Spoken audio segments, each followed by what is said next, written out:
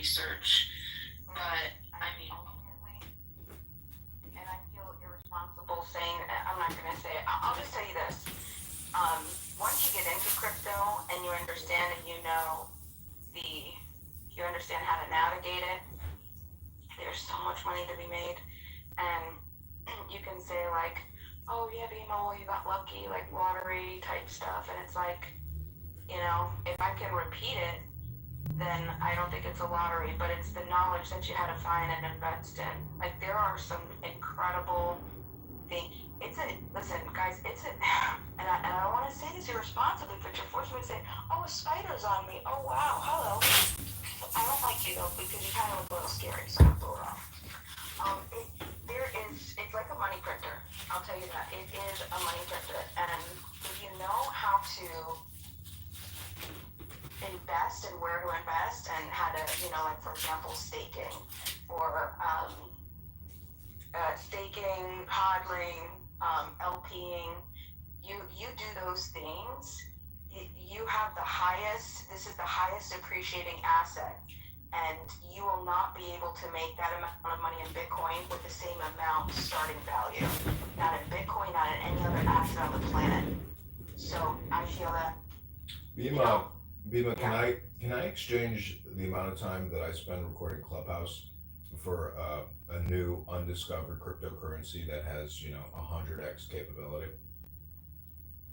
I rather not, but. Well, have you heard of SourceCoin? Because that's the biggest crypto coin I'm investing in.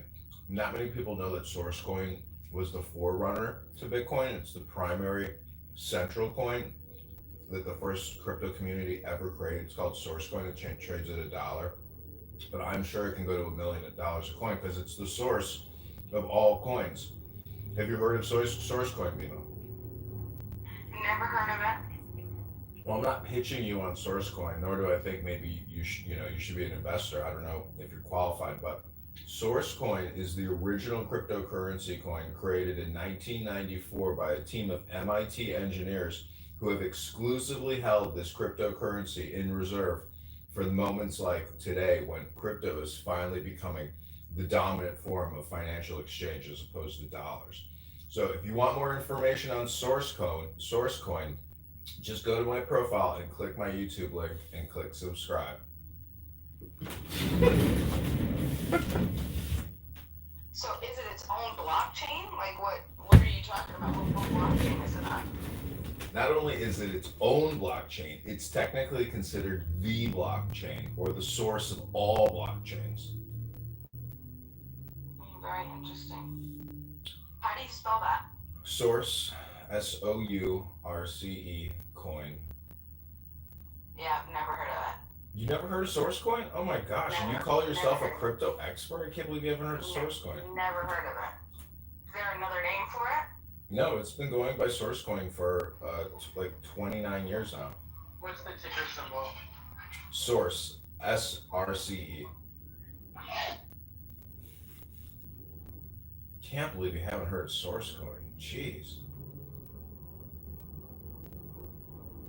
It's got like a $300 billion market cap. You never heard of SourceCoin? Source, you guys don't, I can't believe it. I guess maybe I don't spend enough time in the Bitcoin rooms anymore.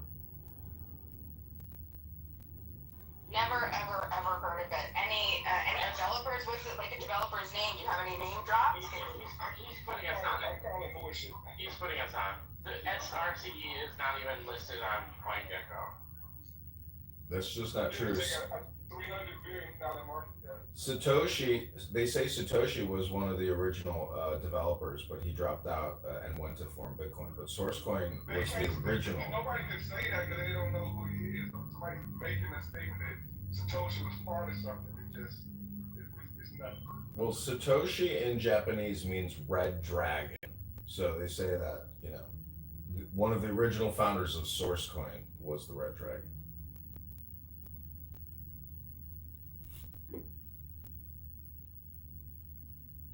Oh, this was just a joke, by the way.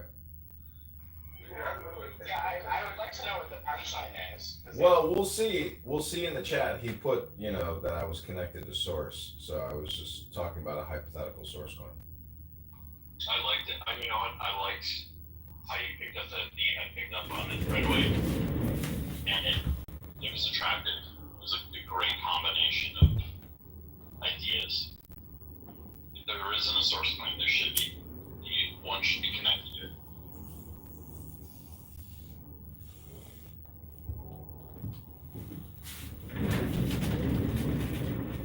You're a bunch of Bitcoin geeks. Well, I'm trying to make the point that what Bima is technically doing is kind of like steering, or she uses all these technical terms like hodling, straddling. I mean, yes, there's some layover with the stock market, but what I'm trying to say is those buzzwords are what you want to avoid in life, because that's basically, the start of a rug pull. The real source, unfortunately, is the dollar, and everything is delimited, or it's broken up into dollars, which are like bits. So all the stock market, every single stock, is primarily denominated in dollars, and it's a huge pool of dollars that are just not in dollars per se, or digital. So the dollar is very transmutational. It can be digital in terms of like your checking account, savings account, or a money market account. And then it can be in the stock market as securities or stocks, preferred or Class A or Class B or Class C, whatever, across thousands of companies. In 2023, I took my life savings and I broke it up into about 500 different stocks, and over the course of a year, it completely represented a bell-shaped curve. 10% of the corporations went out of business, and I was like, holy shit, I can't believe there were those many failures in my portfolio. But when you look at the biggest winners, there were 10x's, in the portfolio, like Nvidia and others. But the point is diversity in your portfolio is your friend, but diversity in the real world is merely political. It's very easy in a bull market to invest and make yourself seem like a genius because you're more likely to win.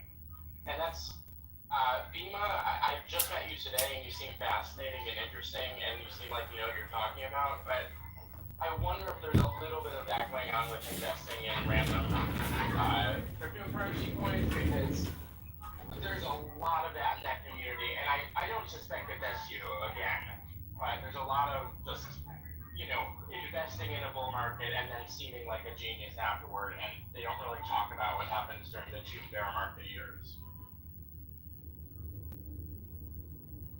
Yeah, I mean, Bima, when you look at the index of all these shit coins, to me, it's unbelievable that there's that much market cap out there, but it's probably not like authentic because there's maybe not that much liquidity.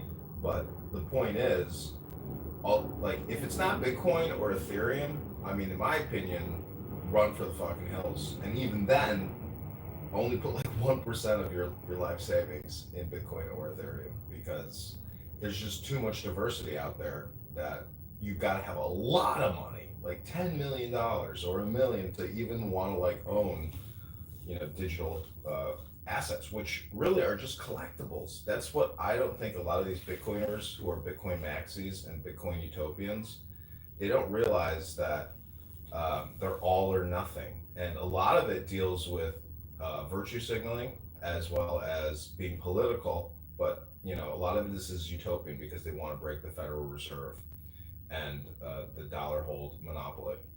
But it's just political. So that's not the basis for a good investment. I mean, the basis for a good investment is that it's a good business. It's run well. It's profitable. They got a deep moat. You know, but you can go into the stock market and pull up 100 stocks right now that have negative, quarterly earnings of $10 to $20 million. There's a lot of stocks that are basically completely bankrupt. So, and they still are they've never seem to fall because they got cash flow coming in, like these real estate investment trusts. How they keep that Ponzi scheme going is basically, it's like negative erosion. All these analysts just sit there and say, oh, okay, they do all this REIT analysis, and there's just REIT people that all they do is analysis on REIT, which is like what you said with crypto. people who are just hyper focused on that ledger, looking at it nonstop, it becomes an addiction, aka a hypnosis or a trance. And so once you're able to disengage from the stock market, it's the same thing. Clubhouse is like an audio social version of somebody who has to go to work and look at the stock market and do analysis all day and rearrange the portfolio and constantly optimize. So I hope that makes sense. It's up to you to choose how you want to spend your time, optimizing whatever it is that you're trying to optimize. Yeah, I think for people that are like listening into this and they just want to make like a quick buck, and it's just like, yeah, I want to make some money. I would say, yeah. You're probably better off in some S&P or investing in something like that. But Well, you gotta have money. You gotta have money prior. What I'm talking about is the bigger game is how do I make money with no money? Because the truth is, more money has been made with no money than money has been made with money. So just filming casual conversations on Clubhouse, posting them to YouTube, and then monetizing your YouTube account, and that type of value creation, because that doesn't take much investment to actually do. Anyways, I'm just saying, if you can find little hacks, you can make money in the publishing industry, or, it's arbitrage as well. Publishers and advertisers. The goal shouldn't be to make more money. The goal is to make more Bitcoin. That's my goal. I get talked about it now. Bitcoin gonna be here long past the dollar. So it's not about making that dollar. It's about finding ways to, I guess, make dollars from you. You're turning dollars to Bitcoin. Yeah. I have no intention in going back to dollars on my Bitcoin. I mean, I could create like a marketing campaign and call it bitcoinhypnosis.com or something, and basically get people to give or donate Bitcoin, to this startup. I mean, that's kind of what Isaac Hayes does with Fanbase. But what I'm saying is, it doesn't matter. Like, it's basically what Wrigley said. If I had $1 million, I would spend $999,000 on advertising and a penny on the product. So that's, if you go to the Bitcoin room on Clubhouse right now, they're on here 7 days a week, 24 hours a day in like a Bitcoin trance.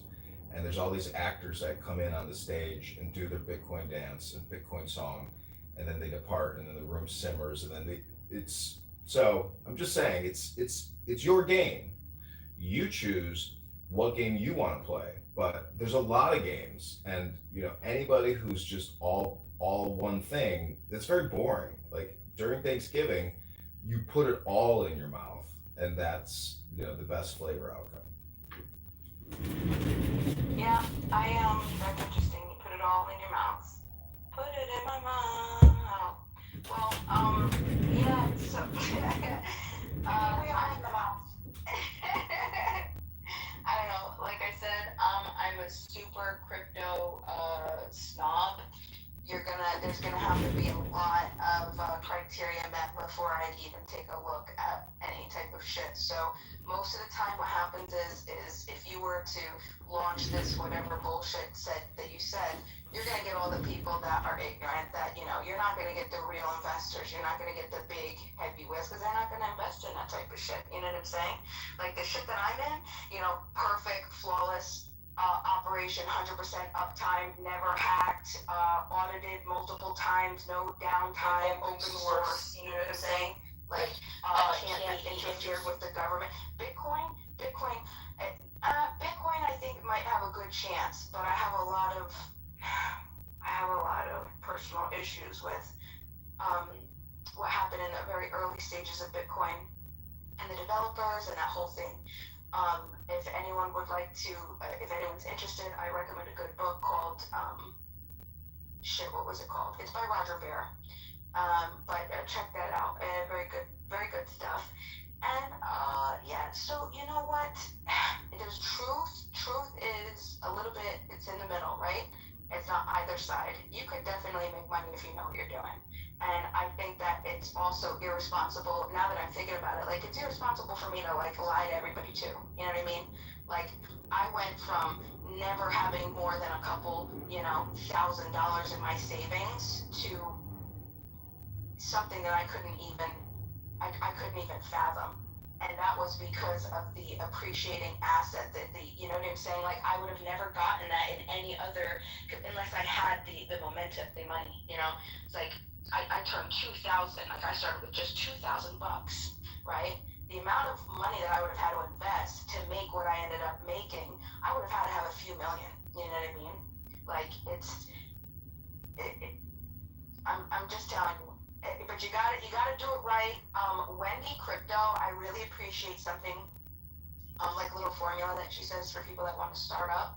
Take a little bit of money if you're interested, right? Take a little bit of money and she calls make a moon bag. She calls it a moon bag. So take only what you can absolutely afford to lose, right? What you absolutely can afford to lose, maybe 500,000, 2,000 bucks, right?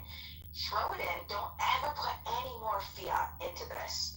And then just navigate, listen to what, learn everything, learn where you can, move things, right? I'm totally DeFi, no centralized exchanges. You will never catch me on a centralized exchange. You will never, at DeFi all the way 110%, right? But also there's a lot more responsibility and accountability. But I don't do the middleman thing. I don't do the, you're gonna take my keys, yeah, no thank you, right? That's not what crypto is about. Crypto is for you to hold your own keys. If you don't have your keys, that's not crypto. That's some other bullshit that you're getting into, and you're likely gonna get fucking, scammed or whatever the hell else. So that's my my spiel. But there is money to be made. There is money to be made. Without a doubt, you can make money, but way more people will end up losing money. But so I guess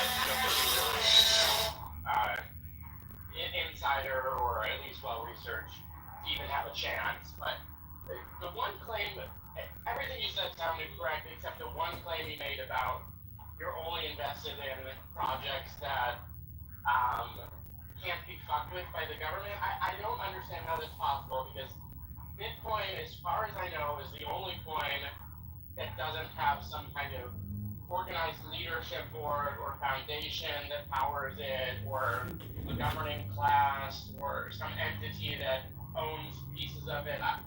So I don't understand how they're protected from government fucking with them.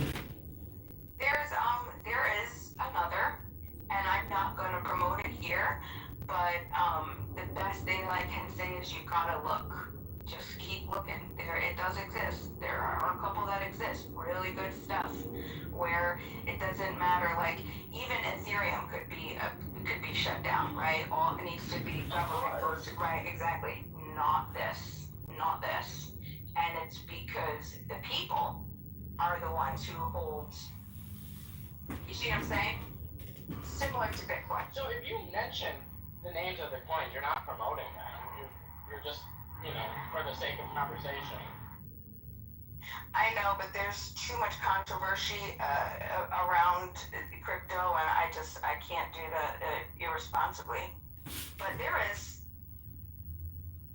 Yeah, we should maybe add that to in the muff rules, no cryptocurrency promotion of any kind whatsoever. You just lost my vote that I was never going to give you to begin with. Well, I mean, you can change it around if you start supporting DeFi. You know what I mean? Like if you support DeFi, we could talk. But well, the problem is, you can promote it or you can support it, but keep the government out of it. Keep the Federal Reserve out of it. So if they want to do CBDC and they're going to create this international, super coin with all the world central banks, which is technically pretty much what they already have, there's no chance of ever breaking the global banking cartel's monopoly on all of our lives. That's the true ledger of everyone's life. Your social security number has a huge database connected to it, and you are the recipient of all that engineering. So, the social security number is a very powerful tool that a lot of people around the world want. Why do you think all these people coming across, they're coming here because they want the social security, which is really just a number. They want to get connected to that ledger, to that blockchain, to that network. So that's one way to look at, it's a different approach to try to visualize how to maybe make, changes to the game theory, to what the government. I'm not even sure what you even said. Do you think you could like condense it and give me the approach Yeah, for a sentence? Every American with a social security is secretly connected in a network, which is tied to a database, and that's your social security. Okay, so what does it have to do with DeFi? I'm sorry. Because you're promoting DeFi, but you're not also criticizing government DeFi, which is what the Federal Reserve is doing, and secretly with other governments. I mean, I can Google articles about the CBDC. What I'm saying is they want to create FedCoin, which supersedes all other coins in the same way that the dollar supersedes all other global currencies. Does that make sense, Bima? Yeah, I think you definitely do not spend enough time in cryptocurrency communities because I just got what you said, and that's exactly why that's what it is. Like, we absolutely 100. Oh, there he goes again. 1:30. What is this? No, it's very outspoken. I mean, like the biggest names, like end the Fed. Like, what are you talking about? Like, this is huge. This is how we. Of course we talk about it. Of course we talk about how the CBDCs, they're just hijacking, and it's not crypto, and it's dangerous, and it's yeah. You just have to get yourself. You got an X account? You should go into X, follow some of the biggest crypto founders, some of the biggest cryptocurrencies, do DeFi, good stuff, and just like chill out a little bit. Go into some of those X spaces and just listen. They're very critical. No, I got it. But see, there's a flip side to this coin. You do realize that, right? That is joining Wall Street or working and making money in asset management, and being a part of the network. Sometimes it's better to work inside the system than it is outside the system, because inside the system, there's a lot more fruit to be eaten.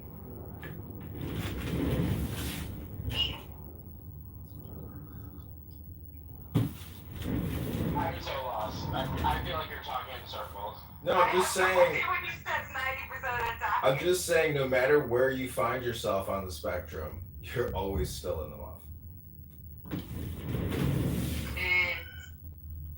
Big Red's making more sense than you. You guys long enough to get there.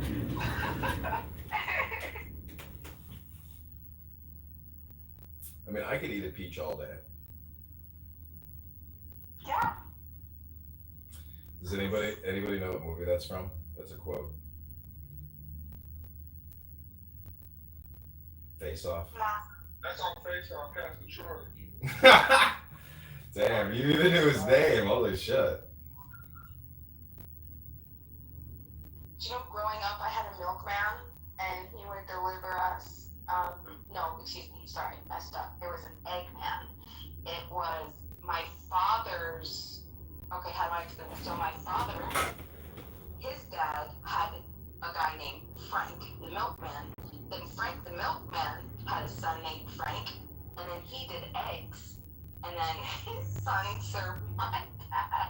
And we had an eggman. This dude would pull up in the middle of the hood, okay? He was such a bad at Frank the eggman. Frank the milkman? Or Frank the eggman. So this is Frank the eggman, and he would pull up in the summertime. If he wasn't giving us some double yolker, eggs, he was bringing all this fruit, the peaches, the cherries. Oh my gosh, it was so incredible. All that he grew up right on the lunchtime. Yeah, that was pretty cool.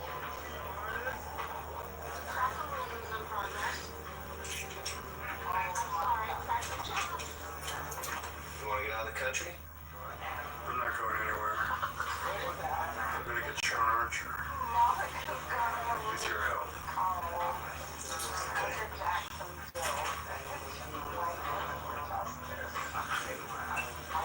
I felt like that.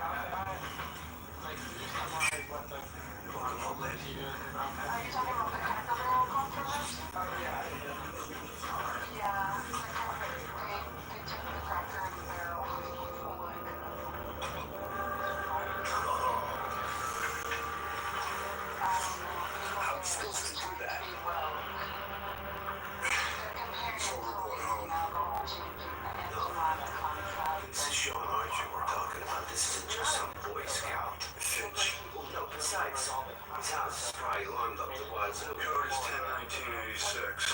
That's his dead son's birthday. Don't it just break your heart? That's brilliant. Sick.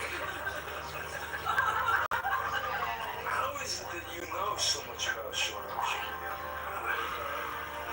I sleep with his wife.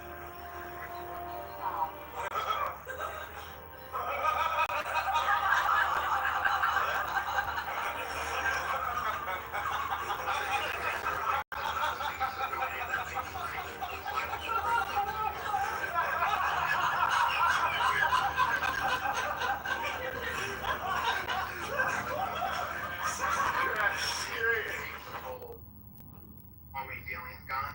I mean, that's the whole aesthetic of Cracker Barrel, though, is So that's what's getting a lot of backlashes. So we're also mad that they're renovating the restaurants. I didn't even know that company still existed. Has anyone eaten there? I've eaten there many times. When I heard when Monica starts talking about Cracker Barrel, I gotta tell you, to me, I can't stop laughing. Whenever she talks about Cracker Barrel, it's just, I don't know, Monica has a stigma, or I could be projecting on her, but I don't know, when she starts talking about Cracker Barrel.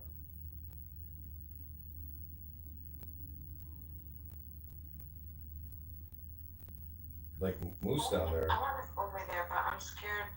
I don't want to irritate her. Actually, yeah, I guess we can't bring up, well, anyways. I need to review the rules.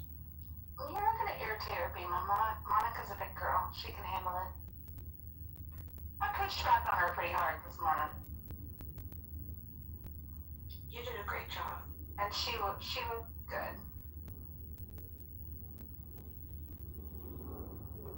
I know the sound she's doing friends with me. She's like, I love arguing with my friends, but I'm not saying we're gonna stop being friends. I'm like, oh, she's fine. No, she wouldn't. The thing of it is, more often than not in private, that's where I tend to really push back on Monica and some of her things.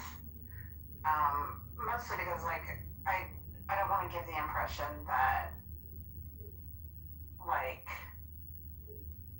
I don't think it's good necessarily to, like, when I push back on some of her ideas and some of the things that she does, I don't want to embarrass her. I don't want her to think that, like, I don't support her as a person. But there are definitely things that she does sometimes that I have words to say about, you know. And I respect her enough to handle it privately in most arenas, but I told her, I said, you know, I don't want you to feel like I'm pushing on you. I said, but I might push back on you in public sometimes, just because I think you're being a little obtuse. And she doesn't care. Well, people can call what they do educational because they're playing some type of like academic clip, but then giggle about, you know, a gaslight topic because they think they're being smart and they're secretly getting away with the gaslight. So it's a game people are playing, but I would submit what's actually happening is stirring the pot, and it's not educational.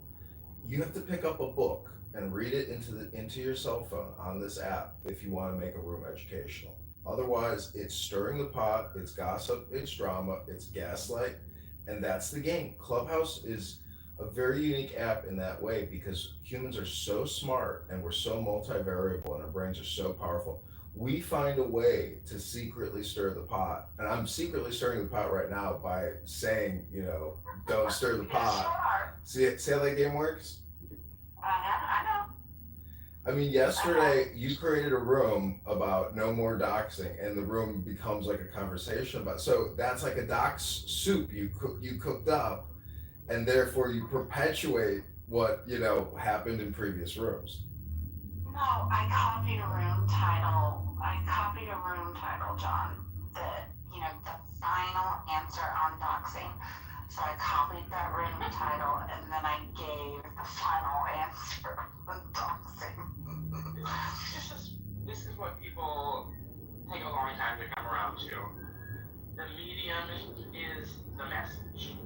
This is what Clubhouse is. This is the medium of this app. And like it's inevitable. It's a circular train, and it always comes back to this. And the crowd needs their bit of blood at regular intervals, and that will never change. That's very Well, true.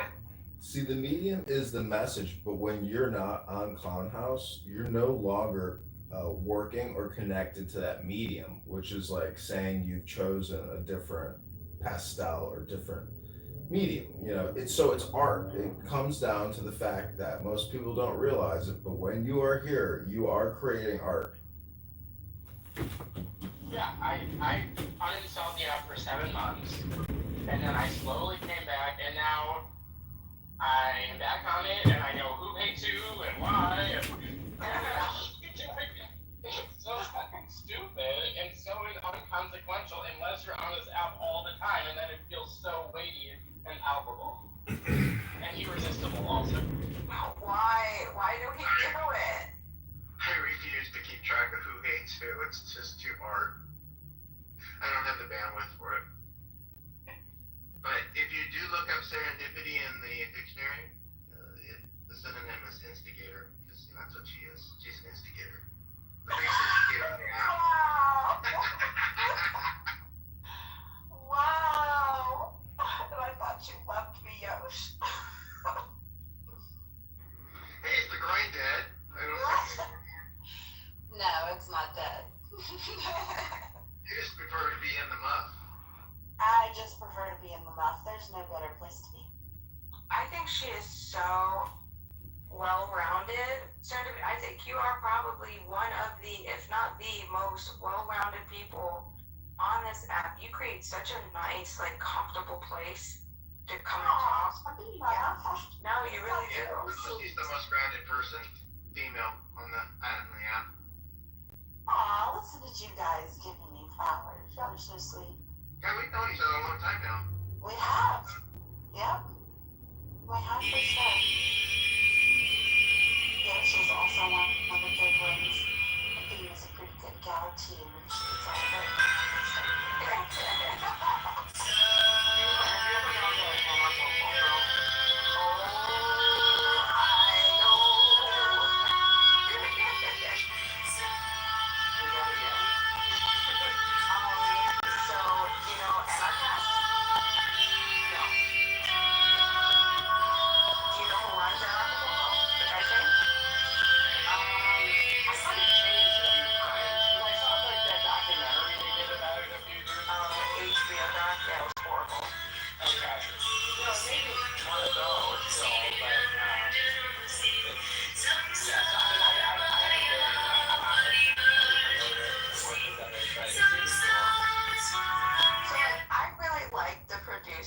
Like the people, like that was like a 7 year.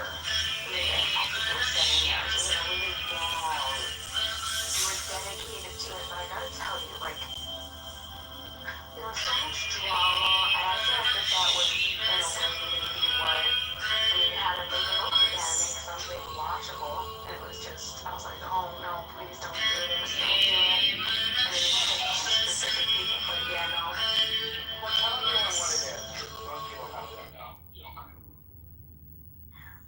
Anarcho-Poco is. Hello, my name is George David. Welcome to Politics on the Prairie. We have a great guest today.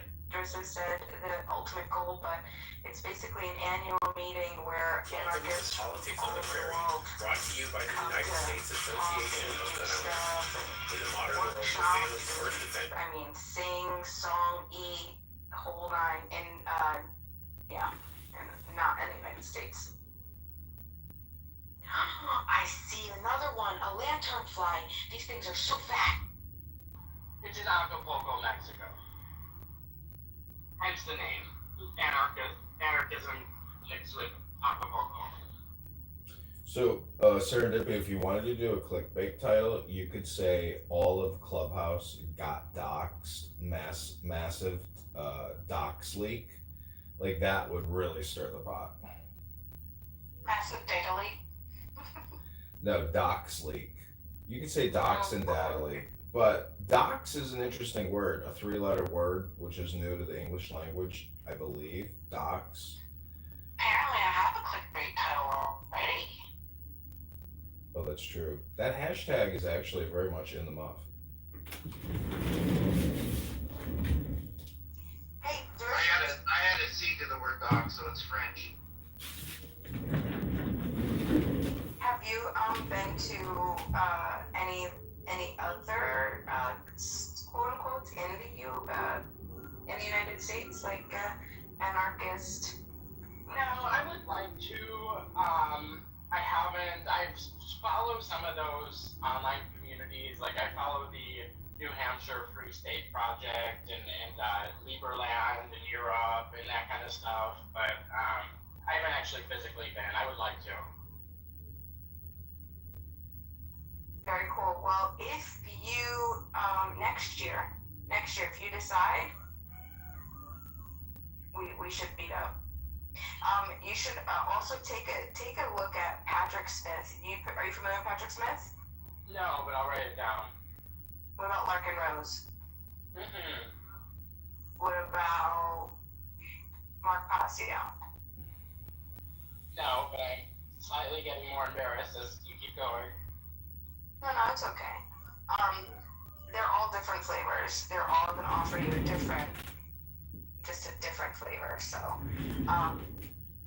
Patrick Smith is the choice. Bima, let me ask you a question. How do you think one can create the most value possible on Clown House for the limited amount of time that we all have here, for the rest of our lives? But how do you think somebody creates as much value as possible on this app? Well, that's embarrassing because what I want to say is exactly what I don't do.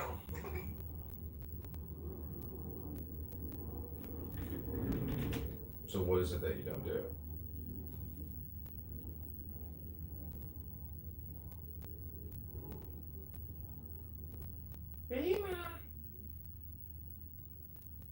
It's embarrassing. Go ahead, Bima. Tell everybody the truth. What is it that you don't do?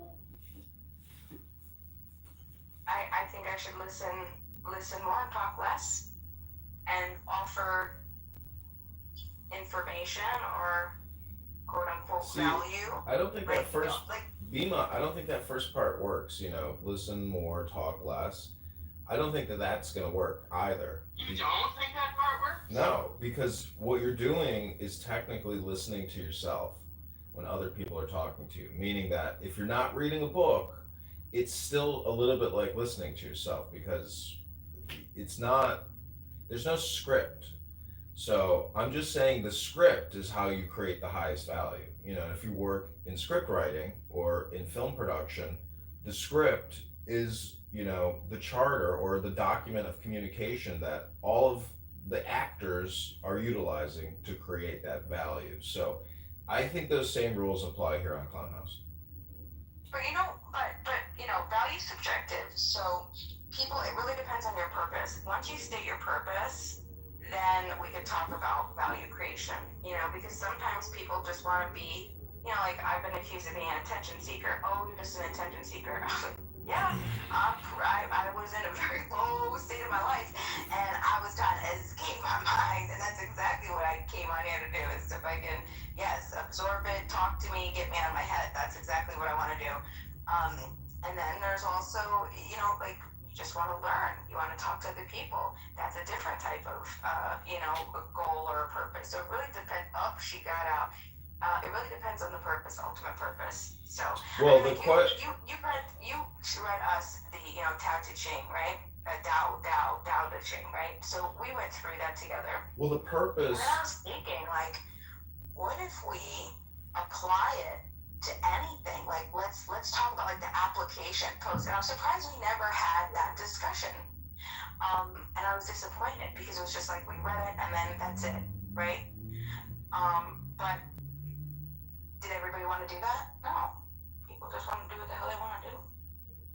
Well, that's do what thou wilt shall be the whole of the law. That's a good rule, but I'm just saying that the question was how does one create the highest value utilizing this app?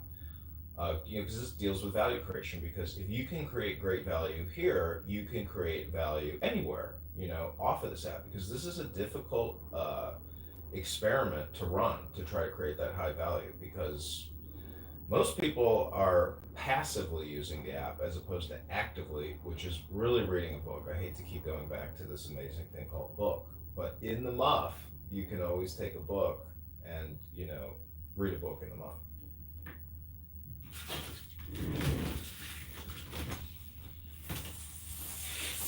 So you're saying that everything needs to be scripted like a radio show?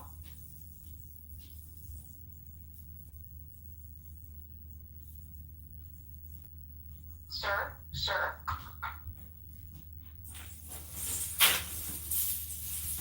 Yeah, I would submit or suggest that people on Clubhouse spend as much time reading books and scripts as much as possible, because if you've been here 5 years, 4 years, 3 years, you've already heard every major speaker say their elevator pitch, which is their pattern, and they will keep making those patterns over and over and over again.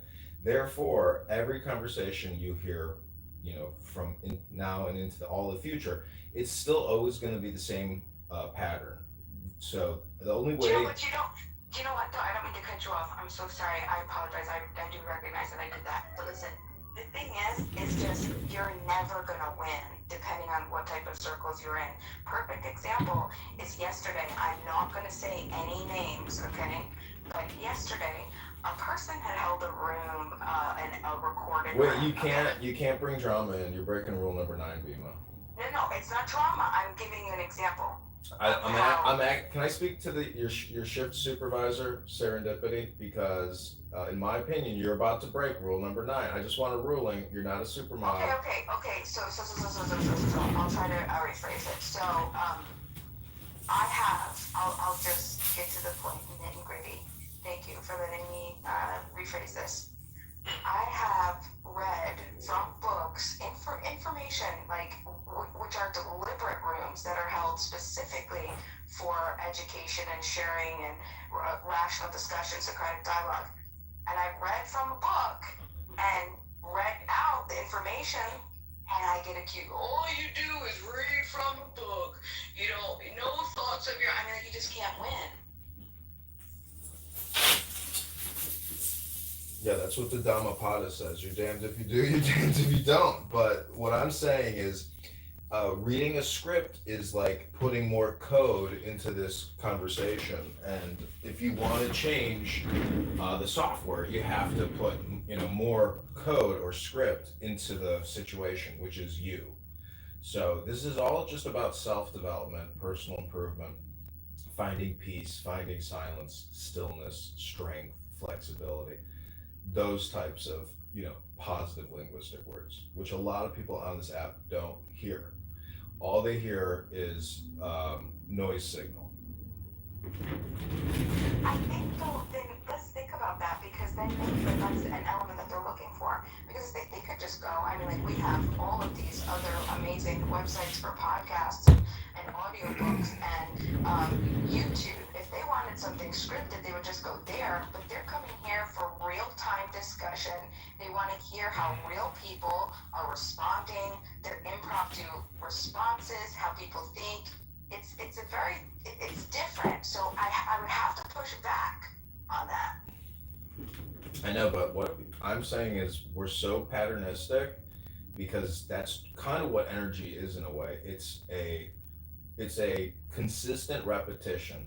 So I'm just saying that unless people start using this app to read books, or you don't follow rule number 9 and you bring in drama from old rooms, which is basically running our memory systems, you'll be back out of the now. And when you're out of the now, there's less joy, control, splendor, happiness, less of a foundation, and you're out of your kingdom. So I'm just saying that in the muff is the best place to be. That's hilarious. I love the last plug, absolutely. But here, let me ask you this, okay?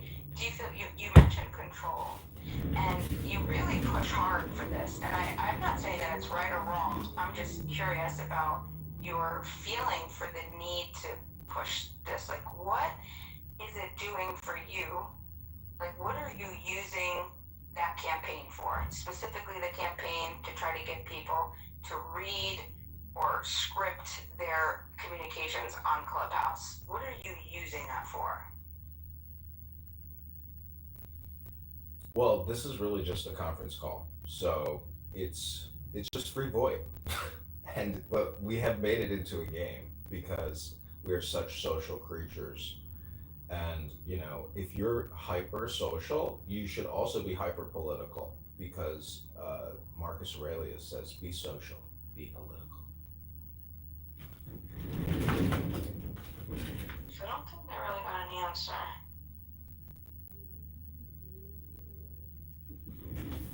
Does it make you feel good?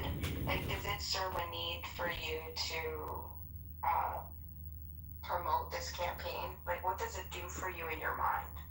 Well, I'm killing two birds with one stone because as I run, I'm also recording political sentiment, political discourse, political topics, political activity, as well as homicidal ideation. So I'm literally capturing the entire spectrum of the American, thought from male to female across the board. It's just interesting. This is the way I view my observations in my own scientific, experiment. Because if you're a scientist and you believe in, the scientific method, and you took those courses and you learned the processes to try to develop hypotheses and theories based off of your observations and repeatable experiments. What I'm saying is people just keep running the same experiment here on Clubhouse and they don't know that because they're oblivious. I mean, I think that that's assumption, I mean, to say that they don't know that, I mean, we really don't know what anybody knows. We can't pretend to be in somebody's mind. But also, you come and, we're just talking about why you want to run this campaign all the time. Is it potentially that that's how you feel that you offer value to Clubhouse? Like, No, I asked you, how does one create the highest value when you use this app? I would suggest that it's pointless to use this app unless at some point in time you do the activity or action or say the words that create the highest value for yourself and for other listeners. So shortly, after we finish this little Q&A, I'm going to read to you what's called a poem from a book. Do you think that this is more about you than about how other people communicate? They say good ideas don't require force. Or they also say things like lead by example. So, Yeah, if I read you a poem, I'm not just telling you, I'm showing you. So that's how I would lead by example, is read you a poem. All right, I hope it's a good poem. Okay, it is a good poem. It is called, it's called Clubhouse by Mojo. Oh my God. It's a meditation. It's actually called Aha, but I hope you like it. So take the deepest breath of the day through your nose. Hold it for 10 seconds.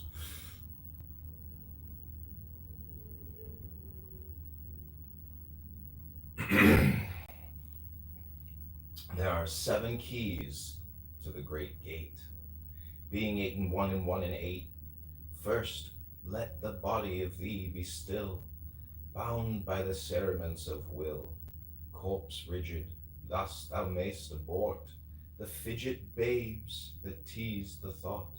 Next, let the breath rhythm be low, easy, regular, and slow, so that thy being be in tune with the great sea's pacific swoon.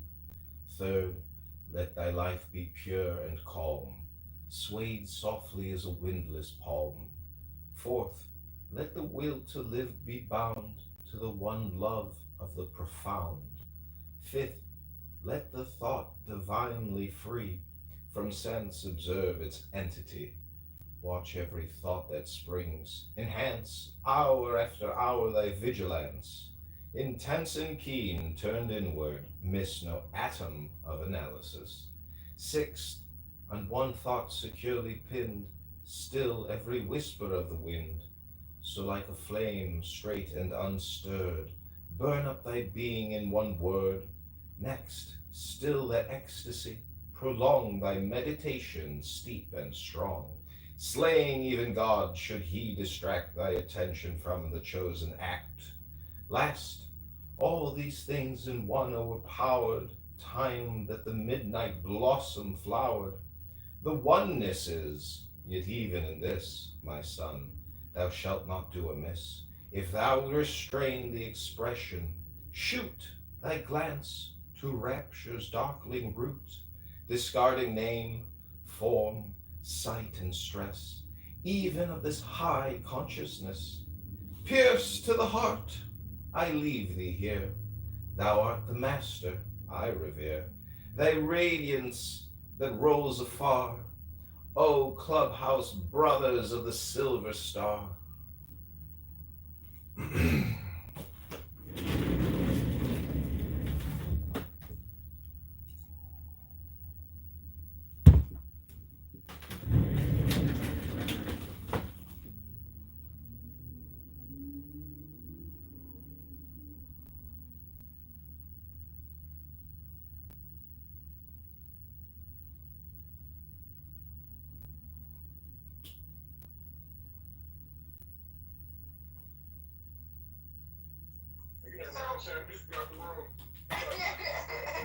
So let me ask you, would you be able to simply just give us a couple words, the 7 keys, since you read it?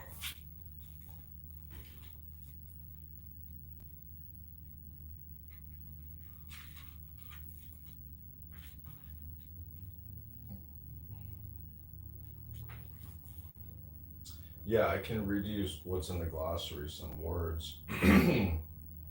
Well, what about in your own interpretation? The 7 keys go.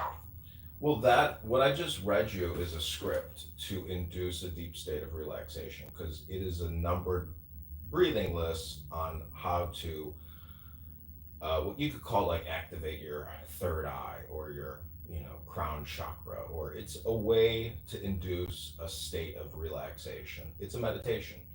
So, and there's intelligence in what I just read you, it's saying go with the flow, be the power of the Pacific Ocean.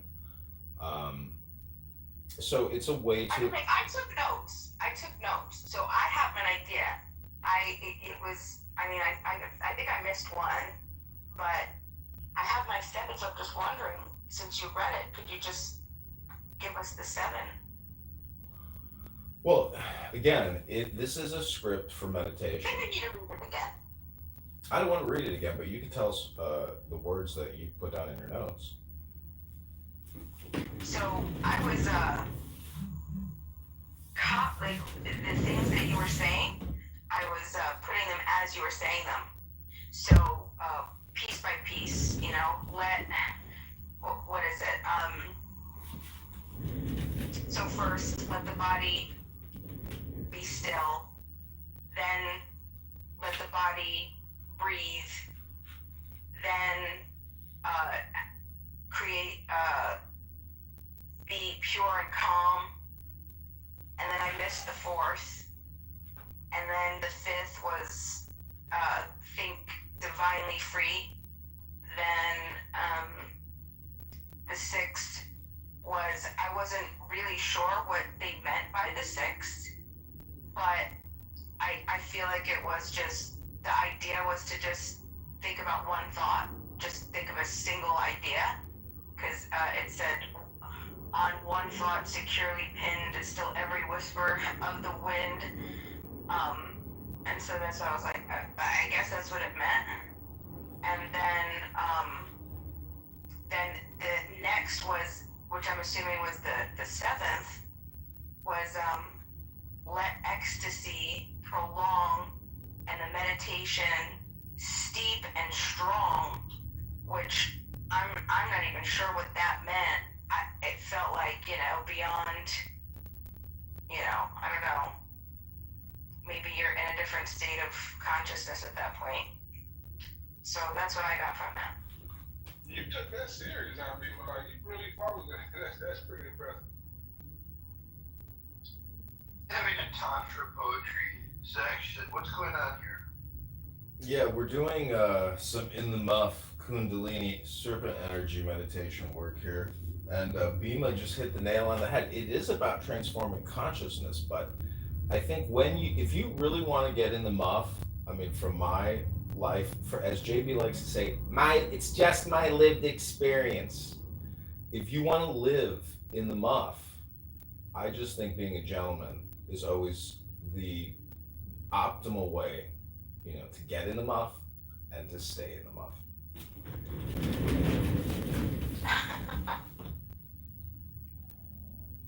I can't take this room, but this room ain't no more.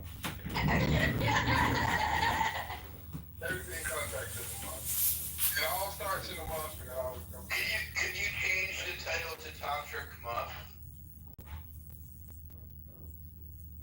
You don't have to, but. Come on, look for, you're an admin in this house, it's your house, so forth. Oh, I'm an admin in here? Okay, I think Roger said you are, I believe so.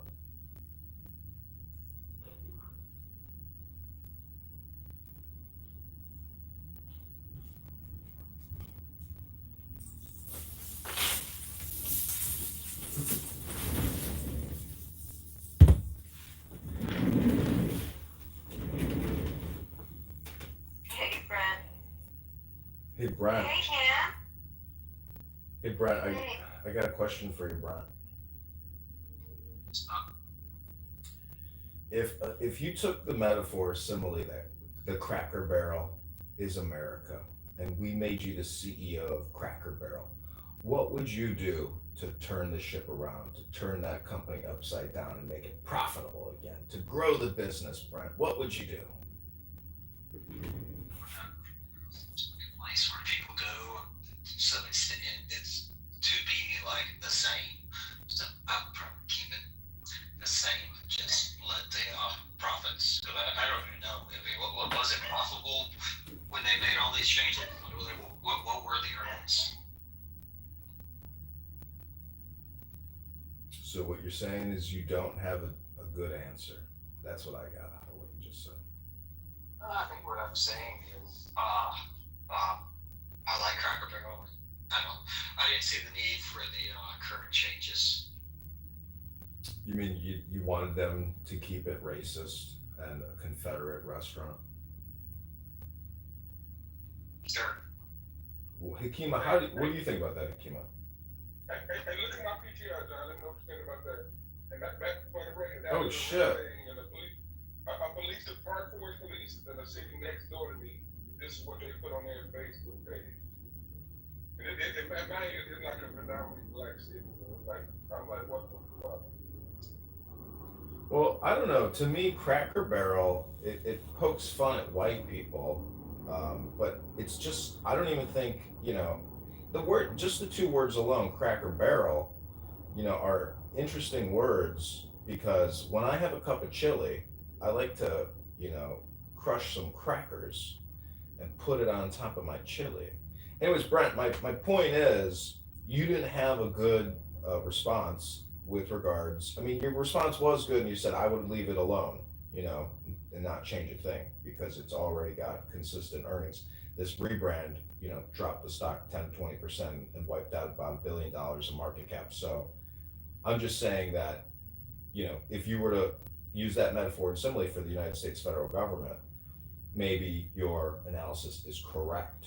But I would just say to just leave it alone is not, wouldn't be a good idea, because to borrow $2 trillion a year is not an optimization of operations or the spend. So it doesn't need a rebrand. It needs to stop borrowing and stop spending.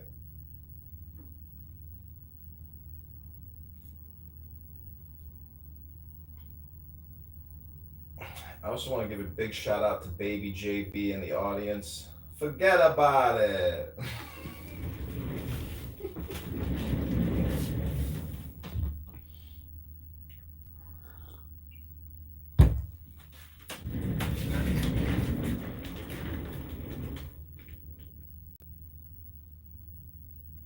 So, Dr. Jordan, what'd you do last night? And when are you going to change your T-shirt? I think you might need a T-shirt rebrand change here on your Clubhouse profile. I was home. Yeah, I was home last night. What do you think about Howard's PTR? I mean, Howard, do you think people actually think you look like a cartoon? Yeah, it doesn't bother me. I've had it for a long time. Hey, Dr. Jordan, long time no talk. Hope you're doing well. Thank you. Hope you're well. Yeah, hey, and the candidate, how much have you measured how much support you lost the other day on the Critical Thinking Forum where you inaccurately accused Merrill of something that she never said? How much support did you lose? It's not about how much support I lost. It's not about how much support I gained. What's important is if somebody has TDS on their heads all the time and all they do is think about TDS, and somebody comes in there and interrupts their pattern and their repetition and their duplication and spam and tries to show them that they're wasting their time saying the same thing every single day in just a slightly different way. Maybe I helped wake somebody up, and if that means I had to lose a little support for the campaign, Howard, well, I'm glad to do it. And pretty soon I'm going to read another poem, Howard, and interrupt your pattern as well. Okay, well, I did see you as the candidate of always trying to bend the truth or not telling the truth, but this is one example where you basically were inaccurate, but you had a reason for it. So interesting to know. Thank you. And I want to thank you for contributing to the campaign to elect candidate Congressman John Kitover. Howard, your donation will be filmed as we spend it live on the ground in Rockford and in Peoria, Illinois. Well, I wish you nothing but the best. Again, you have an opportunity to do something different. Let's just hope you think it through strategically and not just impulsively.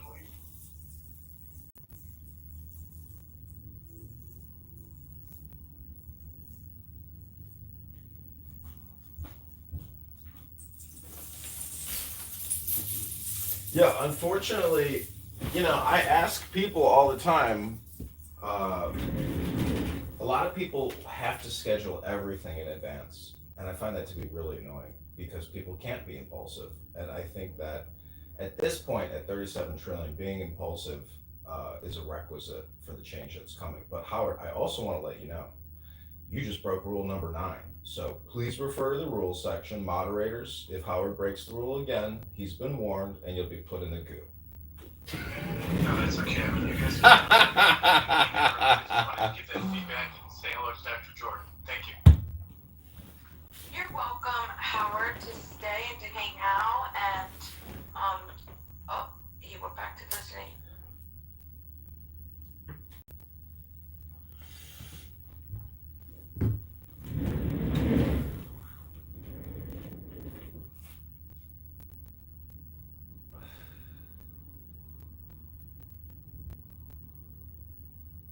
Dr. Jordan, I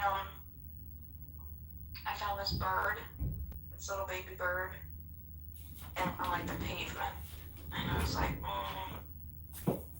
what am I need to save it, right? I don't know how to save a baby bird, so I reached out to a bunch of people to see if they would be willing to, do like a rehabilitation thing.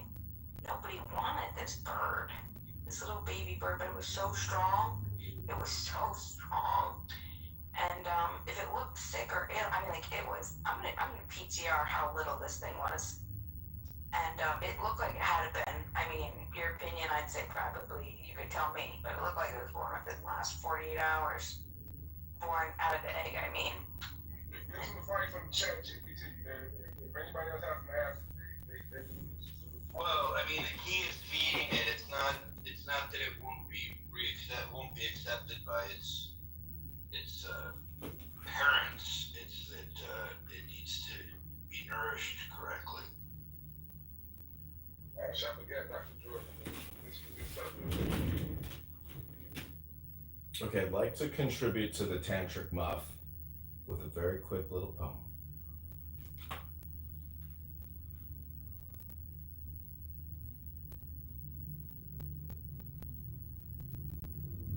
What you got, John?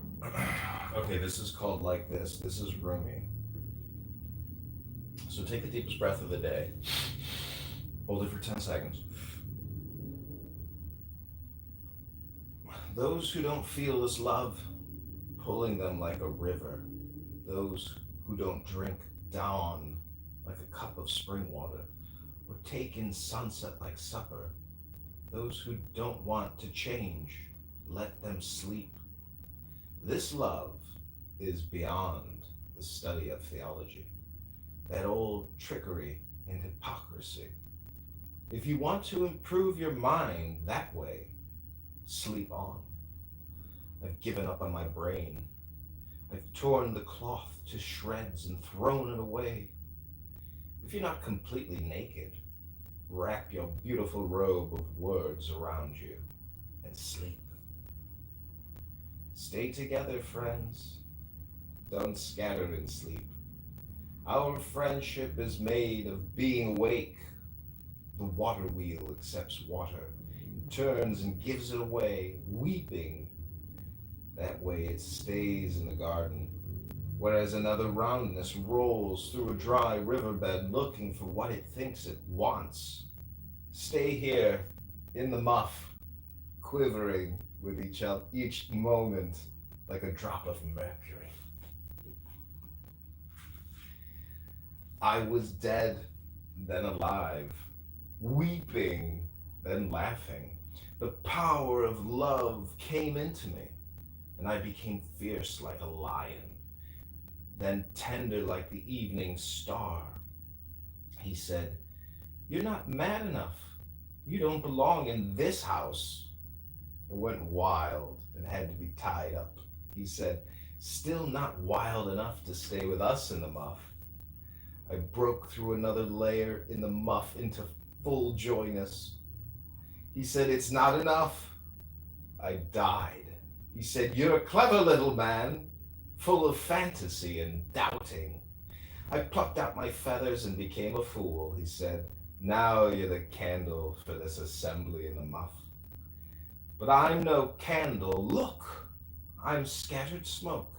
He said, "You are the shake, the guide, but I'm not a teacher. I have no power." He said, "You already have wings. I cannot give you wings." But I wanted his wings. I felt like some flightless chicken. Then new events said to me, "Don't move. You are in the muff. A sublime generosity is coming toward you." And old love said, "Stay with me in the muff." I said, "I will." You are the fountain of the sun's light. I am a willow, shadow on the ground. You make my raggedness silky. The soul at dawn is like darkened water that slowly begins to say, "Thank you, thank you." Then at sunset again, Venus gradually changes into the moon, and then the whole night sky.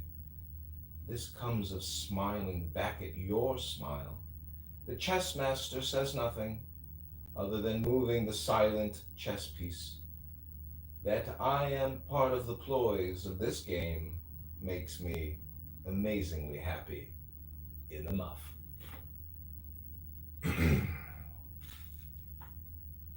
Now, why would I do something 2 months for that many times? What was the actual word?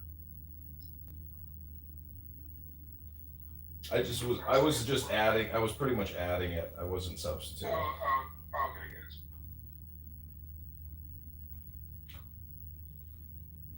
But those are pretty powerful, aren't they? Rumi is a very, very powerful psychology and wisdom poetry. You play chess, John? No, I don't play, I've played many times, but it's been many years since I've spent time playing chess. I would call Clubhouse, the new video game that I play. I've stopped everything else. Clubhouse is, a very fun game because it's a very controlled environment in a way. I am getting on big X stages. However, the toxicity in those rooms are incredible, and it's like rabid Jew hating, like foaming at the mouth Jew hate people nonstop on Jewish people. Jews, Jews, Jews, Jews, nonstop. Jews is the news. News of the Jews. Like that's the show. News of the Jews. That's all they talk about. Every single other sentence ends with the Jews. And so that type of insanity to me is very difficult to deal with. But I view it as like hyper polarized political communication. And so if you can basically still communicate with the worst people in the world, like that story of the black guy who made friends with the KKK and then they disbanded because they were like, now we're friends with Hakima. And so he broke up the gang, with love. So I think if you can force love into the script, like kind of like I just did with Rumi there, you know, you can disrupt a lot of these spaces in a way. It's because it's all just a long sequence of words and the delivery of those words. So there's a way to hack these rooms by reading books. That's my theory. I think my edits to the title, though, if perhaps Shadow Madness, I don't know yet. Hey, I have a question for you. Oh, that's good. This was the little bird that I found, and he was just so strong. And I was so sad because none of the rehabilitators wanted him. They were just like, no, we got enough. It looks like a regular house sparrow. So I couldn't find his nest. I tried. And so, you wouldn't believe it. An angel from, I think it was Facebook, messaged me and was just like, hey, check out this person, it's a rehabilitator. And she's not like, and she's just kind of like a person who knows how to do this type of thing. And I texted her, I said, hey, I got this house sparrow, you want it? And then she said, oh, I'm actually, it was an emergency, she's taking care of a doe, a baby doe had just like, I don't know, broken its leg. And anyway, she took it. And I met her at the vet's office, and the vet little bird was able to get, nice, I guess, service. Nice. This lantern fly, I swear knows who I am, and it's tortures me, it's pretending to be whatever it is. These things are too much.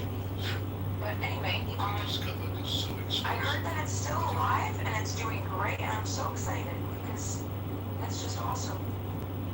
Oh, and Mojo, my question, to the last poem you read, who do you think he is? Who is the he? It could be 1 to 3 people. Okay. It could be infinite people. The he is just a placeholder, but you can even invert that. So, in fact, again, this is all like a reconditioning and a reframe. People use these scripts to do therapy for themselves and for other people. So, to try to like pin somebody down, it's really a question of. I think it's just information exchange. What you can pick up from it. Because what I'm trying to do is force a positive. Because in the muff, if you break rule number 9 and you refer to something in your memory from a former rule, you are from a former room. You're no longer in muff. You're not in the now. If you're in the now, you're in the muff.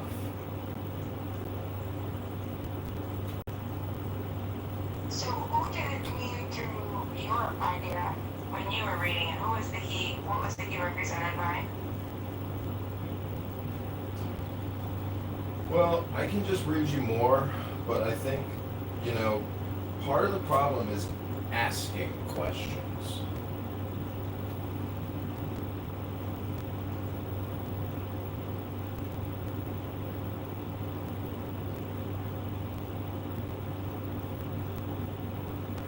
It's a problem to ask questions.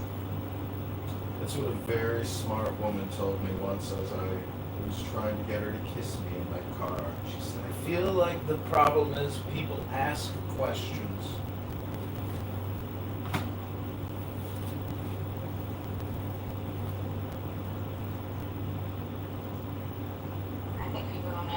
questions.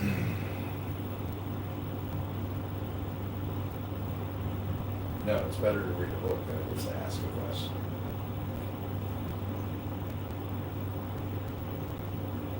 A lot of books around it, but there's a lot of books out there. All books are not going to be. No, I know. It's like a clubhouse room.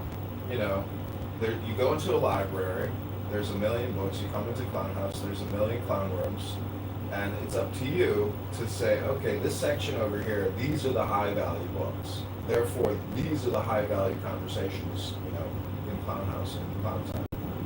So, in the muff, you will find intelligence, wisdom, knowledge, and comprehension. But your premise that this is I don't entirely understand the Clown House label or moniker because I never, when I came on here on this app, I don't know, 12 years ago, I thought I never had I had no expectations that this was going to be, that intellectualism would prevail in any way. And not that I'm calling myself an intellectual, I just, my expectations were these would just be random people. So, I don't know. It's funny you said that. I mean, so I can't think.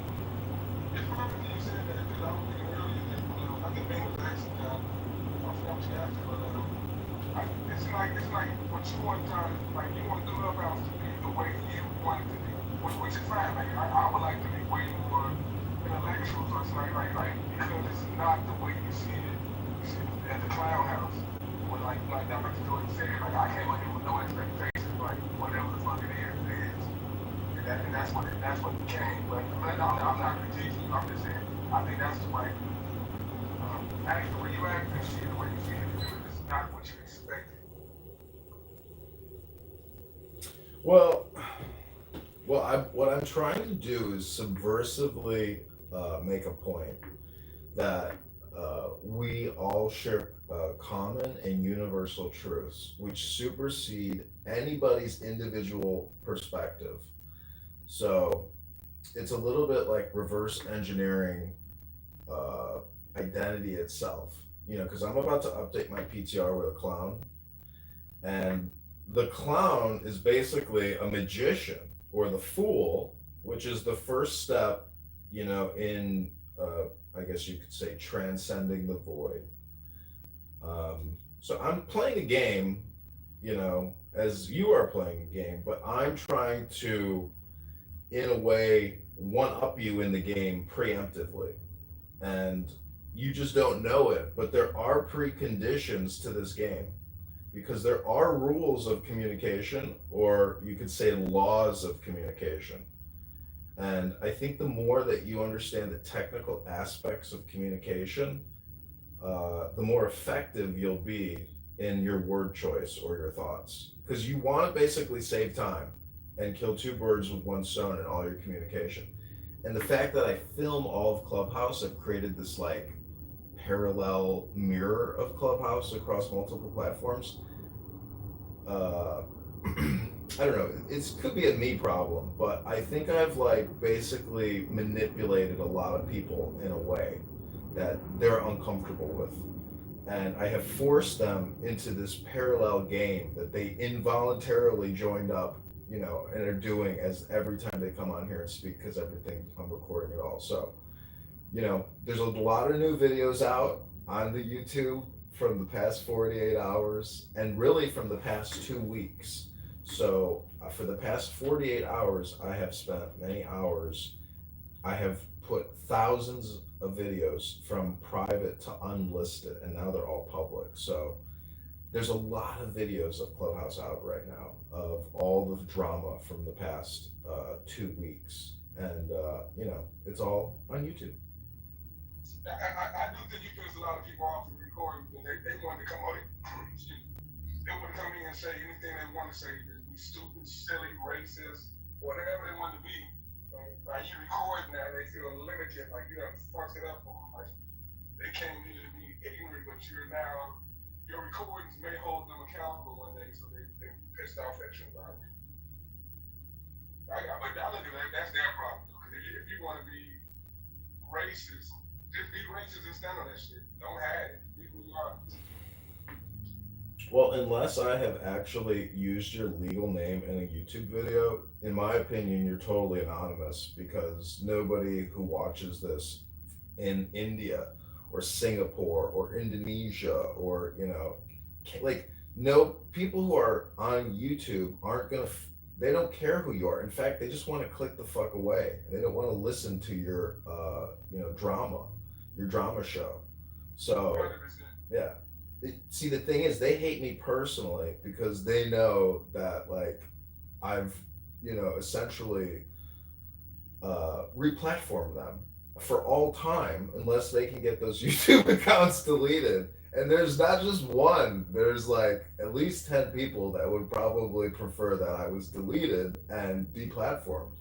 But I don't think you can actually achieve any power in this game unless you're kind of doing what I'm doing, which is basically just live streaming and recording what I'm listening to. And so I'm just saying there's a great advantage in recording what you listen to. And if you really think about it, it doesn't really take any time or effort to record what you listen to.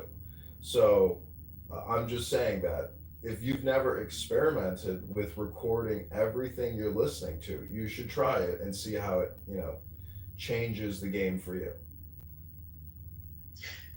I would just like to make an announcement. Pepe and the Whole White America House were just flipped from Clubhouse. They were just clicked again. They removed the whole house. The whole house. Wow. The whole house is all gone. I think that's uncalled for. Like, I'm no fan of Pepe, but as far as I know, I mean, he was reading like from articles. I don't see why that was necessary. That's Yeah, I don't know. It's very rare that you actually see Clubhouse of a whole house. I'm just really kind of shocked. it was funny. I was in the room yesterday in his room, and he had I see Pepe as a fucking racist, and you got your own opinion, but he had a couple black dudes in there just like his bodyguards, like attacking people that say something about Pepe. If you disagree with KK, like one dude was going in Jay room attacking Jay because of Pepe. I'm like, what the fuck is wrong with y'all? Like, why do y'all? That shit was weird. Like, he had his own little pit bull. It was like 3 black dudes. It was fucking crazy. Well, Pepe also got clipped, it appears, and so I'm sure right now Pepe is at home, just shaking, going, "I can't believe it! I can't believe it! I can't believe it! I can't believe it! I I just got can't a believe it!" friend request from a Pepe PayPal just about 10 minutes ago, so maybe I already got Maybe. it up. Well, I just looked for that account. Maybe is he still here? So I have a question to change the subject just for a quick second, because I'm driving, and tell me if the background noise is bothering you. But do you guys follow Dennis Prager at all? No. I know he is. I haven't saw him in a while. I mean, I thought he was like nuts and like blah blah blah. I'm not on his side of the aisle, but I listened to a talk that he gave at St. Petersburg College in Tampa, St. Pete, Florida, and this guy, it was pretty impressive. There weren't really politics, but I'd like to find out what I can, if they're commenting in the section I can't read, but Dennis Prager is very interesting, and it was a great speech. So, Well, what did he say that was interesting to you? well, he wrote a book about happiness, and so he's a conservative talk radio host. He was born a modern Orthodox Jew, born into modern Orthodoxy, and he has this whole concept about like being happy. Well, first of all, he was ahead of his time with regard to Hamas and Israel because, well, so were others, but he was like, how can you be one country? How can Israel not be the underdog when they're surrounded by Arab countries? Now, I'm not endorsing the war and what's happened to Palestinian civilians, blah, blah, blah. But it was almost like he knew this was coming. And I'm sorry, I'm not being very articulate because I'm driving at the same time here. But anyways, I'll try and share the YouTube when I get a chance. But if anyone has feedback about Dennis Prager, I'd be very interested.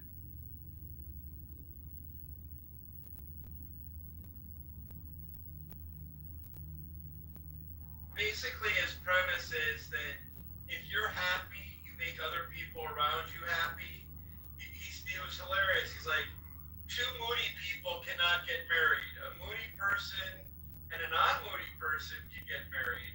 A non-moody and a non-moody can get married, but two moody people know better than to marry each other.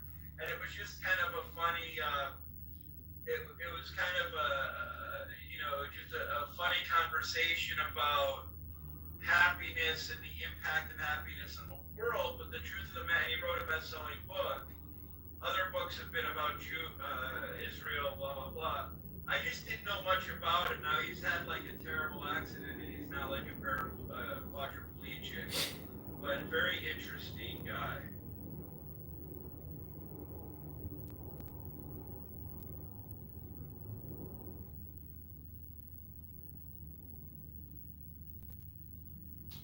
So going back to what Serendipity just announced, if you look at that X post I made last night because I was live streaming Pepe's room, and this video on X has gotten a lot of views, or it's a link to YouTube, but I definitely live streamed Pepe last night, and then he ended it as I was out last night, because when I'm out on a Saturday night or a Friday night and I look at my live stream back at home, if somebody's playing Taylor Swift and they nuke my live streams, like that makes my life.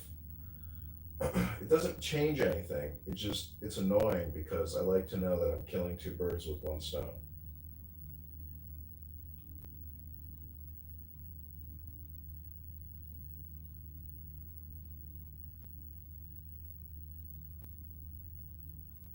Hacker's got some harsh words of criticism in the chat. Wow, Hacker. I don't know where Hacker went, but. So anyways, what's everybody doing the rest of the day? Welcome to In the Muff, Joe B. This is rough, thick, poetic, tantric, puffy muff. And this is Clown Mojo.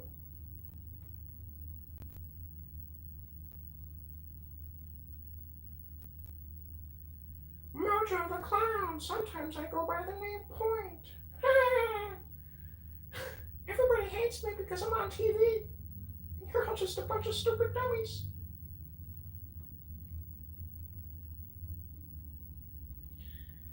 Clown Mojo didn't want it to be this way. Mojo the Clown wanted everybody to be happy, but they just...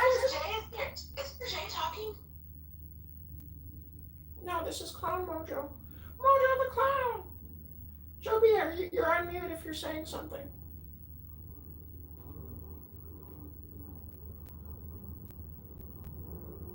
Alright everybody, I hope you have a great Sunday. Mojo the Clown wants you all to know he's praying for your health, your wealth, your love, your peace of mind, your happiness, and your strength. I hope you find more flexibility, more courage, more splendor, more equanimity. But stop hating me just because I'm on TV, you big stupid dummies.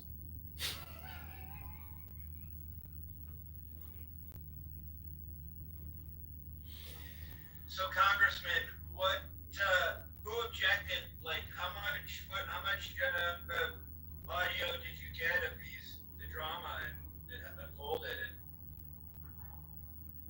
Oh, a lot, because I film it all on 13 different phones. So, and because I'm anonymous, I catch it all. So there's nothing that I don't, record, and I'm literally here 18 hours a day recording. What are some of the highlights that would be like Clubhouse highlights that people would get, or might shock people? I don't think anything really. I think people who have never heard this would just say, what are these people arguing about and screaming about? People in the comments are always regular, like, what is this? This is just a bunch of people screaming. They can't understand the context because there's too much background network between the speakers that random people who come across the videos, they say, what is, I don't understand this. Like, this is insane. Like, what is all this? They can't figure out the context or who the speakers are, because it's like walking in on a play and not knowing the name of the play or anything. But I think that's okay. And I think it's, art. So I'm just saying I've captured people's artistic endeavors, and it's unfortunate that they're also not capturing their artistic endeavor, because I think they're losing, all their time. Like, why would you come on here and create all this art but not have a product after you create it? It just disappears. So replatforming it is the way to go. Well, this is where I differ a bit. I mean, it's like, where's the productivity in necessarily watching a TV show that's like mindless, right? Like, my question is, are you building more? Are you building more neural connections, and maybe not, by engaging in conversation late at night when the benefits of engagement versus watching like a mindless TV show? And maybe you could argue the TV show is much more productive use of time, but I'm not so sure that, like, people who have, are home and we're trying to regulate their emotions, they're sitting there being entertained. I mean, it's entertainment, I guess is what I'm getting at. It's entertainment that you're engaging with, not unlike video games. Well, if I were to go to the casino and play a slot machine, I would record myself playing the slot machine, because I want to, I'm paying to have that experience, but I also want to capture it with the camera. So I'm just saying, El Normo's here, who is a videographer, filmmaker. I think you would agree with me. It's better to kill two birds with one stone than just, kill no birds or one bird. Hi, El Normo. Sorry, I'm driving, so I didn't see you in. Hi there, I just arrived. It's okay, nice to see everybody. Hey, Norma, happy Sunday. Hey, happy Sunday. Dr. J, were you in the middle of the conversation? I'm sorry, I was on the phone. I have a question. No, go ahead. I'm driving, so I'm not really focused on driving, but I can answer the question. I was encouraged to ask you to describe the nature of narcissistic love bombing.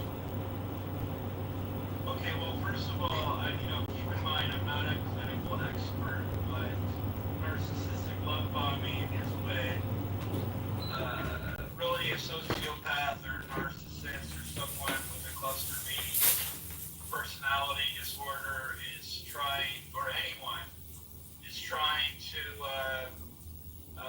engage a person and use charisma and charm to make them feel like they're the best thing on the planet, and that's how they woo them and court them. Okay. Alright, that's easy enough. Yeah. I mean, you can love bomb something like a manager, a hiring manager can love bomb someone, and then, they kind of pedestalize them, and then they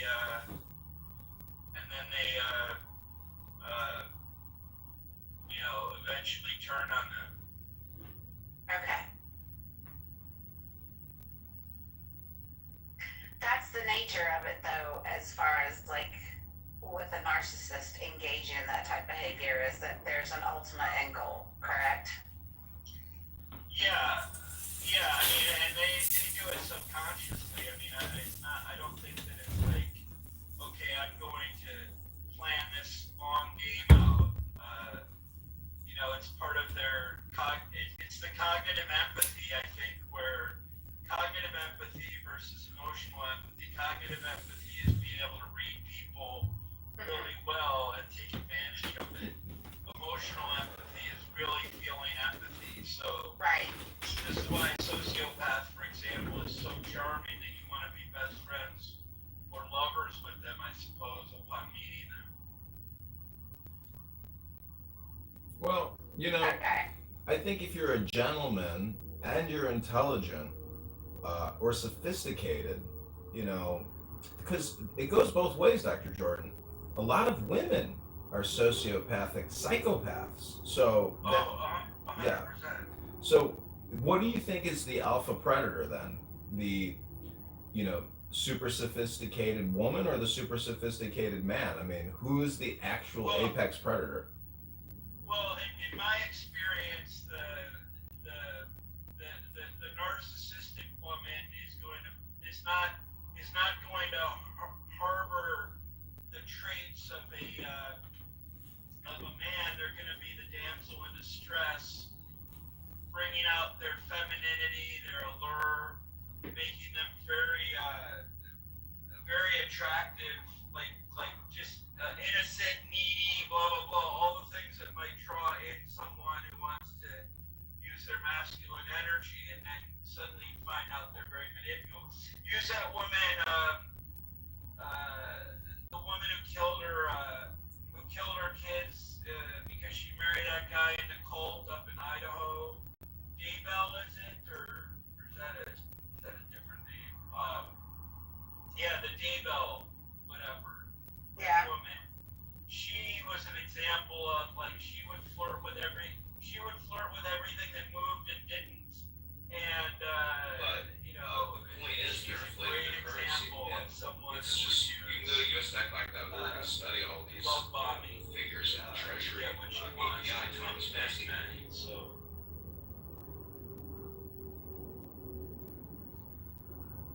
yeah. Hey, if I could use it, I would. You know, Dr. Jordan, I know you work in consulting and professional rebranding. I'm wondering if Mojo the Clown could help you rebrand your professionalism because I want to say that Pepe, in all of his rooms, and other people on this app are being held accountable. And essentially, they've tried to do a rebrand themselves or do credibility or reputation management. So I'm just wondering, Dr. Jordan, if you would be willing to come to Chicago to knock on doors with the campaign to elect candidate Congressman John Kitover, and I want to do a full rebrand with you. I want to put you in a suit and a tie, maybe a bow tie with some cool glasses, take some photos.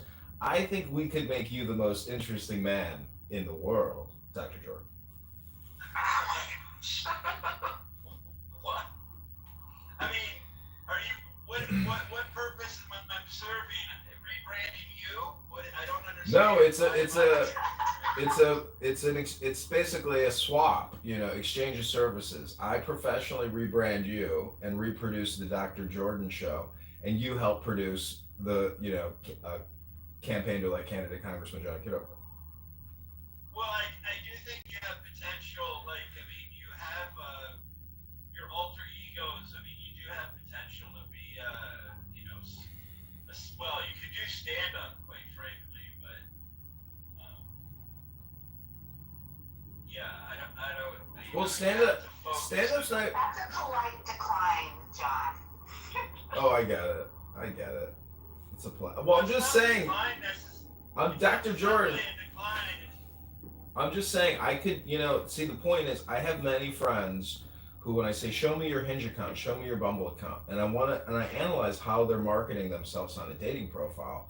That's basically what I'm pointing at is that if you use a third party to produce your show, it looks a lot better than the way you would create it. So for the third party looker who's looking at your publishing, when somebody else does it for you, it's gonna have a much higher, ROI than if you try to do it No, yourself. I agree. I think the paradox though is that you think people in Clubhouse are wasting their time, whereas you're kind of wasting. Well, my impression is you're wasting your talent a bit because you could be like, with all this time you're doing this recording, you could be right. I mean, you could be pitching stand up. You could be doing stand up work.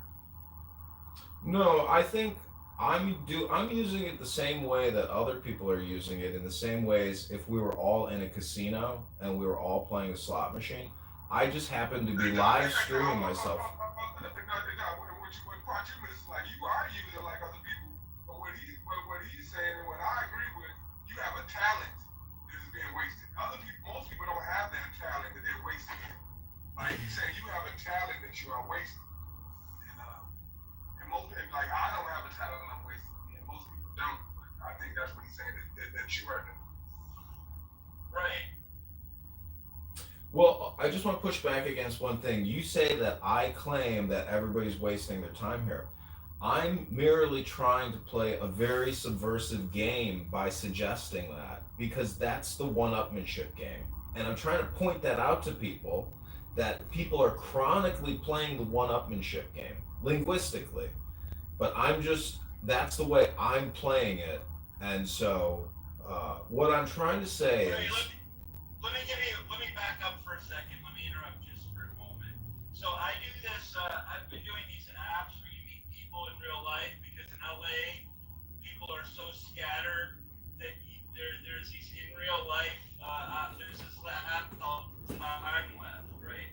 You meet people, you meet total strangers for networking or whatever in real life every week, right? And it just expands my network a little bit. Because in LA, it's kind of, there's so many people, it's actually hard to just find community, right? And I've lived here 3 times. So my thing is that, like, I still keep coming back to Clubhouse because whether you see it or not, I find really interesting people on Clubhouse. Like, the people that I meet in real life, you know, aside from friends I already have, I mean, there's not, like, you know, there's only a few characters that are really intriguing. And, you know, it's funny because in real life, people are also guarded, right? Whereas in Clubhouse, you get to know people really fast. And, you know, there's chemistry that's built, right? And, like, that to me is a remarkable thing about social audio. So anyways, that's my 2 cents. well, it's a word game, and so if you like words and you're a wordsmith, you can play a very subversive game on this app, because gaslighting becomes an art form, and gaslighting becomes the norm. So if you really want to play a far out game linguistically in a safe space and not get punched in the face and have a bloody nose at the end of the night, this is the place for those types of people that like to play that game. Right, totally. But I think what you're finding is that you're frustrated that maybe the intellect, like you haven't maybe met your intellect on here, and maybe it's frustrating for you. No. Reading a book here, to me, I realize that after you read so many books, like, intellect maxes out, intelligence maxes out, and so it becomes a little bit like an organizing effort versus trying to meet your intellect or to be intellectual, because then it becomes a little bit like poker, liar's poker. So it takes on a bluffing element, and I'm just saying that if you want to achieve some type of if you want to achieve financial success, it is like a gray zone. Is it legal? Is it illegal? Because being in the publishing industry or the filmmaking industry can cause a lot of conflict, and so Well, let me say this. Maybe you're disappointed. Like, for example, I forgot exactly what it. If you like, I appreciate your sarcasm. Some people are some people, like, you know, you've done some things that I didn't like, right? That I didn't appreciate, but I do appreciate your humor. Your sarcasm goes a long way, and people who don't appreciate your sarcasm, regardless of their intellect, will never quite get you, right?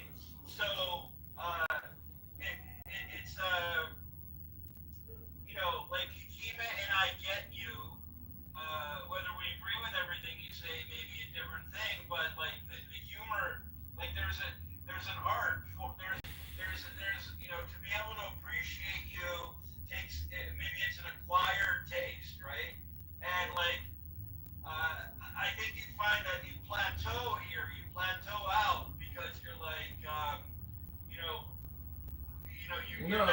There's no plateau in art. I don't It's know. infinite. And Moose down there is just a critic. And Moose is, I gotta say, you're kind of a one-trick pony too, Dr. Jordan. So, I mean, I'm gonna toss everything you just said to me back at you now and say you are not changing. You are not dynamic enough. You are not being creative enough. There's an infinite variety of, creative aspects to art. And all I'm saying is, even when you're being political, whether it's genuine or whether it's performative, that is still art. And so Okay, well, let me say one thing. If I had started out on this app with a pseudonym, I very much could have turned more into I may have adopted your trolling style because there's a part of me that can be extreme and obnoxious, right? And I just don't, first of all, I don't like to, I'm trying to move away from that in my spiritual journey, don't smile. And so for me, like, I don't do that because I'm using my real information, etc., and I'm trying to be pretty authentic. So, but I can totally see that had I adopted a pseudonym, I could be more in your place. And well, it's not about so, me, it's about your self-development, because a lot of people who like to present themselves as being the authority or being credible are still always working on self-development, because ego is superficial no matter how you define it. So let me ask you a question. Is the ego superficial? well, of course, but I also don't. I'm not an expert. I don't think of myself as an expert in any way. Did I spend a lot of time getting educated in certain fields? Yeah, but unfortunately, that's been what's the word? There's a distortion in how people see me versus how I see myself. Anyone who started out in this app using credentials was kind of targeted, and maybe that was a mistake. But I really take it in, I really don't take myself that seriously. But Well, you should take yourself seriously. The thing is, everyone can be everything if they want to be. Meaning, you can be a comedian, you can be a lawyer, you can be a dentist, you can be a heart surgeon. You can take on any role in society. I'm just saying that on Clubhouse, especially if it's anonymous, you do have the freedom to be truly creative. And I think people do, fulfill that desire on this app. so for the benefit of the group, the room, why don't you tell people maybe define id, super ego, and ego, because it would even help me hear your perspective on it. Well, it's the biggest ego trip going is thinking that you have an ego. There is no ego. There is no id, and there is no superego. Those are all concepts. The material objective world is your cell phone and your house and your clothing and your food supply. That's reality. Not this word game that we play, which we take so literally. You can go to a movie theater and your brain runs what you're watching as if it's real, as if you're really experiencing it. That's the power of the visual medium of movies and films. Have you read the book The Untethered Soul? Are you projecting? No, I've never read it. No. I'm reading it now, but it's what you're talking about. Go ahead, sorry.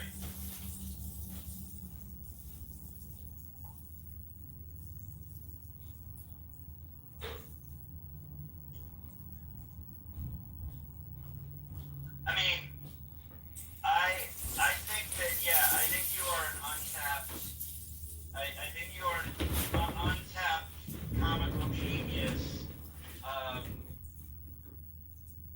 I don't want to say you're spinning your wheels, but you might be you might elevate your, Well, what? Don't just tell me, show me. Be my producer. Be my talent agent. Fulfill your role. I will pitch you to some comic to shows in Chicago. If you want to, I can do Pitch me as Congressman John. That's my shtick. He's a congressman. Okay. It's actually pretty funny. Yeah, I will. I'll send you a contract. I will wear a suit. I'll put a little American flag on my lapel. I'll wear my American Legion, cap, and I will do the most outrageous congressman shtick you've ever seen. People will say, you know what? Why don't you call yourself MAGA John? Like maybe a rebranding requires. I mean, Congressman John is funny, but you'll get more edge with like maybe You use a couple, right? Congressman John, MAGA John. See what? Not that you're MAGA, but you're poking fun at it. So Yeah, I mean, there's some yeah. implication. Yeah, I mean, I think wearing a suit and wearing a MAGA hat and doing stand-up comedy is the shtick. So if you can pitch me, I've got a lot of videos on YouTube of me wearing a MAGA hat, and so the cool thing about YouTube is whenever I think that there's a good time, it's called clips. So when you're live, you create a 49, 59 second clip now. They lowered it from 5 minutes to 3 minutes down to 49 seconds now. So it creates it as a short on YouTube, and I have thousands of these new shorts from the past 2 weeks. Let me send you, just click my profile. Click my profile and view some YouTube links later. So if I put your podcast on I gotta put you on IMDb. So what I need to do is put you on IMDb, which I can do. We can talk about this, but put you on IMDb, then you've got to upload your content. So you create a bit of a reel so that we can send that out. And I gotta figure out how to. So you'll want to have a biography where you have like so John Kitover goes under the pseudonym Congressman John or whatever. But remember, you're going to be attached to that for a while because it's not easy to change your bio on these things. So, but this is one way to start promoting you. Yeah, 100%. All right, let's do that. I'll get the IMDb page going if I can, or if I have to be connected to you because you're the pro or whatever it is. Well, have you been on podcasts or do you? I was. Have you been on your own? I was just on a good one. It's called the Prairie Report, and it's in my profile. Click on my profile, pick my links, and then at the bottom it says 45-minute podcast with John Kitover. That's my first official press for the campaign. Okay, I'll look in there. It's a 45-minute interview where I talk about. Who's the host? His name is George Deinhardt. Okay. He's got a newspaper in Illinois called the Prairie Report. Oh, okay, cool. Okay. He has no subscribers on YouTube, and he just republished the second version of our interview, and he just labeled it Kitover. I don't know. He's probably working on Well, it. he doesn't really need prescribers, but he does need. He doesn't need subscribers, but he does need at least a couple episodes to a podcast series. He's a new YouTuber, but my point is he conducted a professional interview with me for an hour, and then he removed. Oh, I see. Okay. Yeah, he removed all of the filler words. I don't know how he did it, but he used Zoom, and so there might be a functionality in Zoom to remove all the uhs and ahs and I think and and all the filler words. Okay. But it's a very good compression of my political opinions and philosophical economic opinions. So I thought it was a very good piece for me because it was the first time that it was a long form Q&A with me where I got to be political because it's a political video about attacking Darren LaHood and defeating Darren LaHood. So what I do think is that the parody, the satire, like there's something really there for you as a brand to there's never been a better time to kind of make fun of politicians. So and the ambiguity that's created by people not knowing if you're serious or not about running for office is kind of Yeah, it is a double entendre or even a triple entendre. You know, because the thing is, I have my own catalog and library now, like 20,000 YouTube videos, 20,000 Instagram videos, 200,000 X posts. Like I have a lot of, you know, you could call it baggage with me, but at least I have pre-existing platforms with a lot of content. So if you just, Yeah, but yeah, the thing is, for the pitching purposes, your content needs to be like a reel. We need to take highlights. So because these people aren't gonna, this is what I tell all my clients is that the booking producers don't dive very deep. They Google someone, they want to see how prominently they come up. Like for example, they generate a Google Knowledge Panel or an IMDb or Wikipedia pops up, and they kind of want to, like they're not diving deep enough, unfortunately. So is even though you have all this content, which is great, you really need we need to, that can be used later, but for the getting your foot in the door is something that really sells. Like, yeah, I get it. really, It's a crapshoot, and time is limited. I mean, look at Phil Hartman from Saturday Night Live. You know, where is he?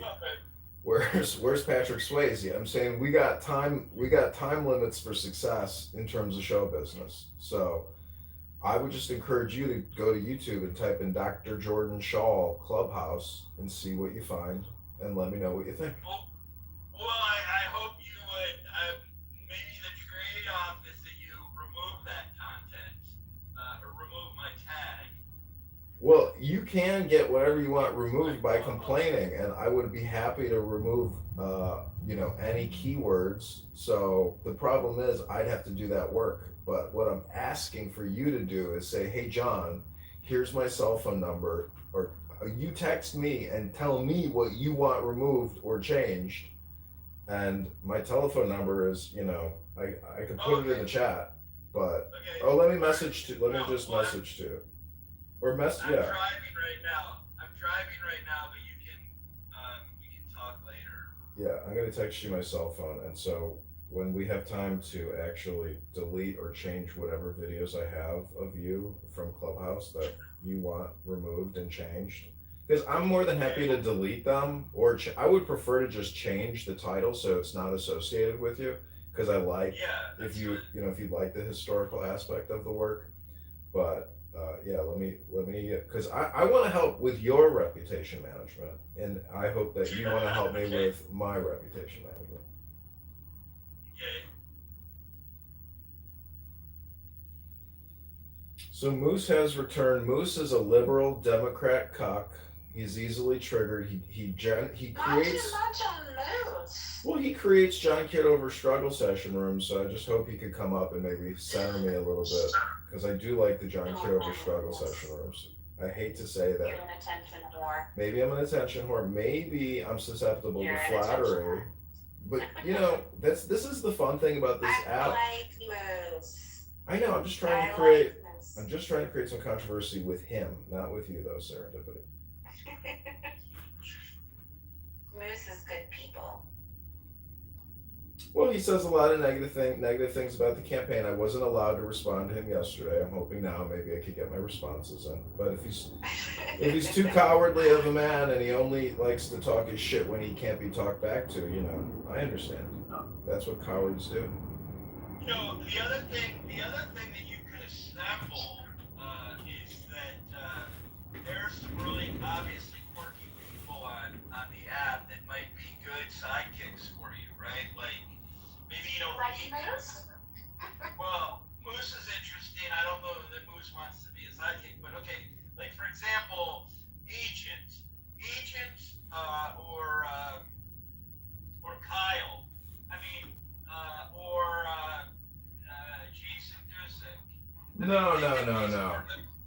Listen, Mojo was going to set up an interview with Lou Fax. Those types of Q&As would be interesting, because if I, you know, I'm not going to troll. I'm going to be very professional in the communication.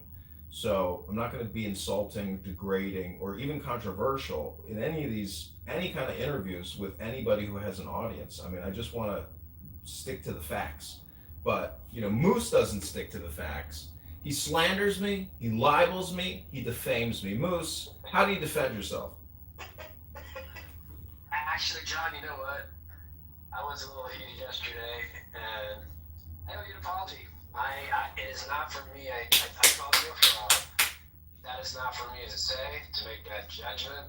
If you are actually running for Congress, cool. If you're not, cool. At the end of the day, what I took issue was with someone who might be running for Congress and then recording 600 rooms in a clubhouse. It just doesn't seem like the best, use of one's time, considering the amount of time and energy and resources, I'm sure that is required to run for such a high office. So that's a legit apology. It's not for, I was out of pocket to call you a fraud. That is not for me to say. It is, you're incredibly irritating. And I do think you center yourself a wee bit too much. But hey, it's Clubhouse. It is what it is. But at the end of the day, if this is just, there's several people out here saying that you officially declared this whole campaign as a troll. Cool. I'm just saying, at the end of the day, I would just suggest looking into what is really the reason. It doesn't sound like you're monetizing. Like, what is the burning desire to record so many rooms and then replay them on YouTube? That's a legit question. Because it costs me nothing to do. It's artwork, and I'm an artist, a filmmaker, a videographer, a politician, a patriot, and I'm an American. And you're just an old junky payphone. And now, Moose came up here and he took the bigger road. He apologized. Yeah, and he followed it up with an insult. It wasn't a genuine apology. He said, but you're a troll and you're a loser and you suck. That's what he said. It's an insincere apology. And I'm just going to say, you're nothing but an old junky payphone. We don't get to dictate how people apologize. And some are certainly better at it than others. But you know what? Moose made a good Mojo the Clown has feelings too. Mojo the Clown, when you prick Mojo, he bleeds. When you make fun of Mojo, he cries. Mojo is a man. Now you're punching back, Moose. If you keep harassing the campaign, I'll be forced to take legal action against you in the same way I've been forced to take legal action against others. You hate me? You hate me because I'm on television. Who's lesser of a man? You're going into your alter ego here. It's just wild. I'm good. Everyone's heard it. I'm good. You're just a junkie payphone, and Mojo the Clown has feelings, Moose. Moose is good people. Well, you were correct that one candidate who wanted to do the signature circulation for the petitions, I did want to tell him immediately, FYI, before we proceed, this phone call is being recorded. And it took me, I don't know, minute, 2 minutes, whatever, to get to that point. But that's because I didn't want to interrupt, but I agree that was an F up of the campaign. But, we have moved on because he texted us that everybody here is spamming and wasting time, and he declined to do any work. But I will tell you that I think I am going to absolutely have to myself go to Rockford and Peoria and get a lot of signatures over the next couple of weeks. So it's a drive, from Chicago to Peoria is a drive, and I'm, gonna get a cheap motel and get signatures. But before I drive out there, I have signs that have been printed up thanking all the Clubhouse donors using their profile names, not their real legal names. So there's another artistic element to this campaign. Signs, business cards, flyers, and flags as we go on the road to get the signatures to defeat Darren LaHood. Is the guy that you interviewed for the job from Craigslist, is he helping you out? Is he working with you? No, he moved on to another campaign. That's the greatest thing about working with the campaign, is that if wherever we depart, because every relationship has a beginning and an end, most people go on to bigger and better things once they work with Mojo the Clown. So he's helping LaHood. I'm not sure. A lot of people are working with LaHood because they understand what my campaign is about, and they want to keep kicking the can down the road and printing $2 trillion a year that they shouldn't be otherwise allowed to. If we had a fair and budget balanced act and we weren't spending $2 trillion a year that we don't collect, this is exactly why they want me to shut up, because they want to keep the skim, they want to keep the inflation, and they want to keep scamming us. This is your debt. This is your tax. You're going to have to pay it back. I'm trying to prevent people from giving you unassumed liabilities that you didn't vote for. That's what my campaign is pushing. A lot of people don't think the budget is an interesting thing or the deficit is an interesting thing. To me, it's the only thing that matters because it's perpetuating all of this bullshit. So stop the skim, stop the scam, crush the can.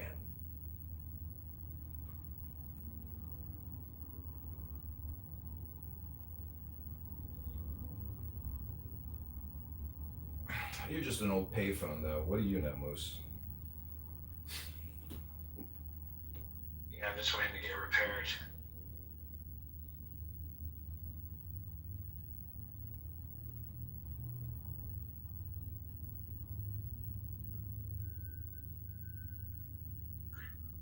I think a high school teacher brought in like a payphone or parts of a payphone to her class, and nobody in the classroom knew what it was.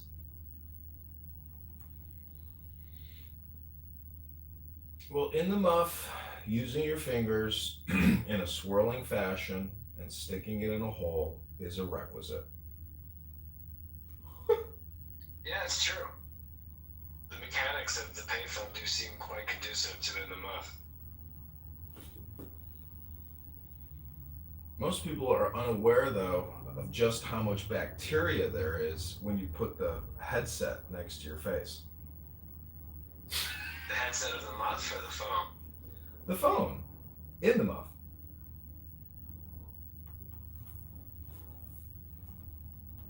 Can you make a long distance call in the muff? Let's find out. Operator. Yes, this is in the muff operator. I'd like to make a collect call to Serendipity.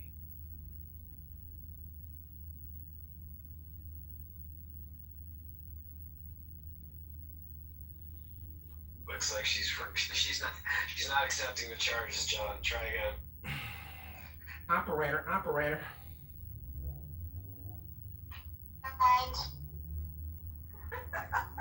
Try Yakima. Paging Dr. Beeper.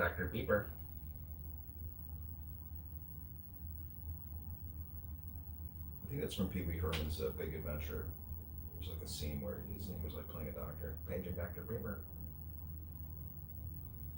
It's also from Caddyshack. All right, so this has been rough, thick, poetic, tantric, puffy muff. Many of you are unaware of what puffy muff in the muff is. It's thick, it's poetic, it's tantric, sometimes it's rough.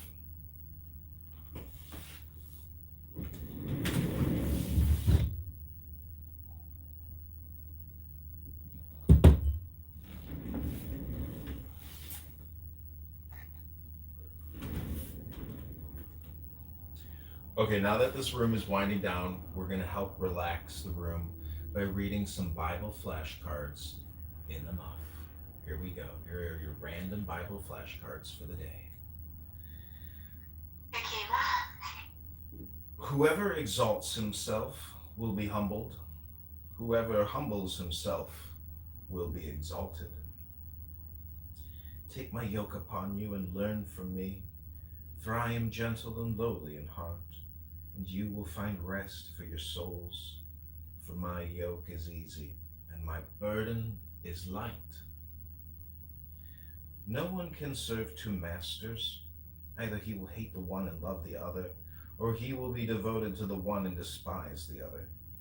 You cannot serve both God and money. I waited patiently for the Lord.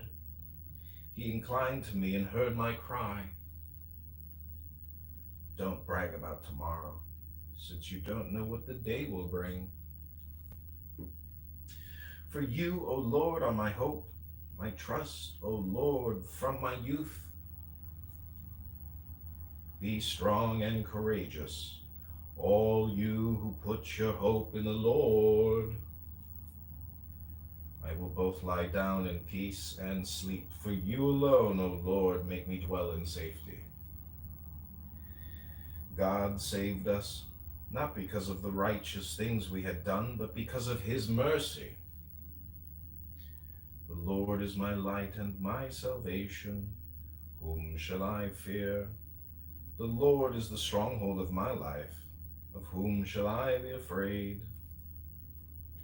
Be of good courage, and he shall strengthen your heart, all you who hope in the Lord. I know the plans I have for you, declares the Lord. Plans for welfare and not for evil, to give you a future and a hope. Know that wisdom is such to your soul. If you find it, there will be a future, and your hope will not be cut off.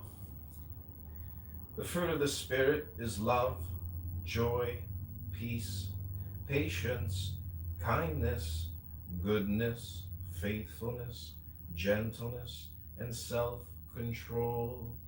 Against such things there is no law. Do not worry about tomorrow, for tomorrow will worry about itself.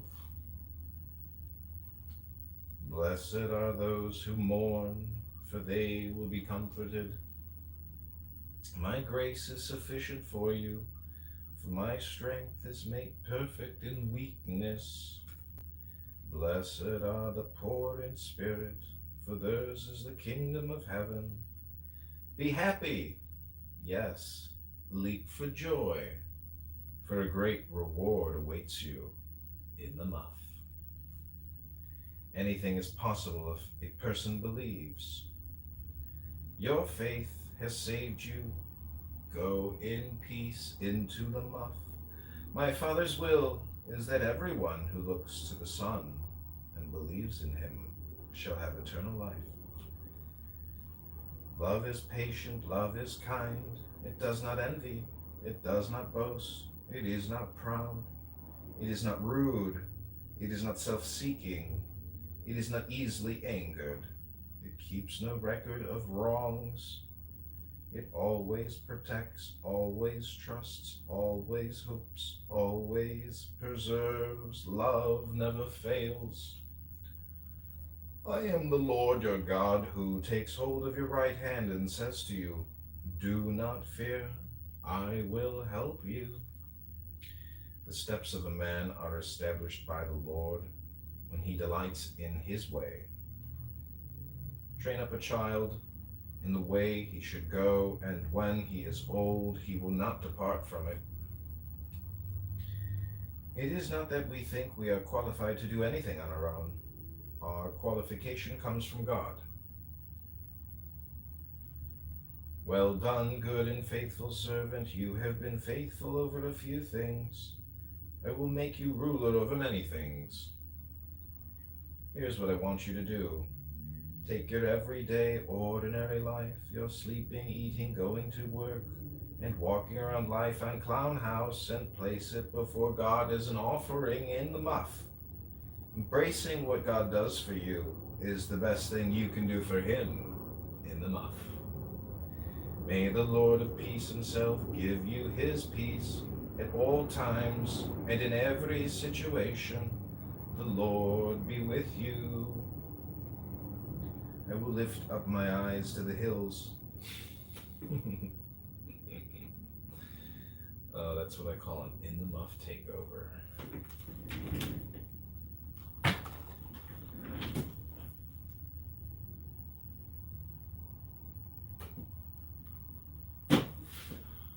All right, everybody, that's been another exciting episode of Clown House.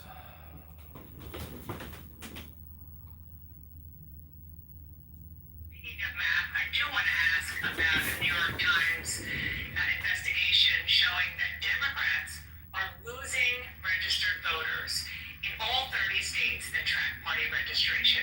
We're putting on the screen the data. It shows altogether Democrats have lost 2.1 million voters. Republicans have gained 2.4 million. That's a deficit that you have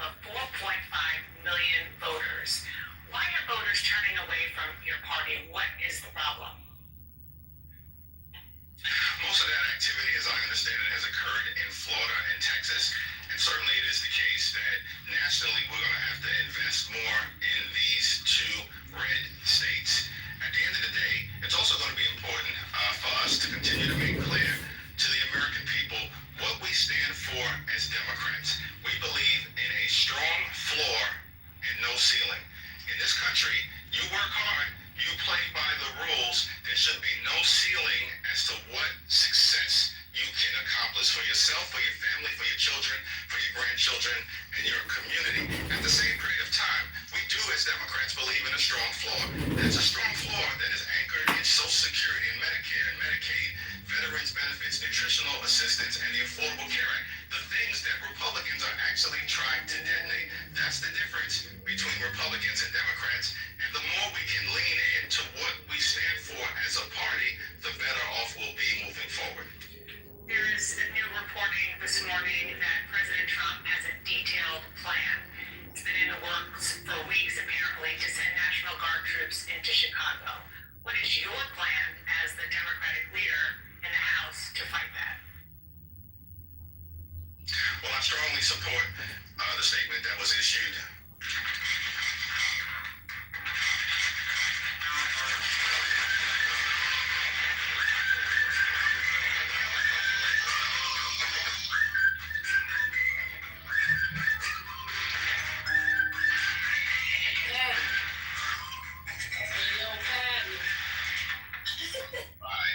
Governor Pritzker, making clear that one, there's no basis, no authority for Donald Trump to potentially try to drop federal troops into the city of Chicago. There's been no request from the state of Illinois, no request at all for federal assistance. I support the Chicago Police Department. I support the New York Police Department. These are men and women who have taken an oath to protect and serve these communities, and they do a great job of that. And we should continue to support local law enforcement and not simply allow Donald Trump to play games with the lives of the American people as part of his effort to manufacture a crisis and create a distraction, because he's deeply unpopular. The one big ugly bill is deeply unpopular.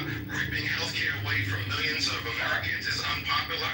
Enacting tax breaks for their billionaire donors is deeply unpopular, and that's why a lot of this is taking place, Donna. Do you think it's manufactured that Americans, even likely in the city of Chicago, are worried about crime? So how are you talking? Of course, people are going to be worried about public safety all across America.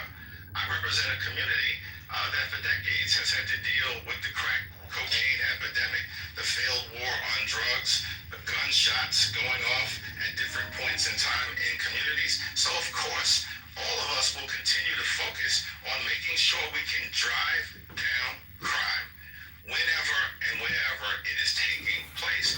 This is not about the American people. The American people, understandably, want safer communities. As Democrats, we want safer communities. We want to continue to make sure that crime can go down as it's doing in Chicago, in New York, in Washington, D.C., and other places. And to do that, we should support local law enforcement. We should make sure that the flood of guns into these communities is cut off.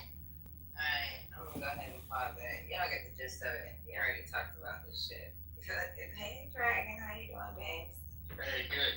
Good to see you. Hey. Y'all get the gist of it.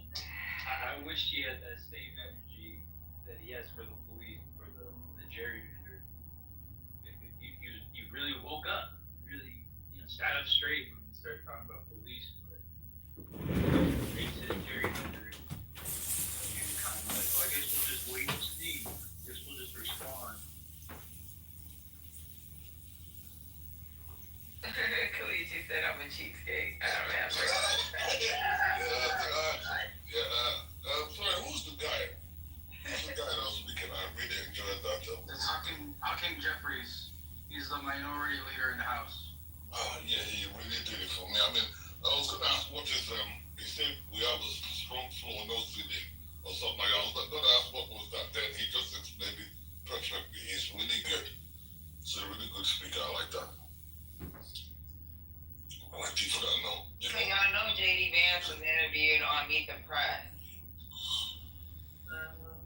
Yeah, one thing I didn't like is that part where he said we're going to respond when necessary or in kind to what they see. That's the playing defense that we mentioned earlier. It's playing the defense, not offense. Well, Donald Trump, like you know, Donald Trump is the will to lot of power. Trump is Trump has not. I said this before Trump got in. I said Trump is not. He's going to try to do a third term. I've said this to that people like because he said it. It's not like I'm not saying. I'm not predicting anything. Trump said it. I don't know if you guys don't pay attention. People don't pay. He said don't worry guys. He's just going to go vote this time, and you won't have to vote again. We'll fix it nicely. You never have to vote again. Trump is not trying. Why do you think he idolizes Putin? Rolled out a red carpet for Putin and everything. Although I like Putin personally, but based on like so international business, according to international law, he's wanted. There's a warrant for his arrest, and he's in the cold. Trump brought him in, gave him a red carpet, everything because he idolizes Putin. Putin rules Russia the way Trump would like to rule America. That's why Putin is like his role model. He worships. He's like, oh man, this guy is very good. That's exactly how you like to rule America with the iron fist. No challenge. Nobody, just do what you want. Unfortunately for him, America has got too many safeguards. When he tries to do, but Trump, I think he's not good. And I think Trump has done some. I think he's done a lot of things that you would have thought would be impossible in America, but right now he can pardon himself basically. Was it Supreme Court or whatever has said he can pardon. So Trump has done some things that you never think would happen. America is not a democracy really. Right now you guys are an oligarchy. Everyone wants that Russia. The 4 richest guys in America is richer than the rest of you. Everyone else, that's crazy. That's not a democracy. That's an oligarchy. Yeah. Dragon wants that Russia. Sorry? His approval rating's never been lower, though. That's the reason why he's like, well, let me fuck up everything else you have going for you. Because you're right, he does idolize Putin. He does want to be an oligarch. But that's the whole point. And we've seen him get away with some goofy shit desperately, the alligator Alcatraz, but we're also seeing it push the fuck back and pushing it dick in with lawsuits and saying you gotta shut it down in 60 days. So I think we just need to maintain momentum, maintain our focus, bring it to the Supreme Court as soon as possible. Consolidate these. There's over 30 lawsuits right now in America about this gerrymandering, racial discrimination. The thing is, will those lawsuits even come to fruition before the midterms? Because the time is running out. Yeah, that's what I was going to ask. You guys just answering all my questions before I ask them. It has to go to the Supreme Court. Go ahead, Dragon. I don't know. I have to look. Yeah, I a couple of comments. I haven't been in here for a while. I always miss it. One is, I think we have to understand that there are some pretty serious splits in the MAGA coalition right now, especially about putting federal law enforcement into states.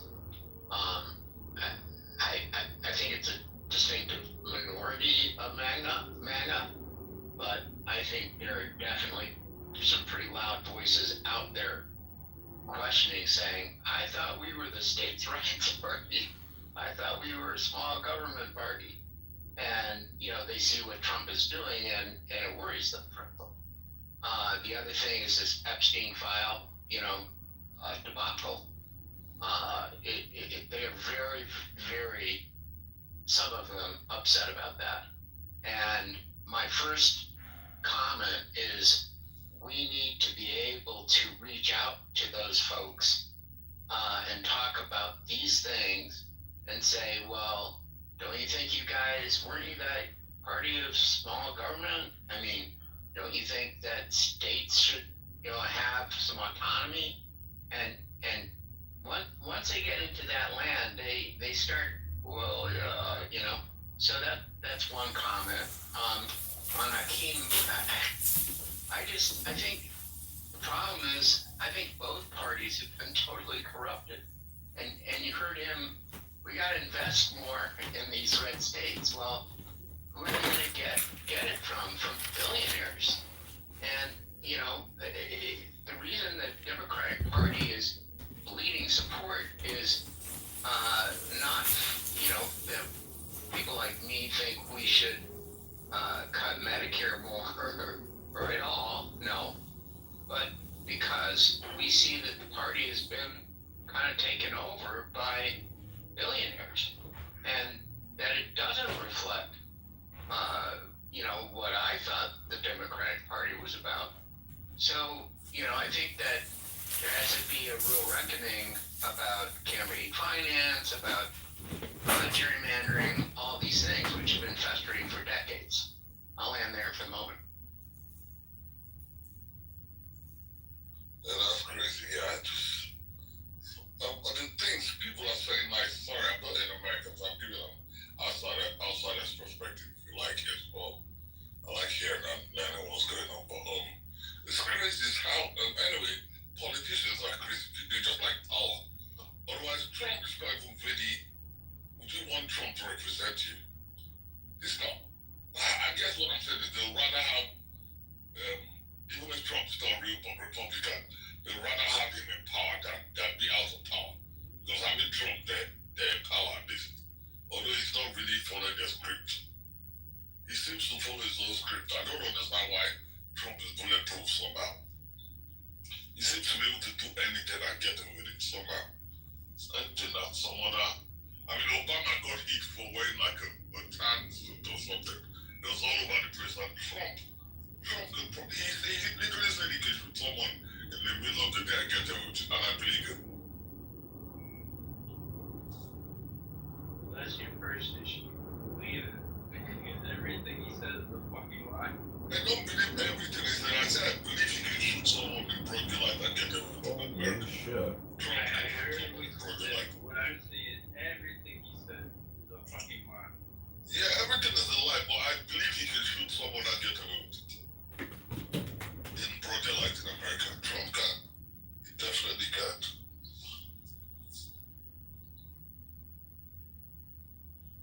I mean, he can literally pardon himself. Come on, what are you talking about? The courts have agreed he can pardon himself of any crime, so he can do what he's like and he'll just pardon himself. I mean, the courts have. You've gone to the highest court in the land and said, yeah, he can pardon himself. So he can do whatever he likes, really, The only thing he can do is executive orders and people can sue and try to overturn things, so it's just going to be annoying. It's not going to stick. That's what peace is about. That's what peace is about, because he wants to be able to, like, the full with impunity and have no one challenging it. You guys are messing up his dream. You're fucking up Trump's dream, man.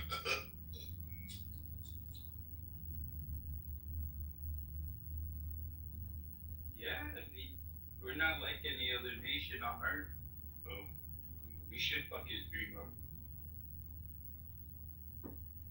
Hello, my name's George Deaver, and welcome to Politics on the Prairie. Well, you can't sleep on the wheel, because if you do, man, Trump is going to be a dictator.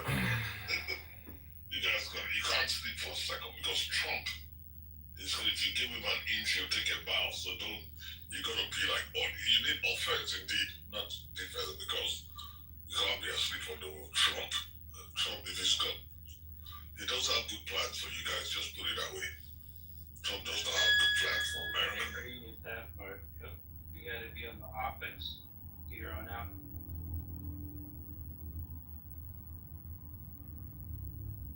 I wouldn't even visit America since Trump got in, because I come to America twice a year. Like, I love New York. I'm from London, so I love London and New York are like sister brother cities. So I go to New York and I have a sister in Houston, so I go twice a year. Go to Houston more than New York used to. But since Trump is there, I'm like never there. When he leaves, if he leaves, then I can start coming back. But now, to Trump, and I feel like I've been risking my life. I can get shot. He talked about giving them the police immunity. Has he done that yet? Did he do that? Because he talked about during this campaign that he was going to give police immunity. just talked about it. I mean, they already got qualified immunity. I don't know what mention immunity was. That's crazy because if they're doing what they're doing without immunity, can you imagine what they would do if they had immunity so they could do anything and get away with it? That's ridiculous. Why would anyone want to give someone that type? It makes no sense. So you're saying do whatever you like. So that makes no sense. Why would you want police officers to be above the law? Nobody should be above the law, right? But Trump doesn't seem to think so. All right, so let me go ahead and look at this thing real quick. I got JD Vance on. Do y'all want to listen to this JD Vance video? It's 20 minutes. What I'll do is probably pay like 21 minutes. So I can play 7-minute increments and allow y'all to talk about it. Y'all want to listen to it or not? Sure, that's cool. Yeah. Okay, let me look it up. It translates to German and it.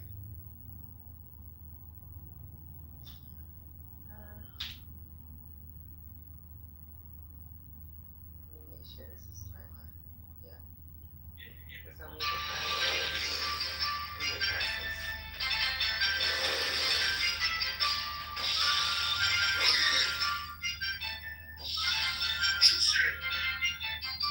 Vice President J.D. Vance, welcome back to the press. Thank you. Welcome to my home. It's good to have you. Thank you. It's wonderful.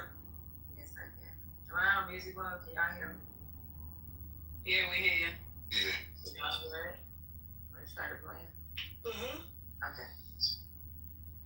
To be here, we really appreciate the time with you. We have a lot of topics to get to, but I do want to start with some breaking news. We've learned that the FBI is searching the home of former Ambassador John Bolton, his office as well. Sure. Can you tell me, why is the FBI raiding Ambassador Bolton's home and office, and did the White House get a heads up? Well, so we're in the very early stages of an ongoing investigation into John Bolton. I will say we're going to let that investigation proceed. What I can tell you is that unlike the Biden DOJ and the Biden FBI, our law enforcement agencies are going to be driven by law and not by politics. And so if we think that Ambassador Bolton has committed a crime, of course, eventually prosecutions will come. But as you know, Kristen, this is all part of gathering evidence, trying to understand something that we're worried about. And of course, I'll let the FBI comment on the next stage of the investigation. What's at the root of this? Is this about classified documents? Well, I'll let the FBI speak to that. Classified documents are certainly part of it, but I think that there's a broad concern about Ambassador Bolton. They're going to look into it, and like I said, if there's no crime here, we're not going to prosecute it. If there is a crime here, of course, Ambassador Bolton will get his day in court. That's how it should be. But again, our focus here is on, did he break the law? Did he commit crimes against the American people? If so, then he deserves to be prosecuted.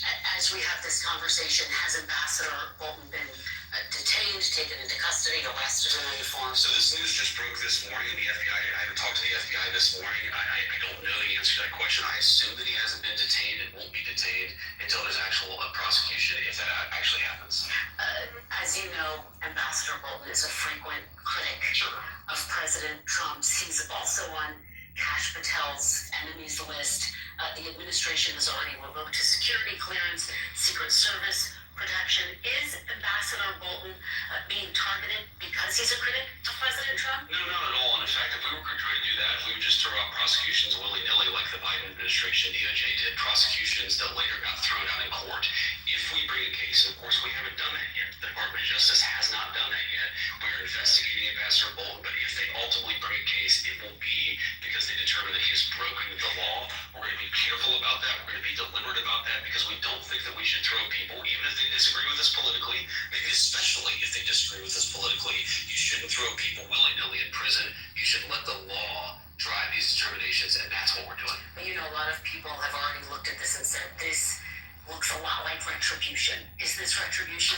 Well, who has said it looks a lot like retribution, Kristen? A lot of people who tried to throw Donald Trump in prison for completely fake charges that were later thrown out by multiple different courts. I suspect that if the media and the American people let this case actually unfold, if they let the investigation unfold as it's currently doing, they're going to find out that what we're doing is being very deliberate and being very driven by the national interest and by the law here, and that's as it should be. let's turn to the war in Ukraine. I had the opportunity to speak with the Russian foreign minister.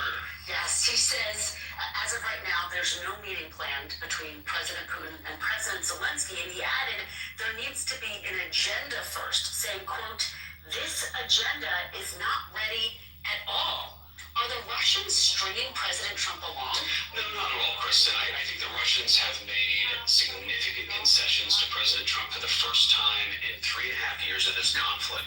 They've actually been willing to be flexible on some of their core demands. They've talked about what would be necessary to end the war. Of course, they haven't been completely there yet where the war would be over, but we're engaging in this diplomatic process in good faith. We are trying to negotiate as much as we can with both the Russians and the Ukrainians to find a middle ground to stop the killing. I think what the president has tried to do here is try to engage in very aggressive, very energetic diplomacy because this war is not in anyone's interest. It's not in Europe or the United States' interest. We don't think it's in Russia or Ukraine's interest to keep going. So we're going to keep on pushing for a diplomatic solution. And one final point about this, Kristen, if you look historically, whenever you have a complicated war with a lot of death and destruction, it kind of goes in fits and starts. There are hills and valleys to the negotiation. We sometimes feel like we've made great progress with the Russians, and sometimes, as the president has said, he's been very frustrated with the Russians. And we're going to keep on doing what we have to do to bring this thing to a close. I don't think it's going to happen overnight. I think that we're going to continue to make progress, but ultimately, whether the killing stops, that determination is going to belong to whether the Russians and the Ukrainians can actually find some middle ground here. Well, you talk about concessions, and yet the Russians rejected the ceasefire proposal that President Trump put forward. There's no meeting plan between President Putin and President Zelensky. And this week, Russia targeted an American factory in Ukraine. There were 600 people inside at the time. No one was killed. What makes you think President Putin is serious about peace? Well, I didn't say they conceded on everything, but what they have conceded is the recognition that Ukraine will have territorial integrity after the war. They've recognized that they're not going to be able to install a puppet regime in Kiev. That was, of course, a major demand at the beginning. And importantly, they've acknowledged that there is going to be some security guarantee to the territorial integrity of Ukraine. Again, have they made every concession? Of course they haven't. Should they have started the war? Of course they haven't. But we're making progress, Kristen. What I admire about the president in this moment is he's not asking 3.5 years ago, he's not, trying to focus on every nitpicky detail of how this thing started 3.5 years ago. He's trying to focus on the nitpicky details of now, of what do the parties disagree on, what do they agree on, and how do you build a foundation from one side of that ledger to the other so you can stop the killing. But was President Trump, were you enraged when you learned that Russia targeted an American company based in Ukraine? I don't like it, Kristen, but this is a war, and this is why we want to stop the killing. The Russians have done a lot of things that we don't like. A lot of civilians have died. We've condemned that stuff from the get-go, and frankly, President Trump has done more to apply pressure and to apply economic leverage to the Russians, certainly than Joe Biden did for 3.5 years when he did nothing but talk, but do nothing to bring the killing to a stop. So you ask me what I'm enraged by. What I'm enraged by is the continuation of the war. I'm gonna go ahead and put it on pause. It says 7 minutes. Any comments? This nigga is a fucking idiot, Embarrassment, but it's like straight fucking lies. Like, the world don't believe this shit. His deflection always goes to Biden if he gets cornered on a question. I love this reporter, how she, it's very rare nowadays that we see her go through like the hard questions and not get insulted like by Trump or by somebody else before they answer the question. So I appreciate that, but he always deflects to Biden. It's like we're doing things that Biden wasn't doing, but we're not doing it the Biden way. That's like they want to get that soundbite. This is ridiculous. This dude sat here and said that Russia, as if Russia was down with freaking giving them back territory. Russia was going to let them maintain certain parts of their own territory. They wanted the Eastern Bloc. Like, what is it? This dude is really retarded. And he know what he's doing because fucking now you're block. Dude, he didn't even show any remorse when she talked about the American factory that got destroyed. He's like, I'm not really worried about that. What the fuck is going on here? It's part of war. I bet you find out, like, research the owner of that factory is probably a opponent of Trump. That's probably why they don't give a fuck about it. Like, did you hear J.D. Vance answer this question? He said nothing. He spent, the interview, basically, it was just, basically they just go, they don't even say anything. It's like, oh, it's like we have to, like, let them fight. And they said nothing. I mean, it is so, like, humiliating, and it is an embarrassment to the United States of America that this is going on right now, and I think that other countries are getting angry, and I would be furious if I was Europe. Yeah, I agree. We shouldn't be worried about that anyway. We should be worried about the United States of America. I think that we should be worried, to be quite frank. Why? Because, well, I think a couple reasons. Because, kind of the idea of, like, everyone thinks, like, people that actually have, when you have a country that has done so well, a lot of countries, they don't like what has happened to America. You don't think that's going to come back? Other countries are not, other people, organizations are not going to want to attack us? I mean, that's the reality, is that we are not, like, our economy is based on helping other countries out as well. So the idea that this is not going to come bite us in the ass literally is, I wasn't never for helping other countries, because we need to help ourselves first before we help other countries. I mean, we're going through a lot of stuff right now. I understand that, but you have to understand the reason we've helped other countries out is the reason we have stayed safe. We have not had war in the United States. See, a lot of this administration is relying on ignorant people because they don't know what war is like in America, because we've never experienced it on our land. I mean, we had 9/11 though. We had 9/11. Pause. Let Bruce go, and then when he's done, go. No. Go, Larry, go. No, I'm just listening. Go ahead. No, I'm just saying, like, I think there's an element of, I think this administration is relying on a lot of ignorant Americans to think that he's not looking after the American people, though. So that's the whole, that's why you have to look after the people first. He's looking after the people. Well, American, fuck you. What bless you, yeah. Motherfucker, American. Hey, God bless you, Mafia. Motherfucker, American. God bless you. तुम लोग बच्चे का बच्चा? God bless you. का बच्चा? God bless Come to you. India, अभी भी. Come to America. God bless you. God bless you, Mafia. Motherfucker, American. Patty, can you hear me on Mafia? Thank you. So the reason why I came up on the stage, because the reason why we are in the middle of this, just like other European countries, is because what happens in this war definitely affects America. At the end of the day, Ukraine has resources that they sell to other countries, grains and other various things like that. And so this war affects that. And if it affects Europe and Africa, it affects the United States of America. You just can't let random wars like that go on, especially in a nation that is rich in resources that other countries use, which is going to spill over to America. Like, you just can't do that. At the same time, Russia also sells oil to various other countries.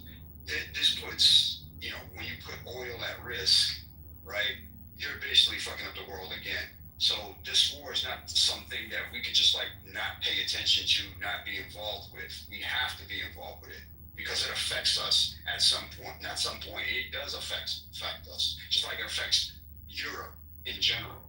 Like, we got to stop this BS about not stepping in. Right, and Bruce, you gotta think about this. Foreign aid is like an investment. It's not like we're just giving away money. Just think of it like as venture capital, right?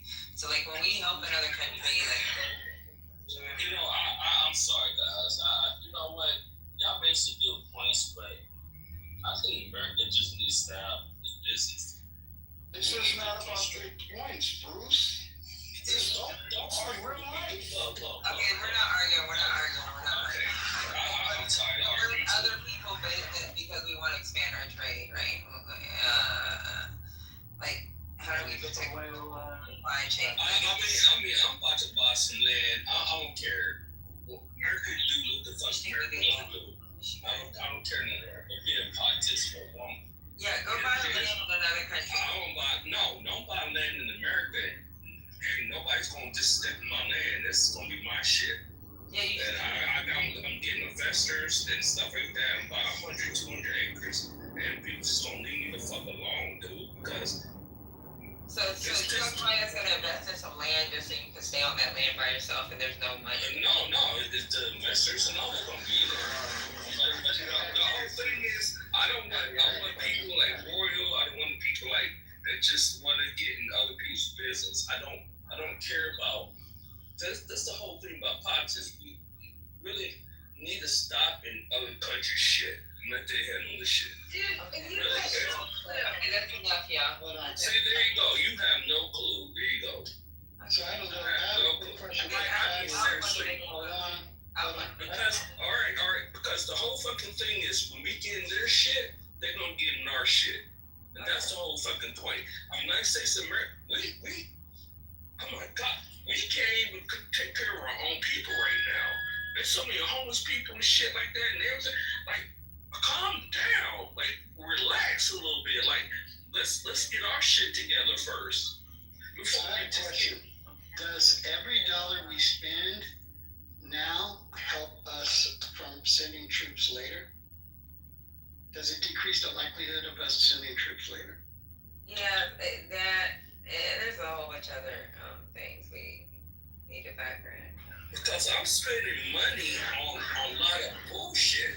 Like my tax, mine alone is spending a lot. I'm not doing it anymore. Like, I'm not doing it. So that's on you guys. Country, just think of it as strategic. So no, I'm not doing it. I'm not spending more money on fucking guns and shit like that. I'm not doing that shit. What are you just talking about? Like, how do you think we keep the U.S. dollar dominant? Right. So I don't. It's not dominant. Europeans kept the dominant dollar. We don't have the dominant dollar anymore. Actually, we do. It's still that's crazy. I mean, we really don't. I mean, you do research. It is the world's currency, so. We're just well known. Like, they accept our dollars. They accept American. Dude, our dollar is a world. Why you got it straight? Our dollar is world currency. That's how countries trade money, is based on the dollar. Do you understand that? Go research it. Go to Africa and find out. Tolerated me like he tolerated. Water, cut it out. We're not talking about toleration. We're just talking go to Africa and find out. Go to Africa and find out. Ain't no goddamn this ain't no mush. Go to Africa and find out. All right, let's do this as an example. Let's say we do only invest in within our borders domestically and do nothing foreign, right? What's gonna prevent like some dominant force on the outside getting enough power and then just fucking wiping us out? Oh, we wouldn't be like that if we fucking did that. Like, come on, y'all. No, it would never happen if we look out for ourselves. We look out for. Listen. My mom used to always tell me, like, dude, look out. Take care of yourself first, and then you'll be able to take care of others. We're not doing that in America. So we're not taking care of us. So I mean, come on, man. Let's take care of America first, and deal with that, and then when we dominate, like America's taken care of. Like, yeah, we'll help people out and shit like that. It would be too late, Bruce. So what you're saying is, we need to suffer to help other countries out so they can help us out, right? At the same That's what you're saying. Is less than 1% of our fucking budget. What's going on here, Bruce? Nigga,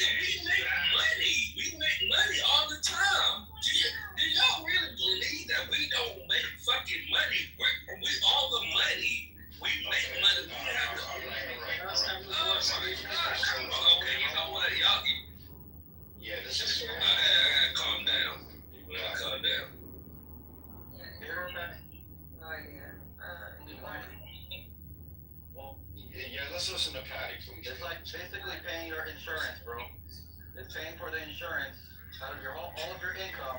You're putting 1% out to protect the rest. That's what it is. We're not paying 1%. We're paying 50%. No, we're not even worried about ourselves. You know how many people are dying in America and shit like that? Do you know how many do you know how an annual U.S. budget of seriously, y'all worried about fucking the other countries? Let's look at the facts. Let's look at the facts. Go ahead, Mark. I was gonna say, look, like it's 1% of $6.7 trillion. If you really wanted to like tackle the biggest drivers, the three biggest drivers are Social Security, disability insurance, and Medicare, then the interest on the debt, then the military. Those are the three largest expenditures of the federal budget, right? Bruce, I get what you're saying. You want the country to be taken care of, but here's the problem with being the top dog. If you abdicate that slot, we're not the top dog. Yes, we are. Actually, unquestionably, the United States is the top dog. No, we're not. We may be living in a multipolar world, but we are still the strongest superpower on the planet. The point you're making, no, we're not. Take care of our. The point, yes. No, we're not. What superpower is stronger than us? Let him finish. Let him land. You can. Yeah. All I was gonna say was like, I can understand where you're coming from. You want the country taken care of, but if you're trying to like balance the country on the back of foreign aid, you're essentially using a red herring. Like foreign aid is simply not a ton of money. And if you're saying it's 50%, then I can almost guarantee you have never looked at a federal budget. If you are interested, there are two sources for it. The CBO, or the Congressional Budget Office, which is Congress's budgeting arm, or the Office of Management and Budget, which is the White House's budgeting arm. Each of those places provide graphs, line item budgets, so that you can look at what the U.S. government actually spends. But if this impression that foreign aid makes up 50% of our spending is simply not true and not borne out by what we actually spend and what Congress actually appropriates. I just want you all to know, make sure you be aware of like who's actually maybe getting, that works for the administration's party, is getting endorsed to speak for them. That's all I would do. That's crazy, dude. I can't. Let the white man speak. He knows everything. This is common knowledge, Bruce. Like, come on, bro. Like, this is cool knowledge. Oh my God. No, it's not. It's the fact. Oh my God. You don't like facts. Okay, listen. What we should not do. Okay, I'm not gonna tell you what to do, but what I feel that we should not do is wish upon a star and maple. Y'all just really think that way. Bro, just let me finish speaking.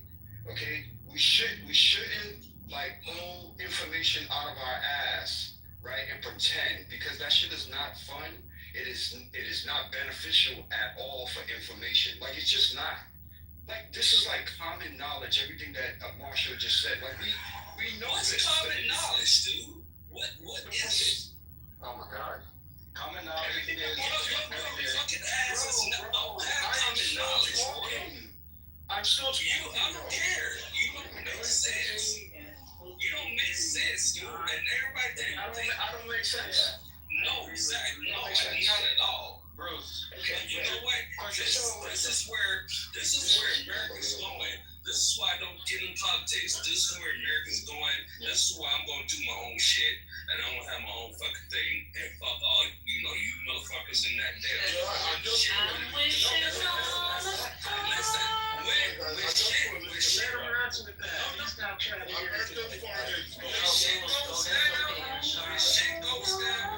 goes down, that's going to be on y'all.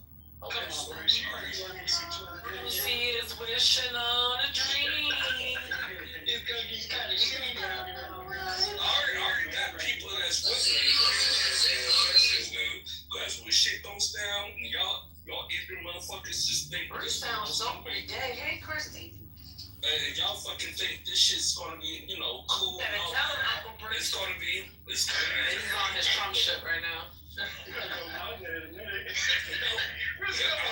right. Ain't already, Mom. I'm about to get 300 acres and y'all gonna be on y'all. I'm coming with you. What you doing? No, you're not. Yes, I am. You're the only one with acreage. Well, good. Get your own acreage and make your own motherfucking goddamn American nigga. Y'all the dumbest ass motherfuckers that I ever known. That fucking thing. Another country.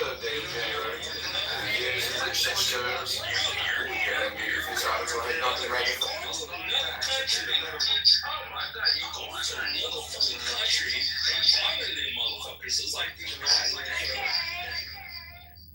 you're not protecting these motherfuckers. And you know what? These motherfuckers are killing these people, dude. Hey, you know what? Hey, it's good. I'll come in here trying to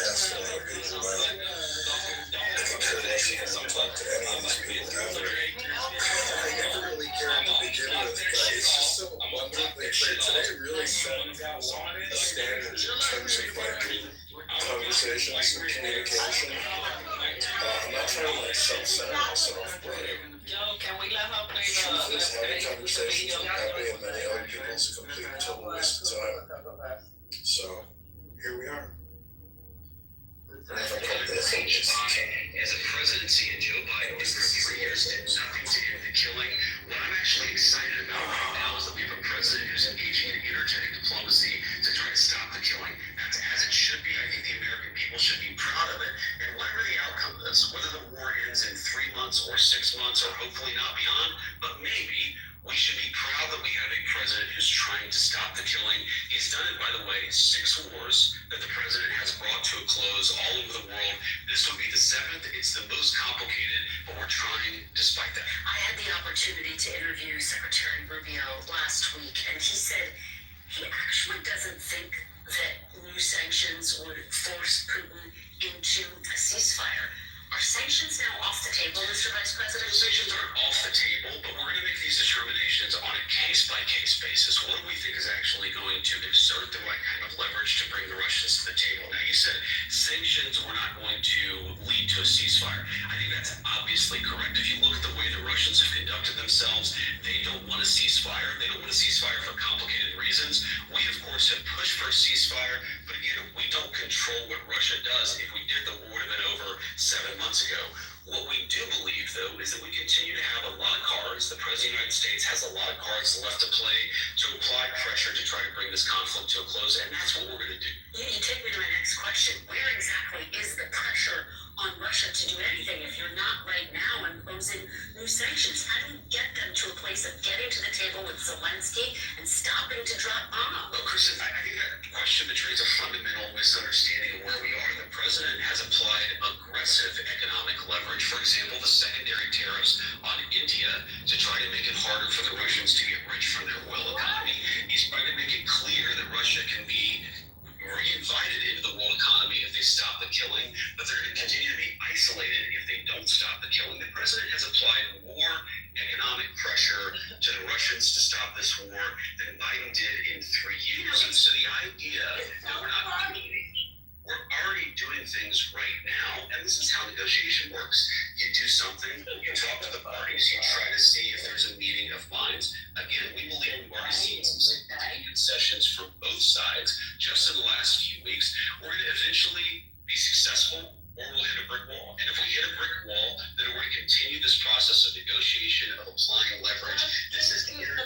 I hear what you're saying about India. China is actually the largest buyer of Russian oil. Why no sanctions on China? Well, obviously we have a 54% tariff on the PRC right now, so we've already applied pretty hefty sanctions on the Chinese, and we've had a number of conversations at all levels of government to try to encourage the Chinese to be better partners in bringing this war to a close. So, you know, I think the question betrays a misunderstanding of what's going on. We are applying aggressive economic pressure to bring this war to a close. Maybe we'll apply additional pressure. Maybe if we feel like we're making progress, we'll dial that pressure back. That give and take is part of the negotiation that we think is working.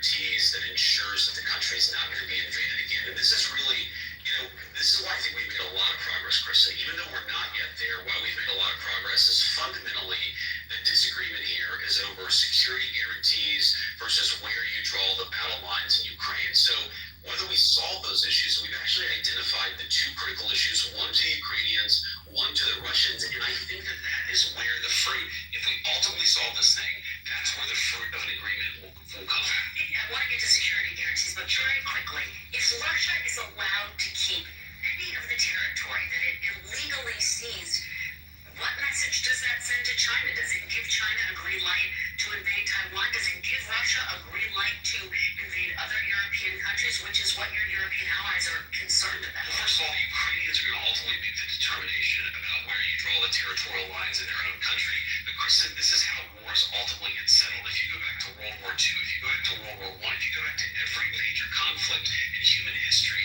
they all end with some kind of negotiation. We're actually not active parties in the negotiation. We're effectively mediating.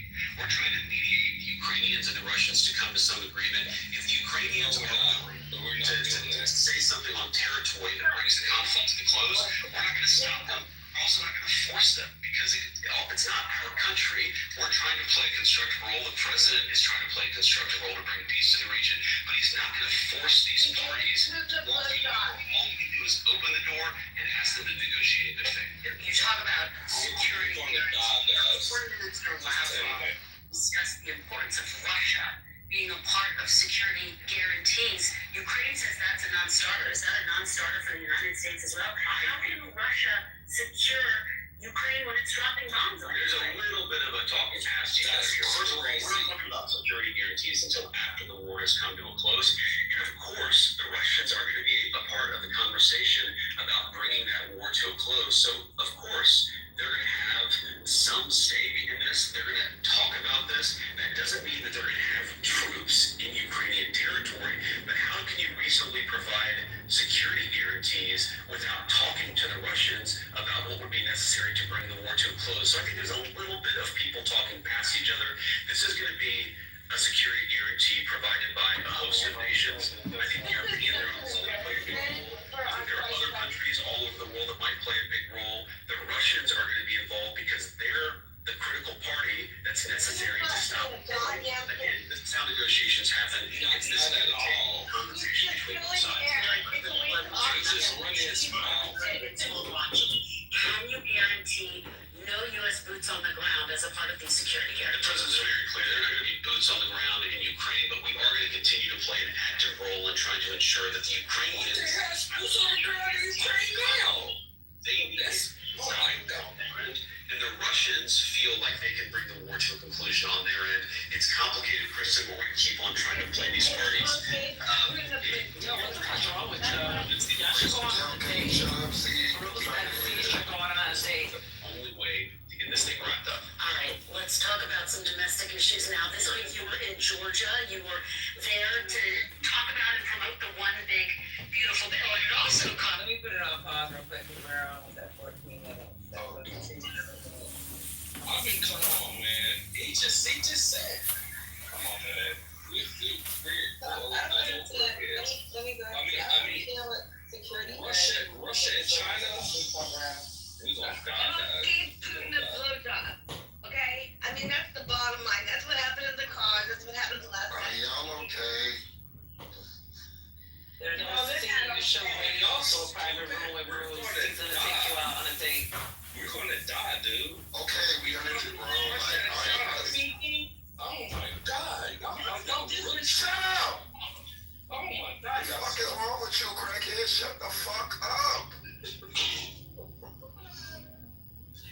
So we're saying security guarantee. So what is security guarantee if we're not going to have boots on the ground? I'm so fucking confused, right? They already gave them security assurances during the Budapest level back in the 90s. Ukraine is not going to trust a fucking security guarantee from the United Nations when Red Hat is like this shit is fucking crazy. I don't know what the country's not. And I know that you're our European ally. On Trump. On Trump. Is anybody like, okay, so Notorious Chris, welcome to the stage. Sandra, Dark, Jeremy. Do one of y'all, or Jeremy, do one of you three want to say something since y'all just got up here?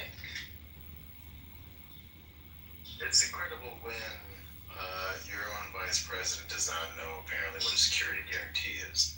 The idea that the aggressor in a war should be in some way guaranteeing the security of the country which it aggressed upon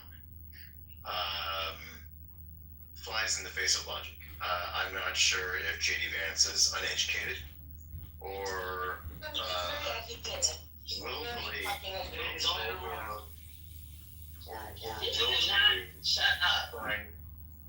willfully trying to mislead people about this.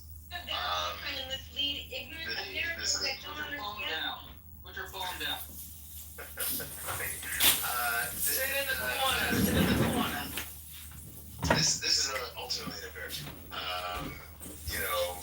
To Patty's point, Ukraine has had security guarantees before from the United States and others. Europe is now pulling more of its own weight there. At the end of the day, though, and I'll end with this, any surrender of land, any kilometer, inch, whatever metric system we want to use, surrender of land to Russia from Ukraine will be a capitulation and will be rewarded the kind of belligerence which further destabilizes the global order.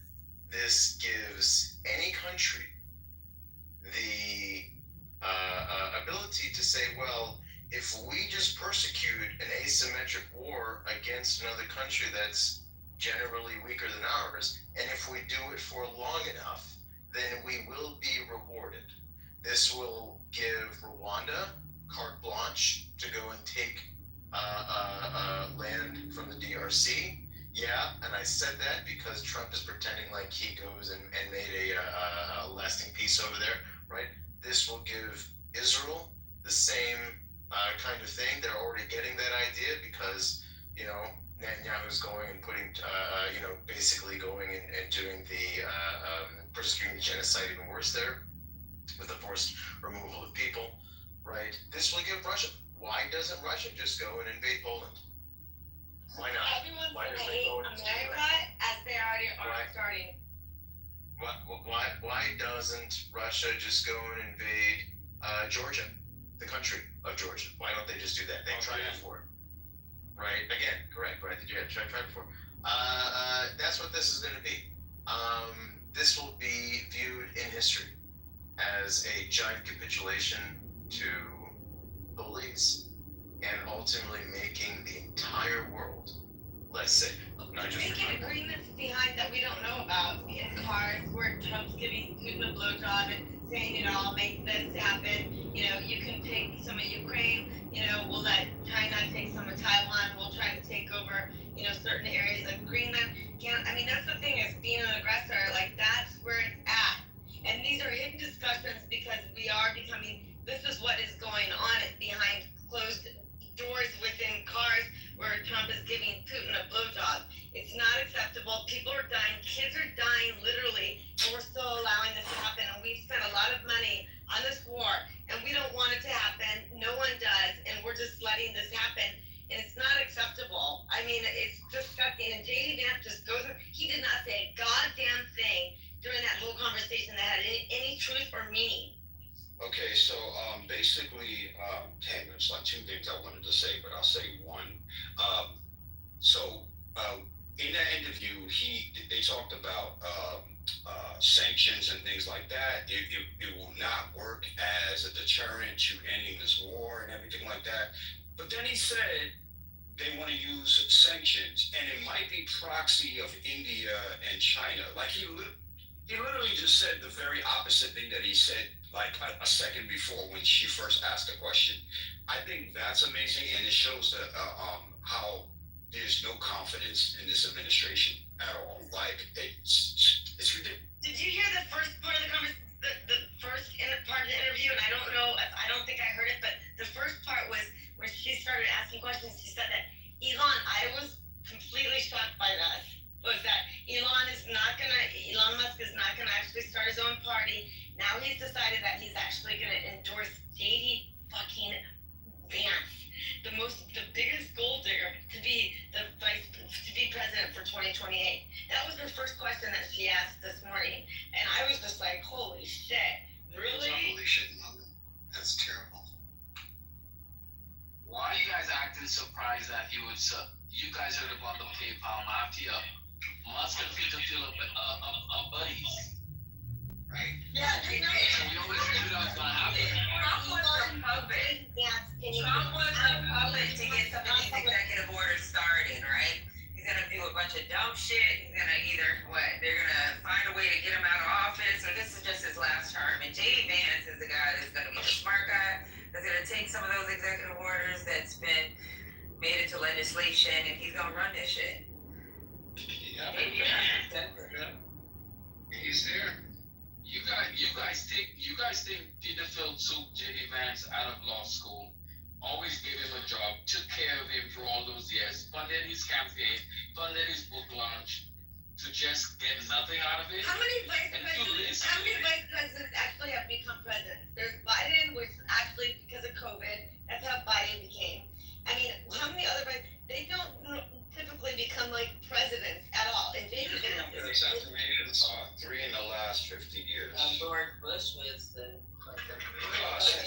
3 in the last 60 years, sorry. Hey, have you all seen the size of them ankles? Trump might die in according to Alex Jones. All that. They might be the one trying to kill him. Well, no, if he has to, I mean, just the way he's talking. He said he ended 7 wars, and then he claimed that he ended 10 the other day. I mean, it's hard to keep up with the bullshit that's coming out of his mouth. I mean, really, all of them are just talking bullshit. JD Vance didn't say one concrete thing that was honestly straight and narrow as to how they're going to proceed moving forward with this fucking war against Ukraine and Russia. I mean, but they didn't even discuss Gaza. And it's just a complete disgrace, and I think they've actually made agreements behind the closed doors, that perhaps maybe Russia can take over some of, and this is what I said 8 months ago, Russia can take over some of Ukraine, China can take over some time, and then America. So they're looking at this authoritarian world of perhaps 3 leaders, that's the weird thing that's going on. China's not in cahoots with Trump. I hate to tell you that. Well, no, China's much more advanced than we are. And if anyone to say that we are not the leading power, that China is surpassed us, and every month that this continues to go on, we're just giving another present to China. I mean, that's a fact. And it has been, and they're laughing at Trump. They're laughing at America. But you just said they were cahoots, so they're laughing at Now we have the White House publicly on TikTok. The White House. Please be quiet. The White House TikTok. Did you see the White House TikTok? I got TikTok. So C, thank you for your submission. We're gonna let someone else speak. Okay. Thank you, babe. Anybody else want to say anything before I play the last 7 minutes? All right, let's go ahead and finish this damn interview. So the same week, the Texas Republicans approved 5 new Republican seats. So they expanded the map for Republicans in their state. If President Trump's agenda is so popular, why do Republicans need to add additional seats to it?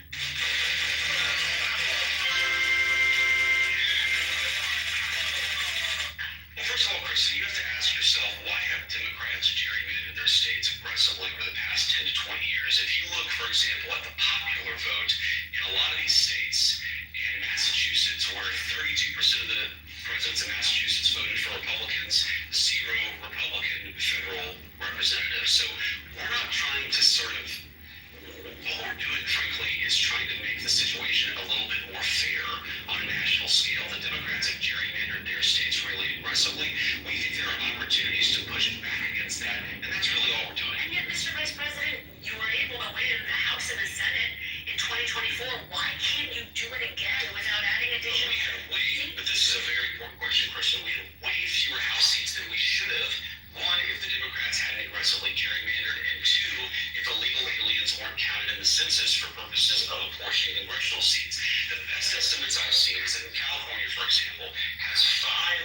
additional congressional seats than it should have, because they count illegal aliens for the purpose of apportioning representatives. Meanwhile, Ohio, my home state, lost a representative. We're literally losing representatives for American citizens in order to give congressional representation to illegal aliens. Republicans are trying to balance out the scales a little bit for basic fairness and for the integrity of our democracy, which the president cares about as much as anybody in the country. But of course, people who are here and who are not documented are not eligible to vote. But what They're not eligible to vote, but they do go in the congressional apportionment. That's why California. Let me put this on pause for a minute, okay? So when he's talking about gerrymandered, I just looked up the stats, right? So Democrats during the mid 20th century, they were gerrymandering, okay? And then Republicans, starting in the 1990s under Reagan, they have started to gerrymander. So, like, and you guys got to remember what their agenda was as Democrats back then, prior to Lyndon B. Johnson, a little bit over. Before FDR with the New Deal, a lot of those were the Democrats or Dixiecrats, whatever the fuck they want to call themselves. So, like, this is a fucking false narrative. Like, this is crazy. Like, if you look at what happened in North Carolina, what Republicans did in Wisconsin, Texas, obviously, and then even in Ohio. North Carolina. Yeah, it's in North Carolina. And Mississippi. Remember when they tried it in Mississippi and they were like, oh, this is racial. So they had to go back. But yeah, I'm going to go ahead and press play again. So many more seats is because they count illegal aliens. So even though they don't vote, well, some of them actually do vote, but hopefully most of them don't. They end up getting congressional representation that all by right into American citizens. I know we're almost out of time, so two more quick ones. The administration deployed the National Guard to D.C. to crack down on crime. You visited with them this week.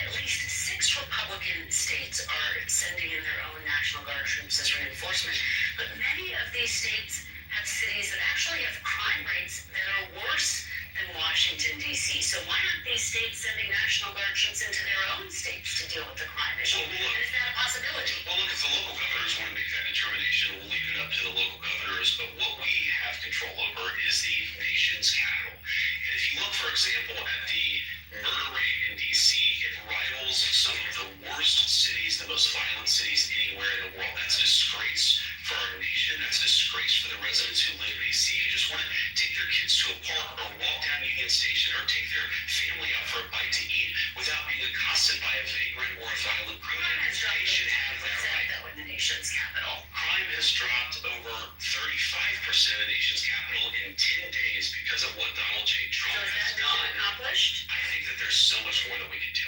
Absolutely not. It's not mission accomplished. When you make such big progress in a matter of a week and a half, I think that you step on the gas and try to make DC even more safe.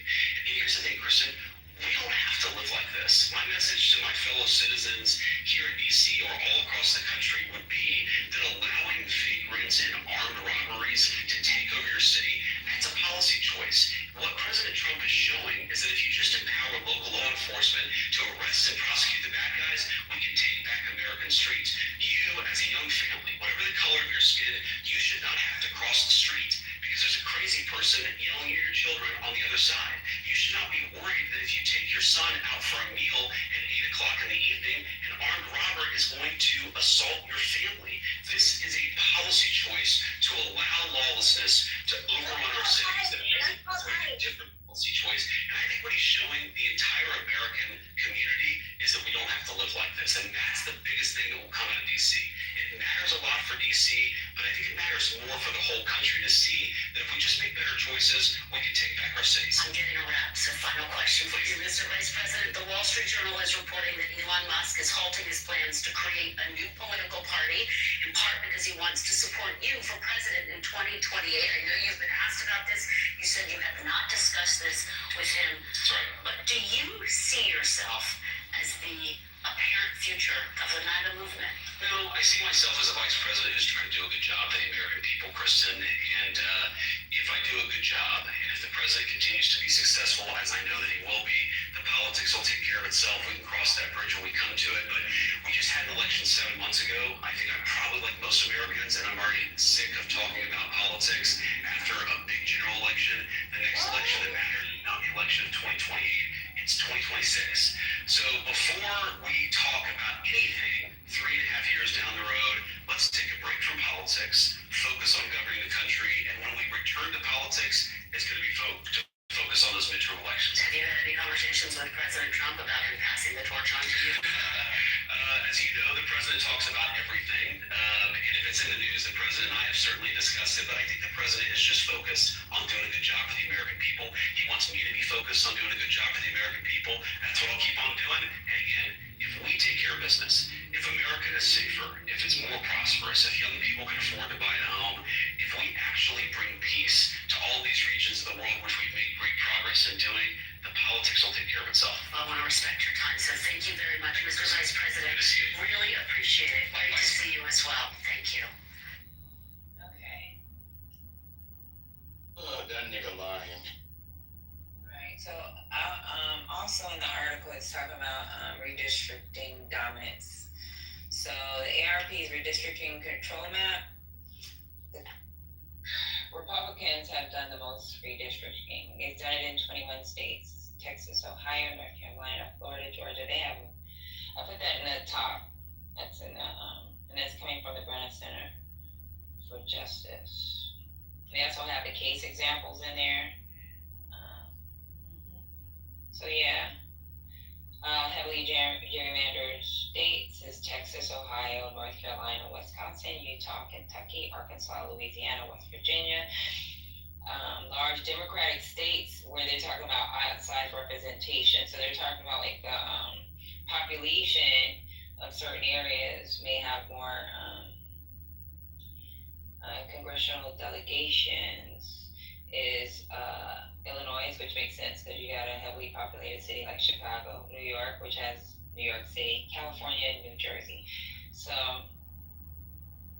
yeah. Yes. Yeah, everything you just said about the states and the populations, that's pretty obvious. We all know it. Not only that, but when you do the math in general, when it comes to not only just representatives, but of course senators, they don't math out, meaning that these particular areas, right, have more representation per person. And I think it was a representative in Texas who broke it down just for the redrawn maps in Texas. He talked about how white people have like about 44,000 white people will have representatives, and then the number goes up for Hispanic people, and then it goes up even more for Black people. So meaning that people who are Hispanic, they have about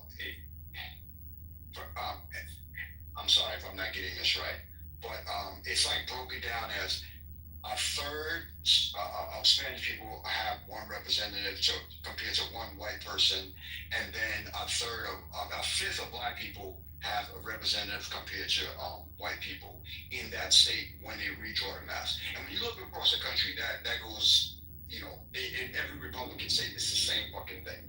So yeah, they just made it worse, and they're ready to make it even crazier with Donald Trump asking them to do it. So this is what we're gonna have, more gerrymandering. So Wallace asked a question in the chat. He said, do Republicans redistrict prematurely? So yeah, if you read that article, they talk about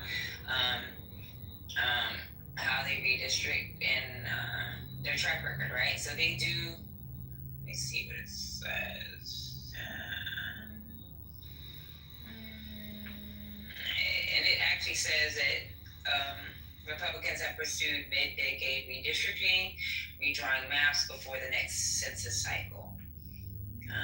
What they've been doing is they've been using the court rulings to open the door to have more favorable maps, even if the old ones could have just simply been adjusted. And they have loopholes in their state constitutions. So a lot of the red states don't explicitly forbid drawing maps more than once a decade. So unless the court stops them, this is legal. So they've been doing it. Does somebody look?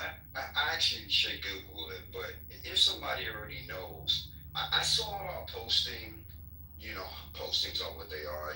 They can be factual or not.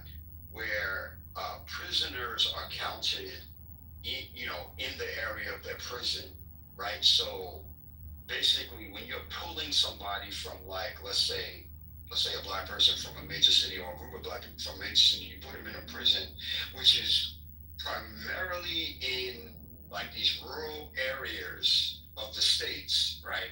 Which is predominantly white, right? Those individuals are now counted in that area, according to this posting I saw, because I don't know this to be factual or not. And so now it makes that area have more people because of the prisoners, as well as the people who actually live there, pulling out the population numbers from the area where they're from, where they were first detained, prosecuted, whatever, before being sent to prison. Does anyone know that to be true? The next step, I believe, is that they're gonna try to actually demand that the census needs to be redone. I believe that that's probably the next action that this administration is gonna take. As they're deported, I think they're taking a huge gamble, because even based on the deportations, I don't think that it's still gonna win them. But I do believe, and I see that that's gonna actually happen, is they're gonna actually, after the gerrymandering's as it's going on, I think they're going to demand that, a new census needs to be actually designed to actually recalculate, where people actually get counted for Congress. So it's a really, I'm pretty much like 95% confident that's where they're going. So that's a very poignant question, and as the deportations go, it's part of the process, it's part of the strategy, it's part of the angle, it's the next step. I believe that's going to happen.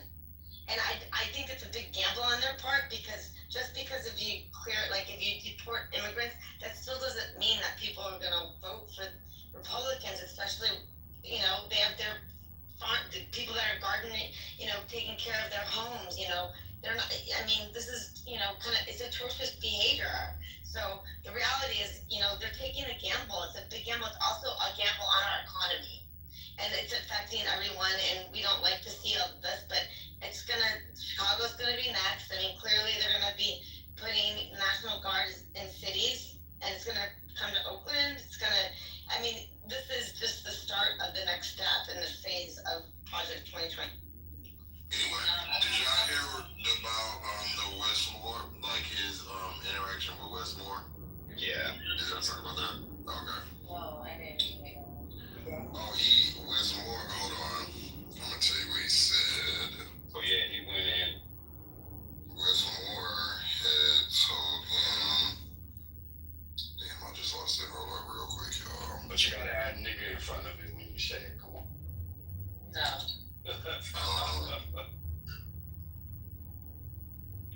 You can play something. I'll find it and I'll read it on the next time if you want to go back to playing it. I'm done with the plan, but Okay. so I do have something that I found in Texas Tribune. It says, Texas has 38 seats in the U.S. House. 1 in 10 House seats come from Texas. Texas Republicans has used redistricting to pack Democratic voters into few districts. In 2022, Democrats won 46% of statewide House vote, but only have 13 out of 38 seats. And without the gerrymandering, they would have likely held closer 17 to 18. So this is an impact on what national control looks like, especially with 38 seats. I found it. But go ahead. So he said, Westmore wrote this letter to Trump. He said, POTUS, I heard Baltimore was on your mind. We wanted to send you a formal invitation to join. Mayor B.M. Scott, Baltimore SAO, whoever that is, our local electeds, law enforcement and community for a public safety walk next month, whatever date works best for you. We hope you will come see how we build strong local partnerships and use data-backed solutions to deliver staggering drops in violent crime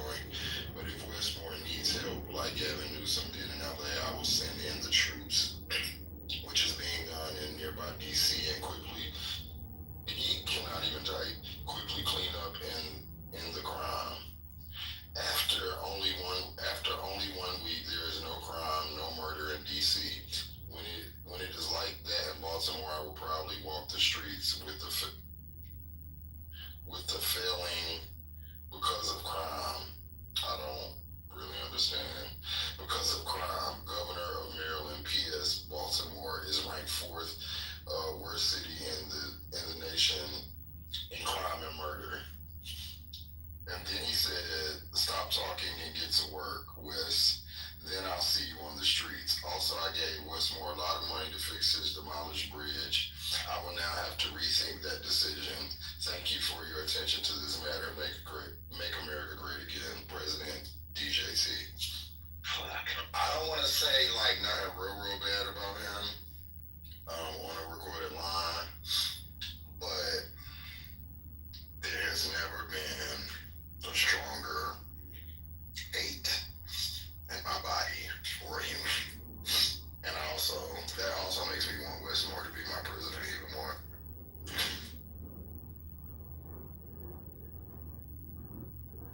Everything is nasty and brutal. Like he thinks he lives in Knots Landing. Like everything. He's like such a bitch in a very nasty and provocative tone. Like you are 150 years old and orange, and that hurts your feelings.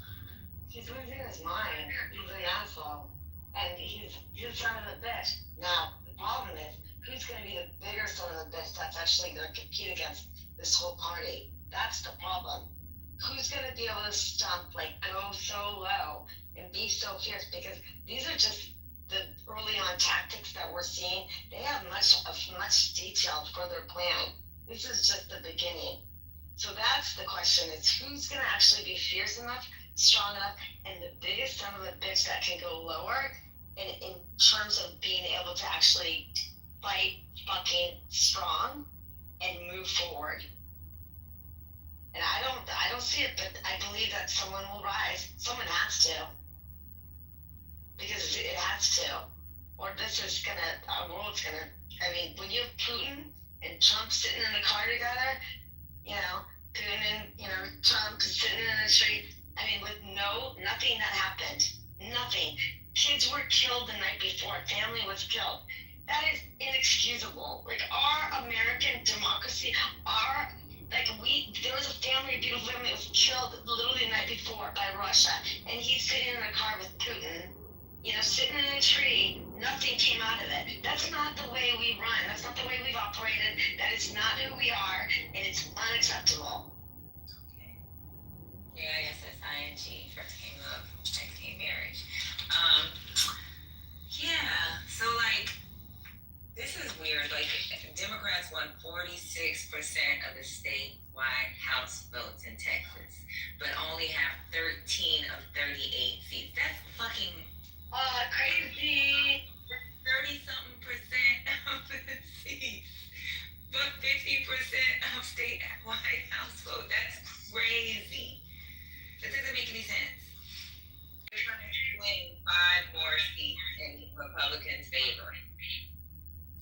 There are probably more Democrats there now, right? With all the jobs they have opening up. What? I was saying that it's possible that the Democratic popular vote could have increased with all the jobs that they've opened up. What state in Texas? What happens in Texas? State in Texas? There's gonna be representation makes sense. Oh yeah, I know. I know what you're saying. What happens in Texas? State in Texas, and they're coming back to California. That's the reality too. Is that more people are coming back to California? They're not gonna. This is unacceptable. What Patty just said, unacceptable. Yeah, I get it. But then, even in New York State, so when I gave the example of New York State, I think it was California was one of them. I have to go back to the article. But when they're talking about population and what representation looks like for certain states. So, yeah, obviously because the population is heavy in New York City versus the rural areas, it's more representation in those states. So, it's just really sad how Texas has moved, how North Carolina tried to move, has moved, how Mississippi tried to move, how freaking Ohio has moved. And then they're talking about, when reading that article, looking at when Democrats were heavily gerrymandering, they were heavily gerrymandering as Dixiecrats. So this is a Republican thing. Now, Democrats have done it. Maryland's done it before, so we're not going to play stupid, but Maryland has done it. And I gotta look up the Democratic states have done it, but they said 21 out of all 50 states, which are all red states that I read off,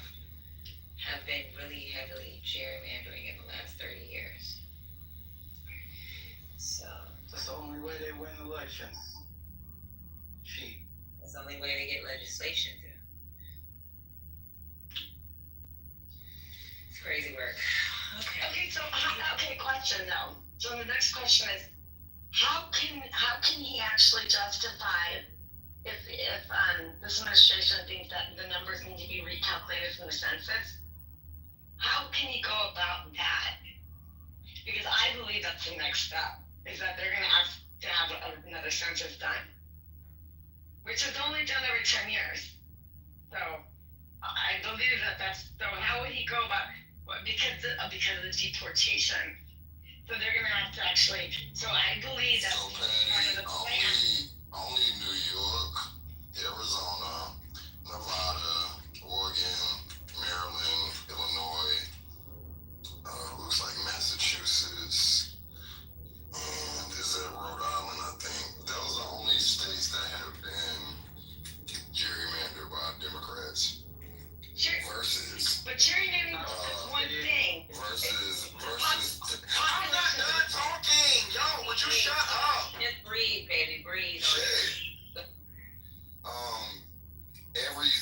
So there's Mississippi, Alabama, Georgia, South Carolina, North Carolina, Kentucky, West Virginia, Indiana, Ohio, Missouri, did I say Texas, Oklahoma, and Florida, and it's more Vermont. All of these cities have been heavily gerrymandered by Republicans, and then there's some that did it under independent control. California, Arizona, and like Washington, they did it under independent. Virginia too, they did it under independent control, and then the rest is like bipartisan. Louisiana is the only state in the South that did it under bipartisan control. But yeah, we got a whole bunch of states that we could do. The Democrats. Virginia is a good one. Virginia only gives us maybe 1 or 2 seats. New York is 1 or 2 seats. I think Jersey would be an additional seat.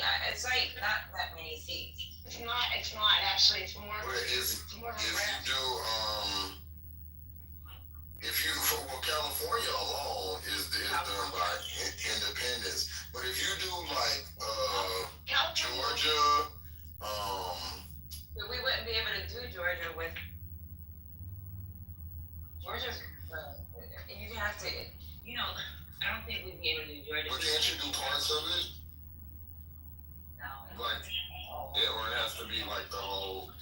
Every state has different regulations. Like, for example, in New York, they won't be able to do it till after 2026. So if they want to move forward with that, they might be able to gain something before 2028. But these fucking blue states have these goody two-shoe shit in their fucking constitution. And I guess it's just to block anybody that comes along that's a Trumper or some type of fucking crazy motherfucker that just wants to like make up rules along the way. Like, I get it, it's great, but it's like really hard for them to fucking redo their maps. Because they're democracy, and they created legislation. Exactly. It's kind of like they fucked themselves. I feel the pain. I mean, I understand that. It's what nice people do, The thing is, that's what people do when they want people represented, is they actually set up legislation. So New York won't even be able to get another seat until after 2026. Right. If we get a Democratic governor for this next time, which I do think is a very likely possibility for Georgia. You don't think Georgia is? I definitely do. Georgia? Yeah. No. I do. It's too much rule. Dude, I was driving down, what's that highway that takes you towards Savannah? Was going to Tatiana from Atlanta. Well, anyway, I was driving on that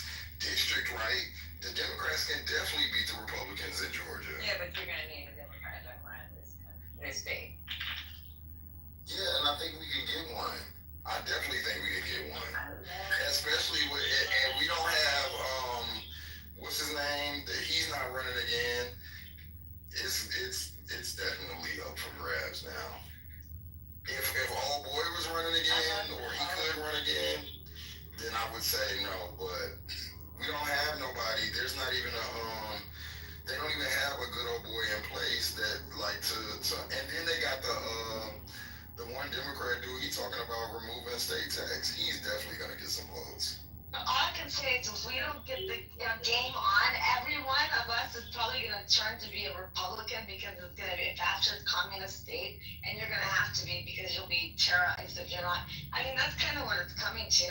I mean, I'm being frank, like, and honest.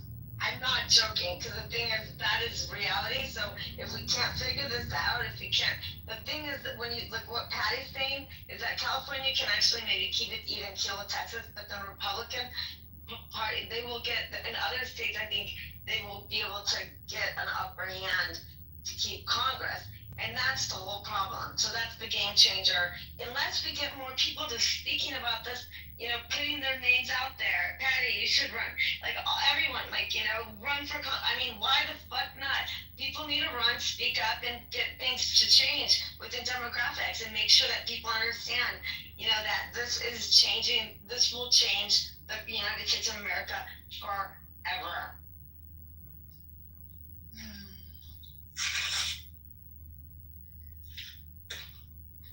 They got Burt Jones and Chris Carr. On the Democratic side, they got Michael Thurman, Derek Jackson, Olu Brown, Keisha Lance Bottoms, Jason Estevez. I think two of them have a great chance. Them white boys don't like Burt Jones. And what's the most recognizable name that a lot of people have beef with when it comes to the Democratic Party that's on that call that Alice said? Let's make it make sense. Who, in Georgia? Yeah, Georgia. What'd you say? Who's the most because you know people when they vote, and I'm just learning this shit fucking listening to a lot of people in these damn clubhouse rooms. When they vote on some bullshit. They not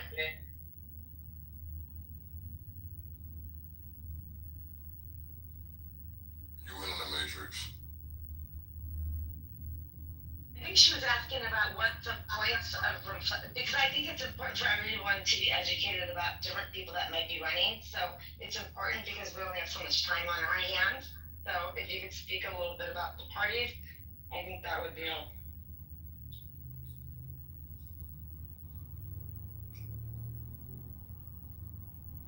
Eddie, are you there? No.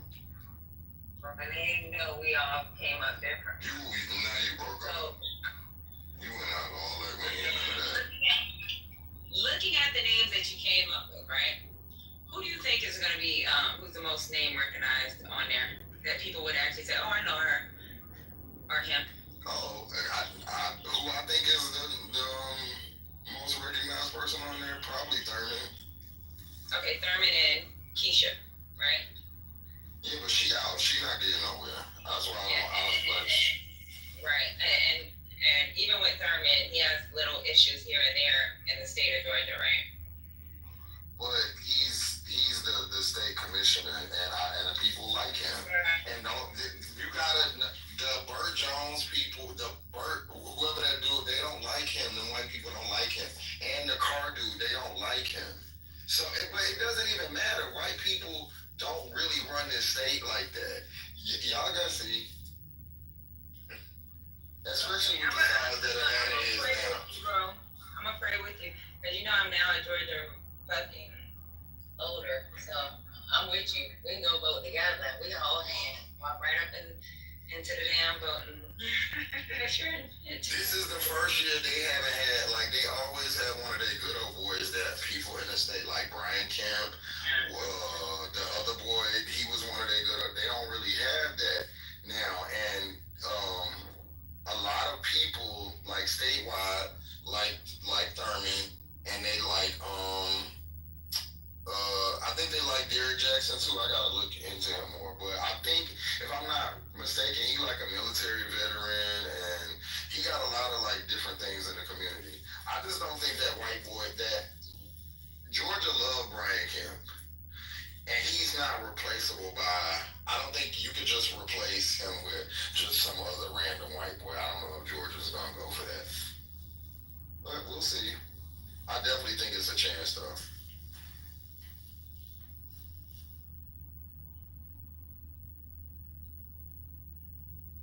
Y'all ready to get on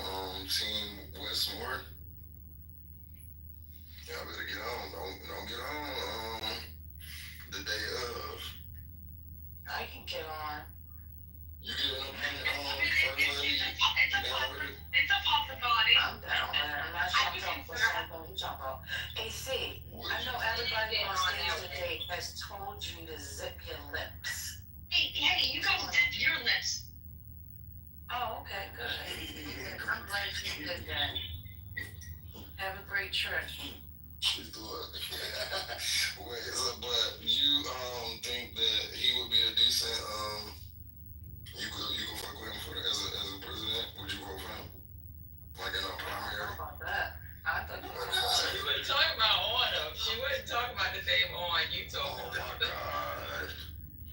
Well then he better be good enough to be your president. Oh. Who you want to be the president first? No, I ain't gonna. I don't want to be the goddamn president, because all these I'm definitely not voting for you. What you mean? We'll be at a deficit like hell. Deficit? What's wrong with you, son? Getting your feet I do not operate in You're supposed to deficit. be in a meeting with Putin and you getting your feet done. No, that's petty. Don't do that. Don't do that.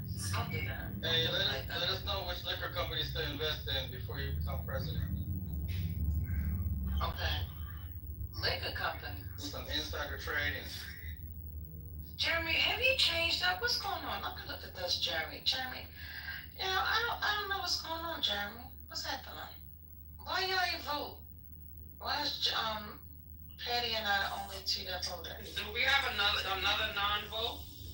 Oh, I thought you said real life. I didn't know we had a vote on top. I'm sorry. Yeah, Jeremy, what's going on? I think you said something else. I didn't even know there was a vote on the top. Yeah, first lady, I think you would be a terrible first lady. I think you're nasty, son. That's what I think. Now listen here, y'all. I think you're nasty, son. I didn't want to really meet with Putin, so I went and got a crab cake. And now I'm sitting here talking to y'all. What's going on, America?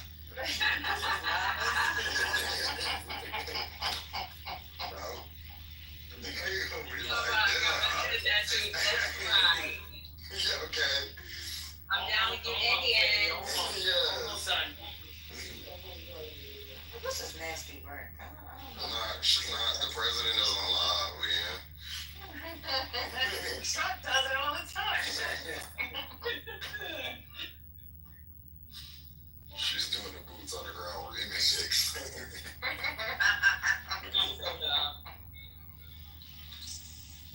Maybe they done put Fantasia on the boots on the ground remix. Could you imagine who she'd have playing at her inauguration? Oh my God. NAS. That's an LIA. That's a lot. Shut the Nothing. No. Oh, yeah. Y'all got my playlist all fucked up. Patty label. No. Patty LaBelle, she can come. Yeah, she can sing us a song, but I want Adele. Adele is number one. See, that's what I want. What's wrong with that? Because I just told you two black queens and you said a big fat white lady. He said fat. She not fat no more. She sang good music. Adele sound like she sang Lions to Sleep. I just do not understand black people's obsession with that lady. She can't even sing that good to me.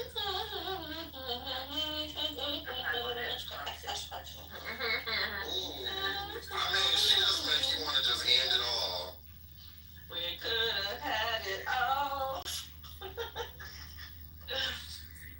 Rolling in the deep. I have Adele and Beyonce, singer. That's gonna be a singer. What? Well, Adele can go ahead and sign up to get watched right now. That's the only white lady y'all listen to. Y'all better stop. Hello? What, like, do y'all be trying to, like, Back in the day, do y'all be depressed when y'all listen to her? Like, what prompts you to listen to Adele? I was definitely going through it. Listen, I was definitely going through it. Just. Yeah, you got me. Yeah, I was. Yeah, it got me through. That wasn't the only album that got me through it. It was a few albums. Christmas nasty work. But no, I For depression, Keisha Cole is Keisha Cole album. the video for the first one. Right, Harry album. Shoulda let you go, shoulda let you go.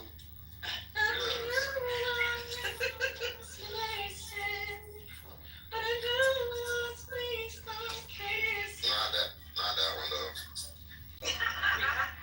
You don't like that one? I don't like ballads that much. Well, see, that's the reason why you don't like the same music that I like. See, first lady, you can no bass. I need bass. I can hear the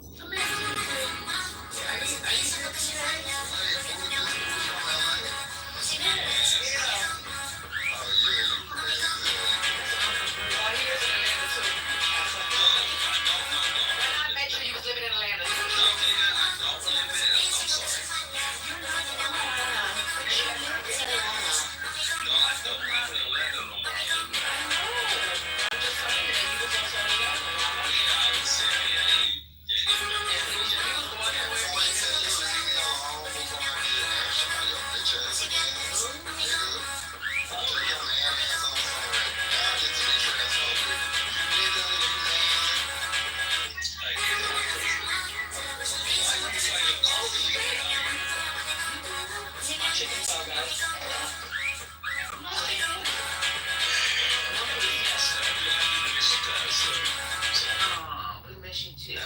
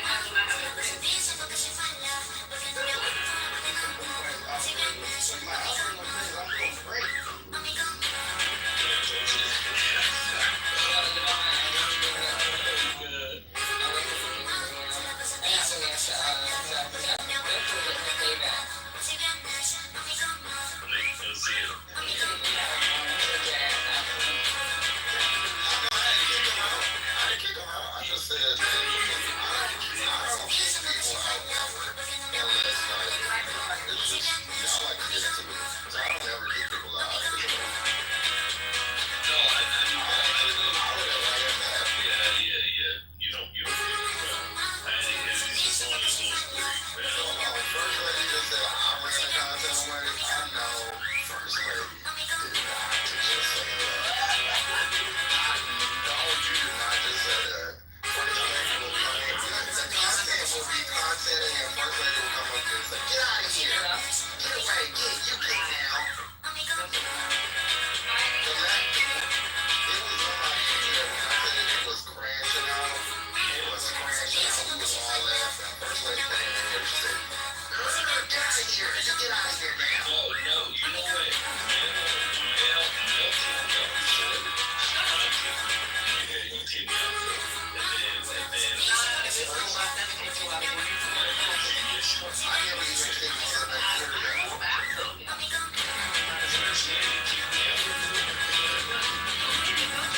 You say that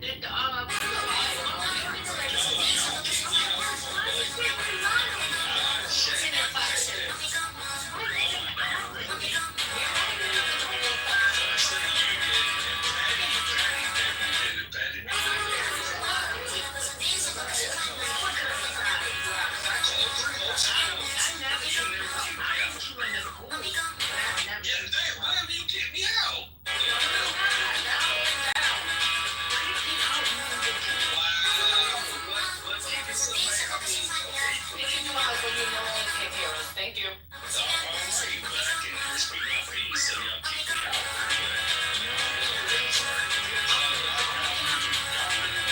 Do that loud. only way I put you in the group is if you keep That's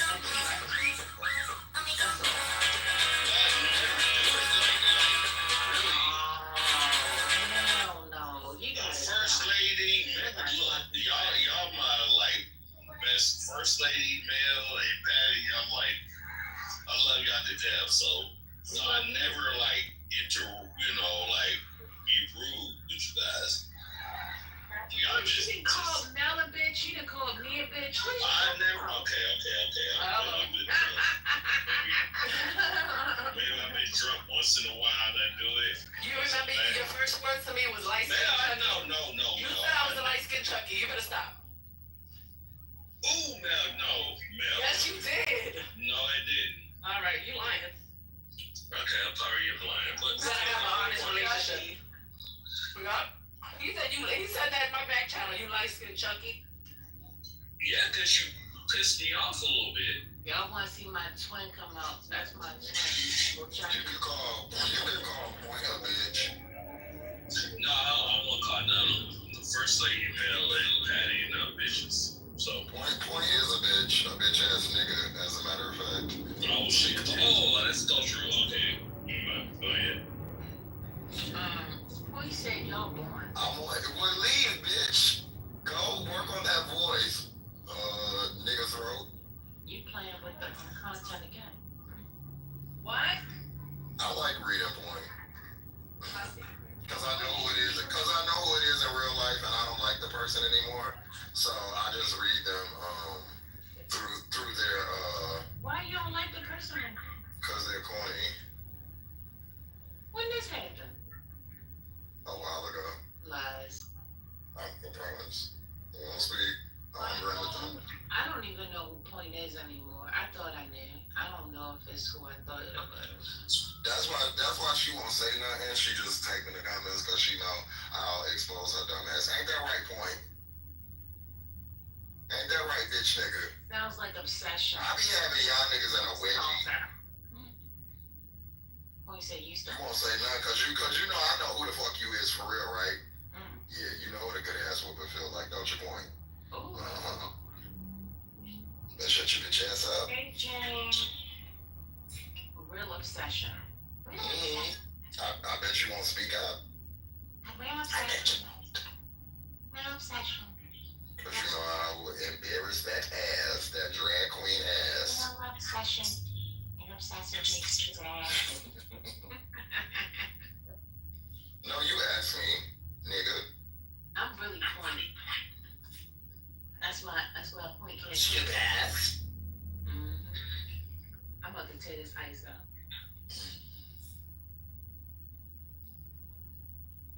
You should speak up since I'm so embarrassed. Speak up. I bet you won't.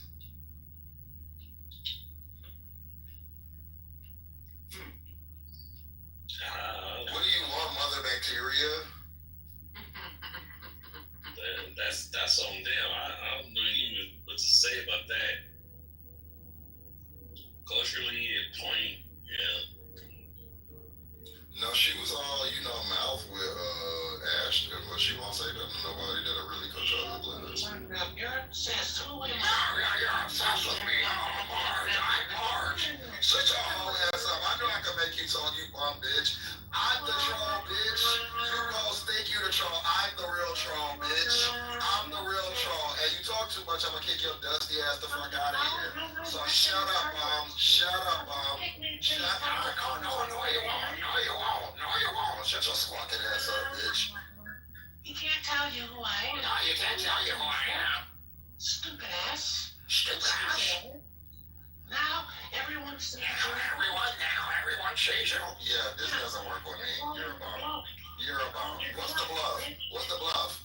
Tell them who I am. What's the bluff, Peter? What's the bluff, Peter Cottontail? What's the bluff, bitch? What's the bluff? What's the bluff? What's the bluff, Bumquita? You want me to tell them where you live? In Maryland? Huh? That's what you want? You want to start there? Let's start there. Okay, so Maryland. Tell them. I just told them, you clown, you ain't hear it? Maryland, that's where you live. Yeah, my asshole. That's it. That's all you got. There's a certain thing called geospatial technology and data. You girls should learn about it. Go look it up. Yeah, And watch who you play with. Yeah, I live next to Westmore, bitch. You gonna live next to a fish, you gonna shut the fuck up. Y'all got to be more careful. Y'all got to. You got nothing. Why is mother trying to come up? I don't know. I didn't press go. Too true. Mother knows culturally it's trolling. Mother knows I'm trolling. Yeah, I am trolling. Absolutely. How are you today? Absolutely, I'm trolling, yeah. Now you out your body. Now you want to talk over people. Hey, Musty. Hey, Mother Bacteria. Hey, ladies. How are you guys today? Sunday. What you think of an interview? You think people like your head? I went to church and then I had a wonderful day. How did you guys? How's your guys' day? Girl, What do you think about the interview that Oh my God, loves this room. Okay, go ahead. watch the interview with the press with JD Vance? Did you watch the interview with JD Vance? I haven't seen it yet. Was that today? Maybe I'll go look. Yeah, it was today. Alright, let me go look it up. I'll be right back. Y'all, come on. Let me go look it up. I'll be right back. What the fuck you come up here for? Hey, bro. These people are fucking weird, son. Hey, ladies, I went to church today and I did like, bro. They did this, and, yeah. I'll be right back. I have to look it up.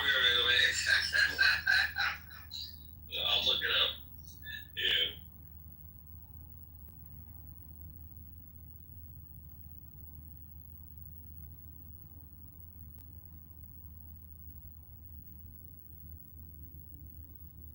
Point, if you weren't bothered, you wouldn't have to keep talking about it.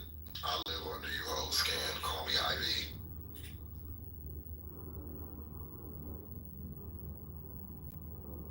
And what I'll do is I'll just reveal another piece to your raggedy ass persona every day until it's all revealed. And everybody you tried on the app comes and beat your ass up out the frame because you know you're not like that.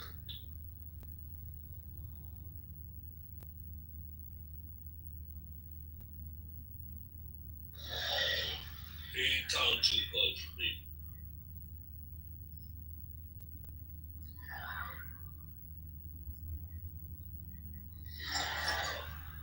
When did you start beefing with Point like this? What happened? I'm not beefing. I just don't like the original person that she actually is. So when I decide to troll, when I feel like it, I do. Is You that gonna have true? to tell me about this, cause I didn't know you was beefing. Like No, this. First Lady, that's your ass. You know what? You be trolling too sometimes. Never. You, ma'am, and Patty, I love y'all to death, but y'all be trolling sometimes, so don't, you know. Like, he probably, you know, he's just, you know. Him and Point probably got something serious going on. I mean, not serious, but like, you know, some shit going on.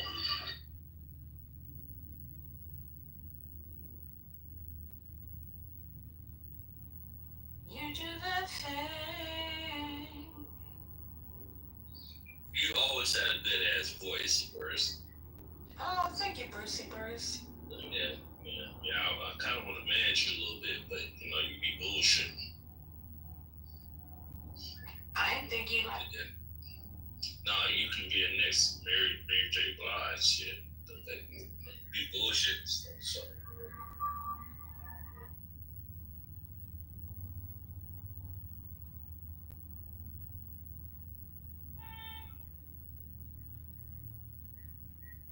Yeah, you bust in the air, huh? I guess It's quiet as hell now. I think we all see who the real clown is now. We all see who the real troll was. Because the pen is way mightier than the sword. And you learn this early in college. The pen is so fucking powerful. It's brought down regimes in history. It's done many powerful things. And so on a free app, that was easy for me to do right from the chat. I've never seen or heard anyone say the word point that many fucking times. Unless, in real life, they were obsessed. Right? I mean, I do know some of you studied psychology. So pay attention. They kept repeating the word point, point. Now, in human behavior, before you say something, you usually thought it, meaning it was in your head first. Then it came out of your mouth. So imagine what that person is going through. That is called classic obsession. Now, why are they obsessed? That's the next question you should ask. And then they said, oh, I know who the person is. And if they open their mouth, they'll tell you guys. I opened my mouth, he told you nothing. And I'm the troll? Oh, there's some sick people on this fucking app. And so it's easy to troll them and make fun of them. It's like clockwork. It's like shooting ducks in a motherfucking barrel for me. Some of us are not new to this internet. Not new at all. So it becomes easy for some of us to expose who really is the troll to the audience. And I hope I was able to do that effectively. And so now you can all hit my Cash App, as I gave you that free of charge, but now you should pay for it. Because I too can unlock the secrets to the internet for you too. So you can find out who's cat and who's full of shit, talking goddamn garbage, and then won't get off the fucking mic and let anyone else talk because they want to center their fucking self and they're never focused really on any issue.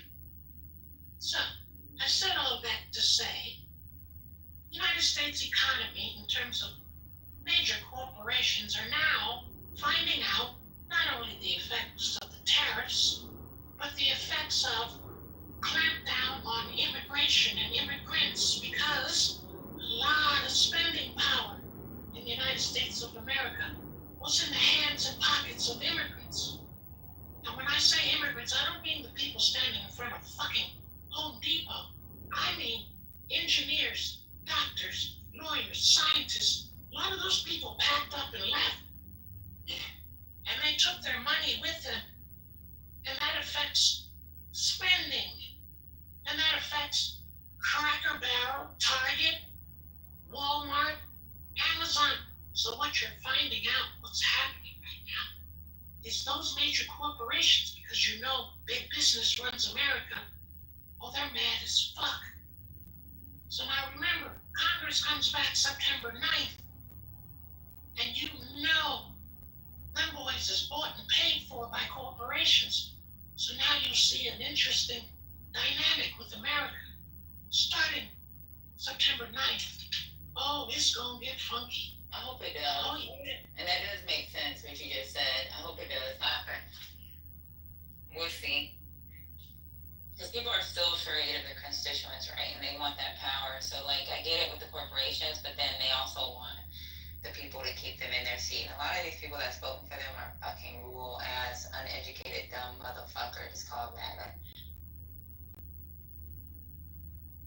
Ain't that right, discriminatory. It's gonna be interesting.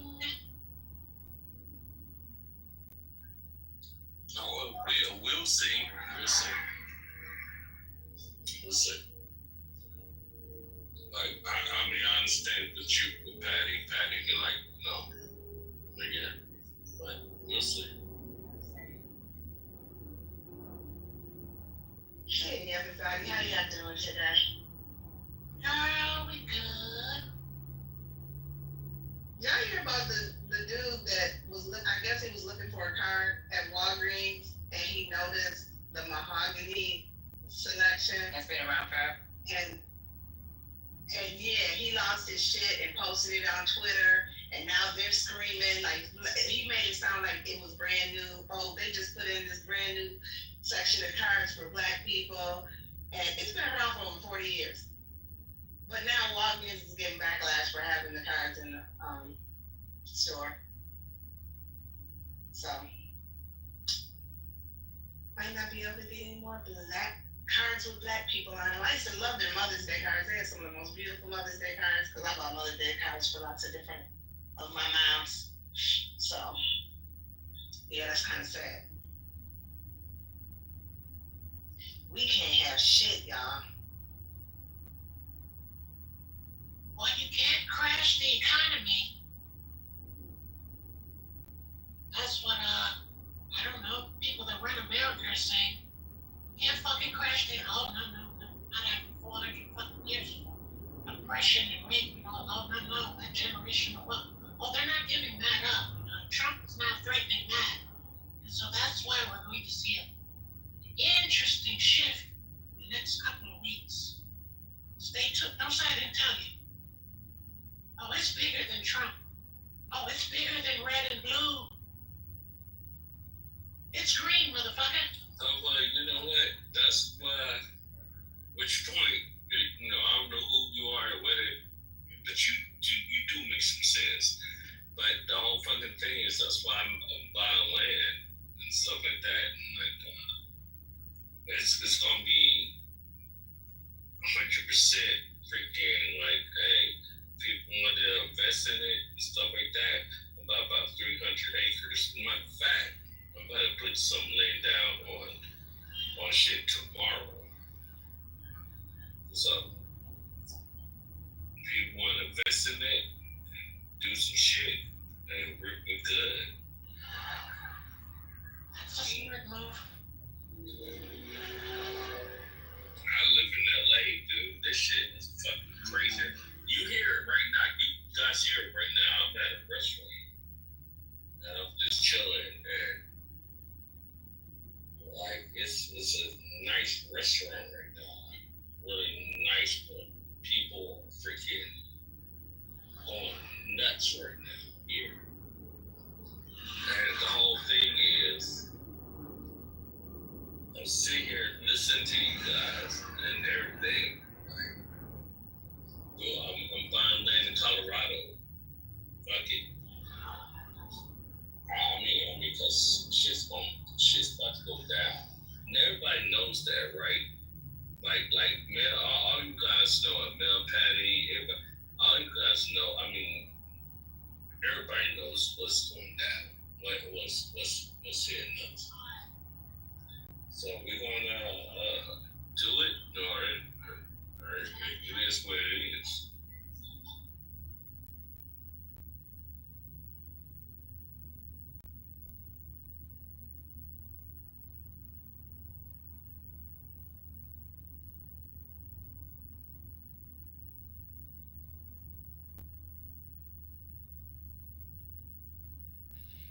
Hey Bruce, Yes. what do you mean? Everybody knows what's going down. What are you referring to? I mean, just life, man. Like things is just, really, really hard right now. So I mean, I'm planning on doing stuff like having a wildlife restoration and stuff like that. Just, I have investors already.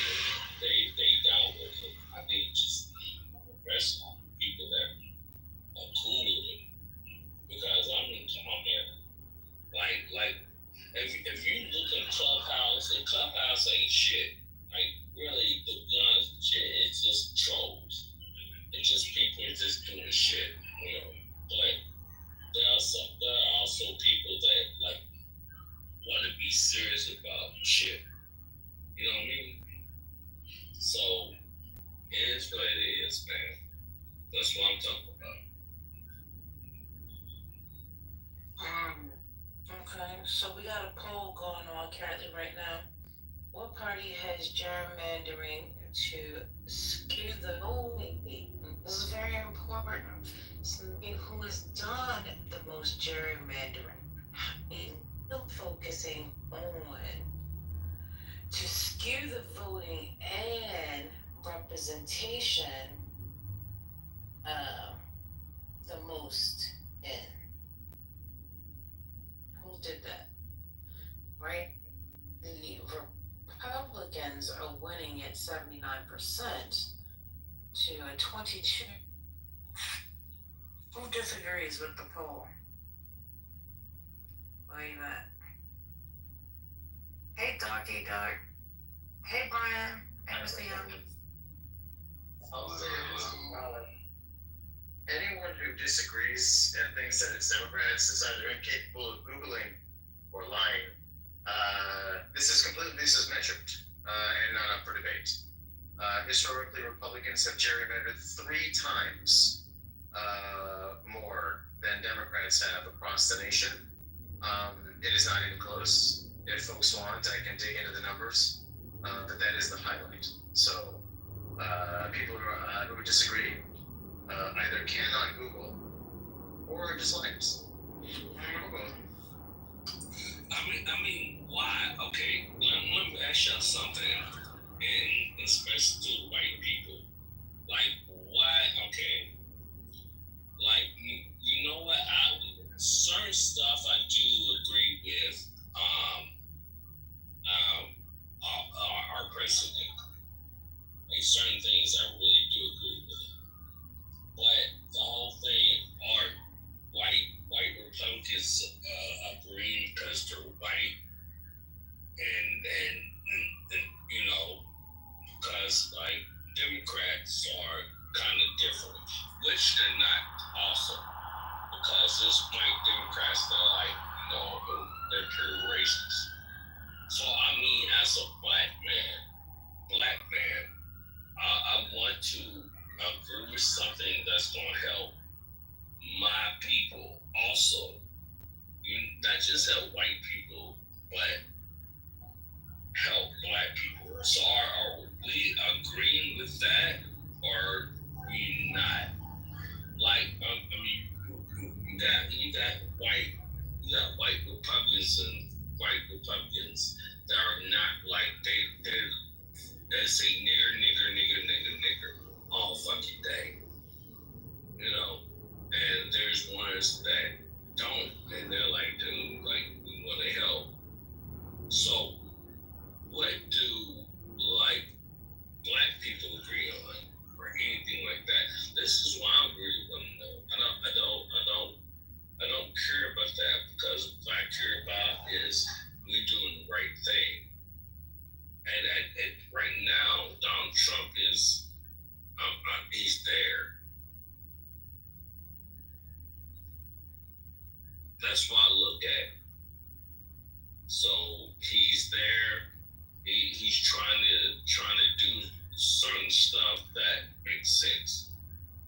You understand? Yeah, I understand. But listen to this. This is why I say it's bigger than red or blue. Pay attention. Well, focus on what I told you earlier, right? Now check this out. The Florida National Guard, I repeat, and I didn't hear you guys, and I had the phone on the coffee table for over hours. I didn't hear anyone mention this. So pay attention. The Florida National Guard, and you can type this in your Google browser, had been dispatched to pick fruit. Did you hear what I said? To pick oranges. Now, that's big business, right? Corporations, you get my point? Go Google it. No, I get your point. Okay.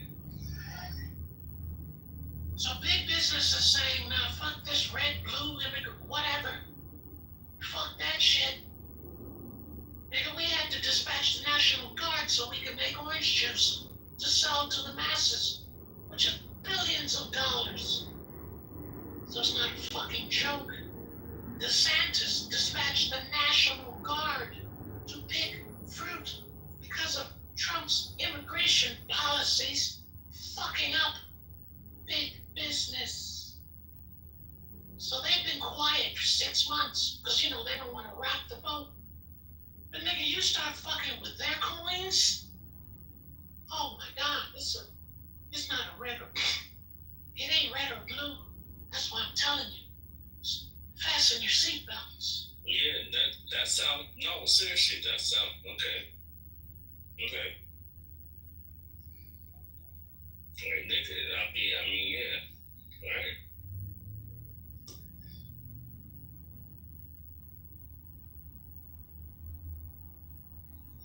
So what should we do though? That's the whole point.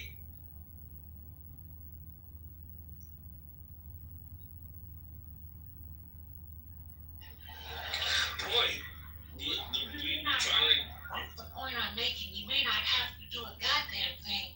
It may get done for you, and quickly. The next quarter comes in October. That's fourth quarter. We're ending out the third quarter. Companies got to do their books. They got these big deficits. You gotta read between the lines. You gotta understand what's going on. I'll give you another example. John Deere, major U.S. corporation. Just go Google the latest information. About to crash because of the tariffs. Now, John Deere's an American company. Yeah, but they're American. The assembly. What about the products that they get to assemble? Motherfucker, that shit's foreign made. Yeah, they Are you fucking kidding me? They love but point. They promised to come back and build more factories here. So you think he's gonna let them crash and burn?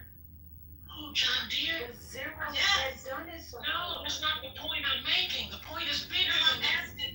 I'm asking, if they crash and burn, how are they gonna come back to the United States? Crash and burn. That's what I'm saying. It's bigger than that. Okay, well then I completely misunderstood what you were saying, so I it's not because she ain't saying nothing. She just talking. There's no end to it. She just talking. Like, y'all gotta stop listening to a nigga that sound like Marge Simpson. You don't even know what a tariff is. Shut up. Okay. You don't even know what components go into importation. You don't even know what components go into importation. Oh, you don't know anything. All you know is point. That's all you know. That's all you know. Like, you're not tired yet? This stick is old. It's corny. It's lame. Well, let's go. It's corny. Definitely is. Just 1 second. Coach Lee, I sent you a message like 3 months ago asking you what to feed my monsters, and you never answered me. I don't got no message. Hold on, let me look. Yeah, let's focus on him. That's what he wanted. But he has nothing to add. Coach Lee don't know nothing about dogs like that. Yeah, there's nothing to add. Yes, I know about the dogs. One girl, like, you gotta find peace of mind, because this ain't it. Doing this has to be exhausting, my nigga. Point Yeah. on your mind. Point. Notorious, why you leave me? You was up here one time. Why you left?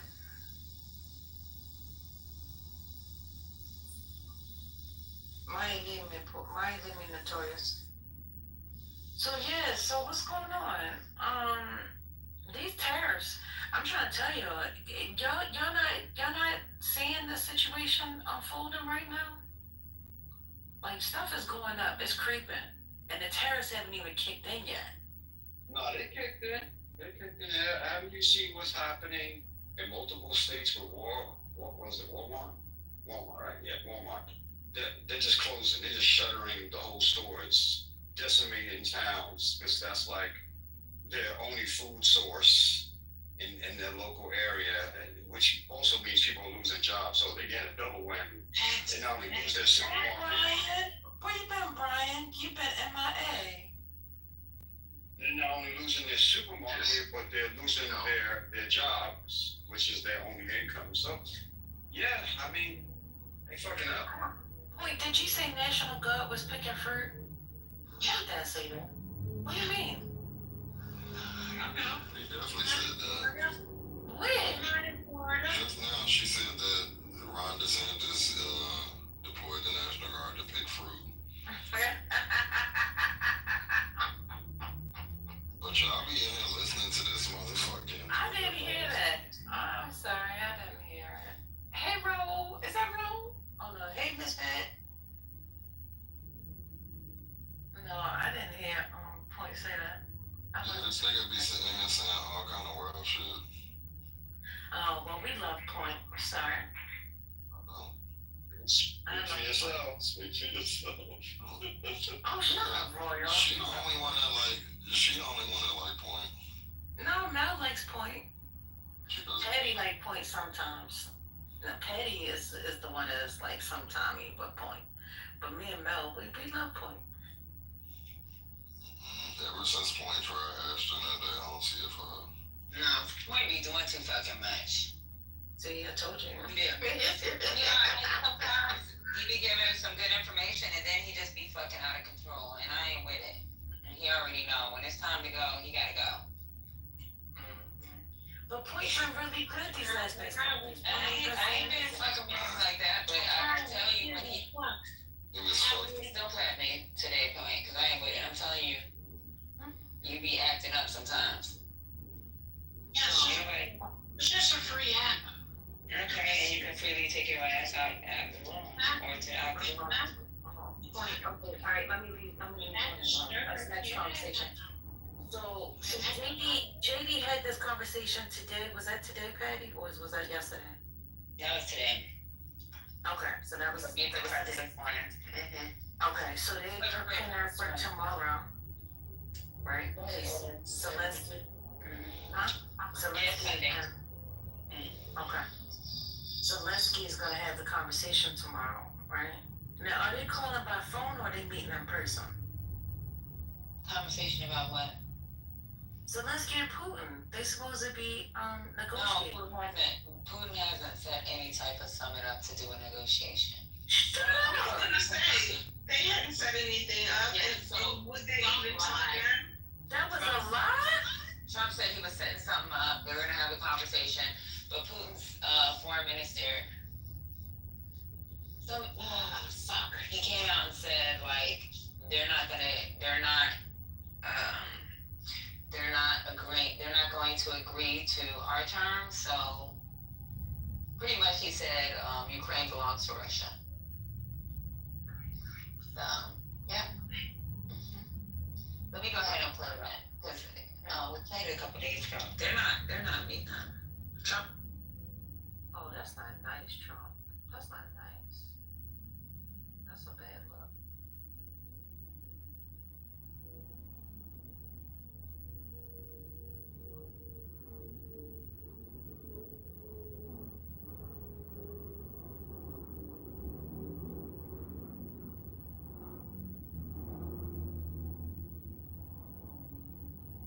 Hey, Sid. Patty, you know you're on me, right? Yeah, I'm looking up the. Oh, okay. Hey, Liam, how are you? Liam Baker. How are you? That's me. Magnificent photo. That's beautiful. Thank you very much. Would you like a swap of tea? Liam? Yeah, I'll have some tea, mate. What kind of tea? Earl Grey right now. That's all we have. Earl Grey. What are you, a faggot? Do you want some salted dick? Let's not do that today. Yeah, would you like some salted dick? What you just said. Oh, the word faggot? Yeah, you got me though. Who is you? What I will say about This Earl Liam? Grey is that it is not tea and is an abomination. I wouldn't call anybody the F word over it, But Earl Grey is an abomination of tea. It's not tea. That an English breakfast. They are not tea. They're just make pretend coffee mostly. So, That wasn't everybody from Britain sounds gay, so him saying the fatty is kind of wild, because just by virtue of being from that part of the world, you sound fruity. I'm not sure if he's from Britain. It's all like he could be from down under. Some Australia. I'm gonna go ahead and play this real quick, y'all. Yes. Sounds like Australians are getting Lavrov. That is his name, Lavrov. So Lavrov went on ahead and made a statement a couple days ago. I'm gonna go ahead and play this. I hope this is the right one, because I ain't even listened to it, but I played it earlier. Responsible for the security. This ain't the right one. So this is a meeting with Why is the country and countries who prepared the anti-Russian coup in Ukraine, who pumped up modern weapons in Ukraine to attack the Russian territory, countries who supported the Nazist regime prohibiting human rights, which they had to respect under the United Nations Charter and many other conventions. Why should we be swallowing all this?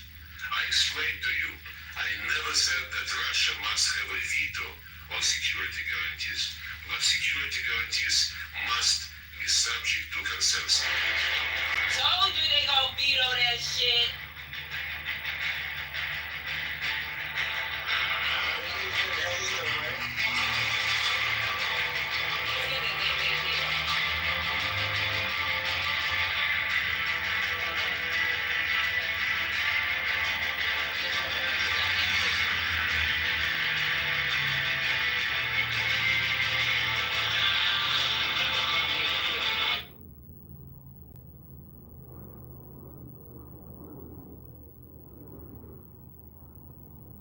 Alright, here we go. The call of President Trump after that meeting, and he clearly stated that we are ready to continue the negotiations, direct Russian-Ukrainian negotiations, which started in Istanbul and already had 3 rounds convened there.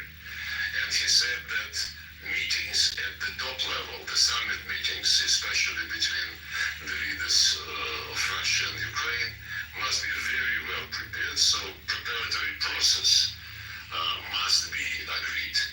And for this, we suggested to raise the level of delegations who were meeting and will be meeting in Istanbul to address specific issues which need to be brought to the attention of the President Putin and Zelensky.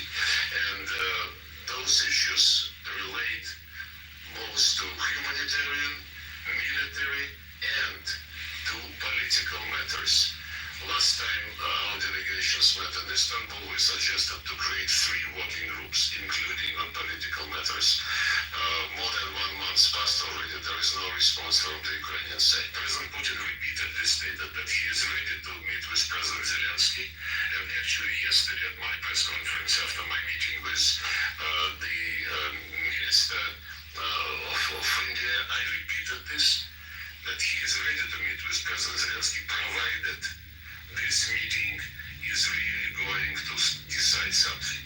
To meet for Zelensky, to have another opportunity to be on stage is not what we believe is useful. We are not against him playing games and playing various shows, but it is not going to resolve the issue, because he publicly stated that he is not going to discuss any territories, thus challenging President Trump, and other American colleagues who stated that territorial issue must be on the table. He clearly stated that nobody can prohibit him from joining NATO, which is again categorically challenges what President Trump was saying. There is no meeting planned, and I am not challenging this, but you can... He said it, there is no meeting planned. Even though Trump said there is a planned meeting, he had already talked to Putin. Cannot, I think, understand what I am saying. Putin is ready to meet with Zelensky when the agenda would be ready for a summit. And this agenda is not ready at all. President Trump suggested after Anchorage several points which we share, and on some of them we agreed to show some flexibility. When President Trump brought those issues to the meeting in Washington, with Zelensky present together with his European sponsors, he clearly indicated, it was very clear to everybody that there are several principles which Washington believes must be accepted, including no NATO membership, including the discussion of territorial issues. Now y'all hear that shit. No NATO membership, territorial issues. It's the Eastern Bloc. They may be able to keep Kyiv, but it's the Eastern Bloc. Those fucking energy pipelines that go into Europe, the fucking Crimea, which is the freaking sea, or the fucking their ports. This is fucking ridiculous. I don't even know why fucking Ukraine had a fucking Russian naval base there in the fucking first place. I understand they're leasing land, but I don't get it. Like, Russia is fucking dangerous. But let me go ahead and keep playing. And Zelensky said no to everything. We cannot meet just for him to have a picture and to say that now I am legitimate. Legitimacy. Go ahead, what do you want to say? Somebody said something?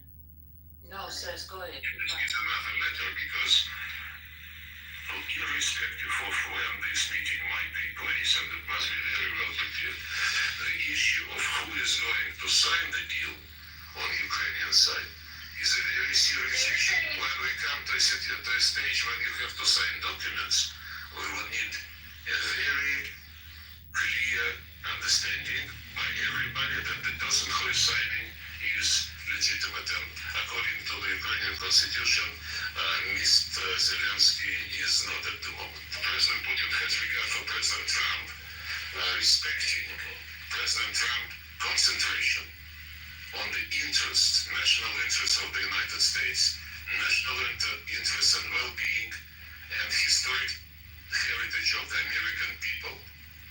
And I don't have any doubt that President Trump respects the same attitude of President Putin to protecting national interests of Russia, to protecting basic interests of the Russian citizens, including the right to be a nation which has very rich history, very rich traditions, and which has the duty, if you wish, to support those who share the values of the Russian language, Russian world. Mr. Foreign Minister, I want to just ask you, when you landed in Alaska, you were wearing a USSR sweatshirt. Were you sending a signal that Russia wants to reestablish the former Soviet Union? No. We were born in the Soviet Union. President Putin repeatedly stated that those who are not sorry what happened to the Soviet Union, they don't have a heart. But those who want to restore the Soviet Union, they don't have any brains. This is absolutely correct statement. We respect President Trump because President Trump defends American national interests. And I have reason to believe that President Trump respects President Putin because he defends Russian national interests. And whatever they discuss between themselves is not a secret. We want peace in Ukraine. President Trump wants peace in Ukraine. The reaction to Anchorage meeting, the gathering in Washington of these European representatives, and what they were doing after Washington indicates that they don't want peace. They say we cannot allow defeat of Ukraine. We cannot allow Russia to win. They speak in these terms. will defeat and so on and so forth. So I'm gonna put on pause there because we're now at 8. So I need y'all to understand like what it looks like if Russia was to take the Eastern Bloc. We already know that they tried to annex Crimea, which they have annexed it, but at the same time Ukraine still like holds place. If they take the Eastern Bloc, so Crimea, if anybody looks at a map, there's a port. If they take the Eastern Bloc, there's this other port called Odessa, and that port of Odessa is where the grain goes out of the country, right? So this is the problem with that. And then that area, the Eastern Bloc, has the most rich, fertile soil. So the problem is with Odessa, you're going to lose that port. You've already lost Crimea, which is another port, or they have abundance of ports. It's the Black Sea. They have this major. So if y'all remember during the war, Ukrainians had bombed this bridge. That bridge is the difference of them getting into Kyiv within 2 days versus them trying to rebuild it. Like it's just really crazy and strategic. You gotta like understand what it looks like geographically on the map and how it affects the global economy, right? So if they do that, you guys think there's hunger in fucking Africa right now? There's really gonna be fucking hunger. Because if you look at Ukraine, 10% of the fucking wheat that's coming out of is coming out of Ukraine. And this is globally. And what will end up happening if Russia takes over, Russia's gonna have 20% of all the global wheat. I'm talking about the whole world. And when I'm talking about wheat, I'm talking about the corn. I'm talking about barley. I'm talking about sunflower oil. All that shit is coming out of that small ass country of Ukraine. And not only is it going to affect the United States when it comes to our economy, it's going to affect the Middle East, it's going to affect Africa, it's going to affect the whole fucking continent of Asia. So people really, like, when Americans be complaining about fucking funding, y'all got to understand, like, this little bit of change. And if you look at foreign investments or foreign money that's going towards humanitarian efforts, even fucking Marshall chimed in, it's less than 1% of our fucking budget. 1% of your taxpayer dollars. Because if Russia takes control of that shit, you motherfuckers, the ports are gonna be blocked. Global food supply is gonna be blocked when it comes to that wheat, corn, the fucking grains, the goddamn sunflower oil. That shit's gonna block. Food prices are gonna rise. Like, there's gonna be fucking. You talk about people hungry in fucking Palestine.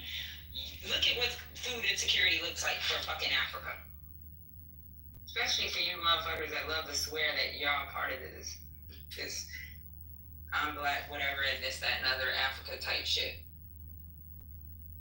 Yeah, and just as we were saying earlier, when the other individual were here, I kind of wish you said all of that before, Patty, because he was driving me up the wall.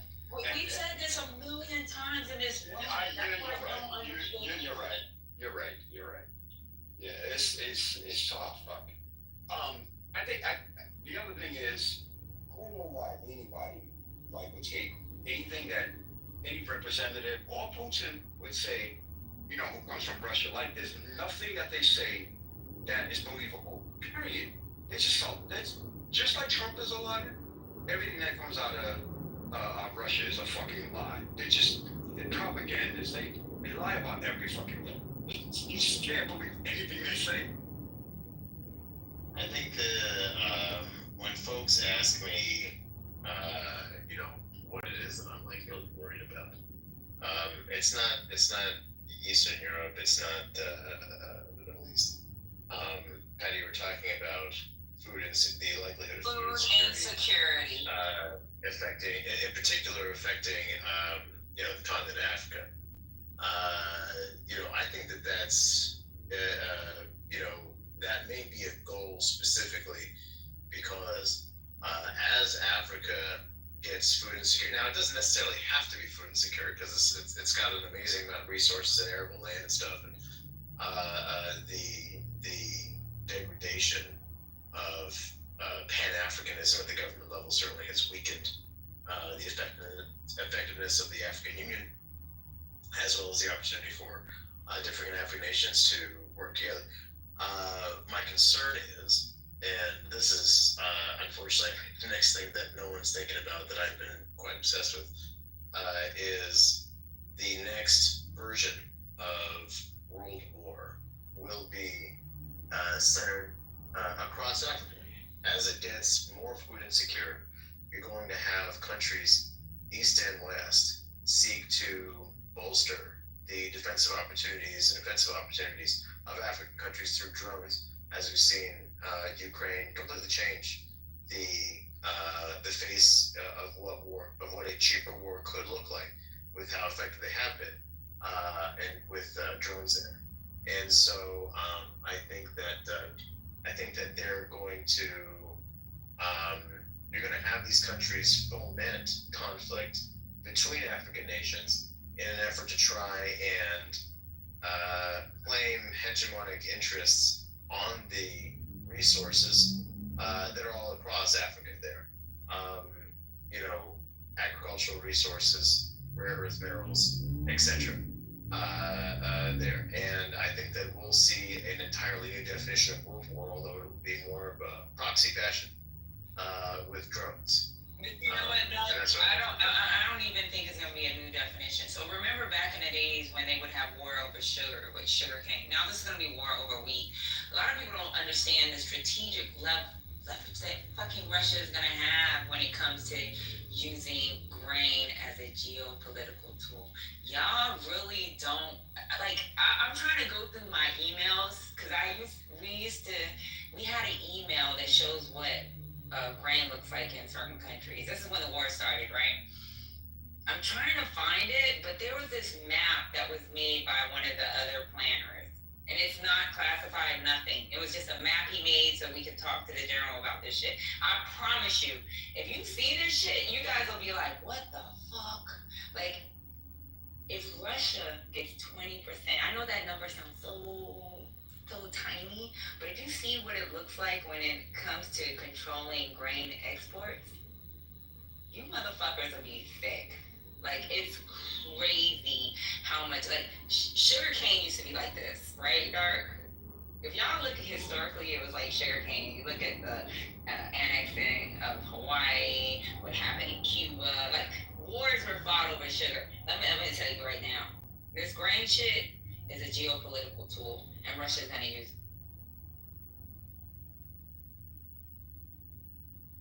But something isolationist. Right. I think it's in my share drive, so I'm not gonna be able to access it from my house. But I promise y'all, if y'all could see this goddamn, I kept it and I fucking red flagged it because I was like, damn, this is crazy. So I like little, and it wasn't classified at all, so it's something I can share. It's something that we can share. It's something one of the officers did, like, just to show us what it looks like. And I was like, damn, this fucked up.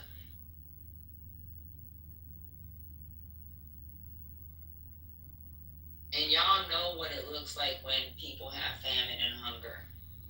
Maybe you don't know what it looks like, or maybe you don't understand. But what's happening in Palestine right now, where they're talking about hunger, this affects children's mental health, their growth. This is what the future looks like when it comes to, like, and then you're looking at African countries where they have, like, what is it? What was the percentage? If somebody could Google it, I think it's like 5 children to every woman or some shit like that. Like, this is going to be our population in the next 30, 40 years, right?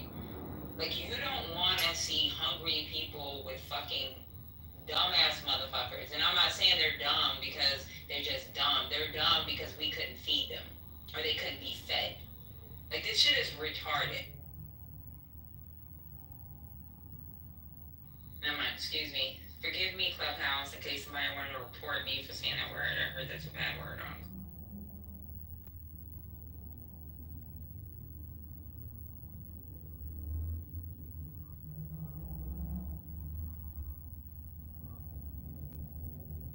What is the percentage of people in this country who uses, the various drugs that the president is trying to stop? Like Mexico or whatever, right? So the reason I'm asking that question is just to bring home your point. Your point is, with the amount of people, which is probably, it's significant, but not like a number that is like alarming, right? That might use fentanyl or whatever in this country, right? You have drug cartels, right? In like Mexico or South America, Central America, right? And it's causing people to migrate here because of it. That's the drug stuff. Now imagine if Russia gets control of grains and if they get control of Ukraine. Imagine what that's going to look like, and the amount of influx of people who are going to want to, go to other countries to escape whatever Russia is doing, right? Which would include the United States, meaning that you'll have more people coming here seeking asylum. What is that going to look like? These numbers that we call small percentages are not really that small because the impact is insane. It always has. So I did do a Google search because I can't find that. So right now, the most vulnerable countries when it comes to the wheat shortage, right now Somalia. Benin has gained an agreement with Russia, so they're getting 100% of their wheat from Russia. Laos, which is now getting 94% of their wheat from Russia. Egypt, which is now getting 82% of their wheat from Russia. Sudan, which is now getting 75% of their wheat from Russia. DR Congo, who's now getting 69% of their wheat from Russia. Senegal, 66% of their wheat from Russia. Tanzania, 64%. This is like I'm just reading. I just read 8 countries. And these are vulnerable countries that have wheat shortages. Like these 8 countries, there's more countries. Like, I'm not gonna read this whole fucking list, but they're now getting, how much, because of this war, Laos is only getting 20% from Ukraine. Egypt is only getting 20%. Sudan is getting less than 10%. Congo, less than 20%. Senegal, less than 20%. Somalia, that's the only country that's still getting most of their grain from Ukraine. Yes, so when the war started, those of us that trade on the market, we were trading agricultural products because we suspected there would be famine because of the war. So we checked East Africa, and fuck these trades. Would you let him speak? Come on, let him speak, because he's starting to troll and then he's going to piss me off. So go on mute, Royal. Go ahead. That was one of the things we were watching in the beginning of the war to see if famine would occur due to the shutdown of shipments out of Ukraine. And so I spoke to some people in East Africa, and they were like, no, we're just getting it now from Russia, et cetera, et cetera, et cetera. So those were the stats you were reading. That's crazy, Juanita, right? People don't realize that if Russia, if we're looking at these percentages, those little bit of 8 countries that I gave you percentages outside of Somalia. Yeah, but that's why BlackRock is involved with Ukraine. So here's my take, because I've been studying what you've been studying since the war. I had to, because I trade on, like I told you, on the market. So things like lithium, LNG, all of those things, I can run a list of products. But right now, the bigger picture, if we zoom out, my belief is Zelensky will be the sacrificial lamb. He'll be taken out so that the territories that Russia has already sort of taken will stay in their hands, and a new leader for Ukraine will just compromise, be a puppet. And then the bigger picture is it will return global trade, because you need Russia back involved. All these sanctions and everything, that's killing the United Kingdom. Because you see, the United Kingdom used to be the #1 laundromat for Russian money. So it's crushing them too. They're just quiet about it.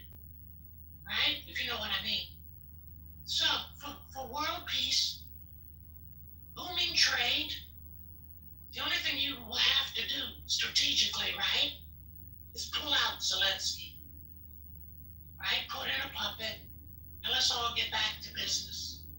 Because BlackRock wants to start building in Ukraine. I think you knew, or you should have known that years ago, a couple of years ago, BlackRock went to Ukraine with JP Morgan and I think one other bank executive. Oh yeah. So if one person isn't, you know what they say, one monkey ain't gonna stop no show. So I think they'll pull him out. And the EU won't say anything about it. Because they're crushed right now economically anyway. So they want to get back to trade and business. And that was the point I was making earlier. So that's why I said it's all bigger than red and blue. It's back to green. And you can only avoid green issues for so long, and then they become critical. So that's where we are. In the coming weeks, you'll see some changes. That's the point I was making. So I get what you're saying, point, but even with the UK losing, they expanded their exports. They went to Africa, they went to Asian countries. Like, I think they started buying some of their natural gas from Norway, right? Hello? Yes, correct. Right, and they bought their LNG from the U.S. and their metals from like some of these African countries because the African countries, and I can say this because I have Africans in my family. African countries will sell their shit in spite of their people being hungry. So they've done that. So and then they've also like started investing in their own domestic production. Like they've been like I think they've I know they've had plans for new nuclear plants. They've been working on, like, they're trying to push away from, like, Russian dependency when it comes to energy. So, like, they've been working on this. So you are right when it came to them losing with them, like, saying we got to put sanctions on them, because it did fuck up their long-term trade security. So you're right about that. But they have done other things to, like, work towards getting away from that. And honestly, fuck the UK with that Brexit. They fucked themselves, so. Yes.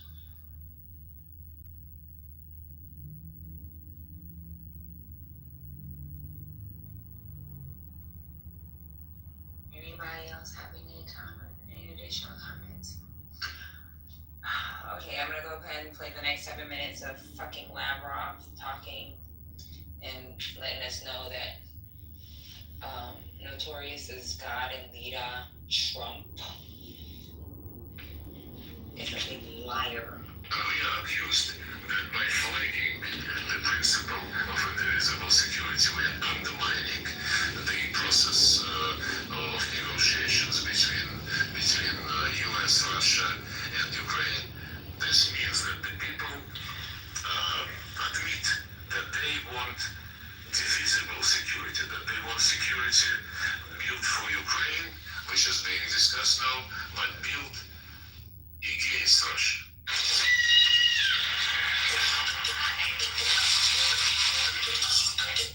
This week, Russia bombed an American-owned factory near the Hungarian border. I've spoken to people who frankly see that as a slap in the face to President Trump, to the entire peace process. They should have fucking attacked. If you're interested in understanding what is going on, should know by now that never ever Russia deliberately targeted any sites which are not linked to military abilities of Ukraine. This is an electronics factory, though, sir. This is an electronics factory. I've spoken to people on the ground there. It builds coffee machines, among other electronics. This is not a military site. Well, I understand that some people are really naive, and when they see a coffee machine at the window, they believe that this is the place where coffee machines are produced. Our intelligence has very good information. And we target only, as I said, either military enterprises, military sites, or industrial enterprises directly involved in producing military equipment for Ukrainian army. And on the contrary, I never recall any concern expressed by the media in the West regarding the activities of Ukraine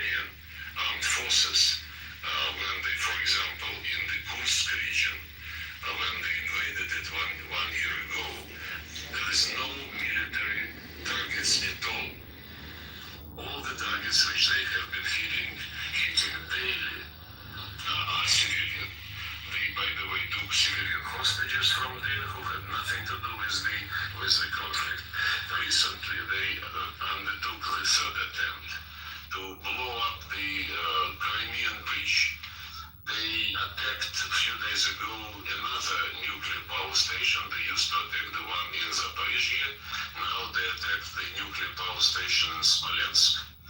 And they continue to do this. They continue to exercise terrorist attacks. There is no other way to call them. I do want to keep moving on and talk about security guarantees, an issue that you raised this week, and you have said right here today that Russia should have the power to reject any security guarantees for Ukraine. Europeans say it's none of your business. Let me just ask the question. Why? Let me just ask the question though.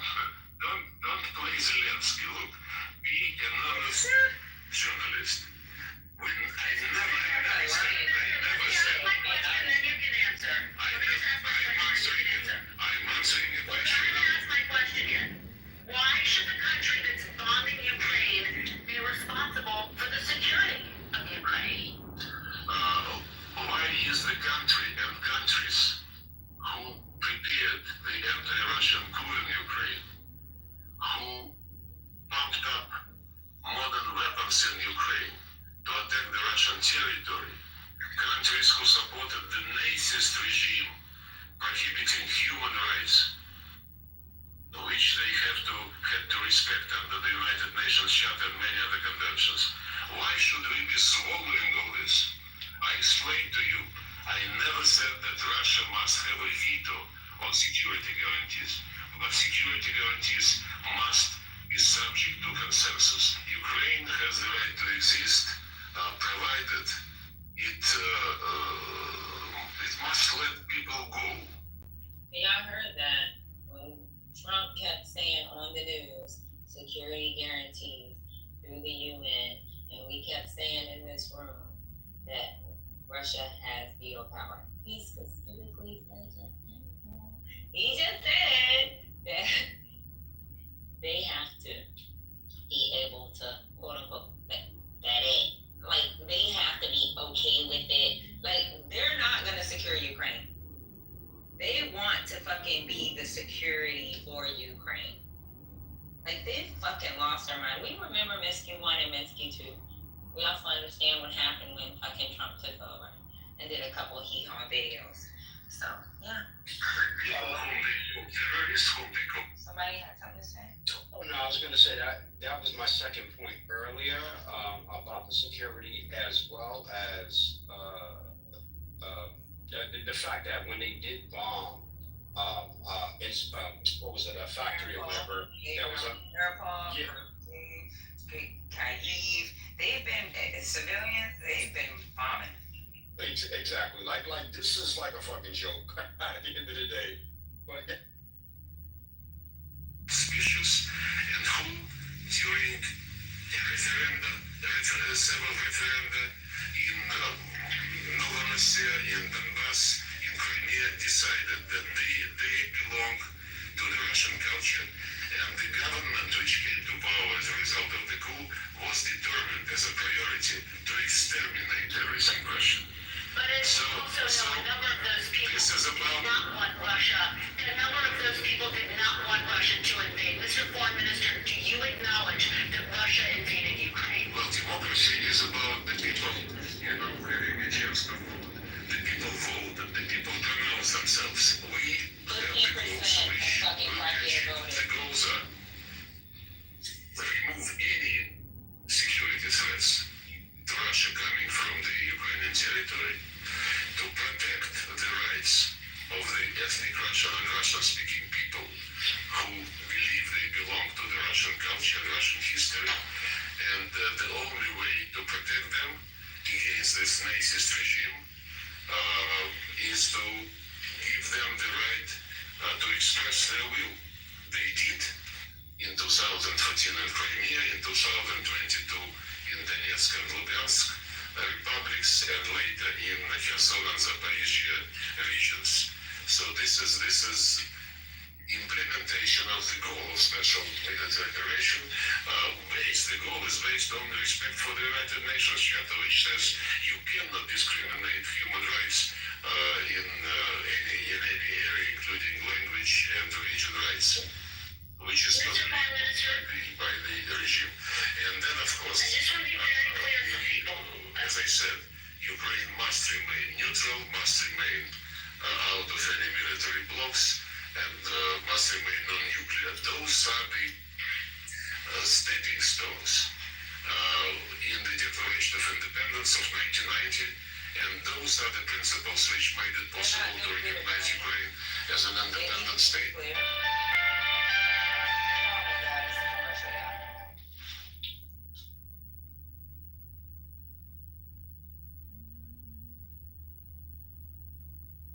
Well, last year was the bunk at the beginning of the war. Everything starts at once. It stopped. It was like, that's it. I guess it was longer, but they only had 16 minutes and 53 seconds on there. You got more? Not on that particular video. I have to look for it, but then I'd have to listen to it to see where it stopped at. So it was it's much more, but it was a bunch of lies he was spitting. Like, it's just too much. Like, he was not lies. He's supporting his own country. God, it is lies. Fuck it. He was lying.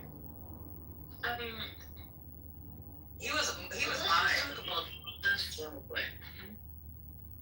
Go ahead. Go ahead. No, my phone kind of went out. I just want to know, where are the MAGA supporters?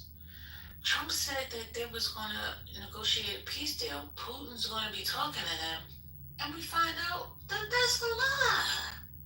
And you know what? Let me tell you something. I could not find the original interview because I was doing a quick search. This interview was done during Meet the Press. So that's a Sunday. There was an interview that was done probably like within 24 hours after Trump made an announcement that he was going to get in touch with Putin. And same guy, Lavrov, has said, we are not setting up nothing unless you agree. I'm exaggerating, but pretty much in so many words, he said, you don't give us what I want, what we want, we ain't going for it. He's just reiterating on Meet the Press what he said in his first fucking interview. So guess what? You motherfuckers that's complaining about a couple $1 billion when we have $1 trillion economy and it's less than 1% of our fucking GDP when it comes to not only USA, foreign assistance to other countries within Africa so they can feed these people and we can keep them in line and we can still rob them for freaking materials so you guys can fucking have your $5 fucking Fashion Nova dress and your goddamn $20, $30 fucking Tommy Hilfiger boxers or fucking polo box. I don't know what the fuck you men wear. But I'm telling y'all, this shit is about to be him. Hey, Mountaintop, how is it going? How's it going, everybody? Yeah, I seen a lot of Fashion Nova dresses the last time I went out. Well, I don't know if it's Fashion Nova, but I know it's probably. Hey, Mountain. Hey, so I was the one that spoke to you, so you're supposed to speak directly back to me and then speak to others if you choose. That's just being polite. I'm sorry. Okay, sir. Yeah. Sir? I sound like a sir to you? No, I said sure. Sorry. Sure. Yeah. Oh, Monica made she can come on stage. But Her name is no longer Monica. Oh, it's Monica 1K in the chat. She said, I don't. She changed it back again? My interest, and I'm not a dummy. I am MAGA. She's right. She vote for white folks. You Negroes ain't getting hosed down. You Negroes are able to sit at the fucking lunch counter now. You Negroes ain't getting bust upside your head, so they think it's equal. Because you're able to fucking struggle and get. Wait a minute, let's not move from the goalposts. Wait a minute, stay focused. Hey, Pastor, thank you for joining the stage. Happy Sunday. Let's stay focused. Yeah, happy Sunday. I'm just trying to figure out, hey, Brooklyn, I'm trying to figure out, how do you feel about this? Because I was all for Trump getting the peace Nobel Peace Prize. What was it called? Nobel Peace Prize. And I thought he was going to solve the situation, but he told us that Putin and Zelensky was going to have a conversation. And we just heard from, who was that? That was his prime minister? Who was that? Okay. That was Lavrov, whatever. Yeah, him said, Lebanon, him said, that's a no-no. That's a lie. That's not true. How do you feel about that? So is this not a possibility anymore? What's going on, Mountain? Where you at, Mountaintop? What's going on? Yeah. No, I was just gonna say, man, if I could make a suggestion, and this is the last one I do, I think I found the ticket to happiness, man. Like, if you move every 14 days on the water, the Coast Guard or the fucking Forest Service can't mess with you. So I figured, I'm gonna retard that. Question. Wait a minute, let me help you. Answer my question. Hold on, I'm not even talking about. I'm just trying to tell y'all, we all need to just live on the water and forget about all the politics stuff. Answer the question or don't answer. Yeah, like what the fuck are you talking about? All right, y'all. I was the one that asked the question. Why y'all getting bothered? Cause he ain't answering. We heard your question and he ain't answering. It's okay. I'm just trying to help y'all out, man. Like, we don't need to be putting so much energy. First lady, we already know him. That's I know him too. What's going on? We don't need to be putting so much energy into this every day, folks. I don't understand. Let me tell y'all what y'all don't know. Lady is sweet in here, right? Lady and me used to be in rooms where we had to deal with these crackers. Okay, and I'm not talking about white folks. I'm talking about the crackers. And he one of them. She done dealt with these motherfuckers. So she know a lot of these conversations back then until she blew up and left the room and said, I can't take it no more. So trust me, she knows these crackers. And I'm not addressing the white people that's trying to say this ain't right. I'm just addressing You don't have to qualify it. We know who you're talking. Listen, all I'm saying is we don't have to take this shit so seriously every day and be on the hate. I'm just saying, make a plan for the future. The shit's getting expensive and we can live on the water and forget about all this shit. Somebody in privilege. So wait a minute, hold on. Wait a minute. Every day. Wait a minute, How hold was on. that, man? Hold People up, live on wait. the water for years. Alright, so listen. Alright, so the water sounds great. It sounds like amazing, right? Okay. But I'm not talking about not being able to afford anything. I don't know where you got that from. I'm gonna ask the question again because sometimes, things get misconstrued. I'm talking about Trump Nobel Peace Prize for stopping and creating a peace treaty between Ukraine and Russia. What are you talking about? Why are you talking about water? What's going on? Well, because I'm just saying, this stuff is rehashed. I know you guys have got a lot of energy towards Trump and stuff, and I think it's unhealthy. I just think that we should just, you guys got to be human at the end of the day, and I'm making plans for the future. I recently lost my dog. Human while ignoring the suffering of others. Okay. That's the fucking shit here. Ignoring the suffering of others and trying to sell What are you gonna do? He's a fucking maggot is what he You're is. gonna save the whole world, dude. Listen, okay, I'm just trying to tell you. I recently lost my dog to lymphoma, my best friend. I recently went camping and shit. This stuff doesn't fucking matter, man. I feel so bad for that dog. I feel bad that the dog had to live with him. Had to have you as an owner. Yeah. That's why God took him. Mm-hmm. So that he can have peace. So he didn't have to listen to this cracker on this. I love animals. I won't say anything about your animal, but you already know what's up. Well, thank you, Justin. He was a beautiful black lab, and he was amazing. He was an angel. Not emphasis on black. So you're not going to answer the question. Is that what I'm? Is that what? Well, I mean, what are you so mad about if Donald Trump? Why did you do that? Wait a minute. Why do you do that? Where did you hear me be mad at? Have you heard me use any profanity? I'm not saying you. I'm not saying you. But I'm the person that's asking the question. So when you say y'all, you're speaking directly to me because I'm the person that's speaking. Are you upset that Donald Trump might get a Nobel Peace Prize if this thing gets shaken out with him meeting it? Or I mean, so maybe you aren't able to articulate, or I'm sorry, comprehend what I'm saying. I said I wanted him to get the Nobel Peace Prize. You got that piece right there? I said I wanted him to get it. Okay. I thought he was going to be creating a peace treaty between these two countries, Ukraine and Russia. I said that. Okay? Are we clear so far? Are we clear so far? Okay, sure. Are we clear? Yeah. Clear there. Okay. Why do you want him to have the Nobel Peace Prize? Because he would make the decision that would make sense for the Ukrainian country, right? I want him to get it because of the fact that he created the peace.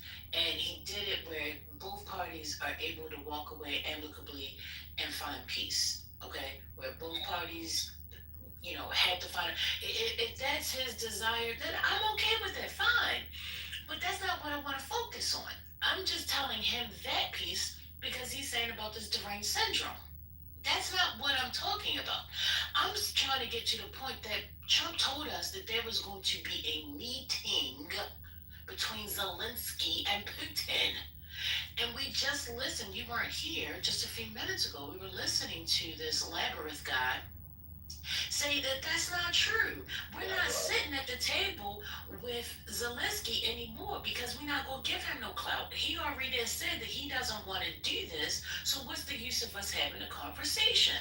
So my question is, what do you think is the next move to creating this peace treaty? Now, you talk about money and all this stuff or whatever. Nobody even said anything like that.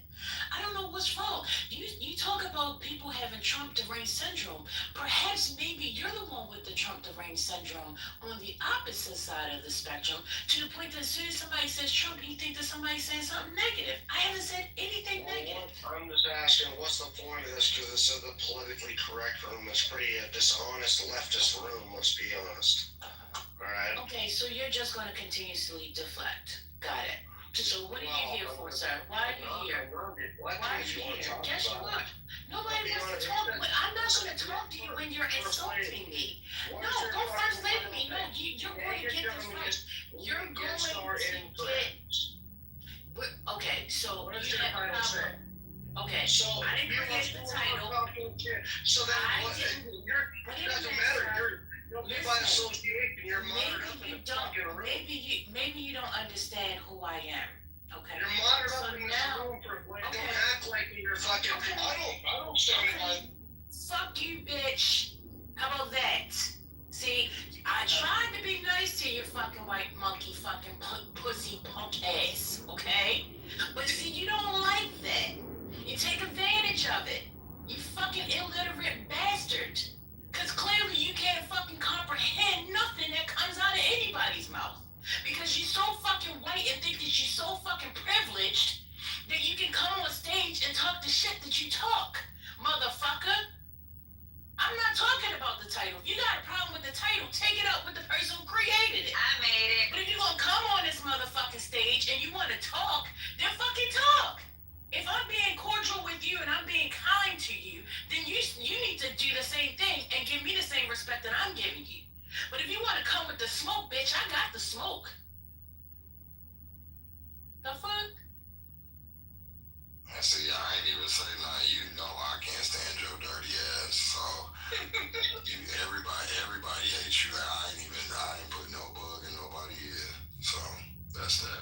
I will sign up for a First Lady drag session 11 out of 10 times. Me too. I'm here for it. Did Mountain leave? She was escorted to the door. You put as much emphasis on bitches him being black. That was epic.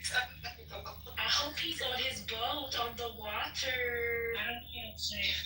That same clown that said he walked from West Virginia to Ohio or some shit. And we were empathetic to the point because he has freaking PTSD, but he's a fucking idiot. He was amazing. Is that PSP? He was a vet. I didn't know that. Yeah. You sure? Yeah. Cause that's the one that used to be in there. He lived in Montana. He made like $30,000 a year. Yeah. PTSD. He went to West Virginia and walked because he has mental health issues. And we was like, yo, y'all chill on him. He says some dumb ass shit. Hey, Sam Momoya. How you doing, Sam? Samoya. Damn, see, I'm blaming Lisa, and I see you in the Gooby, so. What's up? Gotta unblock these clowns, and then they come in here. Hey, Samoya. How you feeling, brother? I'm good. That's great. So, what's going on with your chillism? I heard you were running away. Somebody told me that you owed them money or something. And they told me if I see you again. Not you, I want money somehow. That sound like fake news, but I'm not one to dirty back in the other room. But I did want to answer your question though.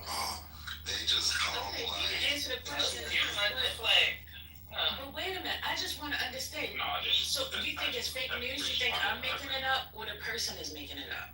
Yeah, the person is making it up. Oh, You're just, repeating what you heard. But yeah, they said next time I see you, just tell them that you owe them money. So, but go ahead. What's the answer to the question? yeah, so that in that interview, right? Like in the interview, she asked the representative of Russia if they have a meeting scheduled. His answer is no. Trump and the EU leaders met together and said that both leaders, after meeting with Zelensky, agreed to meet in a future summit. So these things don't contradict one another, right? And your question is, What happened? Say that again. I'm sorry, I got lost. So start. yeah, those two statements don't so Trump and them saying that both leaders agreed for a future summit, right, is not contrary to this gentleman telling Christine, we don't have a meeting scheduled. Nigga, what? No one's following you because it doesn't make sense. Are you okay? Trump, so let's deal with the facts. No, you don't need to, we don't get it. Right, so he's But let's deal with the facts. Trump did, wait a minute. So let me just ask you a question. Did Trump say that Putin has agreed to have a conversation with Zelensky? Yes or no? Yes. Okay. That's it. And, You don't even explain nothing else. He said, yeah. Yeah, so when Putin says, I'm willing to talk to Zelensky, and then the following Monday, Zelensky meets with Trump, and then says, I'm willing to discuss the situation with Putin, right? That's something that we could all say, okay, that's cool, they're going to meet. We just don't know when. In the interview that Patty just played, the question was asked, do you have a meeting scheduled at the moment? Dude said no. But the meeting will said like a potential summit would take place, but these are our demands. Like that's what the representative from Russia said in the interview that you put. that's what you heard? The interview as of today. That's exactly. So Yeah, the day after when he said. I just listened to it. So the day after when he said he spoke with Putin and they were scheduling a meeting, that freaking prime minister, and that's why I was trying to look for the original interview because we actually played it after the summit. That same guy said there's nothing that has been scheduled and we will not schedule. Right. So he said we will not. But Trump was saying that he was already scheduling a meeting with him. And no, that's not true. So Friday is when he met Putin, right? So Friday he met Putin. The following Monday he met Zelensky. So he said after the summit on Friday, during that Friday, Saturday, Sunday news little thing, he says that Putin is willing to meet with Zelensky. Then when all the EU members on Monday, after speaking with Zelensky and then released that they're willing to meet with Putin. When the meeting happens is where this guy comes in, and all he's saying is there's no meeting scheduled. But you just said it, right? Putin said he was willing to meet, and Trump said that as well on TV. So Putin didn't say it at all. It was Trump that said that Putin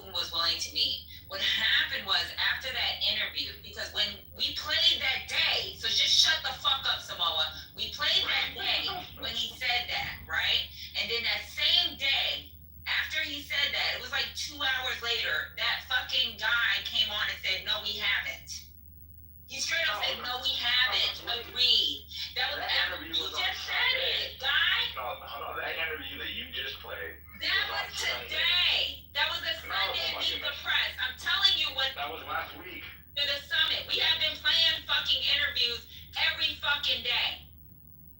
When Trump said that, we played what Trump said. And you just repeated it.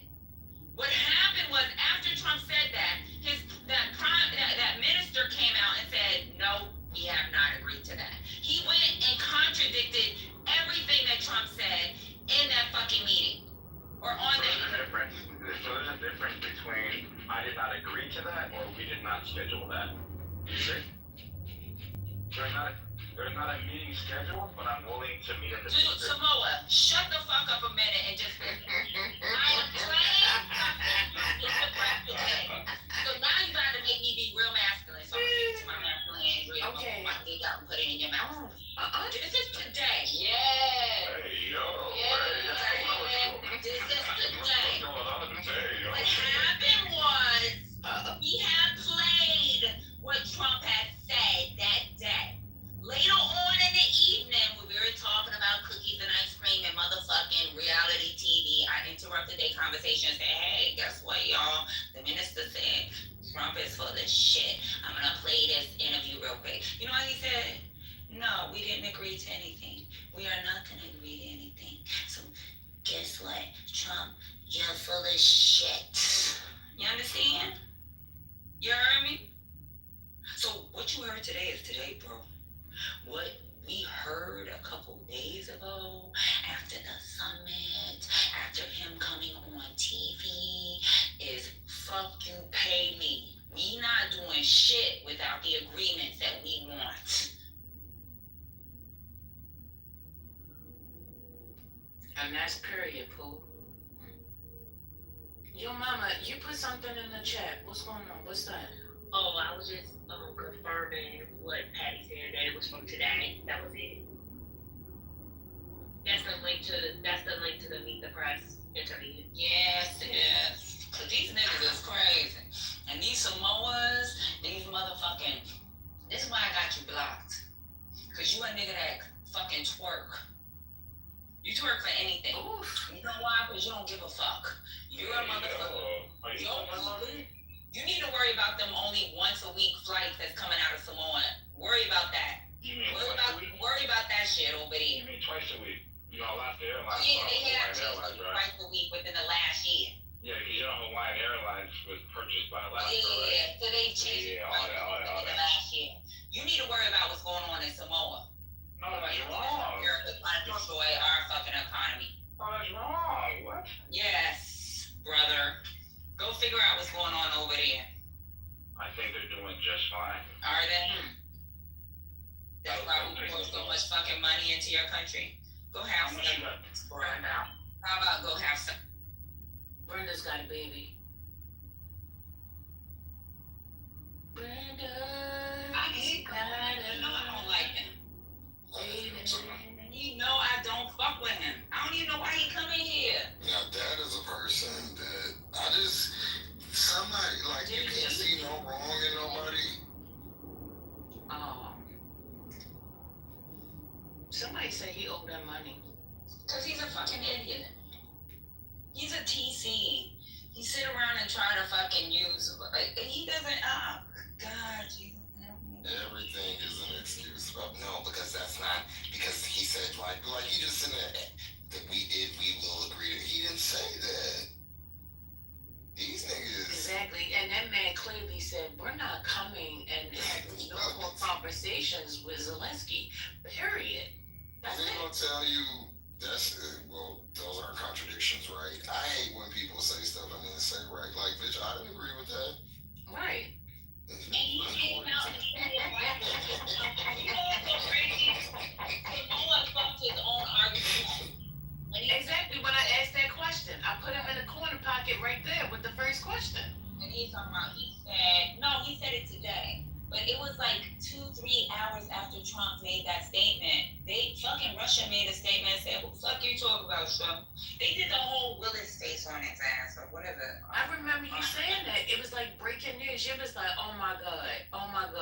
Putin said he did not say that. Actually, did he tweet or do something? Like, did he get a TikTok? No.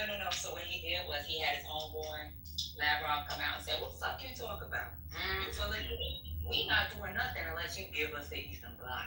So we can fucking starve niggas in Africa. We can take grain out of fucking Middle East. We can say fuck you to the UK when it comes to fucking energy. Well, fuck the UK anyway because they did the Brexit shit. That's why they fucking and medical's fucked up, and now they want to rejoin the EU. I get it, the Labour Party took over, but guess what? You guys let these fucking crackers take over, and he's a cracker. You let them crackers take over, them Conservative Party take over, and now y'all fucking mad. All them goddamn West Indians out there, all them goddamn Africans out there, y'all couldn't fucking vote. And that's the problem I have with a lot of you Negroes. Y'all motherfuckers want to show up. A lot of y'all white people want to show up now and fucking hold signs and be like, fuck Trump. But where the fuck y'all was at when it was time to vote? Fuck off. Hey, real quick, I can show you at USC. When at where? USC? Yeah. South Carolina. South Carolina. Oh no. I'm praying over these kids, Lord Jesus. And you know what? Y'all I just want to let y'all know. I don't like when people don't do what they say they're going to do. We were supposed to do the national anthem, and all y'all was GHOST, ghost, gone.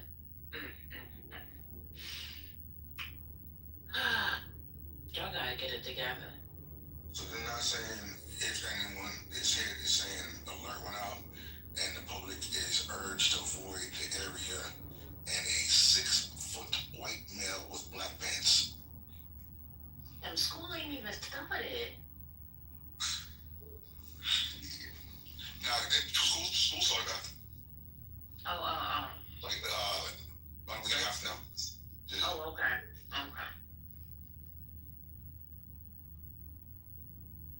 Hey, Sonny. Well, not every. Hey, Sonny, I missed you. I've been looking for you, sis. But I'm glad to see you.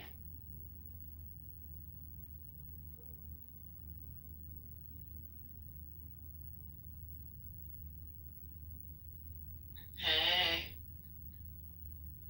But yeah, I don't know, y'all. This is scary. I don't even want to talk about it. I think I need to eat. I think my sugar low, y'all. I'm getting frustrated. You fucking young. I need to eat. Someone give me more food, so get as much you get right now, yo. I'm about to fry me some chicken, nigga. That shit's good. Shit. How you gonna fry it? Hey, Glenn. I got deep fryer. Drop that shit in the deep fryer. I got chicken out. I'm gonna make some chicken. I ain't got time for that shit. Shout out the hangry Patty. Hangry Patty get mad when you got stuff great. There's more information's coming in about the USC potential shooter in the black pants. They believe it might be Barron Trump. They think it might be Barron Trump. So I'm listening to the wire now. Stand by.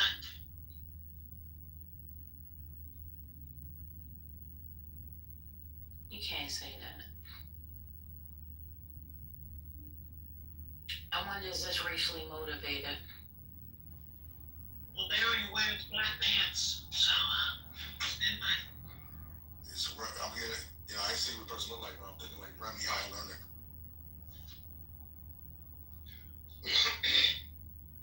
If you know, you know.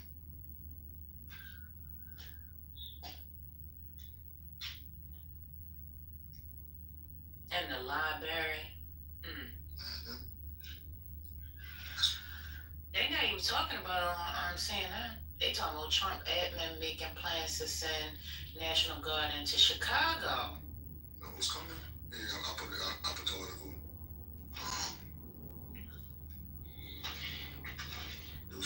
A dramatic rise in Ukraine attacks on Russian oil refiners has sent gasoline prices in Russia to record highs, despite the government banning petrol exports to cope with the crunch. Ukraine is focusing drone attacks on refiners. Oh man. Yeah.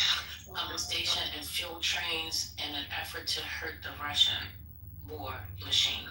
the price of but oil also to disrupt daily life in Russia. Now, why did he go and say that stuff out loud? Like, if I'm gonna do something, I ain't gonna say it out loud. What? Is that smart? I think that's the dumbest shit ever. Why do you tell somebody what you can ready to do? Are you supposed to do that in war? Is that how it works? Yeah, in the modern era, yeah. Nah, it's a lot of bullshit that goes on, but a lot of shit is like posturing as well. So, think about war back in the day when they used to fucking march and shit with the with the drums coming and shit, you know what I mean?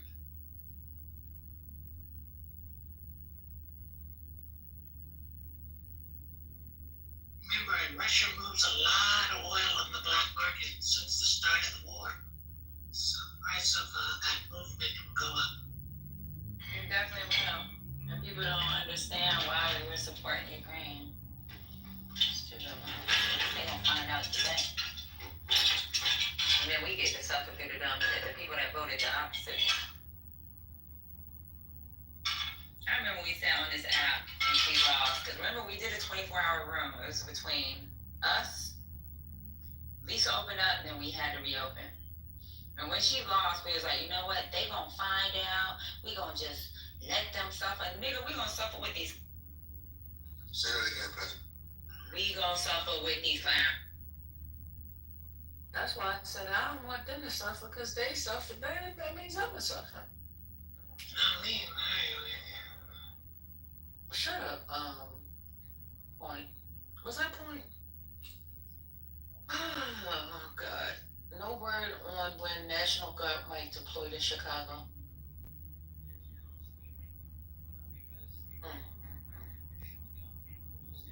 I bet you they don't go to the south side. They're gonna do just what they did in DC. They're not gonna go to the worst area. Yes, someone sent me a picture. I have people in DC, and they said, look at what the National Guard's doing. So they were just chilling, 5 or 6 of them. But you know, in the nice areas of DC. So yeah, they need to go to Southwest and set up some command centers and do the same thing in Chicago. Go to 63rd and then Arkansas, the #1 murder rate capital. Need to go there and set up some command posts. Help the police. Yeah. Good evening, First Lady. Hey, how are you, buddy? Doing well. You? Good. I'm good. You always outside running somewhere. Yep, I'm on my run walk. Oh, okay. Sound like you're on a GoPro. Always on the go. Why can't it be a walk or run? Why does it have to be a run walk? Because I started with running and then I end with walk. Because he's old like me. No, That's what old people nope, do. I just gave the order. I gave the order. I ran first and walked second. Again, because he's old like me. That's what we do. Why it's so violent in here? Hey, Womack, you woke up? You know what? I put on the Cowboy doc. I had a great time for like 30 minutes and I fell asleep. So yes, I am back up. Okay. You done missed a This lot now. has been a great Sunday though. Very, very restful. Okay. Shout out to that. That's good. I did hear you cuss a couple niggas out though, so You shout know, out that's to a lie. you. No, that was in your dream, sir. Yep. That's not true. This is not true. This was is a not a lie. true statement. No. I heard it with my ears. Please, sir, this is lies. You have to. That's okay. That's alright. I think Lady hungry too. I'm not allowed to eat. It's 7 o'clock. I can't eat nothing. Patty, do you think? Oh, I'm sorry. I Go apologize. ahead. No, do you think? Go ahead, babe. Patty, do you think there's a world that we live in where this ends up getting resolved, where Ukraine takes that territory and then tries to move like towards Poland or some shit? No. Huh? Ukraine takes the territory? No. Oh, not Ukraine. I'm sorry. Fucking Russia takes the territory in Ukraine and then tries to move, further towards trying to complete the fucking Soviet Union again. I don't know Poland because we actually have a military base there. I don't know what. I'm not gonna even comment on the Poland situation. But for him to even think that like Ukraine joining is too close to Russia, him taking Ukraine is too close to Poland. So what's next for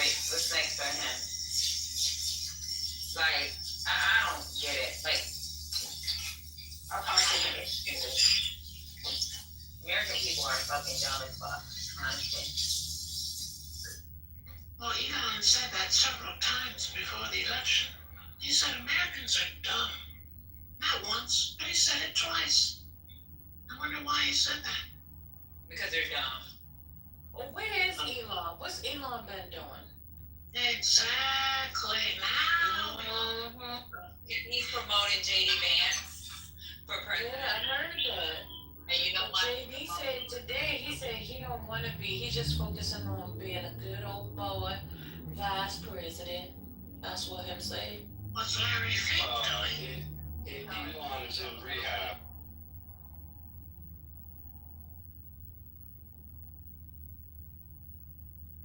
You got that? Elon's in rehab right now. What are you Getting getting figure out what- I'm just making up shit. He's in CEO rehab. You're right about that. Yeah, they're not playing with him about the CEO shit and the shareholders. They're not fucking playing with him. I do know that. The shareholders are not fucking playing. They're like, nigga, stay the fuck out of politics. You're doing too much. Yeah, he said he was putting the American Party on ice for a while. What? His shareholders pissed off. Big business is calling. So what's going on with the Target CEO? So now that they got rid of their CEO, he done stepped down. I never got an answer to that question. Do you think that he's joining forces with Trump? Or he just stepped down because they made him step down? He stepped down. They made him step down, and they probably have some language in there that's going to keep him out of politics for a while, unless your legal team is incompetent. Like for him to get his severance and everything he needs, there's got to be some contingencies on it.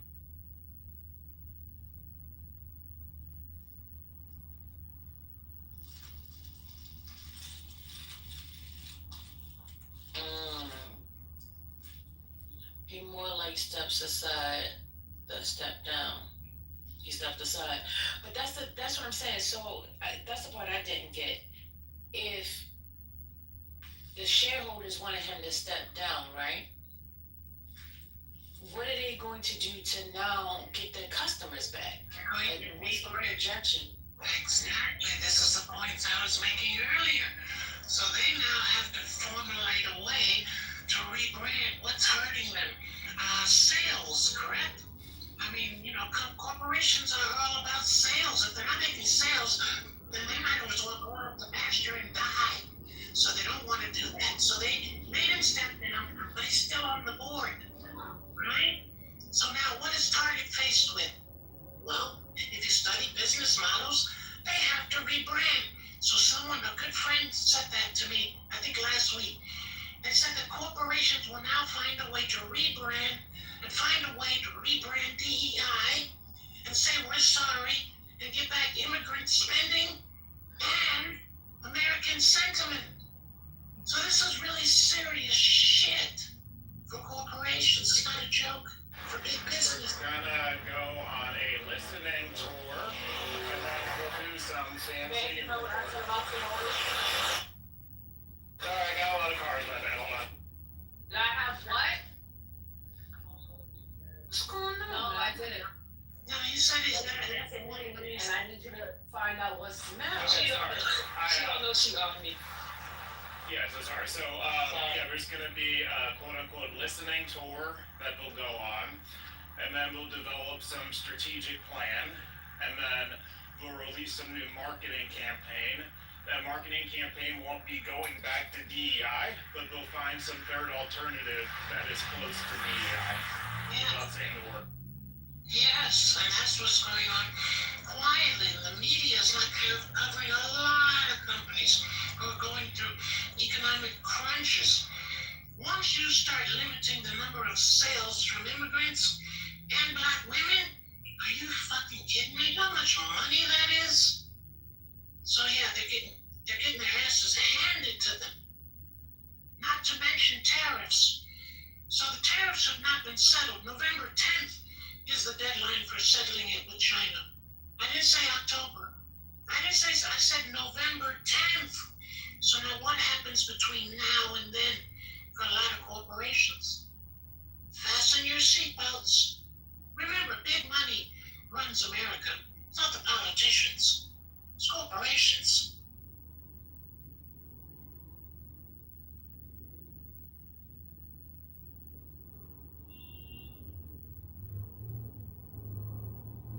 We're about to be a broke ass, hungry ass country. Maybe not the country, but its people. Nah, big business ain't gonna lay down and let that happen. So I do agree with Point when he brought up that we gotta see what happens after September. Like, are the businesses gonna be able to influence and overpower the actual constituents that vote for these people? Because I don't know. We just gotta figure this out. Because like, some of these people are about power, right? And they're really, I don't know. I think they think that it's happened where, like, even with Obama, his money was grassroots. So grassroots can freaking like influence harder if they're fucking really in the fight than a fucking corporation. So we'll see how this. I'll give you another one. Chevron. Who you've heard of? You remember when you were growing up and you saw the green Hess truck at Christmas time? That green and white truck, Hess oil. Well, Chevron bought Hess recently. Now Hess had all the Venezuelan oil production. Don't you understand what's going on now? Chevron's in the driver's seat. They bought Hess. So you heard about troops potentially going to Venezuela, right? Better follow the money. I'll give you one more. Well, just before you say that, I just want to say one thing. So if you aren't weighing your stock portfolio more towards the energy industry right now, you're making a mistake. That's true. Now remember, just on another front, Warren Buffett bought $1 billion of Lennar.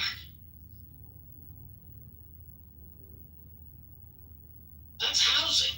Lowering interest rates, housing boom. I suspect Lennar might be in conference with BlackRock for development of housing in fucking Ukraine. That's why I said, follow the money. Pay attention. It's bigger than red and blue, and way bigger than Trump.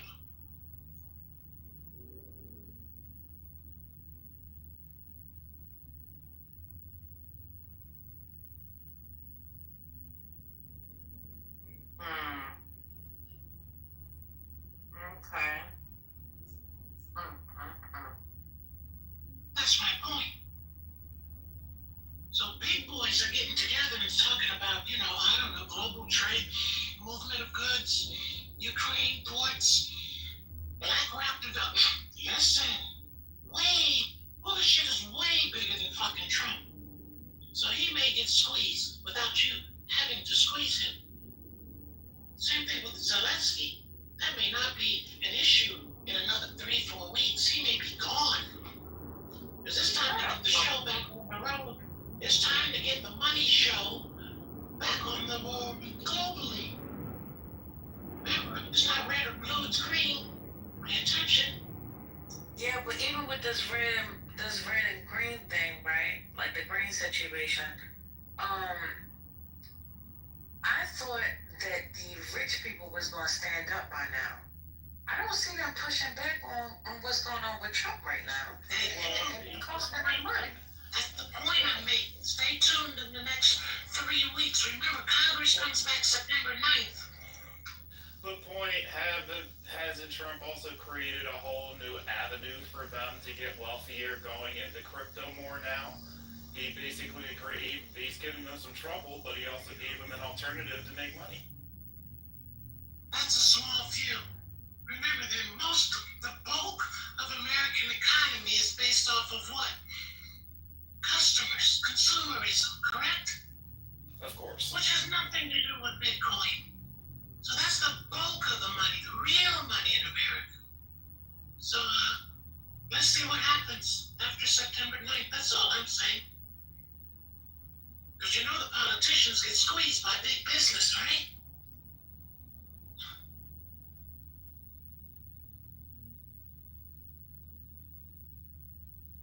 What's up, y'all?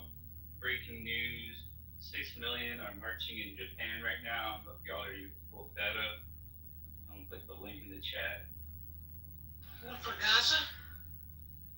What the fuck else is it going on? It ain't definitely ain't for Bitcoin. Definitely ain't for Ukraine. What other people when it's short? I want them to put two and two together because I'm tired of banging. This ain't it, yo. If you're gonna do breaking news, say the whole breaking news. If that ain't what you want, then stay on mute. I just said what it is. 6 million marching for Palestine, for Gaza, for the people of Palestine. You also just said you want people to put two and two together. This ain't it, bro.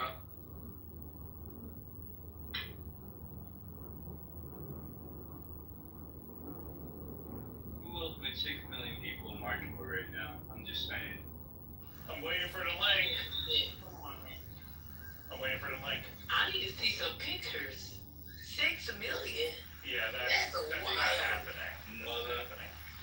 I need some Yeah, pictures you of always people say who march that. for the price of Drop the something. link. Drop the link. $17 right now. That's 3 boroughs in New York City. Okay. Okay.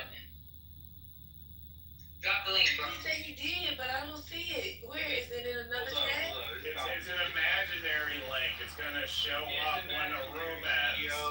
When the room ends, it'll show up. It better not be putting it Not on TikTok, Right? child. 6 million ain't shit, right, Steve?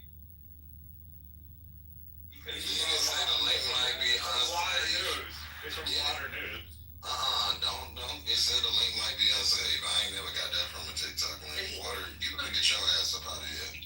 Water Get the jet from TikTok my link. address. Ain't nothing in the news about it. Ain't nothing in the news about it. What the fuck be going on with you, big dog? Like, what's really good? Y'all be clicking them links. I told y'all motherfuckers not to TikTok. My phone really shit. Can you imagine waking up every day and only thinking about Gaza? Can you imagine? Yeah. That's how I know you're not black. Because black folk When did it happen, Water? When did the march happen? When did the march happen, Water?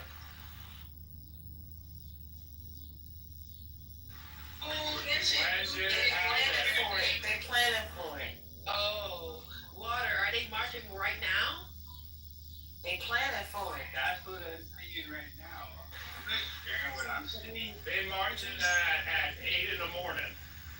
6 million Japanese. So if we zoom out and look at the global map and the global economy, there are 2 sacrificial lambs that I believe will have to be dealt with and will be dealt with. One is Zelensky and the other is Netanyahu. Why? Because they're both getting in the way of big business.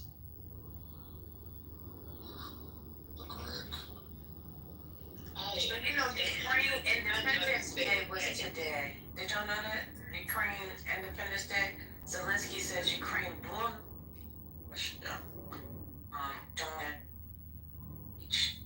man, stuff is on fire, but I love that little nigga. I don't care. Girl, I love me some little ass Zelensky, a little Jew, motherfucking taking over, and he stayed with his people. he's a cutie pie. And he always the smallest man in the room. So let me ask you a question. Oh wait, all right. So just one last thing. So the largest protest in Japan in the last 30 years is 150,000 people, but somehow we got 40x more for this at 8 in the morning on a Monday. That's amazing. So here's my question to First Lady and Patty.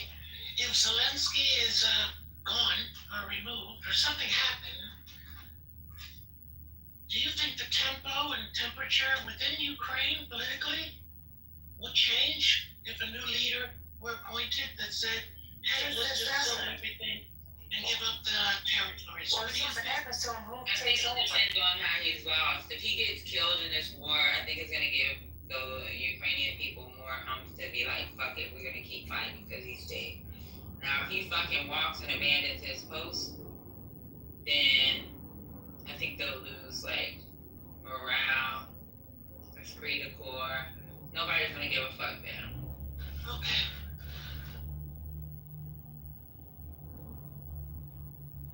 does this take? Like either direction, some sort of resolve in Ukraine. What do y'all think the time frame is? 3 weeks tops. You don't remember in the war, they said, when the war started, they said within 45 days. Then they said within 90 days. That's and they what I'm said saying. It was a slip patty. They're really saying 45 months. So you gotta look at the resiliency of the Ukrainian people. It puts fucking Arabs, motherfuckers from fucking Afghanistan, fucking Iraq to fucking shame. Like all the money we invested in training their fucking troops, like Ukraine, like I don't give, like people sit on this app and say they're racist, they're this. Guess what? I don't give a fuck if they are racist. They're defending their country. If they put motherfuckers to shame. You got farmers, you had a farmer that shot a pilot out of the sky, a fucking farmer. Like, if y'all would see, like, the intel we would receive every morning in the beginning of the Ukraine war, like, I can't really talk about the intel, but every morning in the beginning of the war, when we would do, like, a brief on logistics, a brief on ammo, a brief on security, like, they would tell us what was going on, because they would get these bolos. And we would listen, and, like, if you could, like, listen to the bullshit, like, how these people fight, like, what was going on, what the ground looked like, what the terrain looked like. We was like, fuck, like these people are fucking resilient.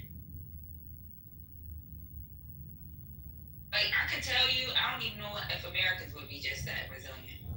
No, they're beasts. Yeah, Ukrainians are beasts. Ukrainians are fucking beasts, dude. This shit is you had women that stayed back because they didn't want to leave their husband that were fucking fighting in this war. They were cooking like on the front lines. Like this shit is fucking crazy. Like so why I'm don't just you talking have about the to first couple of months. Because they don't have no milk. Dude, go.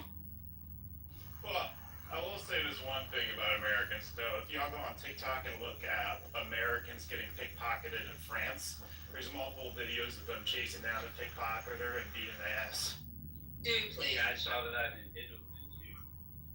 That's a fight on the street. CEO. He's on the fucking M16, A2, M16 with a 203, a motherfucking javelin, a motherfucking that glass area all clear.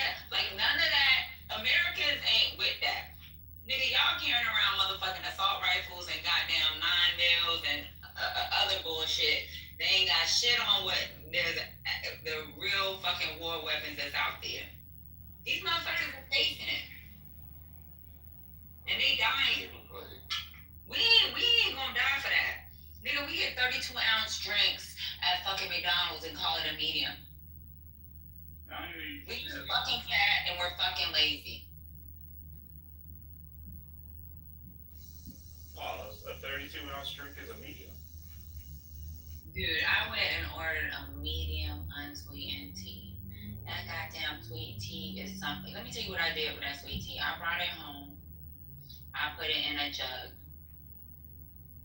That's how much sweet tea they gave me.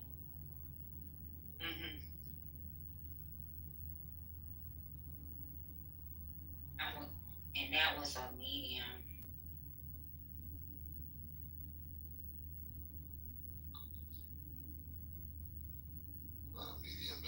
Yeah, because a small is fucking 16 ounces, the medium 32. No, the small is 20 now. Oh, is it? You know what a medium is? And when you're in South Korea, if you get a freaking anywhere, most of these countries, if you go to McDonald's in any other country, you know what a medium, a regular, they don't have 2 cheeseburger meals. They got a cheeseburger meal. A cheeseburger meal. Yeah, they don't have, I haven't seen a 2 cheeseburger meal nowhere but in the United States. A regular cheeseburger meal is a cheeseburger, a small fry, and you know the big kids drink, that is their medium drink, their regular size drink. Yes. But in America, y'all motherfuckers get a 32-ounce drink for your fucking meal. I mean, they have a fucking ketchup smoothie right now, so. What It's that smoothie game right now. Red ketchup smoothie. a ketchup fucking smoothie. All that's going on in the world, and white people said, let's make a ketchup smoothie. Why not not? That's Smoothie King. Smoothie King? It's and mind you, it's sponsored by Heinz. It's it has the Heinz branding and everything. Well, hold on, let me hold on. I'm gonna rebrand it. It's a tomato smoothie. No, it's a Heinz ketchup smoothie. Literally branded the same way. Go Google it. It says Smoothie King Rat Nat. Y'all get tired of being white. Hey, now I take offense. No, I'm not a McDonald's expert, but I do go to McDonald's to get my like unsweetened iced tea because they sweet iced tea is like syrup. I get the unsweetened iced tea because I know it's a big old cup. A big old cup. And it's only $1. Remix it. You just remix it and take it home and put it in the jug and make it like it's your own. Just like I see what you're doing. I see you, Patty. Boy, no. Add water. This should be so sweet.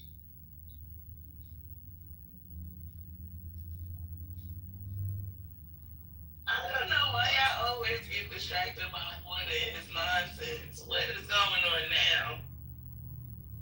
Damn, it's like this man can't just shut the fuck up. You don't know what to say, so you gotta pick on. Water, what's your thing? Ain't nobody picking on you. You picking on yourself. Adults cannot get picked on. Let's just stop. Boy, okay, so what you gonna do for black people since you care so much about Gaza and you want us to get on this page with you? What you want me to do? I feed. You think a politician can today? Yeah, you think a farmer. You didn't vote. A farm. You don't have a farm. Well, it's like, you're right, I don't have a farm. I'm trying to get a farm. Water, you got a Palestinian girlfriend? No. Why, you know somebody? Boyfriend. Alright. Alright, Water, we will switch topics to Palestine if you pay First Lady's mortgage for the next month. How much is it for? Why I gotta be hers? Why you Yeah, can't play a black woman mortgage and You can say stuff about black women. I'm gonna order Patty, sorry. We'll let you do that, I'll let her use my voucher, that's all good. I was about to say, ain't you on $15 Section 8? ain't gonna pay this. No. Yeah, well, you can buy a house with it. Wait a minute now. Get the Yeah, fuck out of you can't here. read one. You want Section 8 and you still didn't vote? So you just don't give a fuck. You only got 2 more years left. What do you think you See, You ain't scared to get it taken? that's on Ukraine. I'm scared as shit. Fuck no. So where you get on it? You should stay home for it. Let me get your spot. The beautiful bill got you homeless in the next 2 years. You better figure it out, bro. You better go ahead and buy you a double wide. Would y'all live in a trailer? Not a double wide. Y'all. Nah, I just seen some hold on, cause you got to South Carolina and niggas is literally knocking down their houses to fucking putting up goddamn trailer homes. I'm telling you. So I done seen some nice trailer homes. However, I personally, I don't believe in living that type of way. I'm not But I've seen them. I'm standing back. I've seen them. But the whole South Carolina. Listen, okay, I'm not talking to you. Why are you even talking to me right now? Patty, if you go to South Carolina, a lot of people live in trailer homes. They be like trailer homes that they may look like a regular standalone home, but it be like trailer homes for real, and they be double wide. They be fabulous on the inside. No appliances, stainless steel, all of that. You might even get a fucking my aunt got a goddamn jacuzzi in her house. It's a trailer. She owned the land, but they, instead of them building a house, they fucking bought a trailer and just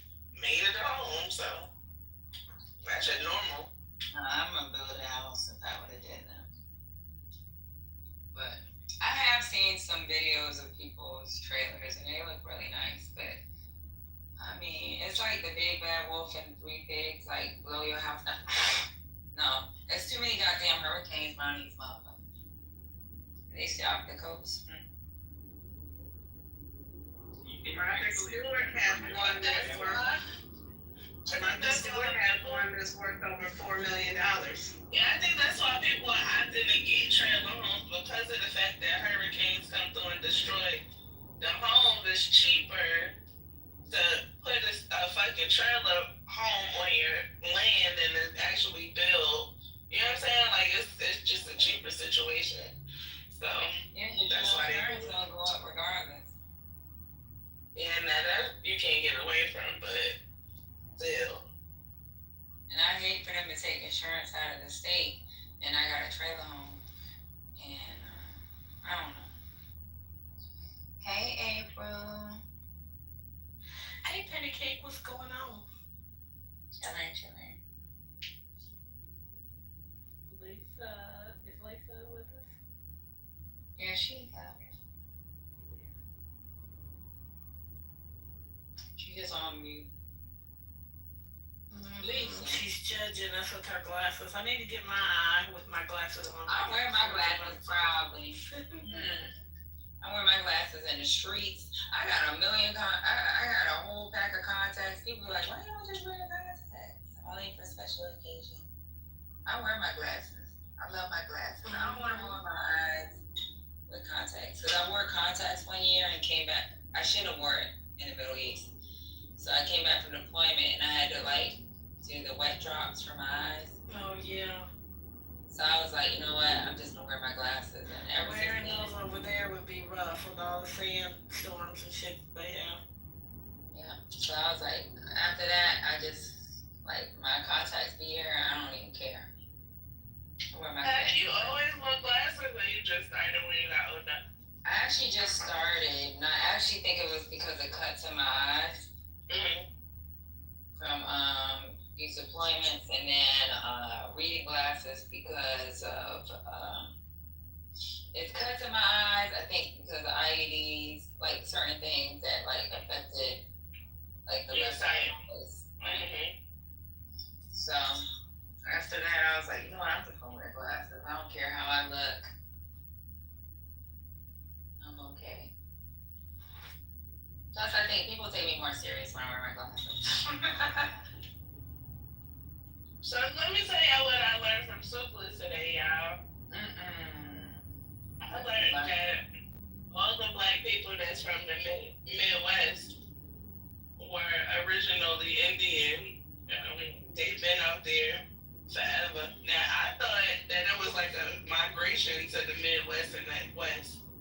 But according to her, they've been there, so. So Kanye's and Chief Keef are Indians.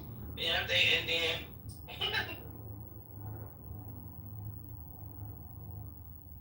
Say, hey, Water, are you a felon? Yo. Have you committed a felony? This ain't that space right now. I'm trying to focus on God and Just wondering. This ain't that space neither. What the fuck you talking about? You trying to focus on God? This ain't the space for that. What kind of felon is you? This is the space for that. Ain't nobody talking about God's in here. Not You're the only one. So if you want to talk about God, then talk about you one of the MAGA dummies then? You don't want to talk about God? Who the fuck you talking to, Water? Wait until it comes. Who the fuck you talking to? You're not voting alone. You sent guys up to get voted. Listen, by you not voting alone, you sent fucking Gaza up to get fucking bombed. So it's your fault. It's your fault that Gaza is happening right now. It's your fault. So blame yourself.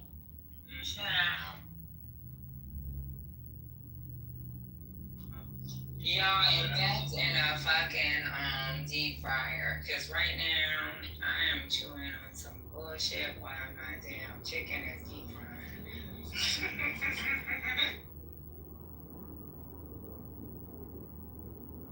And they like $70.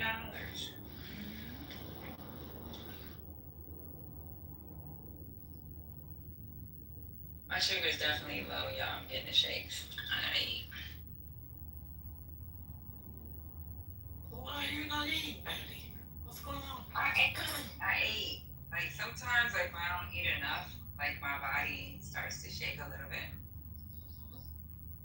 Who's Just that? like give me food, or I'm gonna shut you down. You sound just like Lady Olena. Let me tell you something. Right now, I got that little rice cooker. I pulled the rice out just so I can eat the rice because I know rice has like sugar in it. So I'm trying to eat on some rice. Because I get agitated and that's why I'm like blowing up on people. Maybe that's what I got too. You be hangry? Yeah, because like sometimes I forget to eat. Me too. I think that's that ADHD though. It make you forget to eat. Yeah, one time when I was in Fort Bragg, I had worked so much, I didn't eat for 2 days. And I didn't realize it. So I was driving home one day, and my body started shaking real bad, and I was trying to control the shakes, and I had to like pull over, and I had to go on 911 because like my body started shaking really, really bad. And then I'm anemic too, so I'm like I'm just eating for the first time right now. I just went and got some fries from fucking Wendy's because I didn't eat all day. So That's good. That's intermittent fasting. I love it. That's why I honestly, to be honest, that's why I always have I always talk about if you like I had a picture in my refrigerator one day. I keep protein shakes because I always like take it with me because I know if I get busy and I start working, I can't stop. So I have to like drink something. Make sure I got something in my body. Water, you need to be sending them some money to pay for their food since it's not good. why send them some of them foods that you got? What you talking about? If you want to donate, Anybody donating shit. You need to be donating. The hell? We donated when we went to vote, okay? How about that? Yeah. You didn't do your civic duty. You snatched. Fucking You gotta worry about Haiti and Africa. And I need my grass fed, so. Water, how much you got in stamps? Don't worry about $30 a month. you might as well get a job, Got another question? Water, you Korean, you probably live in some house that your mom gave you. It's before SSI. Listen, let me tell you something. We over here in America, Black Americans, And then water. $3.50 in cash. Water. SSI airport stamps? No, if it's before SSI, you get like Are you selling food? 500. Ask them I for never sold weed. You really don't really be trying to help the community. Okay. That's how I definitely know you're gonna black. You ain't selling. Like, why would you not sell your food stamps? Right, like every black person that sold at least $50 of food stamps. That's how we know you're not If I black. needed to, I guess I would, but Oh, you don't need it because you're boiling out of control, cut it. no, I haven't been in the city like I don't know. I just ain't never done that. I know. When did you actually come in here and cuss him out? What you buy with your food stamps? Shit. When I have Kimchi. Conspiracy meals. Hey, baby, buy kimchi. You buy a gang of cabbage and shit to make the kimchi. That's what you buy. Yeah, I wish. Back then, I was like struggling, so like I would be getting, man, it's hard to even remember.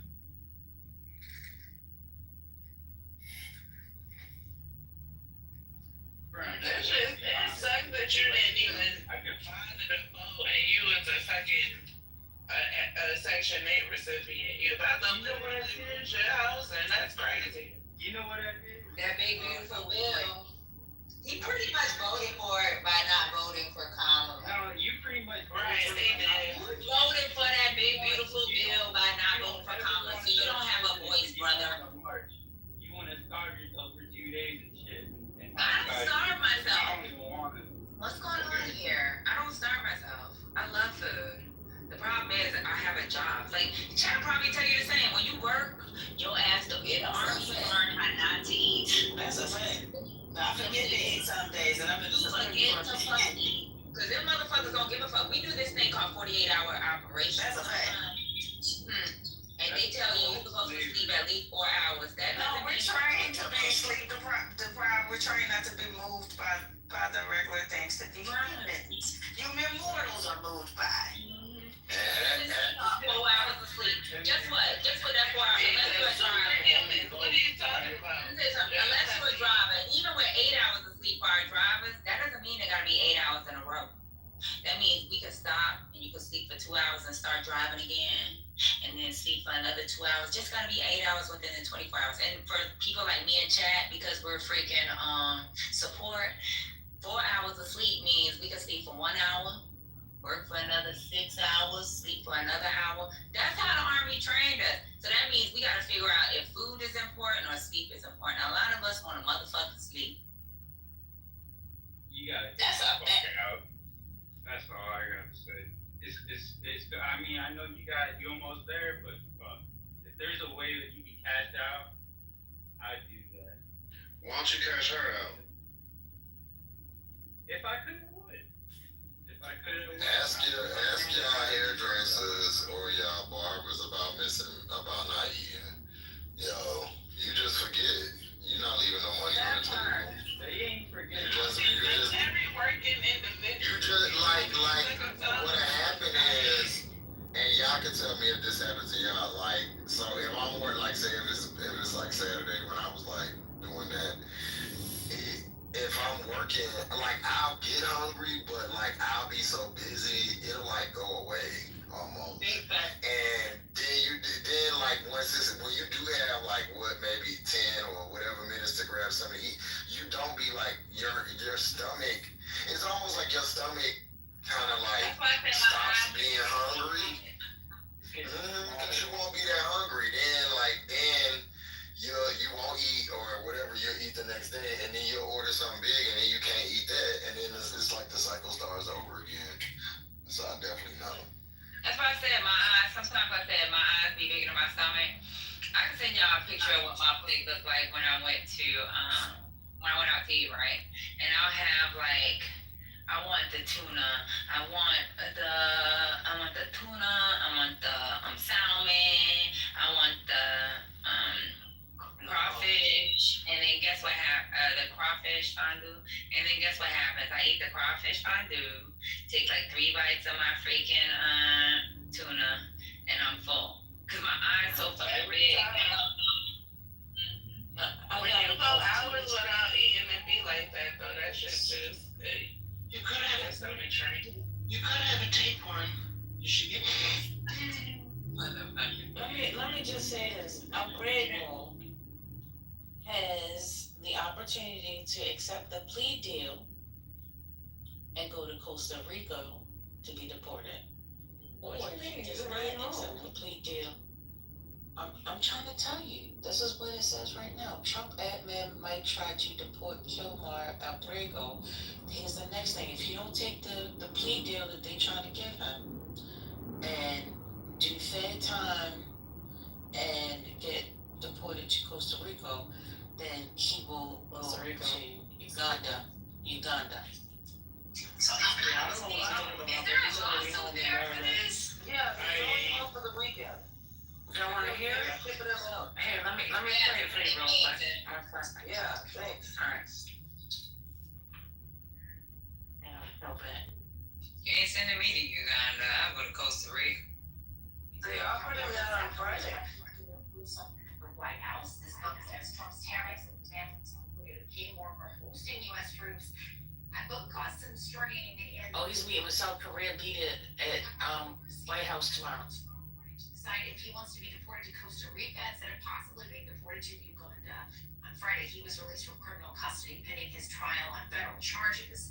The Trump administration has notified Rio Garcia's lawyers that if he does not accept a plea deal that includes jail time and deportation to Costa Rica, that instead they may try to deport him to Uganda. You hear that?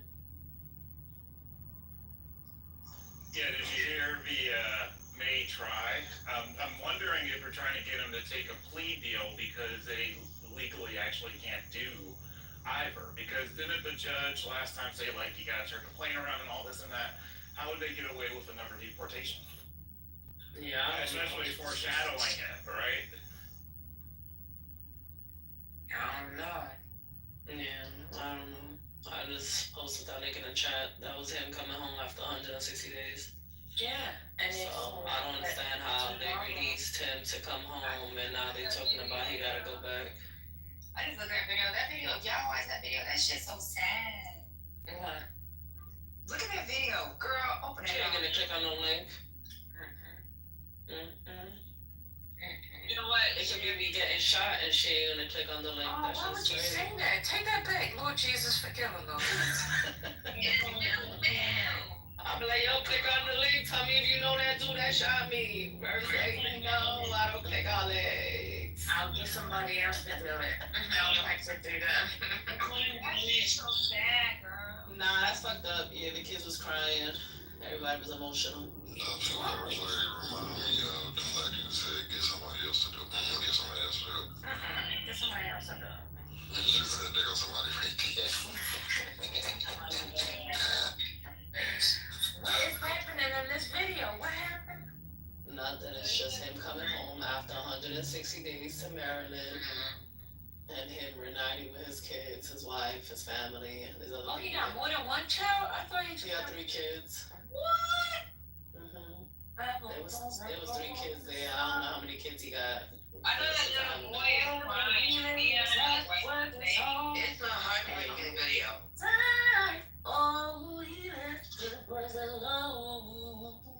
And then to know your daddy might be leaving Monday. That's right. It's a heartbreaking video. Yeah, he should just go to Costa Rica. Just go to Costa Rica, nigga, and sue the government and get your millions. And But if you go to Costa Rica, he still got to do jail time. So that's the thing. It's jail time Jail time. and Costa Rica. It's jail time whether he goes to Costa Rica or Uganda. That's crazy. No, they put the jail time for like, I guess because it ain't his people. You know what I mean? Yeah, well, Uganda don't speak Spanish, so that's not where you want to go. That's what I'm saying. Hey, Mexican or Venezuelan? No, he's like a Salvadorian or I something. said, Yeah, he better off going to Chile. At least they speak fucking Spanish. Shit. No, not Chile. He got Costa Rica is the option. Why you got Chile? Costa Rica, my bad. Costa Rica. she had extra stuff. I mean, she put all the hats and everything on it. She got banana peppers. He should have gone to Cuba. He could swim over there. You're not crazy. He could go to Cuba. It was Costa or Waganda. Costa What Rica. does Canada look like? So remember back in the days, like when we would read, like when we would like do our history class, and they would talk about people defecting to Canada because of what does Canada look like? Would they accept him? Yeah, of course. Canadians are nice for some reason. I think they'll take them. Taking people because of the Vietnam War. Like he should Yeah. From the U.S., he should. Does anyone know what the workforce is made of? Does anyone know? Because I don't know. The what? Lennar, the number one home builder in America, their workforce, do you know who it's comprised of? A bunch of illegals. Then how could Warren Buffett invest $1 billion if he did not know that one, interest rates would be lowered and housing would boom, but two, that Trump would be told, go fuck yourself with this immigration shit because you're fucking up big business. Do you get my point now? But Warren Buffett also said he was resigning. Remember, he did that surprise resign. He's not a fool. No, but Lennar, no one would invest. And he pulled all his money out. Remember, he said he pulled a lot of money out into cash. Yeah, but you wouldn't invest $1 billion in Lennar unless you knew they were going to boom and continue with their workforce of immigrants. So wait.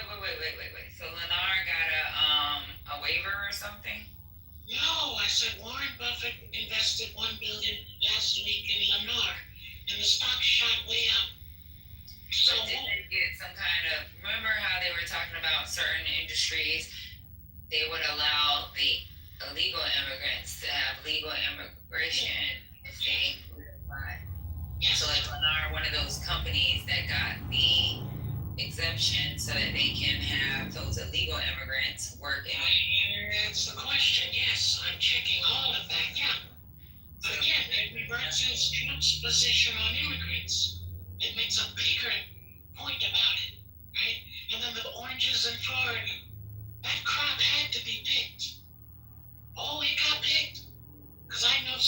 businessman in the orange industry called the governor and said, "Motherfucker, fuck you, fuck Trump. You get someone to pick them oranges now, bitch." I bet that's what happened. I just saw on TikTok these Big Mac trucks dumping piles of oranges on the side of the road. People stopping to pick them up. Yes. Yeah, my dad bought a box of oranges and got the nerve to bring that shit to my fucking house. What's wrong with that? Why you acting like that? Cause you know them goddamn oranges and I don't want fucking fruit flies. You better make me some orange juice, girl. You better make some orange juice. My Sunday is for cleaning my refrigerator. Let me find out. Organizing this raggedy pantry.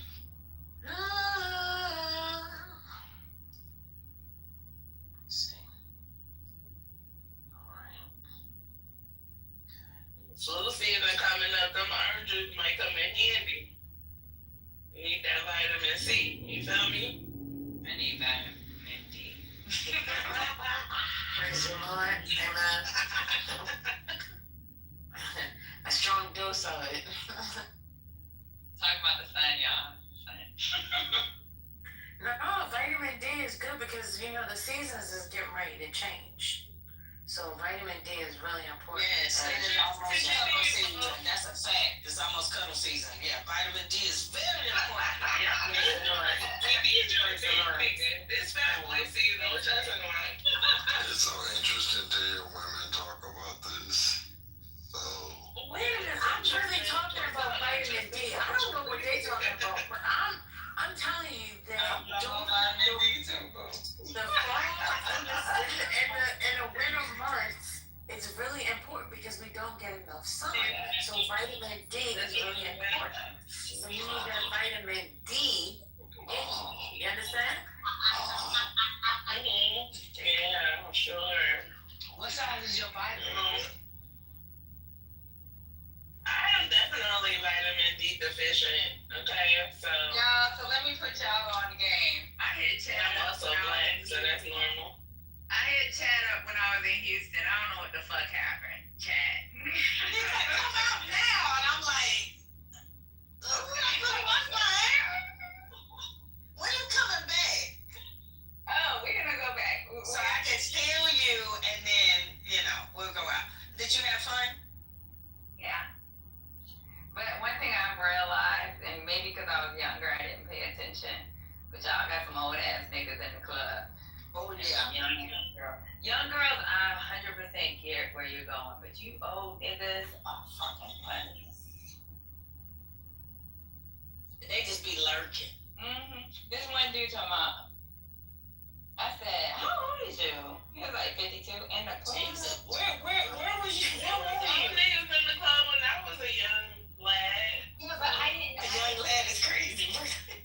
I didn't pay attention back then. And then even now at this age, I was like, nigga, you still too old for me. Me too, child. I need to get down with my matchmaking service. There you go. Look at that shit. What kind of matchmaking? I'm a great matchmaker. I have 3 successful marriages up under my belt. Oh, shit. Oh, okay. So I've been able to come around. I have two, but they were for green cards, so there's that. You know what an old turkey hut is, and they got all those little bars in the area. Yeah, we was over there. That's why I told you. Oh, that's why. That's why, because you were on that, that's where the old men hang out. On Almeida, that strip 50-15. Oh, really? So you gotta go to like Mocha. Mocha's nice. I like live music, so. But, out of Mocha, shoot, you didn't go to Seaside? I don't know. I just know we went to a bunch of spaces. Yeah, Seaside, but that whole strip, yeah, that's where the old niggas be at. But so you know. You gotta go, you didn't go to Chapman. I told you to go to Chapman. Chapman and Kirby on Sunday, for Sunday Fun Day. Sunday Fun Day, we was all in those other bars. See, you gotta come to Chapman. I'll send you, hold on a second, I'll send you. It sounds like a bunch of old folks clubs. You guys are too old for me. Yeah. What you call that? Patty, we should go to the old folks club here. You wanna go with me? Yes. They be lit down, them old people. They be in there dancing and carrying on. Yeah.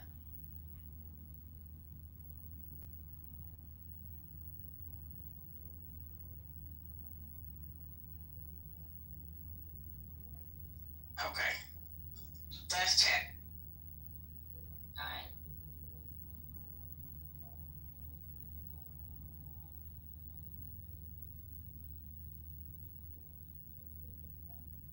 So we went there. I know this area.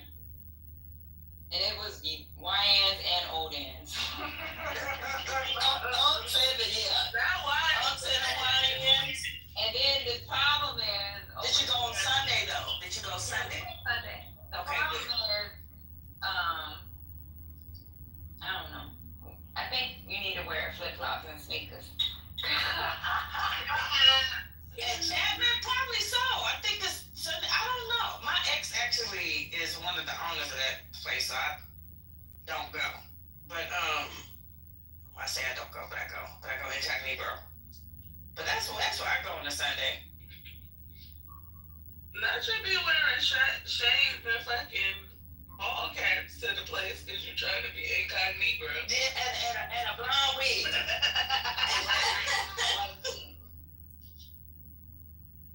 And a blonde wig. Yeah, I like Chapman. It got a good mix. And the DJ is good.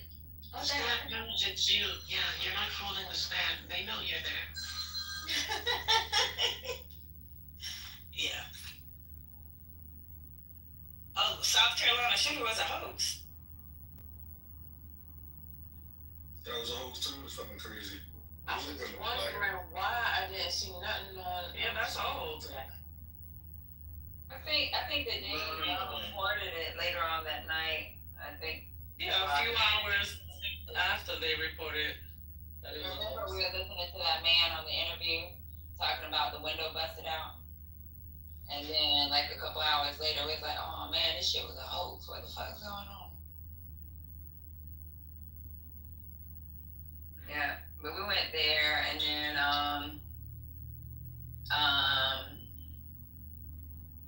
one place that was suggested by Womack, he told us on. Not a suggestion. I would just. Girl, wait, stop, pause, chat. This motherfucker suggested camp. I didn't suggest count. Yes, the fuck you did. One of your friends said count. One of your friends said count, and I said, oh, count is where the YNs are. Yeah. And that's where the little get money niggas who don't have real jobs. You gonna find a nigga that's gonna pay his bill a little bit. If you want the nigga that wear tight jeans and will pay your bill and let you wear his chain on the weekend, you'll find him that count. There be some YGs there too. Oh, no, that's a new one. What's a YG, sir? Yeah, Okay. Come on now. Okay. I can figure that one out. Oh, my bad. Yeah, that's you right about it. TikTok live. No, it's something like the games going on. That's it. And what's the other one? Clubhouse? No, is that right? O-Ns. You got the O-Ns, old niggas. Yeah, I thought they was unks, but I like O-Ns. Then that would mean they own. One thing I will tell you about Houston. They want something. If you don't buy, let me tell you what's so funny. I don't give a fuck. You know, I don't get chat. That's how you should have came out. My friend's like, you are crazy, girl.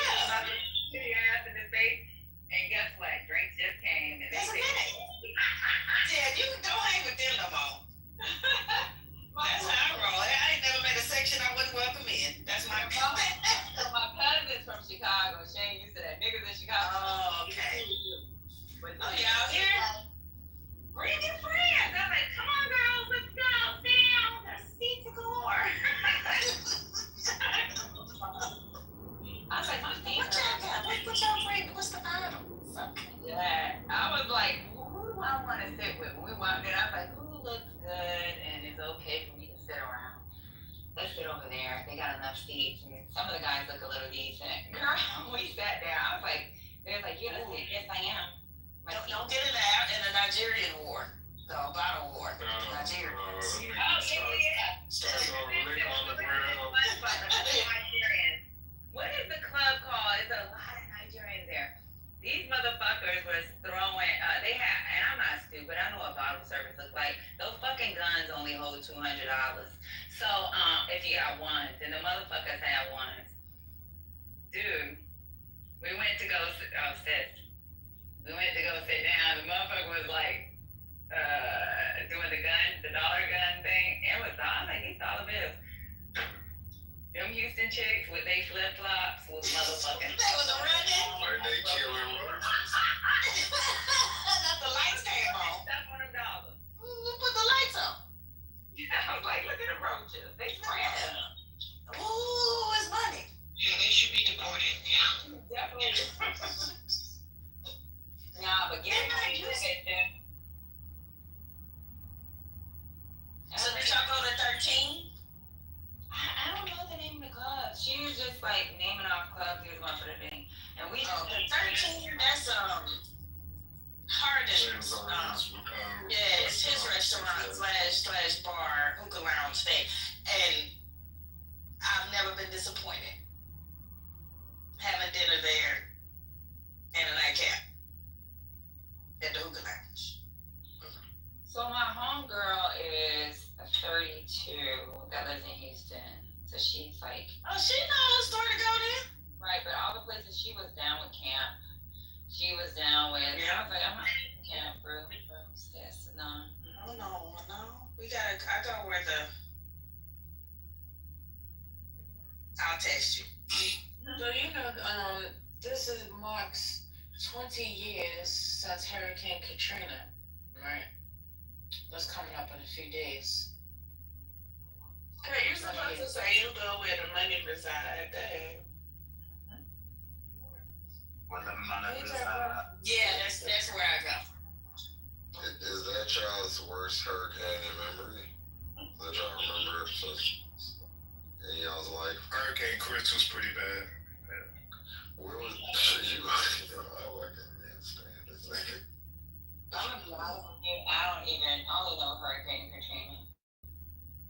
You don't remember it? No, that's the only one I know because I know more hurricanes. Hurricane Sandy was pretty bad, but I don't think that was the only one I ever experienced, but the worst one to me, I remember, was Andrew. So I remember Andrew was bad too. Andrew beat them hoes the foot. Now, Katrina was bad. I'll say it's the second, but Andrew, I remember some of y'all was probably like 93, 92. yeah. If you're old enough, that's what I should say.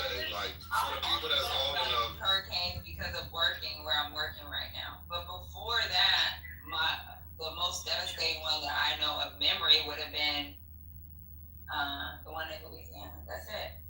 But then, working, now I know what money is still being funded for infrastructure because of Andrew and all these other hurricanes. But only one in my memory is freaking Louisiana.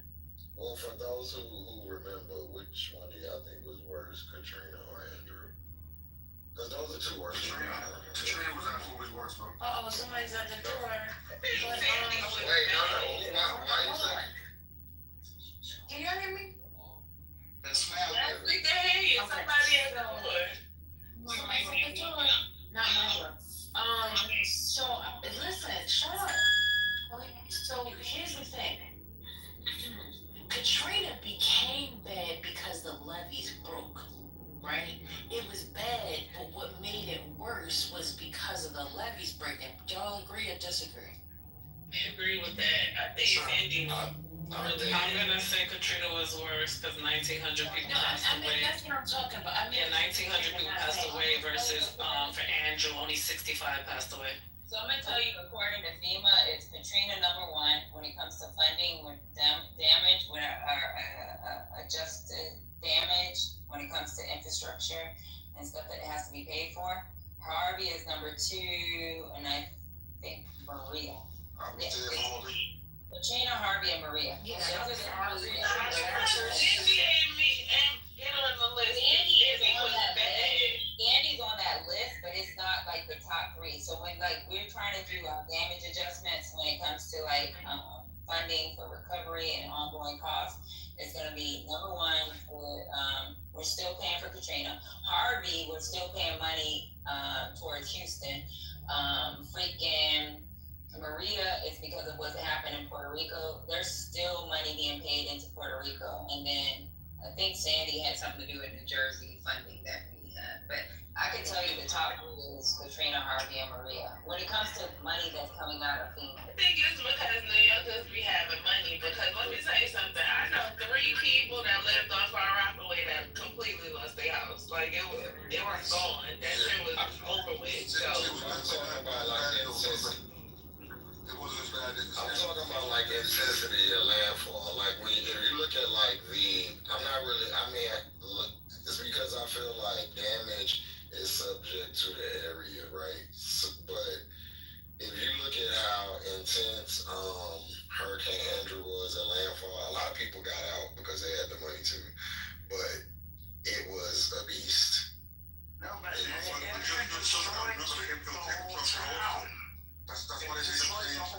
the building rules that. It destroyed the whole town of Homestead, Florida. That should be devastated. Yeah, but it wasn't level Katrina. What happened to Andrew was definitely fucked up. it didn't affect as many people. But that's what I'm saying. So as far because Sandy and Harvey weren't nearly as intense as Katrina. But I'm just talking about Harvey stalled. I'm just talking about I'm looking at I'm talking about the level of hurricane, like the category. So looking at Harvey now. So Katrina, 2005, category 3. So far, the economic impact has cost the government $201.3 billion, and it's been adjusted because of inflation. So y'all just take that into consideration. Right now, we're still paying for certain infrastructure, and I can't name all the infrastructure because that's like private. And then we're still paying for some of the population displacement. Number 2 we got was Hurricane Sandy of 2012.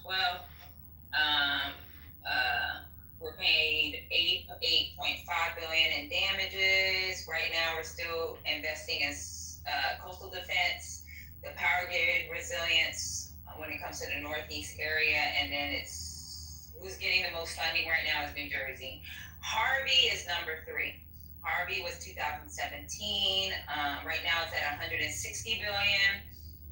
Right now they're still doing urban planning. They're doing a reevaluation of the floodplain, zoning, stormwater management in Houston, and there's an increase in scrutiny of what's going on with your flood insurance policies and some of the coverage limitations.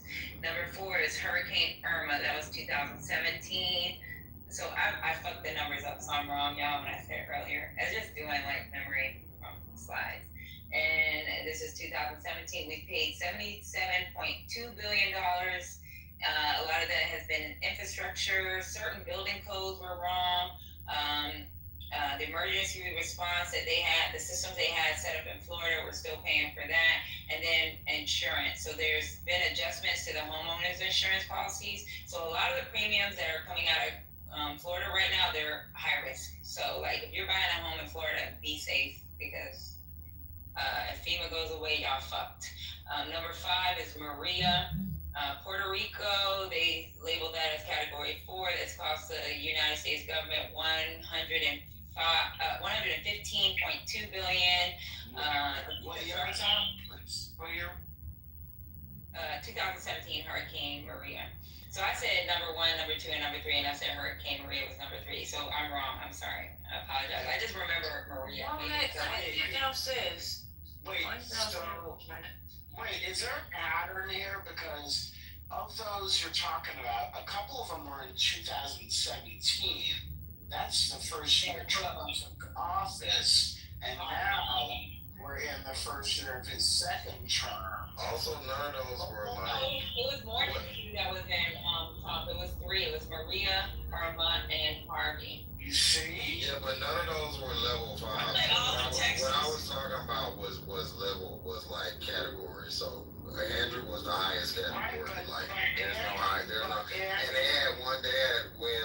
a 65 miles an hour nut. That's what I was talking about. But if y'all talking about damage, I'm going somewhere with this. I wasn't. No, but I am. So, Andrew happened under Bush 1, Katrina happened under Bush 2, and all those others, with the exception of Sandy, were all under Trump. So Republicans give us hurricanes. You're sleeping. That's God. No, but yeah, Houston has cost us a lot of money. When you talk about Harvey, most of that money has been going towards Houston. So yeah, Houston has cost a lot of money when it comes to FEMA. Actually, Texas is number 1 in their region. Even though you guys have the same region as California, California doesn't even amount to the amount of funding that FEMA has paid into Texas. So why don't you return Texas to Mexico then? I think we should. I mean, that's fine, But but then I won't also... be able to party that freaking,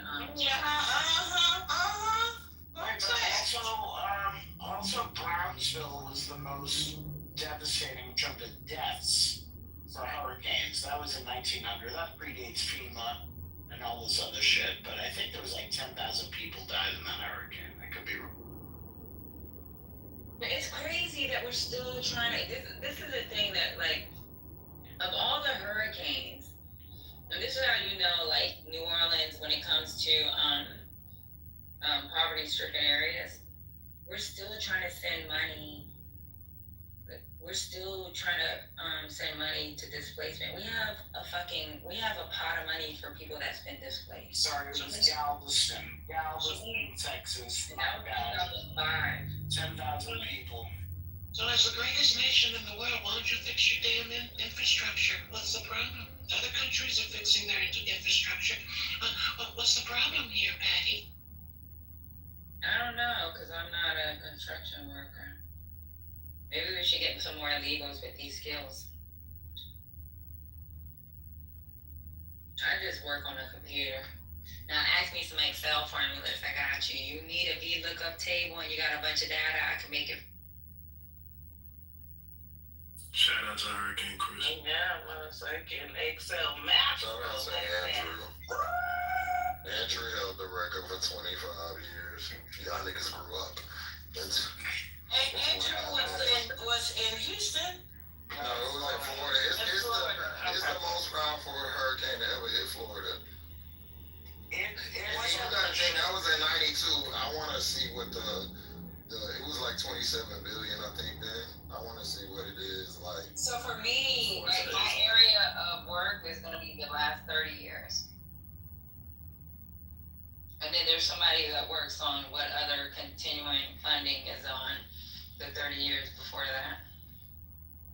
So I can ask them for those slides and we can have the conversation another day. But I can tell you the last 30 years right now, it is motherfucking Katrina. We're still trying to send checks out to fucking people that have been displaced. Katrina is fucking costly, yo. Thanks to Bush, yeah, thanks to Bush. He fucked that up, and Trump fucked up COVID. And Bush fucked up Katrina. If you're from New Orleans, you might want to go ahead and try to see if there's some money that's due to you.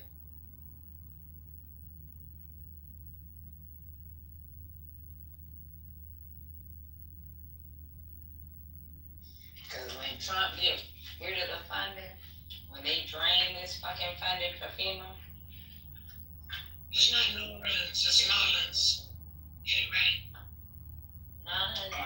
Can I just point out that of the list of the 30 deadliest U.S. mainland hurricanes, they're all red states.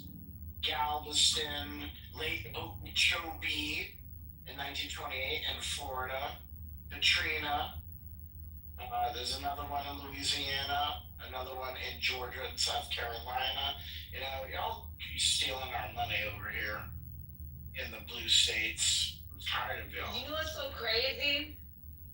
If you look at New York, and I'm telling you, back in 2000, so I know this for a fact, I think it was, remember when they had that hurricane in New York flooding downtown Manhattan? And then they ended up having that fucking snowstorm right after. That was Sandy. What's that? Look, at the millions of people that stay in New York City, and I think around that time it's anywhere from 8 to 10 million people that lives in New York. They ain't even took the amount of money that Florida has taken from here.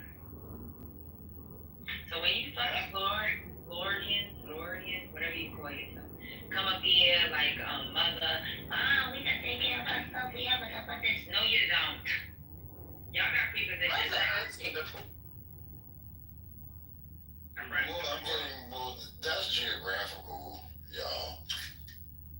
Like, New York has Long Island, has a big ass barrier in front of it, or else they would be getting their ass to. No, but they got tore up during that year.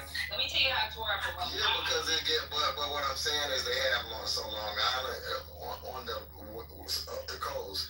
Long Island is a barrier, so it never really hits the city. And Long Island is being slowly like overtaken. You need So if it was on the coast, like it would have gotten way more hurricanes than it has. Like, it's gotten skipped over a lot of times. So check me out. I was in Fort Bragg during Sandy. This was 2012. So anybody do a Google search of Fort Bragg deployments, do you know that the units that we sent to Fort Bragg, because they had to send National Guard out there, and a lot of them came out of 80 seconds. So we had to send units out there. The units that we sent out there, along with their National Guard, we had to send MREs. Let me tell you how fucked up it was. We had to send fuel for our own fucking vehicles because there was no access to fucking fuel. So, like, New York, as big as that population is, as much as they could have fucking sucked out of the United States government, they did not, compared to Florida. You're right, we're not, we get up and we go.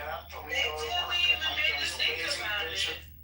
Right. I get what y'all saying, but New York doesn't. Y'all had a fucking blizzard right after that hurricane. I remember this shit because I was in the fucking, like, quote unquote war room. So if you work in CASCOM, it's a bunch of writers.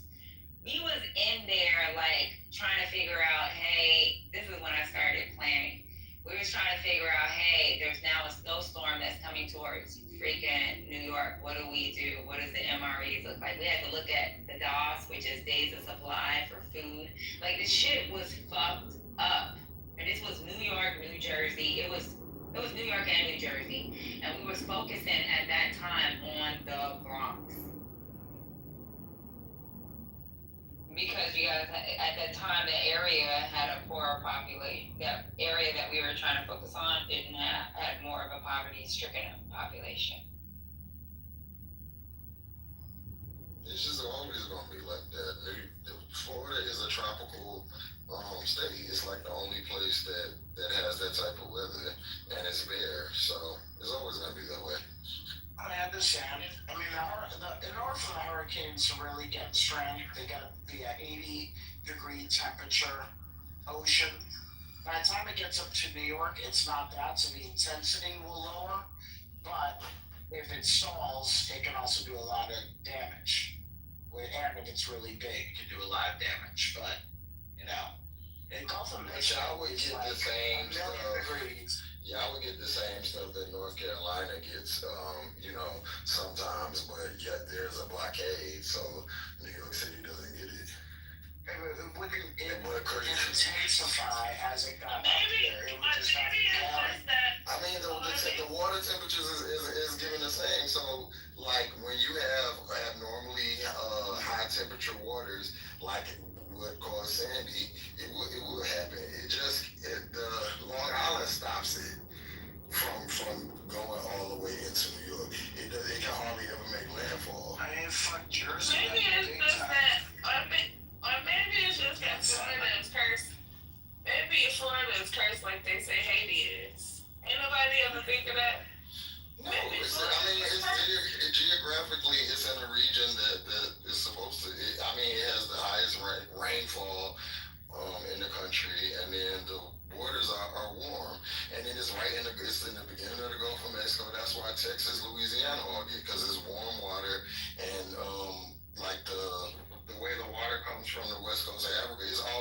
like that's just hurricane. Like we have Tornado Alley, that's Hurricane Alley. There's always gonna be hurricanes there for like until we experience total weather change. Yeah, They don't have them in the Pacific or anything else. There's only in the South, like the Middle Atlantic right there. I think Florida is first. I'm not gonna lie. Like, yeah, warm water is what provides the energy and the moisture to these hurricanes. No, but that's why it can go over Florida from the Caribbean and into the Gulf and gain more strength in the Gulf. Because the Gulf is like 90 degrees or some shit. The Gulf of Mexico. It's not the Gulf. It's not the Gulf of Mexico. It's the Gulf of produce the fucking Epstein files. It's the Gulf of produce the Epstein files, motherfucker. That's the name of the Gulf. Yeah.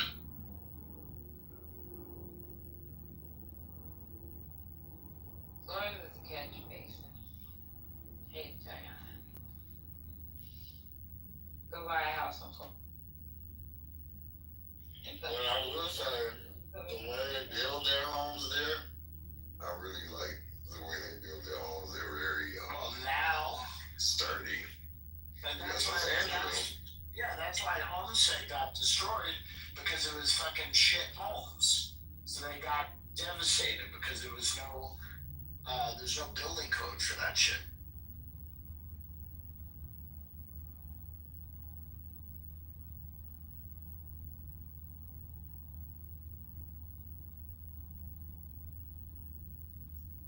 Sounds like a third world country. No building code for that shit. Huh?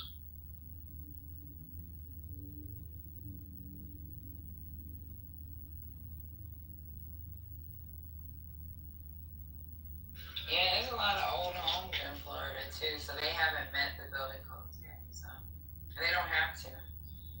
It's just the newer homes that have to. Yeah, but you also got a lot of trailer parks, modular homes, all that kind of stuff. They don't have to do building code now. Well, why don't you stop living like hillbillies and fix your infrastructure? Do you imagine the settlers or whatever the first time they came over here and experienced this like hurricane season? I know that shit fucked their ass up. They probably thought God was coming to get you. They probably thought it was completely over. Here comes it. I didn't pray. Or the first like motherfuckers that went to like the Midwest and got caught in like a fucking tornado. They probably was like, what the fuck? Yeah, because that don't happen where they from. Yeah, we gotta pray harder. Tornadoes are really really just a uniquely American thing. I mean, they do happen elsewhere, but the tornado alley we have here is nothing like. I mean, there's nothing like that in the world. I mean, we have the craziest weather in America, just period. The most lightning, the most hurricanes, the most tornadoes. The only thing we don't have the most of, other thing is earthquakes. Snow. Right. Yeah. We do have a lot of earthquakes, though. Yeah, because the West Coast is in a ring of fire, but it's nothing like how Japan and East Asia, they get to us. Because Alaska has the most people in the States. Hold on. Well, you got basically Russia anyway, so get out of there. Shut the entire.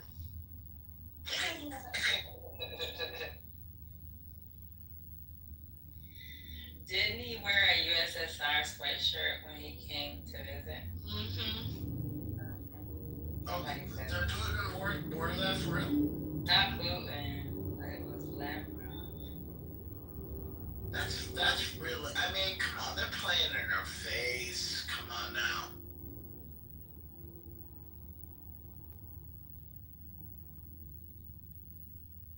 There are people saying that wasn't Putin, that was one of his body doubles, number 5 to be exact, because they weren't, he was not that short when compared to Trump. Seriously? Just telling you the conspiracy, Man. Brian. I don't make the news, I report it.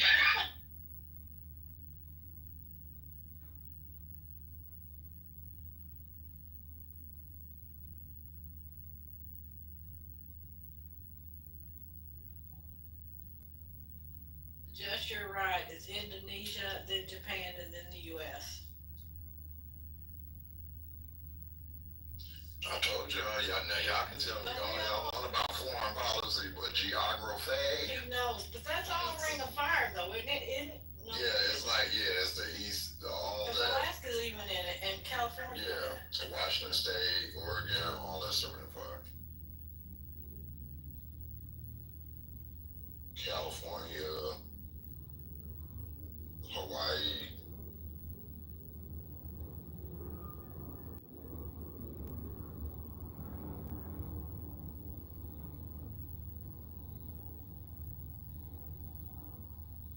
Don't forget we had Mount St. Helens in Washington, and that killed about 50 people or so. So that came out of nowhere. How do we include volcanic eruptions in this thing? I mean, we have Hawaii, so. We have 20 to 30,000 earthquakes a year. In Alaska? Mm-hmm. Roughly 1,000 earthquakes each month. I'm not impressed. I don't care. You shouldn't be, because most of them happen where no one lives anyway. Yeah, it's so fucking stupid. You and April. I'm not impressed. I can see Alaska I can see Russia from my backyard in Alaska. Yeah. I can see Canada from my house. We put up a middle finger every night before she go to sleep with that close. Sadly, one of my middle fingers is a trigger finger now. I gotta get some surgery on my wrists, elbows, ankles, everything. Just will. What you got the arthritis? You got the arthritis. Girl, yes, I got the arthritis. Jesus. I thought you were gonna say you needed surgery on your trigger finger. Go to Thailand and they'll evaluate you and take care of it there. I know they would. Or Cuba. Yeah. When I get home in November after my conference, I'm gonna go in and get knees done, and then we're gonna work on carpal tunnel for my wrists and my elbows.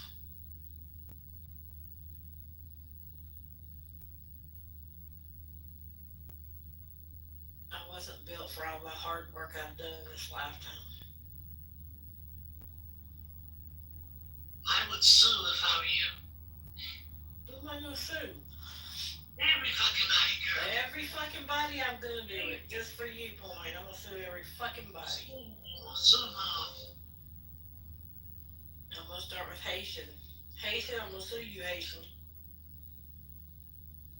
Where is Haitian? You're still gonna be broke. As long as you owe her, she'll never be. That's right.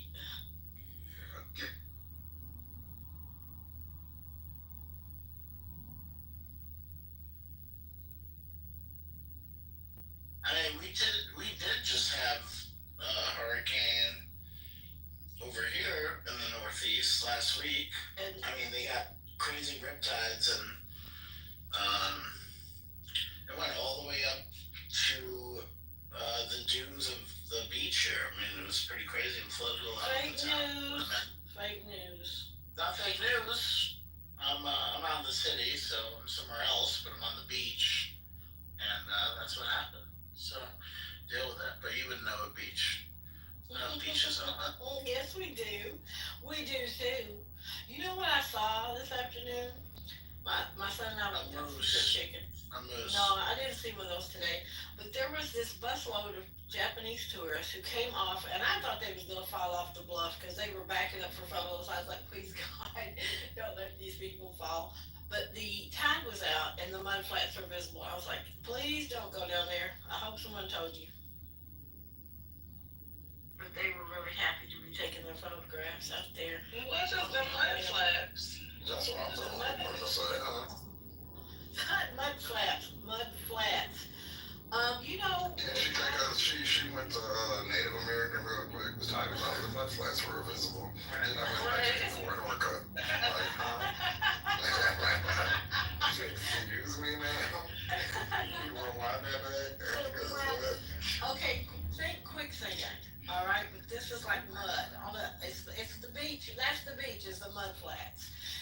go out there and you start sinking in them, and the tide's coming back, Oh, and you you're can't get done. out, you're done for. And we have had several people stuck out there, and then rescue teams have to go out there and try to get them out. Oh, can you And most of the imagine? time they're successful, and sometimes they're not. Oh, can you imagine you're sinking in the mud and the tide's coming in and you can't get out? And I remember that episode from Creep Show. I don't know if you remember that movie. it's a board tide too, so it's coming slowly. So you can sit and reflect on what you've done with your life. So basically, y'all got quicksand, basically. Sounds like the American economy. Stuck in the mud, and here comes. You can't even finish it. So basically, I got quick mud. Yeah, that's right. Wait, that's right. Mike is just responding, Michael. That's right. Leslie Nielsen too, I think.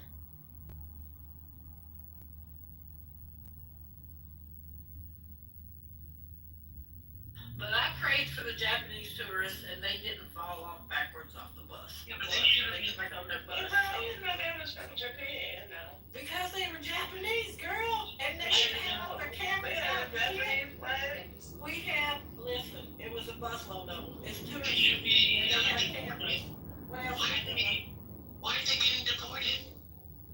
I don't think Trump has made it yet to that group of people. And when is ICE going to Chinatown? Yeah, that's what I was don't know. wondering.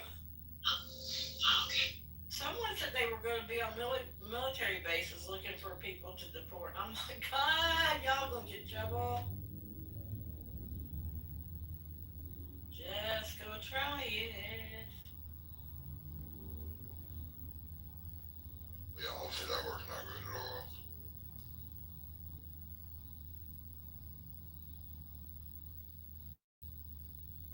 No, just I saw a moose in a kitty wading pool. Yeah, see, that's the type of stuff I'm not dealing with. Stay over here. They come to your house and they. But why is the moose out so early? And they're not habitating? What? Excuse me? Moose They don't. don't. You just woke up? Moose do not hibernate, love. Only Why bears not? hibernate. And bears don't stay asleep the whole winter either, like people tell you. Shut up, man. What do you hibernate? You sound like mine, baby.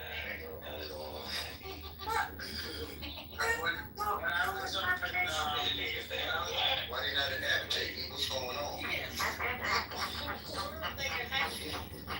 They're habitating the sick. Yeah, but the moose are indigenous. They're the original Americans. I thought they don't get overheated. They just look like they got a lot of stuff they carry. I thought they might not want to be playing around in everything. It doesn't get hot. Well, I'm lying because Fairbanks gets hot, but I don't know how many moose are in Fairbanks. Do y'all have elk too, or just Moose and deer. I thought they was winter animals. They're not winter animals. Huh? They're not winter animals. First lady. Hmm? They have a coat that sheds just like any other. Mm. They're around. Well, here's the thing: when there's too much snow, like up on the Rudolph the mountains, red-nosed reindeer. they'll come into the city because it's easier to get around. They don't like walking through all the big ass snowdrifts, so they will come into town more. In the winter. Yeah, It's easier food. It's easier food. We plow the streets and shit for them. You know, they appreciate that shit.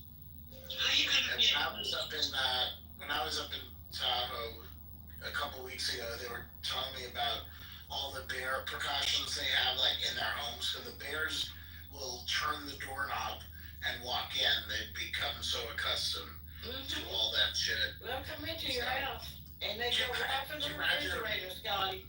Can you I don't know how they imagine know what food is. imagine you're watching Hunting Wives on Netflix, and all of a sudden a bear turns the door and walks in, and you're like, what?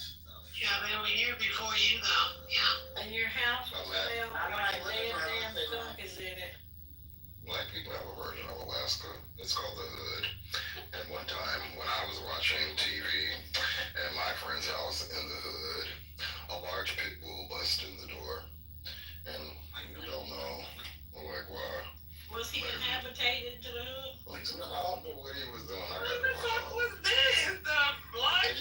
we sitting there watching. We was watching Flavor of Love, and the pit bulls. What? One of them, you know them pit bulls that be looking like they lift weights. One of them kind. That nigga busting the house. What y'all did? I jumped on that thing that be on over the fireplace. That little mirror. The mantle? The mantle? So I was on that bitch. Jesus. Oh my God. I'm still Did you, I mean, was he trying to eat y'all niggas or something? What? Nah, I don't know. He busted the door. I don't know. I guess my friend door was kind of ajar a little bit, and he just busted in. I don't think he was trying to I don't think he wanted no smoke. He just kind of was giving like puppy vibes. Yeah, like, hey. Yeah, like hey, what's good? He started sniffing around. I was like, who the fuck dog is I would have that? kept the dog. My friend was like, I don't know. Yo, Josh, I had a homeboy that used to be a mail carrier. He got fucked up by a pit bull at one emergency surgery. Really? I've had a bad experience with pit bulls. Like everyone I met was high. He did something, and he probably talked about his mama or something. Because pit bulls don't just be attacking people for no reason. I'm sick of this. No. Yeah, I have seen them go the fuck in. That was for a reason, though. I stand by my pit bulls. So every mail carrier that gets bit is for a reason? Yeah, because they mail carriers. They should pick another job. So you don't think that pit bulls be tearing folk up? No, I don't believe it. That's What is the? Well, I will say my friend. This is a sad story. I'm a pit bull advocate too, but my friend, his daughter, he had two of them, and they killed his daughter, so they can't get out of line. I'm not gonna lie and tell them they go. So I'm happy. It wasn't just they didn't do it out of nowhere.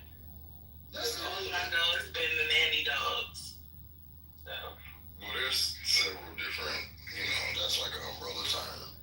But they're game dogs, so they could get carried away. Just, we had a moose come into the ER waiting room one night while I was working overnight. Yes, he walked his bitch ass through them doors. What was he looking for? Dilaudid or something? I don't really know. He probably saw a plant in there or something. But the hospital has the doors where you walk up and the bitch is open. So he came in, and they do that. It's many a time because they have live plants in the little, inside the atrium or whatever, and the moose come in there trying to eat it. So yeah. He walked up to the check-in desk and turned around and looked around, and then he left. Yeah, they were there before you got there, so you're the intruder. Absolutely. That's a I am the colonizer. Oh, God. God, just so loud. The problem is when a bear I just seen on TikTok this black family was having a family reunion, and it was the bear eating the food, and the lady kept saying, he's eating the food, and the bear was trying to go raw to get him to run away from the food. The bear didn't give a fuck about none of that shit. He was sitting there eating all they good ass collard greens and fucking ribs and shit. He was fucking that shit up, and they was just standing there like, you're eating the food. That shit, I don't know where they was at. Was they in a park They was outside? outside somewhere, but I don't know. Bears can smell for up to a mile, I think. So I don't think you should be having ribs and collard greens out in the woods. Well, that's what family reunions consist of. Well, Yeah, you but can't be doing it where the bears are. No, I heard there was a white family also having a reunion right next to them, but the bear didn't want their food, so they just, Y'all better not ever go to India. Why? Because I'm monkey. The monkeys is probably the least of your worries. They got competition too, right? Well, Mumbai specific, they are. It's on a national park reserve, and the main thing they tell you to look to. I mean, they say it's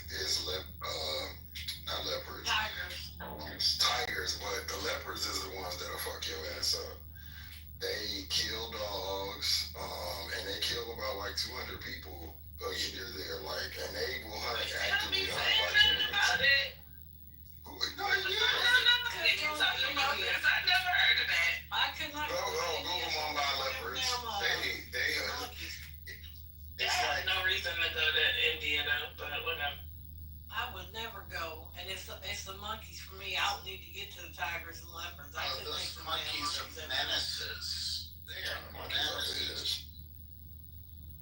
I want a Palace, Jess. They have want a Tiger monkey. Palace. I want a monkey. Can y'all sponsor me? No, you don't. Don't talk about that. Don't tell me. No, you You gotta don't be watch missing out. the nose. Oh, you gonna tell me? You gotta watch out the crazy documentary. No shit. I ain't checking it out. I don't want to hear shit when you got one nostril and one bottom lip. You talking about, I want a monkey. No, you be watching, you be talking some old stuff. Man, that's just like me talking about your insurance gonna go up because your car red. Man, just go ahead. Go ahead. I did. You gonna have red lipstick on that one bottom lip. Somehow still pretty. It is. Oh shit. Yeah, somebody put in the chat, Indians are more than half African. But that's so crazy that they put that, right? But I don't know. It's so crazy because I was in another, Nigian room today. And they were saying, they asked the question, so can you say the people from Tanzania and India and whatever, with Austria or some shit, are they African too? Because they look black. And I was like, well, I heard Indians that said that they got African in them, so I don't know what the fuck y'all talk about. What's that place? So it's just so crazy that they said that. What's that island that them people keep trying to go to? And then people keep them Tasmania? No, it's called North Central Island. Yeah. India. When I tell you them people be trying to go over there and preach the gospel, and then people kill them every time. As soon as they even approach, they start shooting bows. As they should. See how They can't even get off the water. Them people be throwing spears and shit at their ass. They not playing with. But if you see them, the people are black. Like, they're African black. Like, afros, black skin. But the island is all India, so I don't know. Y'all do what y'all want with that. Because Indians will tell you that they got African ancestry too. I done heard Indians say it. I done heard Indians say it's in they fucking in their little whatever history or whatever. They got African in them, especially the dark ones, the blue black ones. Ask them if they got African in them. They're literally all blue black though, for real. This is nasty. So it's not nasty work. They really are blue black. It's nasty. It's not nasty. I got African too. You got African. What? Yeah. You got African. It's because it usually happens at night. 20 times a week. Usually at night. Not at Mama. No, you have me black inside you. Would you like some? Not you sharing. Are you exhausted? Not you sharing your black banana. What's going on? I mean your African banana. They will be having that mandingo in goddamn it.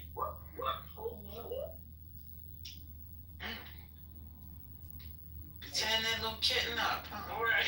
That's all I got to say about that. Tearing that pure white kitty up. Listen to that. Thank you, baby. Trent. Oh, is that Trent? How y'all feeling? Who's saying that? Oh, that's Ultra. Hey, Ultra. Happy birthday to me. How y'all doing? Happy birthday, bro. Oh, it's your birthday? It's your birthday. Are you a Leo or you a Virgo? Which one are you? Virgo. He a retard though. Oh, no. Falls on your face. Yay. Happy birthday, man. And your hair and makeup starts to rattle. That mic. Huh? What you say? Sing your heart, baby. Sing your heart. Go ahead, baby. Yeah, like a shit on the motherfucking stove. Oh, not a chicken. I just can't give you a hard time. I say, Shabba, and have a good day. Booba. Booba. Booyah. Cool. Kitover. Fire that burns in me. Oh, yes. You better sing it. Gently touches my soul. Oh, I hear the sleep is surrounding. let me. Hey, now that's a bop. Won't never sound bad. So just ready, 'cause I Beyonce. want me. So, First Lady, do you prefer that, or can we get kinky tonight? Wait a minute, how that go? Can we get kinky tonight? I don't I know. got so many things on my mind. I never I be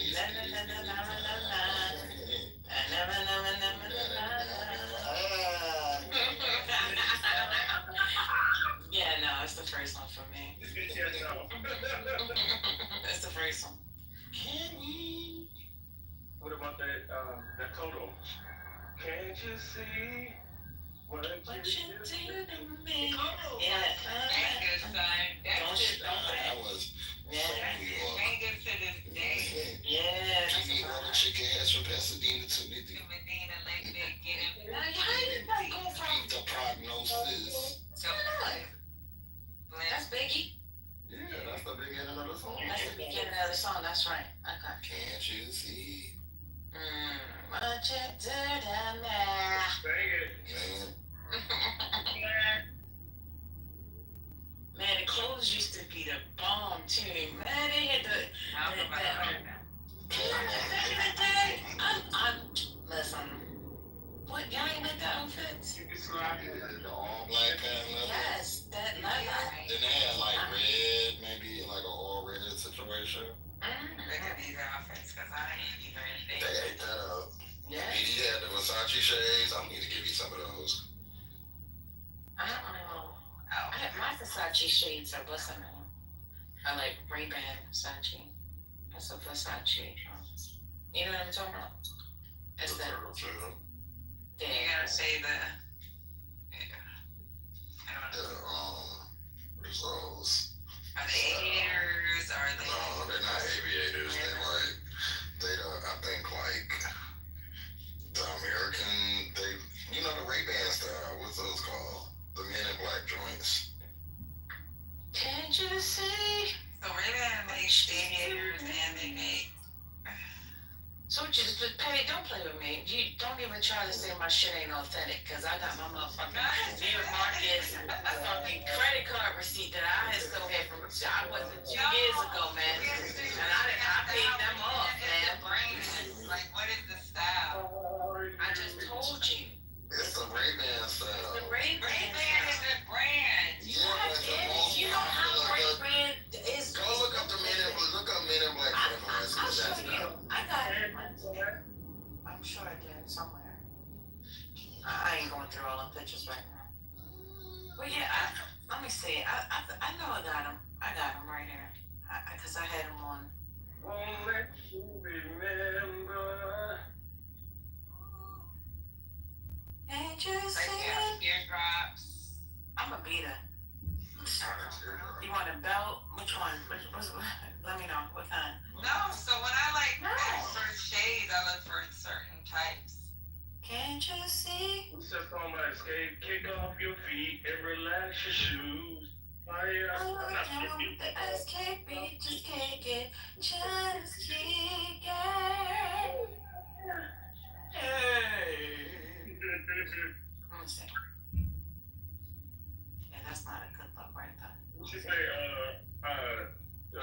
what's another escape song? I get so weak in my knees. I can hardly speak. I lose all control. And something takes over me.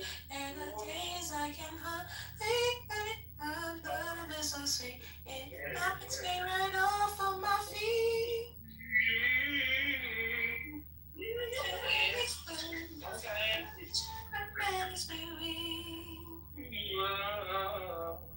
They call wafers. Eddie. Wafers? W-A-Y. I know what wafers are. You guys. Oh, my bad. Sugar.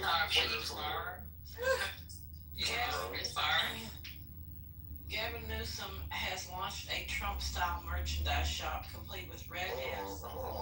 I like the rectangles. I like the aviators. I like the oversized. Patty, I don't know what they're called because I don't wear those. So like the rectangles are the ones that like with the flat lenses, and they're like square. I love the squares. I love the aviators. And if I do aviators, they gotta be teardrop. Okay, so I don't know what's going on, but these are the ones I'm talking about. I told you that. Should we get the? And I love gradient when it comes to it. I like the ones that start at the top and light at the bottom. The transition kind. 70s. My Gucci's are like that. They don't My at the aviators. top and light Like at the we were bottom. talking about, y'all heard of Quay? Remember I told y'all I had bought some quick shades? QUA. Yeah. Quay. They're like cheap. Or QAY. Yeah, and they're like just as, yeah. I had bought some quick gradient aviators, teardrops, and they were cute. They look exactly like. Oh, I got me some dollar store aviators for them cowboy Good night. Go lay down. Oh, they actually killed. Hold on, I'm gonna send you a picture. I ain't mad at you. If you leave them in your bag for more than 2 weeks, the freaking shit rubs off. I'm like, Good thing I got my bag. But these the Versace ones. But he said he only paid $1 for it, so I mean, it already did what it was supposed to do. I paid like $20 for them. You said you went to the dollar store. What's going on? Well, yeah, no, those is I aviators. can't wear those. I can't wear those. First lady, those is aviators. Are they not Ray-Bans? Those are, yeah, those No, are not. those are aviators. Those are like shields. They're almost like the visor, the shield visors without the visor. So like, Yeah, they just don't have a bar at the top where they would be like all the way. Oh, okay. They cute though. I like those. Those is kind of like bug eye. I can't wear those because like my face is. I actually like those a lot. I like the. What do you think you mean? See, I'm 87 years old, so I got here before you did, sir. So. That's cute though. Thanks. I keep my stuff. Me too. Make up my shades. That's why I almost lost my mind when I was in Texas. Like, or when I was in the other city, I was like, I just knew that was Ray-Ban style. That's not Ray-Ban. No, that's not. Okay. I don't even know what a Ray-Ban style is. Oh, yeah. They're wafers. Wayfarer, whatever. Oh, yeah, The you're Wayfarers. What's going on? I don't know. They look like wafer, girl. That's nice, Josh. See, they don't even look cheap, right? Nope. What are you even talking about right now? Glasses. I had to pay that. Something like that. I lost Where something. just at? Where just at? Sexy and shades. I'll send it to you. Lost them on the highway. Because you with these goddamn bumps on your face, come a thing on the top. Excuse me. Bumps on the face, that definitely ain't me. You know what I'm talking about, your second picture. Number 2 of 17. Let me see. That's Miss, what's her name again? That ain't her. He exaggerating that shit. No, that is her, Patty. That is her. That's Miss, what's her name? That's disgusting. Don't do that one. You gotta see the live. Online. Don't do that. Child, you never seen this lady on, what's her name? This very, what's her name? Miss Nana. Miss Nada, I was close. You didn't know that was Miss Nana, Patty? Where you been at? Miss Nada on the app, y'all. She really do look like she is not on the app. First lady, when they keep saying that. Her on the app. Somebody, well, whoever had the picture up, she damn sure had the character as well. I'm gonna put Nicki Minaj up so a lady can say, I seen her. I'll be like, I'm on with her. No. Nicki Minaj on there. Miss Netta be in the Alabama spaces. I'm trying to tell you. No, she do not. Alabama spaces is the better question.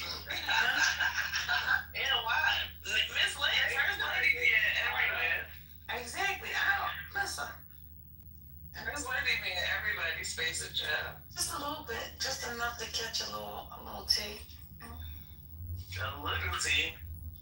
Child, Catching all the tea, child. you ain't never lied. I'm down here in Georgia State, and these kids so fucking lit down here. I can't. I'm not That boy don't like crime right now. That boy don't like crime. It's crazy right now. They got fucking signs talking about no firearms or weapons at the gas station. Like what? Like what kind of shit? Because y'all open carry state right now.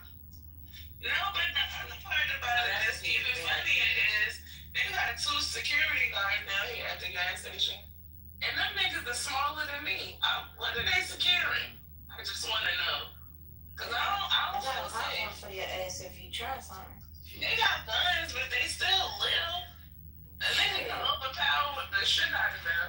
They can be overpowered. Okay?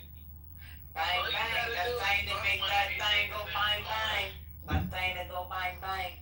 And pop them asses. No matter how tall they are. All you gotta do is bump one of these niggas and it's over with, okay? They tiny. They little. That's why you need the black one and a little Mexican one. That's why you need the National Guard. Maybe Native American. You said, point, you got me in trouble earlier. You were saying some shit I wasn't even paying attention to and people got on me. I don't like that. I ain't like that at all. Why you talking about the National Guard picking fruit and shit? Why would you do that? Why would you say that? You think DeSantis will qualify? You think DeSantis will let that get different? The hell? The hell? So you really think the National Guard down there picking, look, National Guard not even in Florida. What are you talking about? DeSantis is in Florida, right? Every state has National Guard. Do you know when they're gonna deploy National Guard to Chicago? Because you know there's talks about it. You think that's gonna happen, or you think that's just fake news? Sorry, because black people are killing each other. You're wrong. That's why I asked this boy if he either Mexican or Native American. I wonder what he was saying. In real life? It's the security guard. Should I ask? No. Do it. Look at one man. Kids, I didn't have to Take a picture. I'll tell you what he is. Native American. Mel said take a picture. She can tell you. So I can, I'll tell you what's going on. Mel, I'm gonna talk loud real quick, man. What happened? She gonna call you on the line. Casino, live casino. You can't show her the picture now. She gone. Her gone now. Yeah, the easiest way to stop black people from killing each other in the inner cities is to deploy the National Guard. Makes sense to me. I ain't gonna lie, I had said that at one point in time, but then when I found out all the stuff that can be done, when I signed up for that. That's crazy. There you go with them keys again. Sorry. It's jiggling, baby. Go ahead, baby. It's hard as hell. You know what? This is what I be talking about with these kids. See, these niggas is out here with full-on sweatsuits. I mean, hoodies and everything, and it's hot as hell outside today. And they just out here like it's the middle of the winter time. I just don't understand these boys. I don't get it. Girl, go in the house and leave them children alone. I'm waiting for my little cousin to come down fucking stairs. I told you we moved her in last week, and then my other little cousin wanted to come over here to visit her. And now I'm waiting for her because I'm her fucking ride. Now I'm about to leave their ass. That's what you gotta do. For love, I don't know. I'm sure you missed the bus. That's all. They yelled at my friend at the mall one time. He was so upset, but I told him to come on. I don't need to speak no more.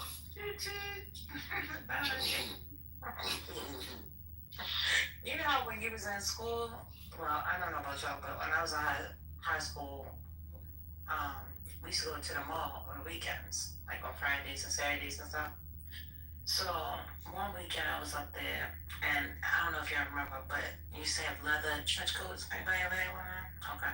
So I didn't like to carry it around. Leather trench coat, a long one. Huh? Yeah. Who had one? I still got one. Okay, all right. So I didn't like to carry my coat around, so I asked Macy's for a bag. So I put my coat in the bag. I was walking around like I bought something. Now my mother said if she wasn't at the place by 8:45, then meet her over on the side by the movies. She walked movie side. Don't you remember crazy ass mother came in there and embarrassed the shit out of me in front of everybody? Bring your ass here. Now. Oh my, forget that. I don't think I've ever forgiven her for that. That's something I need to go on my prayer. You know what my husband did? Yeah, that was so embarrassing. Huh? What you say? You can file a lawsuit. Ain't no mothers be doing. What the hell you got? Why? That's too much. Did they come back? I'm back. Where you at? She went for a phone call. To the club. I'm gonna buy you a drink. So wait a minute, Brooklyn. Did you take the picture? No, there's so many of these little motherfuckers. Everybody got on sweatsuits. I know that you was asking. Yeah. Well, he just disappeared. He just ran his little Mexican ass away. I don't know. Wait, what happened? What happened, Brooklyn? Mel was going. When you marched in about a sweatsuit, the Mexican ran off with it. What's going on? That's a narrative and a half. I'm just thinking about if this security guard Mexican or fucking Indian or Native American. Because he might be Native American since he had two women. Because he's Native American and Mexican. Let's go. Woman, you work as a security officer? What's going on? Where you at, woman? He's taller than him now. He little. This little motherfucker little. Woman's about 5'6". Niggas on club. 5'6", man. They say woman at 5'6", 132. Let me tell y'all a secret. This is madness. I went to two-time birthday party in Atlanta. Half of them niggas that be in fucking Herm's room that said they was 6 feet, they was about 5'2". I believe you. I'm trying to tell you. That's what I'm trying to tell you. Womack is 5'6". A lot of them look like they had on aftermarket fucking Jordans that they bought from the Mexicans from. I believe you. Damn. They went to the discount mall to get their real life. I swear to God, I'm not lying to y'all. That's crazy. They got their outfit from discount mall and everything. I believe. Girl, it wasn't right. And then I got the nerve to break. I told my friends, let's go. We're going to buy a little table while we stay for like an hour and a half. Because their tables wasn't that expensive. Girl, please. My friends was like, you got 30 minutes and we gone. And you expect me to take these people seriously? No, you was only at the party for 30 minutes. Was it lit? Was it a lot of people there? You remember this, right, Brooklyn? I ain't go to the party. I was like, there's people that came up to me and said, hey, I friended you on Clubhouse. Why haven't you friended me back? There's somebody that sat right next to me telling me, why you didn't friend me back? I was like, was Picking big fat ass there? No, he wasn't. Wait, I'm surprised. He usually go to all of this shit. GB was there, obviously, because Two-Tone. Me and Two-Tone been cool for a while, because I know him from Two-Tone. Who that? Yeah, Presidential Suites. Oh, no, I don't know nothing. Whitney, obviously, because that's my homegirl, for real. Whit, Nikisha. There's a bunch of people that was there, but, child, we was like, what the fuck? Like, it's like, one of my homegirls like, girl, I want to take my shoes off and put on some flip-flops. We in the wrong space. Yeah, it was that shit with sneakers on. No, girl. that shit with nobody. Shoot, I'm gonna have to fight at a clubhouse event. I would never go to a clubhouse event. Like nobody. I'm just saying. Well, I would. So I definitely gotta wear some Timbs. But back then it was you probably you know who I guess who went with us? Rosa and Simone. Well, me and Simone was friends for home. Simone, that's my nigga, girl. That's my nigga too. I fuck with. That's why a nigga don't get no bigger. Like that's a real ass nigga. I fuck with her. I don't care what nobody says about her. Okay. It's so crazy. We went right, and she was like, "Hey, I don't want to get your friends involved." She was like, "Give me a second." She was like, "Excuse me, remember that day? Let me show you." Girl, she screenshot. She said, "Remember this on the chat? Hey, I'm Simone." And she was like, "Hey, Simone." She's like, "Okay, I just want to remember this moment. Let me record you hanging me." I was like, "Yo, like Simone, you can't be doing that." Weirdo. Like, how about this? Like Simone, she really from Texas. She about that life for real. She about that life. Do you sit on this app? She gonna come see you for real. I was like, I don't do that ghetto shit up in here. She was like, no, I'm not gonna get you and your friends involved. So I was like, no, you're not, because we will leave. It was bad. But yeah, a lot of people smiled in her face, and all of a sudden was her friend when she showed, she kept the screenshots. Jackson, what's that shit you was doing? Weirdo. But no, I've met her before this. That's the only reason why. I've known her from Hawaii. So she came out to Hawaii twice. I love doing something like that. Hey, remember this and me? That's what you do. If you win that, happen too. The mom be like, "Hey, remember this message? What's up?" I was like, "Huh?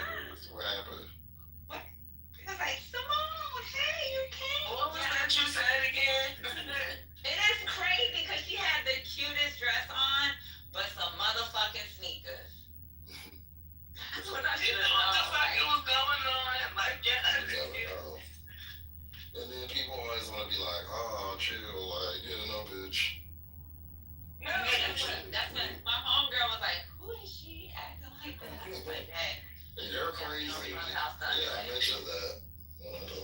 Yeah, just stay out of this. You just mind your business. Oh, wait a minute. And then I had a white girl with me at that. Oh, shit. What? So one of the girls that was with me is this white girl I'll be chilling with. And she was like, "Oh my goodness, why is she asking her that and showing her messages?" I was like, just chill out. This is how black people work. Must know none of the people be on Clubhouse, because if they was on Clubhouse, they know what the fuck was going on. They don't. Okay, that's why. They don't know the culture of the Clubhouse. Like, these niggas need their asses whipped. For real. So, shit. But Simone is a real one. She a real one. Like, I really like her. Even though people be talking down on her, she a down ass nigga. For real.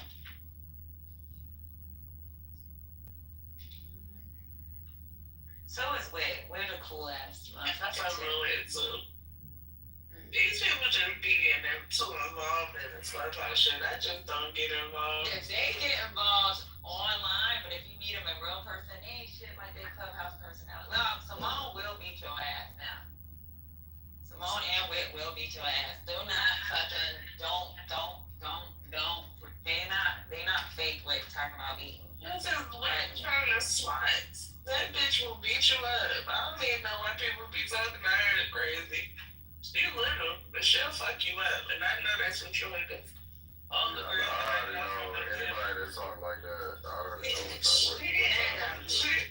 This motherfucker said to the club. Y'all ever been to the warehouse? Y'all ever been to the warehouse? In New York or Atlanta? No, in Atlanta. They have like pits with fire coming out and everything in the wintertime. Well, she took me to this place called the warehouse, and I was like, no, this ain't it, bruh. Like, I was like, this ain't it. Like, I'm talking about, if you want Dope Boy Fresh, then you can get Dope Boy Fresh. And I was not Dope Boy Fresh for that. I was like, wait, it's not me. You ain't walk in with your forces on, Patty? No. I felt like I should have bought some fucking flip flops and put it in my book bag or some shit. Like, flip flops ain't got enough grip. You need sneakers, okay?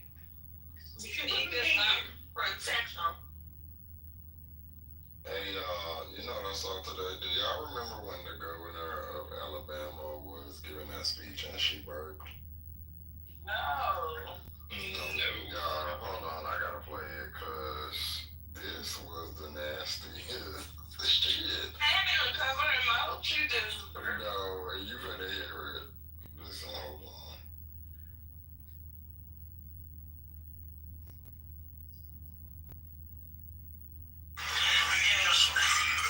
A slight increase in the number of doses that we've been getting in the state. That's crazy. That was a woman? You say that was a woman?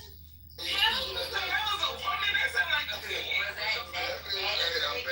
No, replay that. That was a man, Josh. Say that again. Let me see that. Let me see that. I played a couple of times. And I don't want it.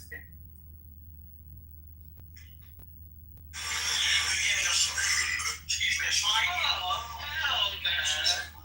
That's nasty. That's not a man. That's a man talking. How robust is this woman, Just? I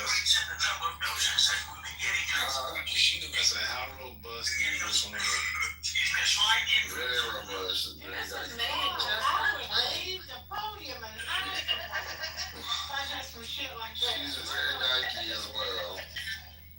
I mean, y'all ain't never burped people? Yeah. Let's go. No.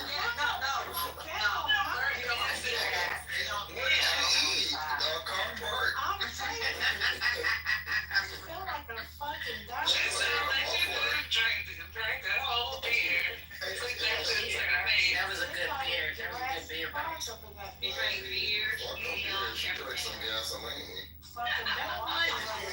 So y'all don't burp like that? Like in the middle of a speech? Absolutely not. I ain't gonna lie to you. I don't burp like that by myself with nobody around. That was a little wild. That came from her fucking soul. Yeah, but she couldn't obviously help it. That shit came from the bottom of her She soul. couldn't help it. Should have been impeached for that She should shit. have got impeached. I'm trying to keep Should have that been in there. impeached for that shit. That's some bullshit.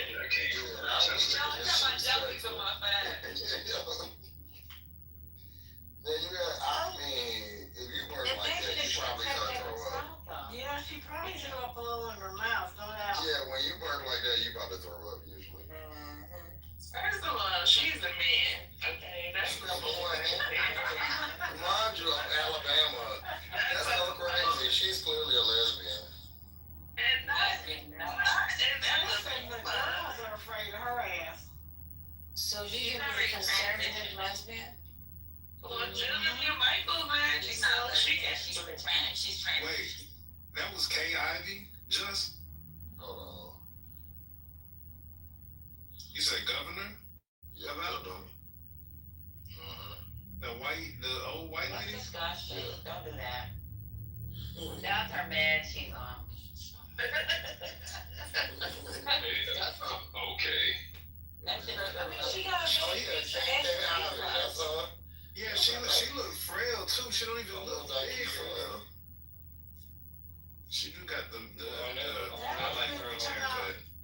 That was meant to come out her other end and went the wrong way. She farted out her throat. You sure did. You are stupid. Thank you, that. What you think she had to eat? A moose. A tuna melt with the orange Fanta. Probably my broccoli salad. Yeah, she definitely had that. With the side of mayo. With the jar She of has mayo. When lady described that broccoli salad, I like to throw it in my mouth. What's in the broccoli salad, lady? Oh, boy. Man. Don't do this. Don't do this to me. Mayonnaise, raisin. This is nasty. This is nasty. I don't like this. I'm going on mute. This is when I ain't your friend. Mayo and raisins is fucking nuts. They're not telling you how it go, though. You know? Mayo and raisins is crazy as fuck. I don't put the raisins in my broccoli salad. No, I like the cranberries, but not raisins. Okay, it's still nasty. That's worse. Those are juicier. No, not the dried cranberries. Yeah, the craisins. Yeah, the craisins. Eat so big ass raisins in mayonnaise. Yeah, but it's cran. It's a little. I know that restaurant be sauce. Oh my god. I'm sorry, that was wrong.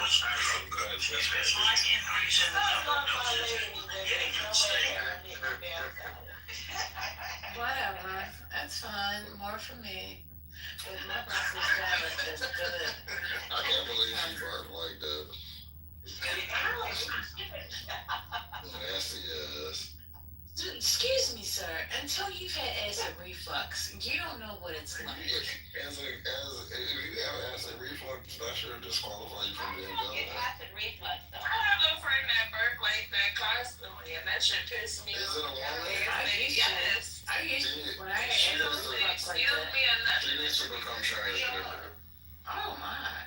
So what were you saying just before that? What'd you say? If you have acid reflux of that level, that should disqualify you from being governor. It's definitely debilitating. Like what? You won't breathe that fire in the middle of a sentence. Yeah. Like, yeah, girl, go sit down somewhere. She already looked like a balled up piece of So paper. you'll never had heartburn? Oh, Patty was the one saying how you get heartburn. Is that what it was you? Yeah. That's acid reflux. So you had heartburn when you were pregnant? No. See. First lady, did you hear? Patty runs 17,000 miles a day. That ain't got nothing to do with it. First lady, go look at my story so you can see when she did it. How do you get acid reflux? She did it like a cartoon, you know, like. If you eat a lot of acidic foods and start wearing on you, and such It's definitely your diet, yeah. that's the diet. Well, I eat a lot of food, sis. I ain't trying to get it. On the cartoon, when people burp, they like put their mouth to the side and You have to stop. That's how she is. Go look at it, first lady. She must have been drunk. You know when kids fake burp and they just scream? It sounded like that shit. That shit sounded crazy. Oh. So I eat spicy food, and I drink coffee. That can trigger it. It'll catch up to you when you get older. It says,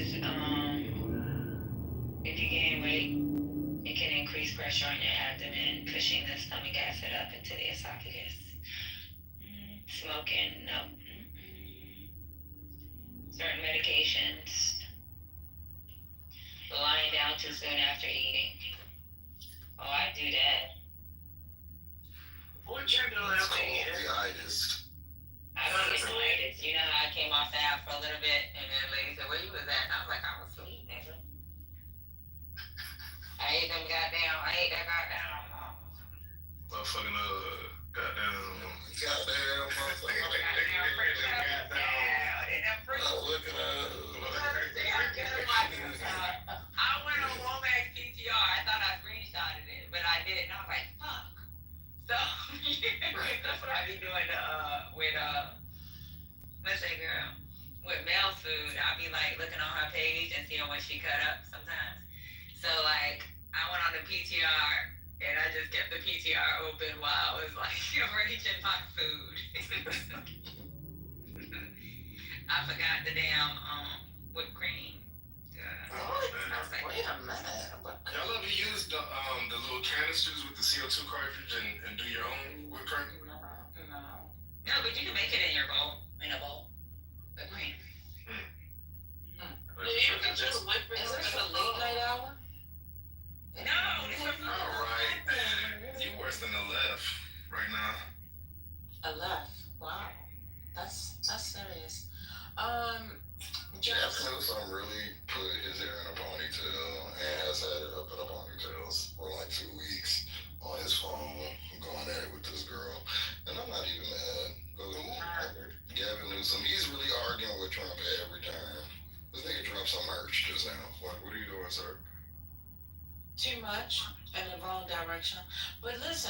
Just, I watched the video, and I'm telling you, she had a beer and a hot dog. That was a beer and a hot dog with onions and chili. Definitely onions. Yeah, she was moved. The Holy Spirit moved her. The Holy Spirit moved her. She moved in the midst of that couch. It was She left the ballpark. I thought she was gonna start speaking in tongues the way she moved. Excuse me. Excuse me. She did say excuse me. She did. Excuse me. She said, Excuse me. She definitely wears like adult depends. She definitely. Start talking like that, yeah. That was a bark. That part is nuts. That's hilarious. I don't know. Start talking like that on that. Good morning. Welcome to excuse me. Maggie Johnson, we vote against our interests. Y'all created this. Y'all was watching that Beavis and Butthead stuff. And The thing is, people like that. South The Democrats should be roasting her. Like, is this like? Look at this. I would have that shit on a loop. I don't care how long ago it happened. Excuse me. no kind of home training. Look at her. Yeah, look. Just Dusty. Is this what you want your daughters to aspire to? Exactly. Right. Look at this. Look at this prima donna. Okay, look at this polar bear in its natural habitat. Okay. Like, excuse me, man. I would have cussed me, would have still been cussing me out. You don't do no shit like that. Somebody would have reached through the teeth and snatched my ass for real. I see me disappear off the camera. Did you belch in front of a In the camera? My mom would have cussed me out. You know, my mom used to take a fork and, like, when I be eating, and if I accidentally put my elbow, she'll freaking poke me with the fork. Good for you. Okay, done it more. Shut up, Point. Point, how's the dog? Hey, Delos. Just, do you be recording us? Come on. Huh? That's Point. No, Point is on mute. Yeah, he just got on mute. He just No, culturally it's still off mute, and I can continuously hear the echo. I don't hear the echo no more. Just as See? You don't hear it? Yeah, my obstetrician. Are you? Somebody said Brenda's having a baby. Brenda, gotta. All right, so just my question is, are you recording us? What's going on? Girl, I don't even know how to do that. What I'm gonna do with that?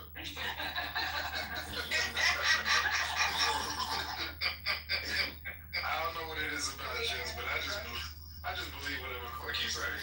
Could you imagine just trying to sell that shit, this silly ass? Setting that up. They were like, what is this? It's 30 minutes talking about broccoli salad. Wait a minute, woman. You know what? Listen, I don't like I'm this. sorry, lady. I don't like this. This is too much. It's too much. I apologize. That was crazy. Go back to the water bagels or the rutabagas. Just. Yeah, y'all was shitting on my Whataburger. I didn't appreciate that. That was crazy. I just never had burger before, and the burger is disgusting. The burgers aren't bad, but the breakfast is excellent. Y'all should try the breakfast. Wow. It's called When I had a honey chicken biscuit, when I tell you they dumped the whole thing of honey, I said, if y'all don't get this syrup sandwich up out of here, it was so disgusting. Yeah. Black folks down south love honey or something, because in Atlanta, y'all got the honey hot pepper wings. Like, what's going on? You get that away from me. Yeah, that's disgusting. They trying to make sure you get your daily dose of diabetes. Y'all be trying to kill niggas out here. That's why y'all got acid reflux. Somebody got acid reflux and I'm Yeah, she from Alabama. No, I actually had to correct that in my body, but it was definitely, even as a child, I had it. But, I used to throw up. Like, I just, certain foods I couldn't eat. It was crazy. God bless you. Yeah. Like anything with food coloring and stuff like that, didn't agree, gave me heartburn, acid reflux. The one night that I got drunk and my mother came to pick me up, that's how I was able to play it off. I blamed it on eating chicken, and the grease gave me acid reflux and had me throwing up. But I was drunk as a skunk. You hear me? Phew. Lord. They couldn't tell you were drunk. No, cause I can act real sober, but in my body, the alcohol the next morning, and I had a water bed. I woke up like 6 o'clock in the morning, and my body was on fire. The only way I could release it was, by throwing it out. But I was, what's wrong with you? I said, oh, it must have been that chicken. Yeah, got away with that one. But yeah, acid reflux ain't no joke. I only got about 3 times in my life. One time I thought I had acid reflux because my heart was hurting. Like I felt like my heart was hurting. And they was like, you probably got acid reflux. Or gas. Yeah, they say it was acid reflux. But I was like, when I say you gas, I make you think you're dying. Child. You have gas and you ever had gas on like your chest? Yeah. Oh my God. It feels like, oh, look, well, this is the big one, Melissa. Come on. I went to the emergency room on some shit like that. That shit was nuts. My best friend's a doc, and thank God, like we work in the same building, because she was like, it's probably gas, maybe acid reflux. Do you feel like something's burning? And I was like, no, it feels like something's stabbing me. That was gas. I had it in my chest, and the doctor was like, hold your hands up. And then he like pulled my arms across, and I like burped. He was like, yeah, that's gas. He was like, you need to go. Like, you start walking. Ooh, the back. Ooh, the back is a whole different. I feel like you really I thought it was just I was suffering from like a back problem, and so I went to the fucking chiropractor, and they fucked around and pressed on something, and all you heard was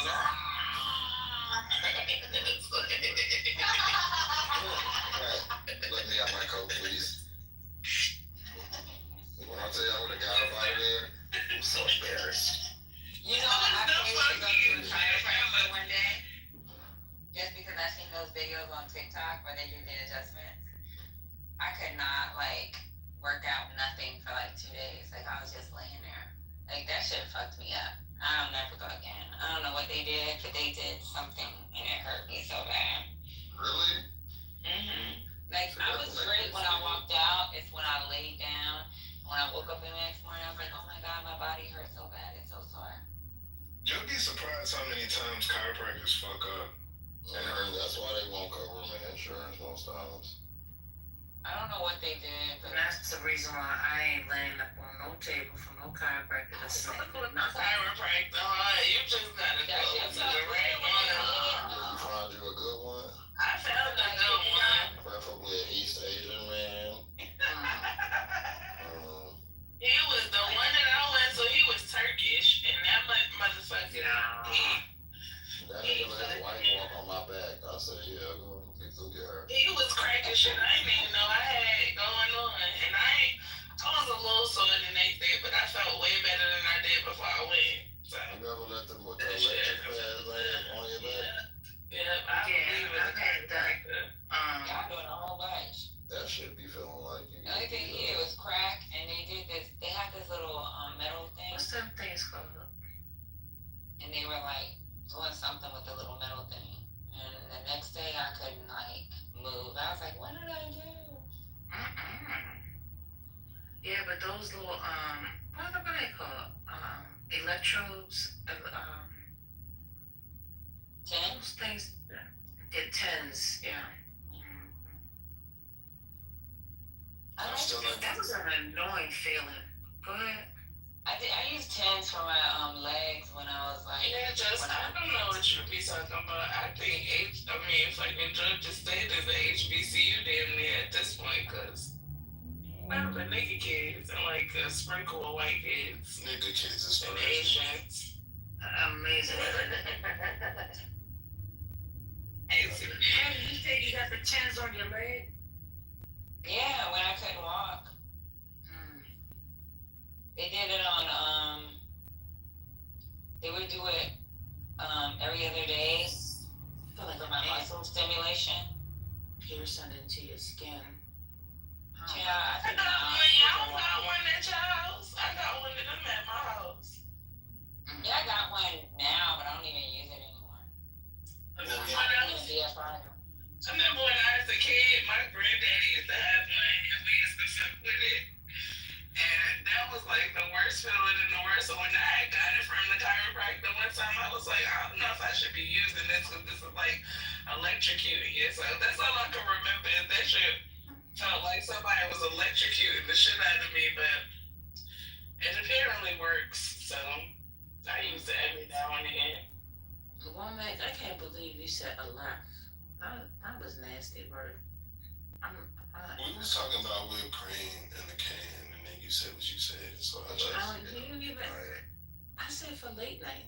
I mean, what's wrong with whipped cream in the late night hour? What's going on? I thought you be able to ask me. You want to ask between your whipped cream? See, and I ain't even do that. Let's go get Just. Go get Just now. Why would you say that? Wake up to a trail ahead. Wake up to the Your whole ass stuck together. Ew, that's nasty. You ain't never. I don't think I'm looking at this room in the hallway talking about vagina is the root of all evil. I swear these niggas will not stop until they gonna all be gay. It's gonna be a bunch of gay men just now. I'm okay with that. I know you are. I think they already are. I think you missed the boat. I think they already are. Yeah, that's true. Yeah. That's why you're so mad. You're sad. Who did that? They're in the closet. They're in the closet. You don't want to walk around. No, you don't need that. No, I'm just kidding. I don't want that. I don't really like straight, man. I'm good. Y'all can keep them. No, They're not straight though. They've been saying what they think. But yes, they are. They're not straight. They're culturally straight. Right. They're clean, straight, and I don't want that. I don't got time for those stupid ass shit. Yeah, you don't They're want to vertically gay, but culturally straight. That's crazy. Like, boy, you don't shut your gay ass up. So the dude, Miss Netta, the one in the picture, we all keep roasting. Yeah. You on Clubhouse. She's not gay. He's not gay. Yeah, her boyfriend be saying he not gay, and I be like, girl, I got time. But Miss Netta not really a man though. Yes. And she was even trans. Like, okay, if you was trans, fine. You're not even trans, man. Like, what are you doing? Miss Netta, you just be put on like a. Miss Netta's not trans. He said he just Miss Netta. No. Miss Netta is a nigga who like plays his parts from time to time. But that's not trans. No, a trans person lives their life as a woman. Like they not. There's no time. Miss Netta lives her life as a woman. She lives her life as. Huh? She act like an old lady. That don't act like no man. No. My grandma has a lot of old lady friends, and they don't look like Miss Netta. Or act like that. What the hell? Or act like that. Grandmama. That's what First Lady talking about. She act like an old lady. I don't know old ladies that act like this. Listen, I saw Miss Netta in that kitchen trying to cook up some stuff. I don't know what it was. It was definitely giving wannabe grandma. See, here's the thing. I really think this is my I'm trying to tell you, Miss Netta on this app. I'm gonna ping it in here. I'm gonna ping Miss Netta. I think that there's something in between like gay, straight, and even like it's not even like bi or nothing. It's just like a weirdo, and that's what she is. For real, that ass. It's really something that hasn't been classified yet. That like a lot of people like Epstein, like all those weird people, they fall into That's that. the plus. That's the plus. No, because that's over here. Ain't no, I don't know nobody that like boys or little kids or nothing. Really, the only people that I know that's like that is straight man. But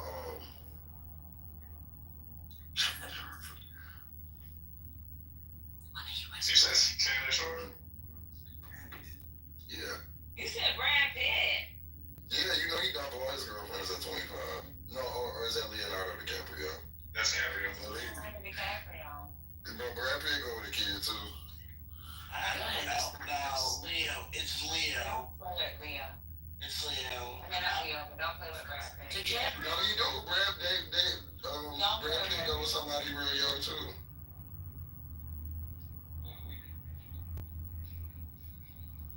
You know, Leo had all of this money and fame, and you see how he doesn't take care of himself. He could have aged great like other people, but he looks like shit for a man of that wealth. I know y'all lying. Leo Leonardo DiCaprio is still handsome as hell. What's going on? Oh, He got fat, girl. What's going on? Let me go look, cause I don't know. Listen, Leo, he need a little break. That's all. Yeah. You know how to bounce back. he's been on break for 30 So years. the one thing I do like You a lie. You a lie to devil and told. Go ahead. Don't he drive like a cheap vehicle? Leo? I don't know. I don't know what people be driving. He's Yeah, he real progressive. Yeah. He's progressive. He not fat. So I do like that about him. He not fat, woman? No, go to his Instagram. He got new pictures. I don't follow people on Instagram. Let me see. Well, he's got a dad bod. He doesn't take care of I mean, he's kind of himself. always had a dad, bro. This is Don't nasty. do that. Don't do that. Don't do that now. Ooh, Leonardo DiCaprio did have a always kind of have a dad, bro. No. His body was never cheap. I'm just saying he could have taken better care of himself aging, and He's just short and old. Like, hey, Y'all are some hard critics, and I don't like him. I think it's nasty. No, Leonardo DiCaprio is really big on progressive issues. That's why I He's a like him. handsome fella. I like him. And then if you go to his thing, it's like he got a lot of save this, save that, a lot of See the bell? like Recon Africa's shady practices. Canadian oil and gas company Recon Africa is drilling. He got a lot of like he's really he's like into saving the environment and animals and shit. I like that about him.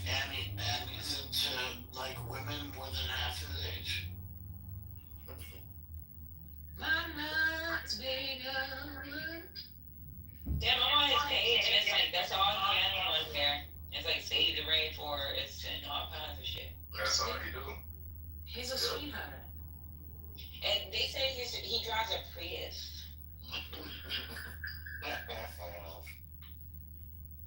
I remember the first time I heard him drive a Prius. I was like, What do you mean is that true? So did like. Are you recording me, Joss? I feel recorded. Miss Thingling, why would I be doing that? Miss Dingaling. Yeah. That sounds nasty. okay, so it says, these are the cars he has. He's an environmental activist, owns several green-friendly vehicles. He owns a Tesla Model S, a Lexus RX Hybrid, a Volvo Hybrid. Yeah. I'll take the Volvo. I have a hybrid. When's his birthday? Is he a Gemini? It's probably a Scorpio. I know the first time I heard about the vehicle that he had a Prius at the time. Let me look up his birthday. I think he's a later in the year birthday, if I'm not mistaken. He does a lot of good work. Yep. But also, you can also do a lot of good work and let yourself go. Okay, so he also has a 2006 Prius. He's been driving the Prius since 2006. He said gasoline, electric, mid-side cars, a step in the right direction. America has technology to make cars clean, efficient, and cheap. Look at Yeah, that. that's happy Chris. See? And then he said, good. No good. It says his Prius is worth $1 million now, just because he owned it. Is that a Scotty monopoly believes money he's a or? Scorpio. Was I right? His November. Oh, look at that. Look at that. I know what's I trying. remember his birthday being late in the year. But yeah, he's a That was a good guess. I got one out of 12 chance, and I got it right. I'm sure you already know. Go ahead, Brian. What you say about the Monopoly money? We gotta be really careful with this one right here. The Sprite guy. I'm gonna change my name That's why to I'm talking Sprite. about Sprite. Yes. Sprite. I like them.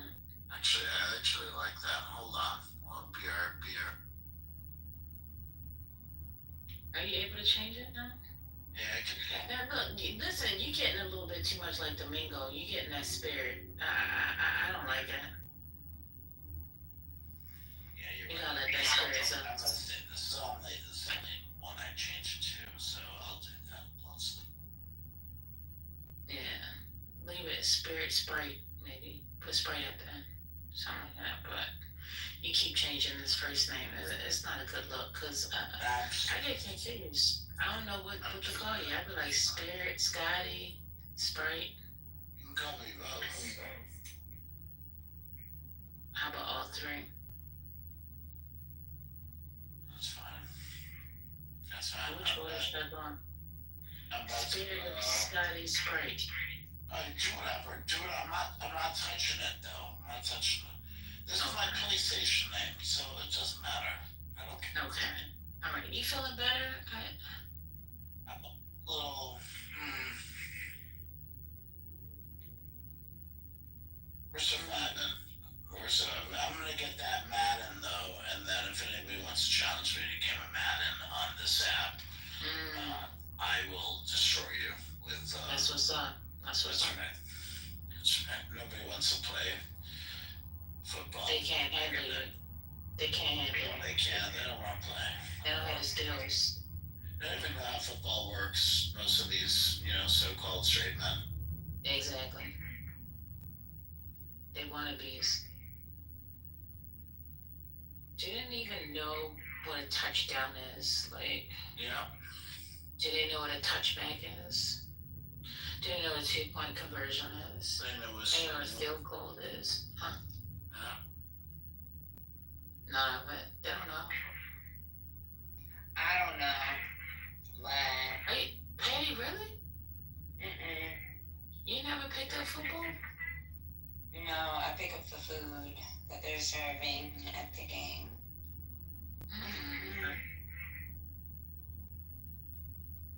I like basketball. Yeah, I used to like all those sports.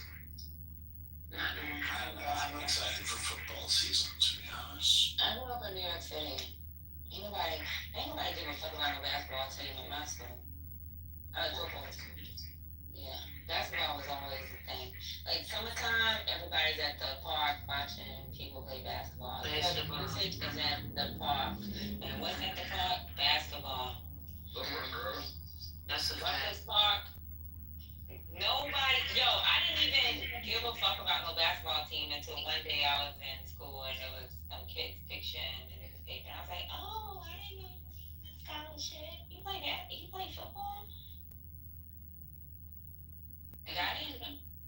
Huh? Don't nobody know who they are. Like, we used to make fun of the cheerleaders. Yeah, that's the cool thing down south. I think it wasn't that cool. You play basketball in school? What's cool?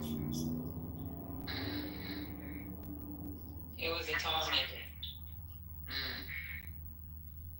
Not the big bulky short niggas.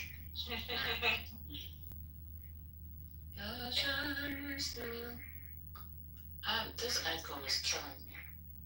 I think Jessica's Yeah, what recording. is that? You think it is? Yeah, it's recording us.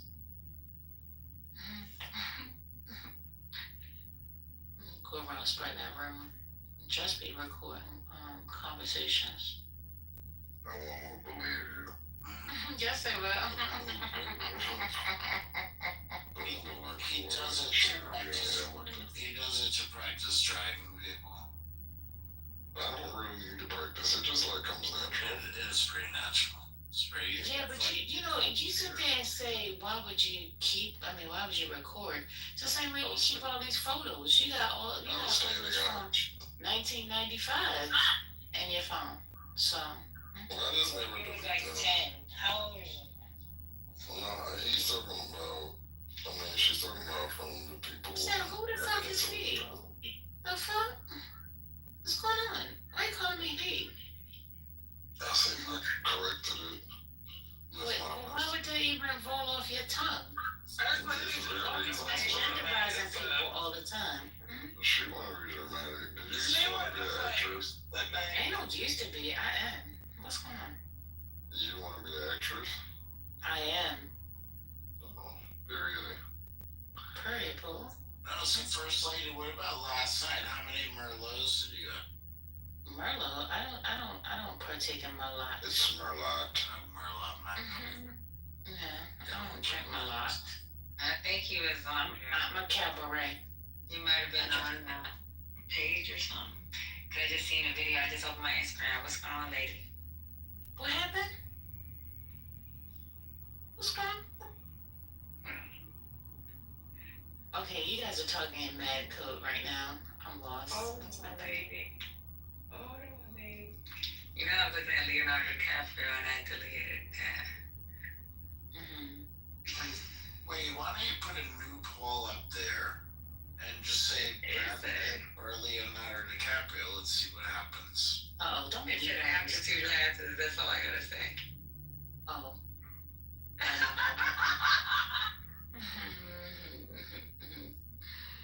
What's going on? Why are you looking at that right now?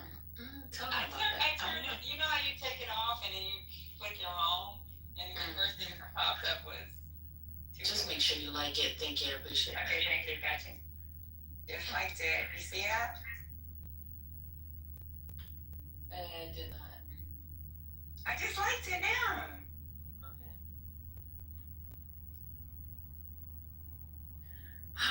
Well, tomorrow starts a new day, and it's been real with y'all through the weekend. I can't participate with y'all during the week because God said I can't. So I'll stop in, but I really gotta get work done, and y'all don't be allowing that to happen. It used to be real easy to come in to the space and people would have conversations, but lately, y'all some lazy people. Y'all don't want to talk. How you gonna be on a social app and not even talk? I think that comes from laziness. What you think, John?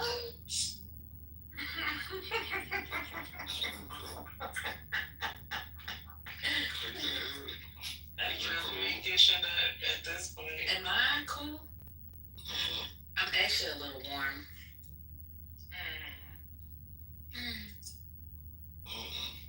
But you don't think so?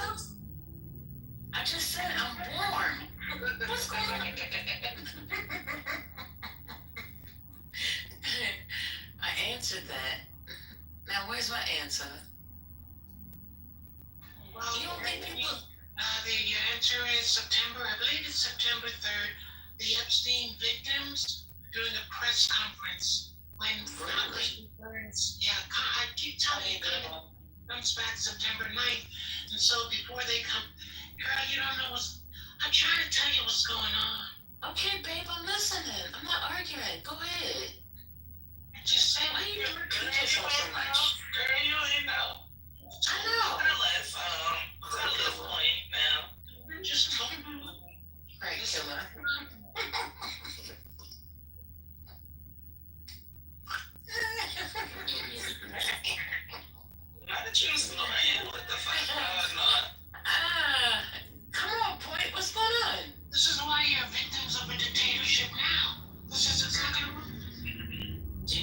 triggered, y'all. Don't get triggered. Okay, you're right. She right. I am right. I'm right.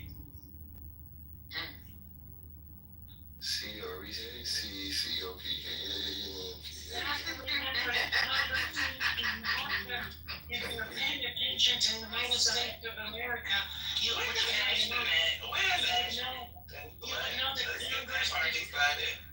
you would know that Congress disbanded early for their recess because of the Epstein issue. That's a You don't get the connection. That's why I troll you guys, because you're a bunch of booty heads. Booty head. You should get stabbed in the elbow with a fork.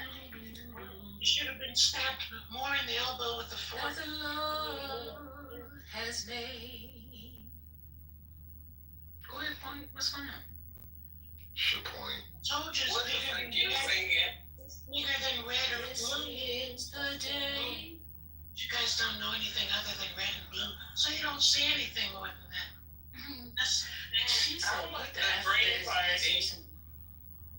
I want the green part, the party of fucking aliens out this bitch, because I don't even believe that I'm human at this point no more. That's what party I'm with. This Okay? is the day. Yeah, I think that people really do crack on this.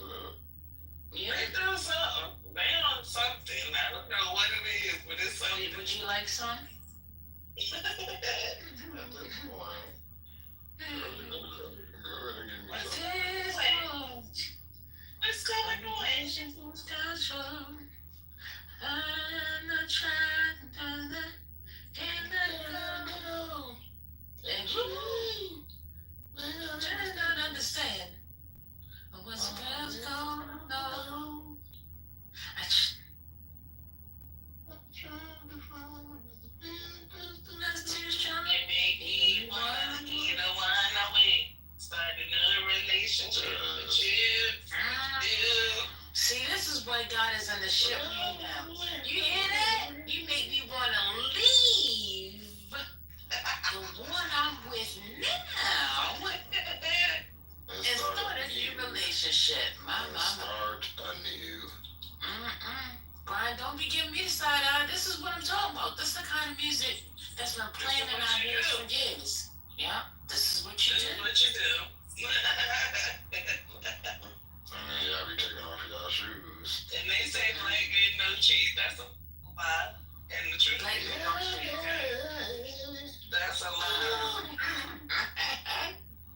That's a big lie, okay? The lie from the pits of hell. They all cheat. Fuck it. You think black men cheat? Well, do I? I told you the story last night. I don't know why y'all keep playing with me. Like, they fucking all of them. I ain't never known when to not cheat. Even my daddy. So what do Now my I do? cousin, Ray brother, sister cousin. Brian never cheated. Even my own dad. Tell him, Brian. Brian, you never cheated, right? Hello?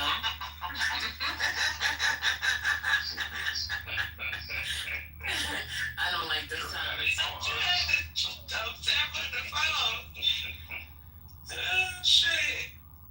Womack snuck out the back door. Pastor never cheated. What makeup? Wow, Womack we disappeared. mad. Oh, nigga, Brian didn't disappear. What kind of big trouble like that?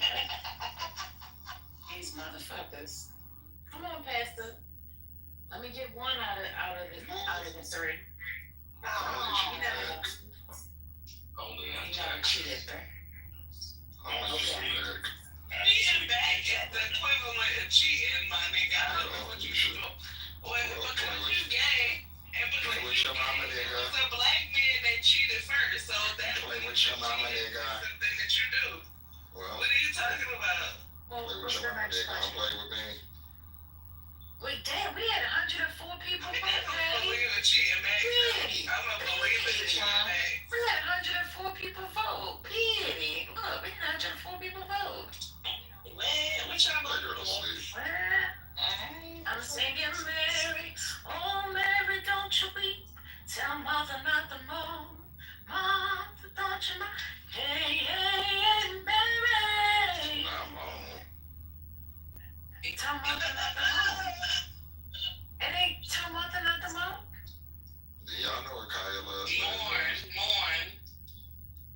Oh, she not moaning?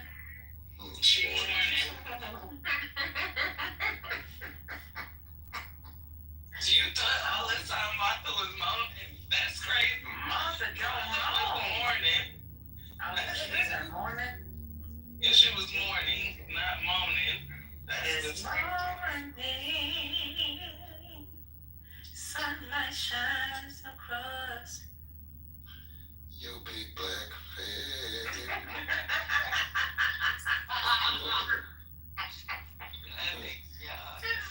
First lady, what you doing if whatchamacallit call you, Shirley call you? What's her name that called the lady to talk woman to woman? What's her name? What's the lady that called the lady that? Betty, right? Betty. And what you doing if Betty call you to talk woman to woman? What you done hanging up the phone? Cause I don't have nothing to say. Well, first of all, Betty not gonna get me on the phone if I don't recognize the number. Only way Betty gonna get to me is if she called me through a number that's already in my phone. Now, if she It's a number you don't know? No, ma'am. No, ma'am. Oh, shit. No, ma'am. I don't know what kind of incognito you are, First Lady. You got a lot going on. You don't answer phone numbers that you don't know. You don't click links. I'm just like, what? How do people that don't know you get in touch with you? They don't. What about the bill collectors? What bill collectors? I don't have bill collectors, man. People say you don't have bills. If I pay them, they don't call. What's that? Man, bitches on top. They don't call me. I just wanted to make sure you're going to. I paid ahead. I ain't faithful to nothing. I'm faithful to the bills. Cause Hello? shit. Now what if you had a long lost cousin from fucking They leave a message, and after they leave the message, and I hear the message, then I return the call. Okay, so what if Betty call you and say and leave a message and say, "Hey girl, my name is Betty. I got some information for you. Can you give me a call back?" No. You want to call her back? No, she ain't gonna call back. And I don't know better. Let me tell you something. I was on the phone with a lady one day. Exactly. Tell me. And she said somebody knocked at the door. I ain't answered the door. Oh, I don't answer She waited till they left. I don't And then she seen if they left something behind. I don't answer. I'm with you on that one, First Lady. Motherfucker, please. I'm with you on that one, First Lady. I don't answer doors. Like, if I'm not expecting anybody, don't pop up on me. Cause you can see the car and everything. I'm not answering. I don't give a fuck. They was trying to Cause I'm not expecting you. They were trying to send me papers. Oh yeah, I'm definitely not answering the door. What was it? The Attorney General? The Attorney General's office. Some lady was holding her breath and everything. Mm-hmm. Don't say nothing. Not you. I'm looking at the answers on the camera and everything. Like, oh, no, thank you. That is hilarious. The door. And Patty was like, you gotta call him. I was like, no, baby, no. She was like, just call. I said, no, I don't want to know.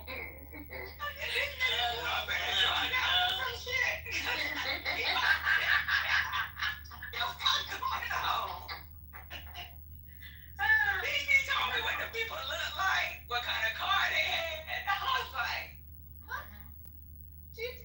I gave them people hell. You know what? They didn't call me. They didn't call me to do that, what's that thing called when they record you?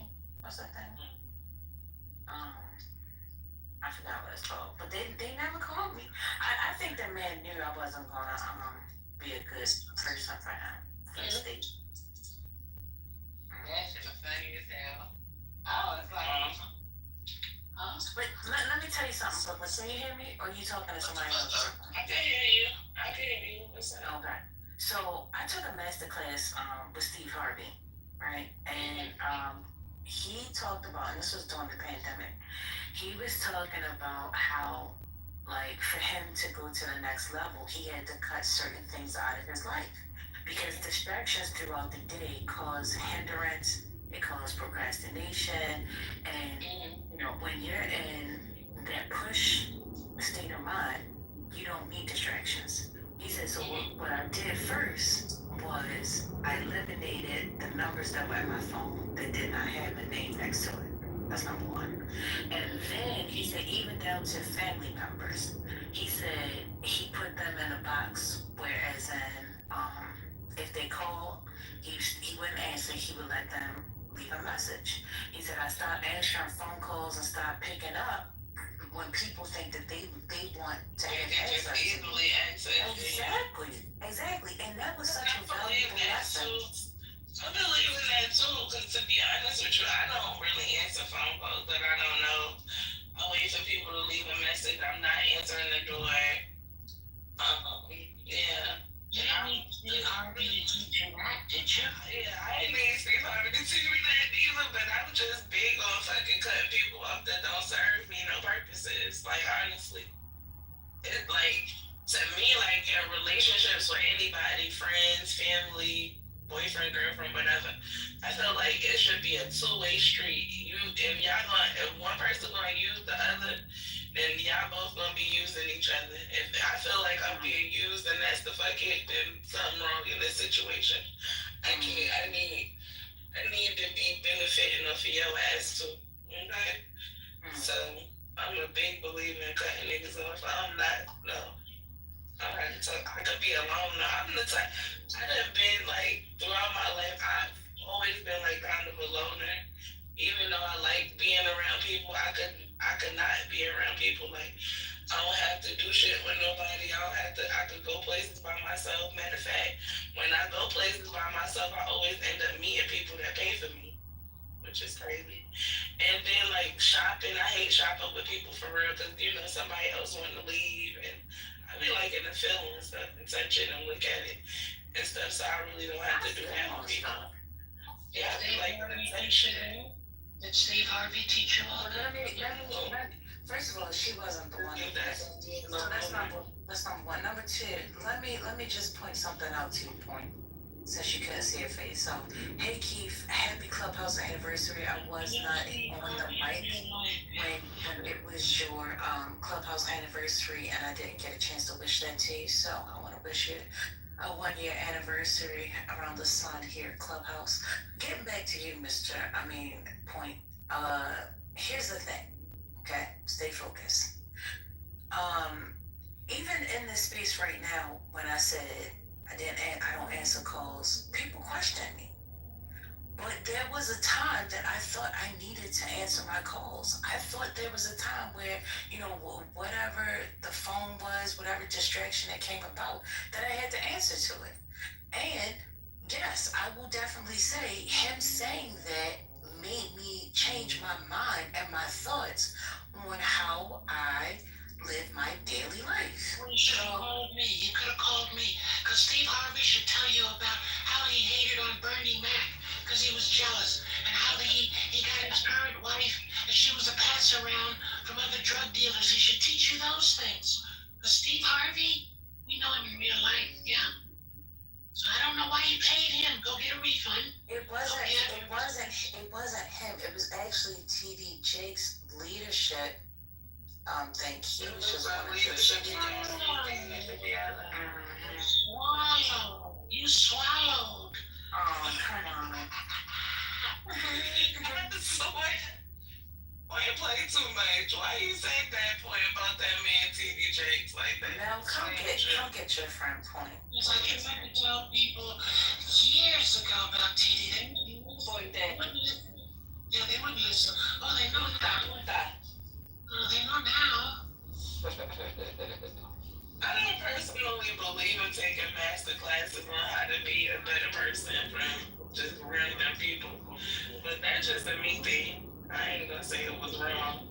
Because people have to make their money. But I just don't believe in that shit, to be honest with you. I know about stuff like that. Sucking the toes.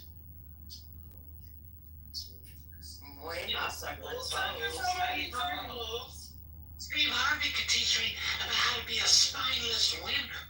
Yeah, in the face of adversity. Yeah, he could teach me. Spineless winner. What do you do? Yeah, I'm glad I didn't hear it. You don't know it. You don't know it. It's okay. I don't have to know everything about somebody for somebody to be able to drop Well, then take my class. You don't know anything about me. Mine is No. See them $49.99 per week. So sign up. even you versus just being able to pay attention to the knowledge that you can bring. I don't have to pay attention to your voice. I don't have to pay attention to the annoying things that you say. I can take from you the good fruit that you actually do bear and leave all the rest of the trash and muck or whatever you got behind. You see that? You see how that go? Is that So we have the next. The ADP report comes out, which means fuck Trump, fuck the BLS. Real figures come out from real motherfucking gangsters, and they're gonna tell the story about, I don't know, how many people have lost their jobs.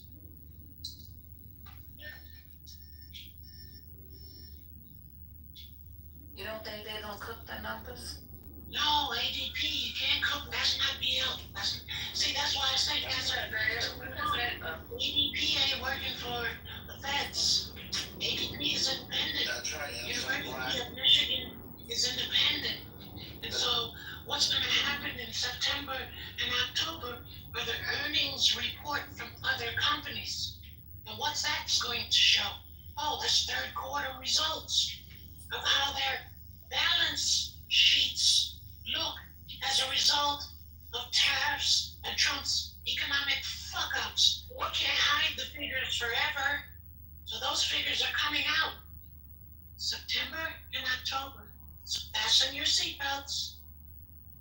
And I guarantee you they will attack ADP because the chief economist is a black woman. Report out is a black woman. Of course. That's why I'm trying. This room doesn't get it. But aren't you trying to get rid of her? Hell no. No, that's not the point he's making. The point he's trying to tell you, and that's okay, you don't know, I'll tell you, she's a bad motherfucker, bitch. Oh, she's a smart motherfucker. We've been listening to her reports for the past 3 months, not the Fed reports, because we're not that stupid, right? Mm-hmm. So when Trump fired the BLS person, we already knew those figures from the past 2 fucking ADP reports, right? But everybody else was sleeping. So wake up. Wake up in the next 3 weeks. It's gonna be a whole lot of shit popping. Especially when that's Adam's apple is so fucking big. Especially when Congress gets back. It's got a big, That is disgusting. I got a big joint. I don't know about the joint, but his Adam's apple is really big. Yeah, just know that things need harmony. I mean, oh, shut up, point. That shit looks like a dog tail. A dog tail? Yeah, you know when they cut the tail, like, when they clip the dogs and they just leave them with that stuff, that's how his throat looks, yeah. That's crazy. That shit looks disgusting, especially when he was on the side. He might could do something special with it, you never know. John Deere is a maybe he tickles a clip with it, I don't know. Hello? That's what I'm saying. Hello? John Deere as a corporation is a major Trump supporter. They just got fucked in the ass. What the fuck? So any paper or no? Or what's the other stuff? I'm paying. What the fuck is this Alpha magazine? Who created this magazine?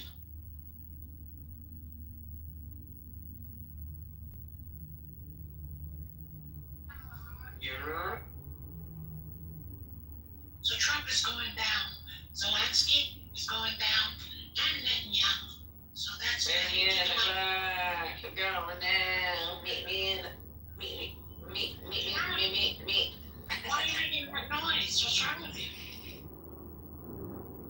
Stupid ass. Stupid ass. Sound like Trump supporters. Sound like Trump supporters. You gotta let a dictator play in your face. And millions of dictator play in your face. Yeah. I mean,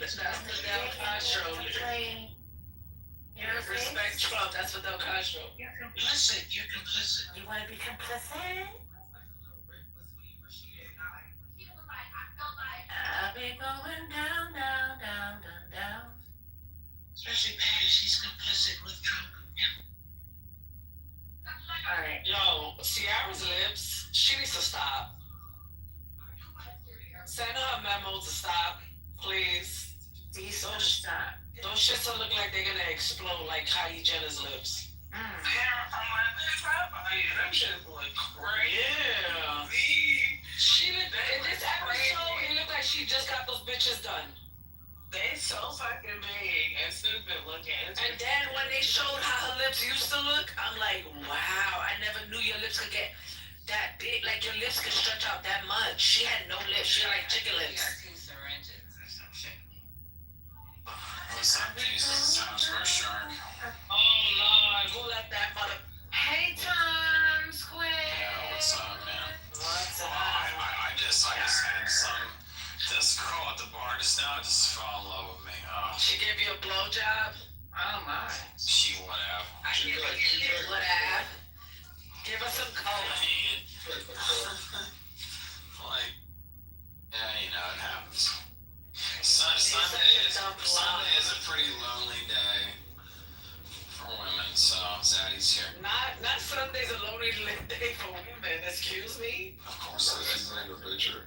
Absolutely. Your picture. You ask him that every I'm time. never lonely. Because it's unbelievable. Did you guys buy him teeth whiteners? I do.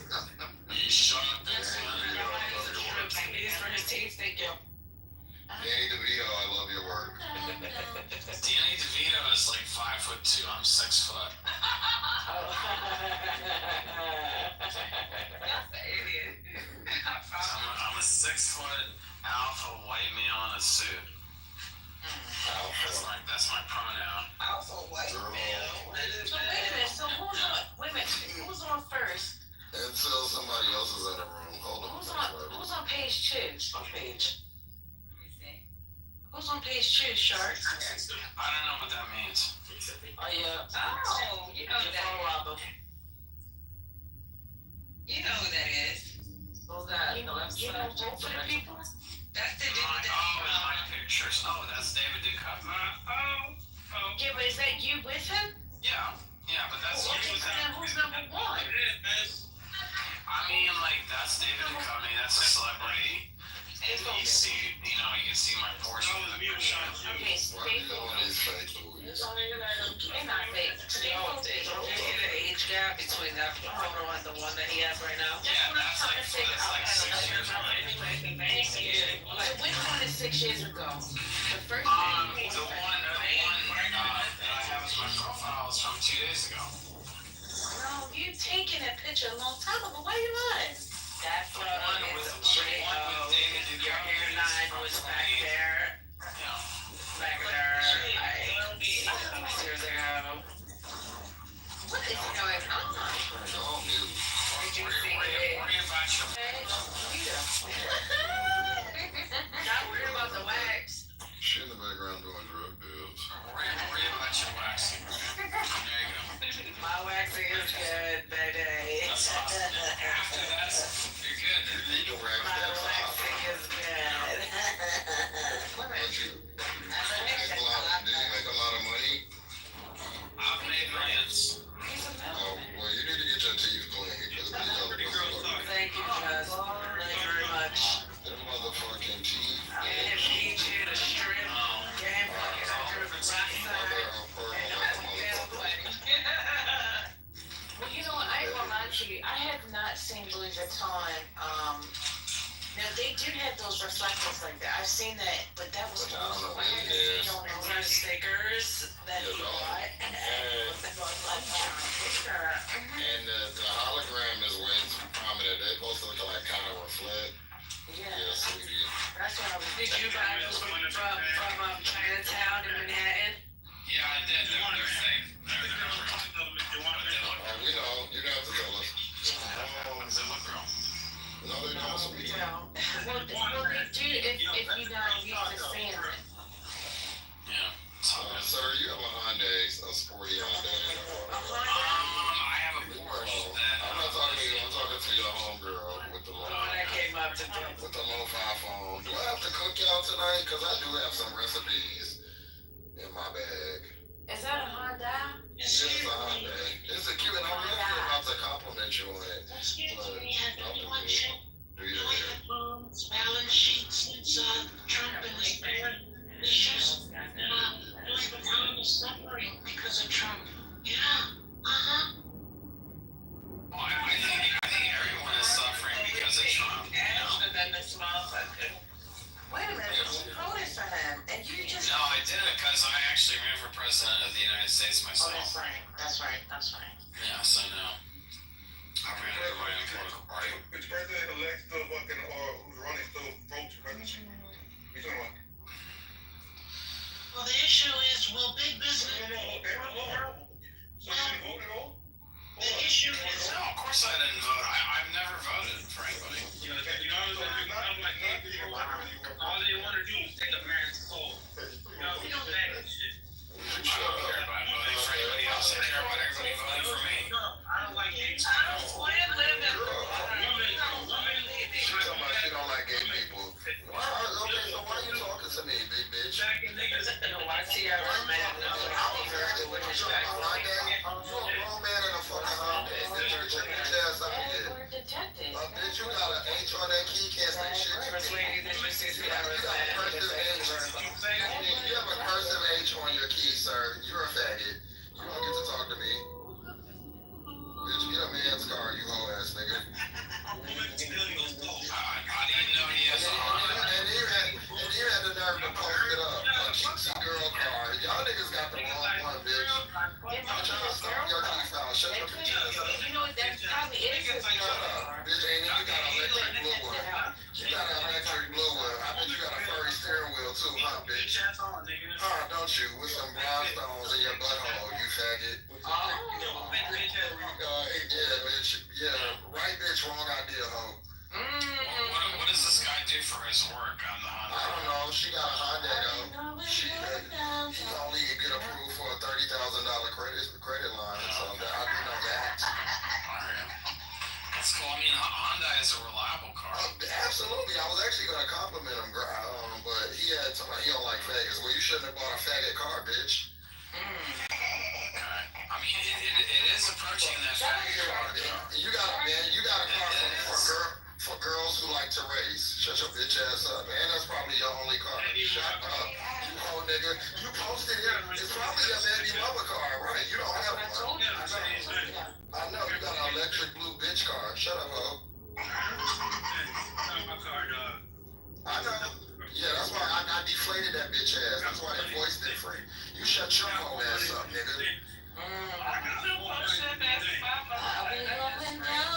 Because that's the highest thing. That's the biggest thing he's ever been able to get them. Probably speeding on it. He done put some rims on it. He took his check and put rims on his baby mother car. Little do you know she finna drop your ass. So what do you do for your work, Mr. Honda? Hold on. Yeah, I don't do much. She don't do much. Do you sell drugs or?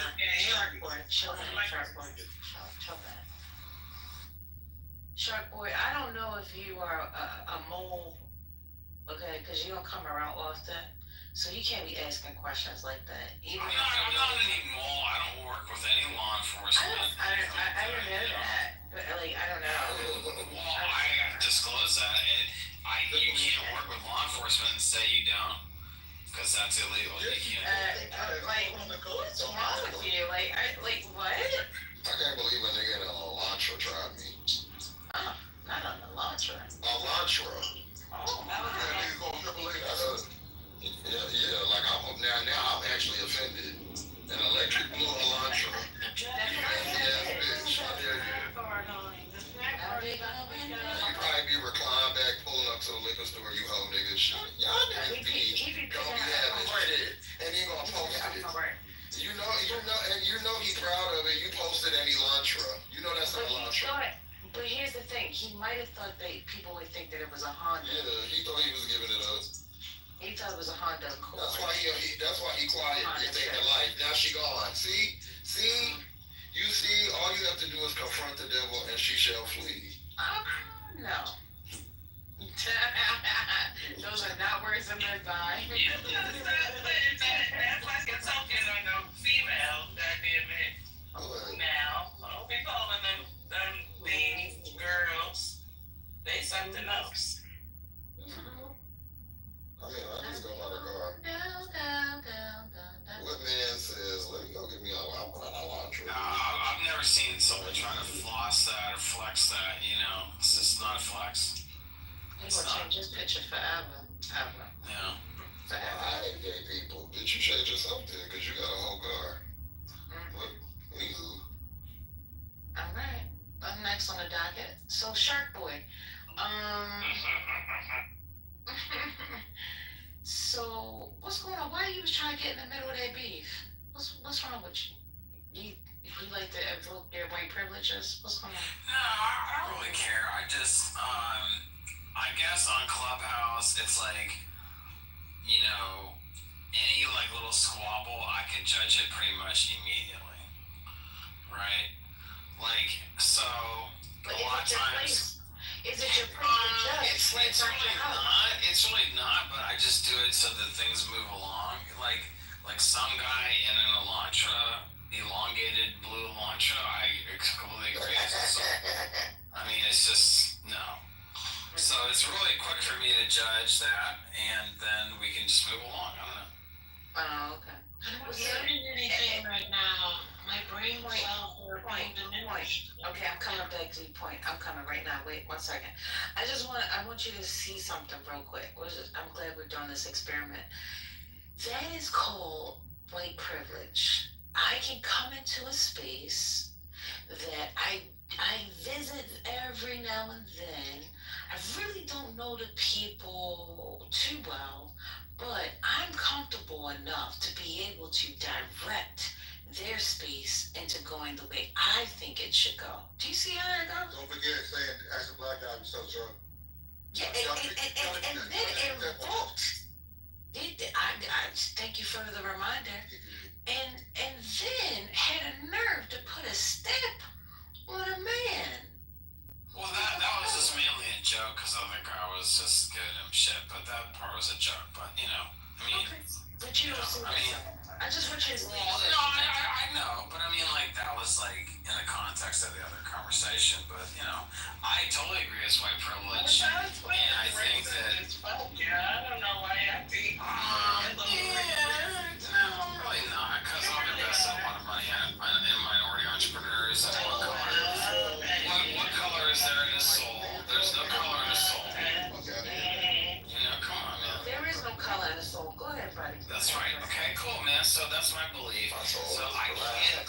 So prove that I can be racist.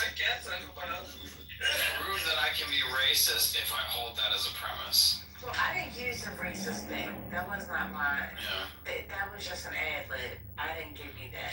I was just talking about the white privilege part. Well, you be saying racist shit. That's what I'm saying. Lavelle, come up here. The gang of fucking stereotypical shit about black people. Mr. Carter, man. So yes, you are racist. Okay. So, quick question though. I'm not saying you're racist, but you think because you invest in minorities that makes you not racist? No, I think my belief that the fact that there's no color in the soul makes me not racist because I don't really see people as having color. I see them as with what they do and how they live their lives and, you know, the truth of their soul. And that's what I know and I believe. I'm going down, down, down.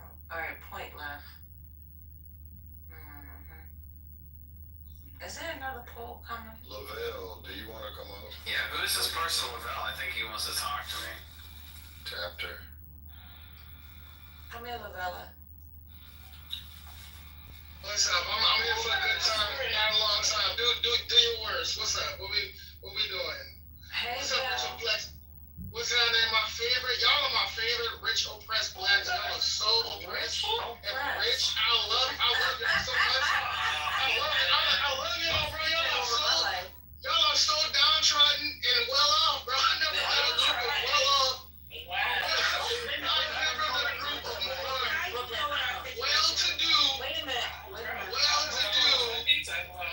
Well-to-do ass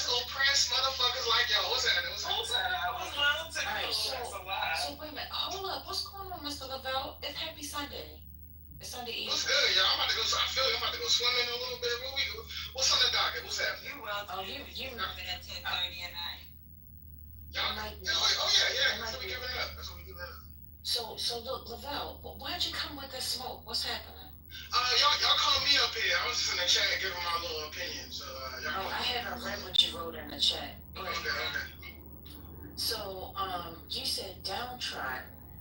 You said oppressed. I mean, yeah, exactly. Like let's take you for instance, right? You're going through it. You're so down. It's down and out. We gotta Wait a minute. You gonna take for me for an example? Why you gonna take Yeah, exactly. Yeah, I'm gonna take you. Because we're oppressed, right? No, I never said any of this. So this is what I'm saying. No, excuse me, sir. You're not gonna put words in my mouth. I don't play that. You haven't heard me say nothing about nobody being oppressed. What are you talking about? I've been here before. No, I don't give a fuck where the fuck you been at. You ain't never heard me tell nobody who's been oppressed and who's not been oppressed. I don't speak like that. All right, you got it. Yeah, I know I got it. All right, go ahead. Yeah, I don't speak that over people's lives. I don't sit there and say that somebody is oppressed. So what are you talking about? Okay. We don't even speak Okay, the spirit of oppression. You just said that you've been here. Clearly, you haven't been here. Maybe you think you've been somewhere, but you haven't been here because we don't speak the message of oppression. All right. Yes, sister. Yes, sister soldier. You got it. You got it, babe. You got it. Thank you. What's next? All right. So I think the words that she used was elitist blacks. He did not say that. You put words on his mouth. That's what he put in the chat. Oh, I absolutely said that. Yeah. So let me ask you a question. Are you black, Lavelle? You are, because that's a black name. That's a black name. That's a nigga name. He a duck. He a whole duck. I'm lying. Fucking bird. I gotta go. I'll catch y'all another time. Alright. Go get you. Look at some bird noise. Y'all wild for that. You a bird. That's what's up. I'm flying high, baby. I'm flying high, baby. Fly, baby, fly. Hi, duck. Oh, bastard. So what happened? He had a duck and run when I said the elitist black thing. He can handle that. Well, I was trying to get to the bottom of what kind of nigga was he now? Because I know he ain't nothing but black. Yeah, and pretend. Right. Oh, yeah, pretending a nigga. Okay, I get it. Your mother a penguin, ugly ass. Look at you, you come back. Look at you. That was so cute. You make the game, nigga. Yeah, I ain't got it, man. I'm gonna put my foot on your neck. I'm gonna show you what a person looks like. He left again, damn. He came and did a little sneaky dude. Came through, was like, little bitch. Mommy is a duck. You need to get off the phone at the pen. Whoever was next in line for the phone time. He said he's about to go get in the pool. Yeah, right. He got her excited the one that she was buying. Oh, God. That's like his weekly bath. Little $10 pool. Out the backyard? Bottom of the baby oil. I'll be going down, down, down, down, down, down, down, down, down. Ow! What's going on? Hey, Aleph, how you doing? I got accused of acting like you tonight. I did not appreciate that. Aleph. That was not Especially, we cousins, right? I found that out yesterday. Don't do that. She ain't do that to you. Don't do that. Oh, Dustin's cousins? Yeah.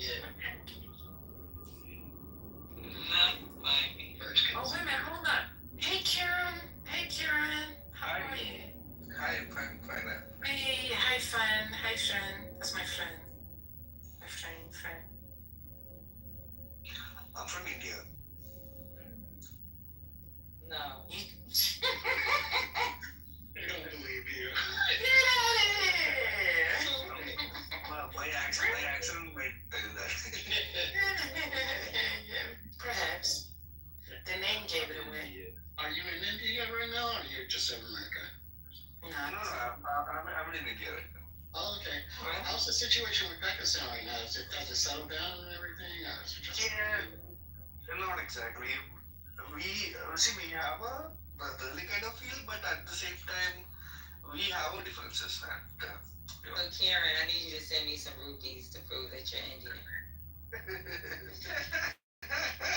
I don't think even if I'm sending you rupees, it doesn't matter. I mean, it wouldn't cost less for you. I mean, the conversion rate is pretty less, I guess. Converted into $10,000 US. 10,000 might be like right around, I don't know, 10 lakhs, a crore for us, I guess. Which is pretty good. I mean, comparing the dollars that you're going to spend over here, I mean, you're going to be having a very rich life. Even 10,000 might be a little far too much.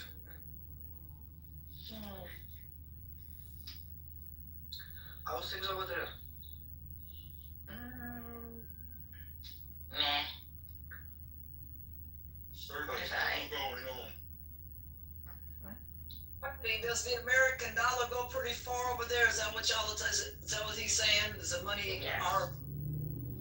Yes, it does. Oh, okay. So if you had I don't know, I guess in America, a $3,000 a month apartment, I wonder what that would. I don't know. I wonder what that would cost over there, or what you could get for. Try to point for the motherfucker actually we're going away. You would live pretty much rich over here. $1 US is like 80 fucking. Whoa! So $3,000 would really stand out. Okay, I see the math. All right. Wow, that's. Yeah. When you say it's around 30,000 rupees for a rented place over here.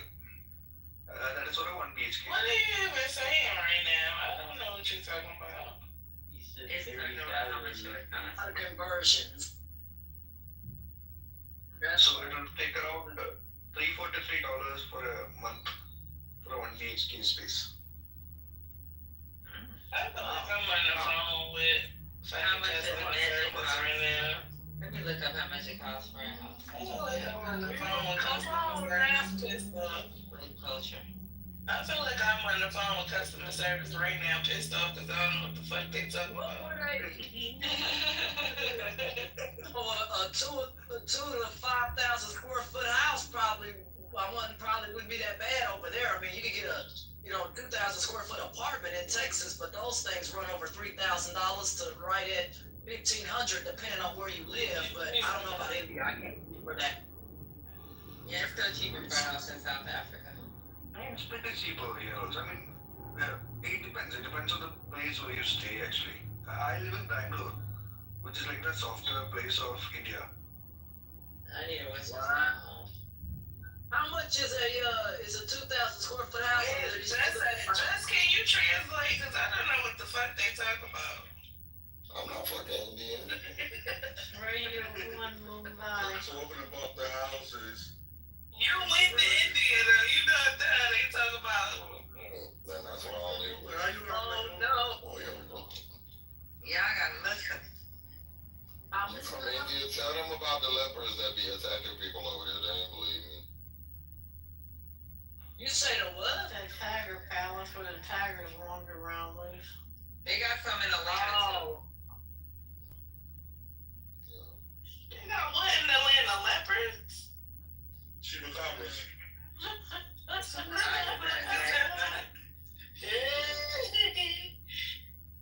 Niggas with spots. Yeah, they be getting on my nerves. In the gas station. You know how things over there.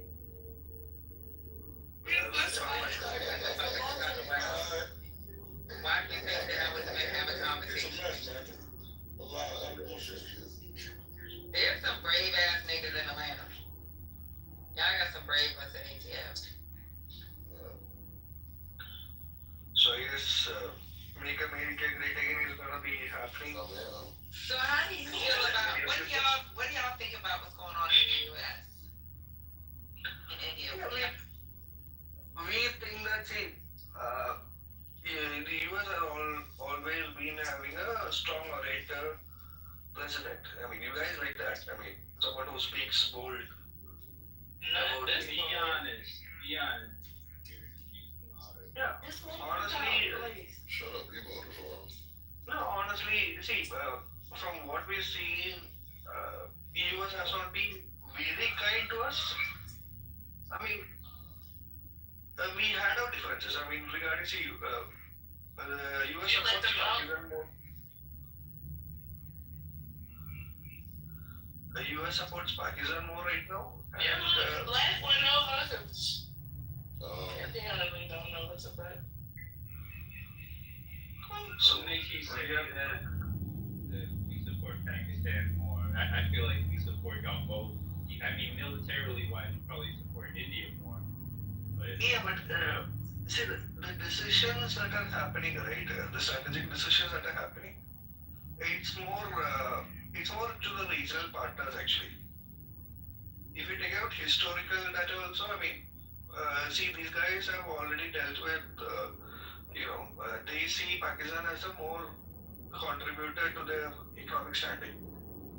See, China as a threat. Is a threat. I mean, it doesn't have a threat directly, but it is a threat to India. To India, because I know they want to threat. Let us speak and then ask questions. Oh, I'm sorry, my bad. I was asking a question. No, it's not distraction. Go. It's a threat to you guys. I mean, China is a threat to you guys at some point of time.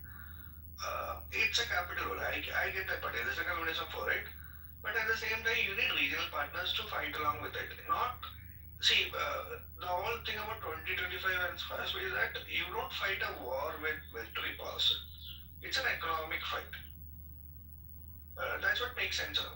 I mean, you can't just bolt someone saying that, okay, I'm going to attack you, I'm going to invade your country. It doesn't make sense. An economic fight is something we kind of look for also. So, I mean, even before also when Obama administration was kind of supportive, yeah.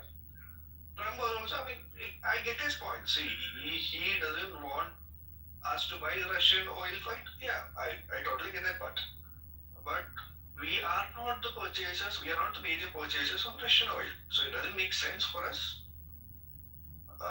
If you're getting hit with the tariffs part, I mean, within itself all one-sided. It's kind of baseless, attacking us for the Russian oil part. Because, Europe consumes more than us. Point needs to be alone in the chat. I'm sorry, but Point needs to leave me alone because I have not done anything to that person. They need to get up off me because if I was in front of them, I'm sick of them, man. I'm so sick of their ass calling me a fucking clown and out of my fucking name. And if they said it to my face, I might end up beating their ass. I'm sick of it, bro. Leave me the fuck alone before I end up hurting you. Leave me alone because you wouldn't say it to my face in person. I haven't said shit to you. Nothing to you, didn't mention your name, didn't say anything to you. I'm tired of you always coming at me like you do in other rooms too. You always say stupid shit in the chat, Point, and I'm sick of you saying shit about me and calling me out of my fucking name. I'm sick of it. I'm gonna end up hurting you for real. Leave me the fuck alone. I just got in the room. I've been outside all day. I ain't messed with nobody. I ain't said nothing. I ain't brought up a person's name. The Lord saith I am. When you sit up here and you say stuff about other people, oh God, and I ain't saying nothing to you, then that means you have a problem.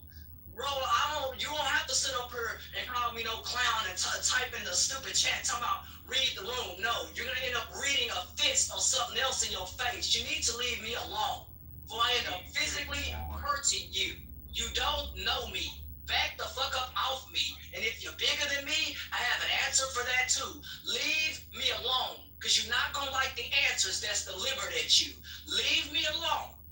Unless you're not going to drive down here, fly down here, or whatever you're talking about in the chat, leave me alone. Because as long as I'm in Texas on this soil right here, I'll use whatever I need to defend myself. Leave me the fuck alone. Before you meet your maker. Leave me alone, Point. I'm dead serious. I don't say shit to your raggedy sounding ass. I don't say nothing to you. Leave me alone, homegirl, or you get lifted up, or whatever the fuck you want to call yourself. Leave me alone, because I don't say shit to you. Back up. Ignore him, Ashton.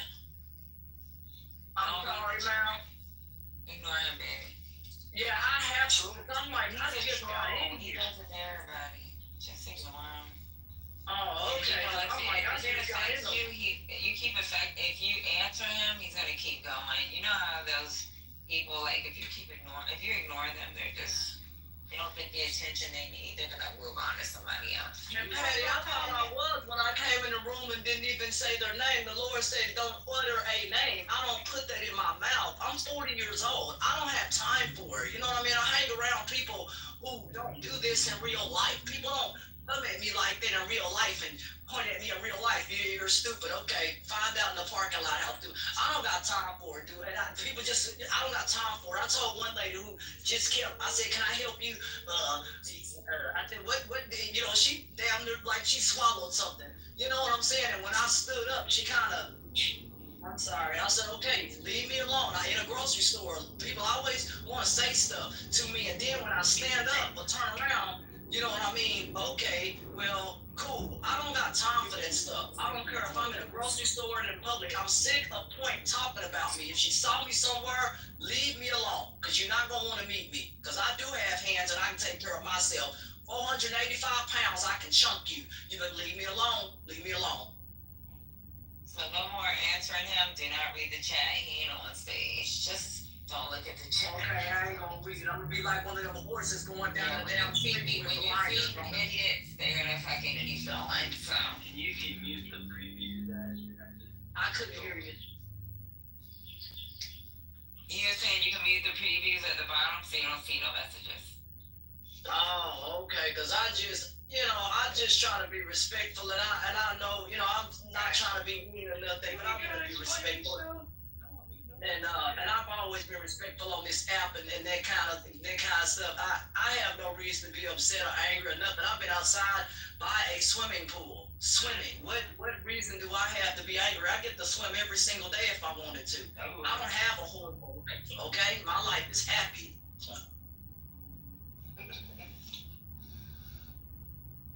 Yes. Okay, can we go back to who's that again from India? Let us know. Sorry, the gentleman was talking about China. Just. Oh, this is the I'm best sorry. actually. Somebody check on Just. Oh, this is the best actually. I mean, this is the best actually. I mean, we get to. I mean, what's it again? I don't know. You're so tickled. What? I love this side of Ashton. I encourage it. Ashton, Yeah, it's like watching CNN for us. I mean, Ashton to me said it's kind of my fault that things happen because I always tell it, and you know, someone always on Ashton, look at the community. so what do you I see? think that What do you guys think about India, part? What's it? What do you guys, what do you guys think of India? I mean, the portraying of the media part is completely different. You see it as a third world country. You don't see it as it's a poor country. You feel sorry for India. I don't think it's the perception in the US. Yeah, me personally, I see India as amazing, education-wise, technology-wise, innovation-wise, but my only beef is the beef that y'all have with Pakistan. I feel like y'all are cousins. Y'all shouldn't be racist to each other, and it makes me side-eye that how much racism still going on with other countries, with India and but that's about it. I have a lot of love for India, your cuisine. Yeah, but the thing is that we don't have a racism in our place. Like, we don't have a racist issue. We have something more weirder. We have something called a caste issue. Isn't that the same shit? I've heard that for years, bro.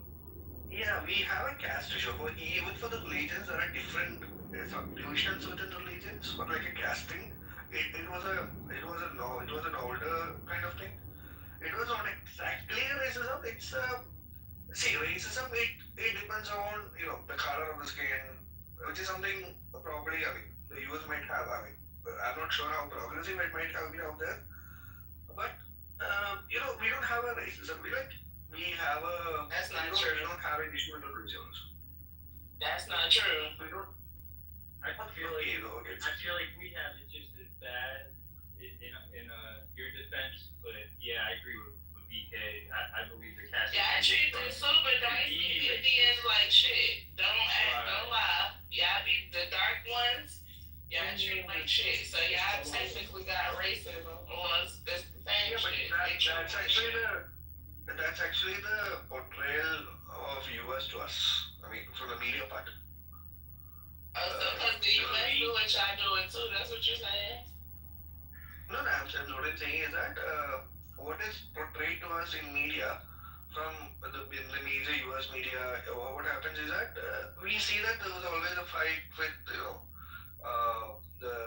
tribal skin, the skin color, the part. It doesn't make sense to us. We see. We have friends who are probably a bit darker, so it doesn't make sense to us.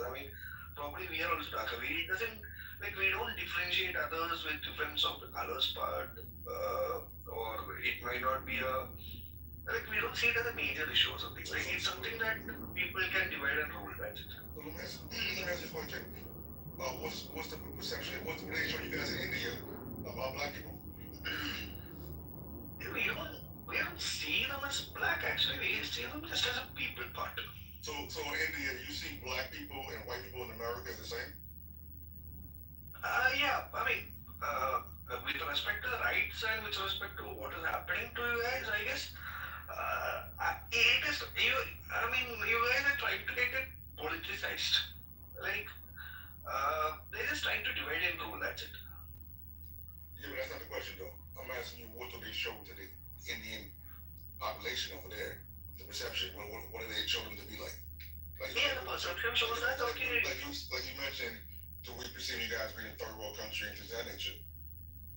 Okay, but the things that are shown to us is that we get news that black people are not getting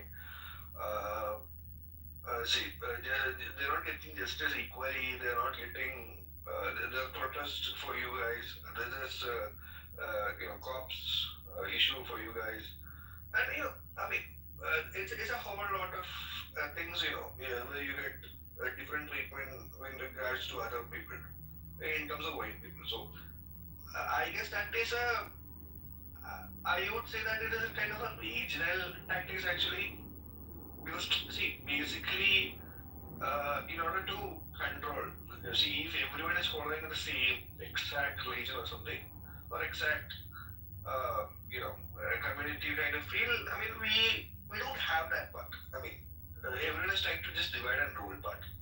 We have multiple religions, we have multiple divisions in terms of the color part, in terms of the religion part, caste part. They're just trying to divide and rule, that nothing else. But isn't y'all's caste system a color caste system? Isn't it based on the shades of people? Yeah, but it's just melanin. It doesn't make sense. If you are living close to the equator, you might be darker. It doesn't make sense. I know, I'm not saying that it makes sense. What I'm saying is, isn't you all society based? If you're more fair skin or lighter skin Indian, you're treated, you have more, access to things. Is that how that system works? No, but it doesn't happen in India. See, in India, we don't mind that you're dark skin or we're not, white skin. It doesn't make sense to us. We have friends who are treated appropriately. We just calculate it academically kind of thing. So let me ask you this. How many famous Bollywood actors are dark skinned compared to light skinned ones? Maybe there are many actually. Would you like names actually? I'm asking. So yeah. It depends. See, the media part is different. It's you have opportunities common to all. We basically focus more on the story part, not on the which you focus on the the overall gimmicks. We have a lot of songs and everything, but yeah, we don't differentiate things on that. It's all about what the story demands of the movie or the TV series, whatever it is. So what do you think about the Indian government currently, like they like oral fraud allegations of vote choice? I'm looking at we have controversy. So like, when do you see Indian sisters getting reprimanded? Because y'all are famous for being a matriarch, like having really strong women in the family and stuff. So when is that going to be reflected in your government?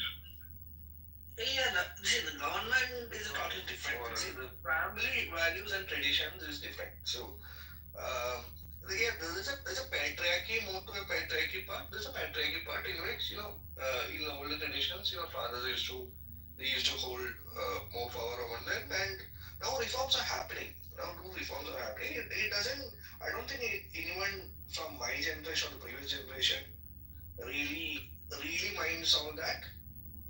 Because we are not exactly choosing ourselves with regards to who we vote right now. Because that's the whole point, right? I mean, we don't identify ourselves with who I vote.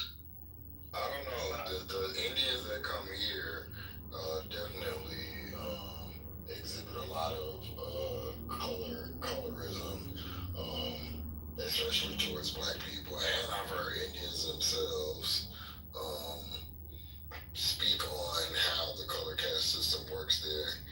And I've also, there's one famous Indian woman that I forget her name, but she's famously been in a lot of like controversy for, only dating white men and, so that I'm not trying to tell you about your culture, but I have seen that very prevalent in Indian people. So that's something that you don't know, that you know I agree with it. I get that. See, we have a mixed type of cultures, people. We have around 32 languages in our whole India part. We have a lot of states having a lot of languages. I mean, even for us, communicating with the other guy might be difficult. It's like living in a totally different country, but within the same India part itself. We have a different cultures for them. We have each culture has. It's like it's not exactly like one religion, one language kind of thing. There's a national language, but it doesn't mean that we have to learn that national language. But we communicate, we learn for others language, and we communicate. But for the answer for your part is that see, there are shitty people around the world. It's not exactly the way that they're supposed to behave, but we don't see that issue internally. We really don't see that internally, because if we see that it is an internal issue, with the societal pressure, it doesn't happen like that. I mean, I've never seen it from the Indian part. In terms of the color part or any other thing. I mean, it's getting progressive.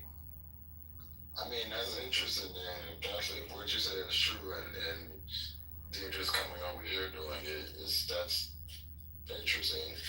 Yeah, I get they're trying to get, maybe, this is a maybe actually, maybe they're trying to get adapted to the political scenarios of there, going what the crowd wants, or maybe it's just like that probably, I mean. Right. I love the fact that y'all are proud of your accent. I think more people around the world should be proud of their accent, because it's kind of like a sign or a symbolism, from what I understand, that like you're not whitewashed. You still carry your roots from home over here. Yeah, what are you talking about, my nigga? He knows what I'm talking about. Come from the fucking bridge. My gosh, this guy's fucking. Yeah, I mean, we've been colonized. Yes, I totally get that. We have been colonized. It depends. See, we have some pretty good takeaways from the colonized, but we don't say that colonization is good. But see, there has been some advancement. If we have a debate about it, we colonize the shit out of them. What is he talking about? I'm saying that he got some good ideas. You know, like, if you haven't heard of East Indian Company, like, they. I need to. I'm talking about the accent, though, specifically the accent. Like some Yeah, because the accent is heavily influenced. Like, what are you talking about? In Brentford, dummy. What are you talking about? They don't sound like Indian. A lot of them do. Okay. Water, you just be saying stuff. You say fuck history. You just be, what are you talking about, boy? And then you jump in subjects. Now you're talking about an accent. We were just talking about a color caste system. When you gonna ask him about Netanyahu? Is that next? You gonna ask him about Gaza next?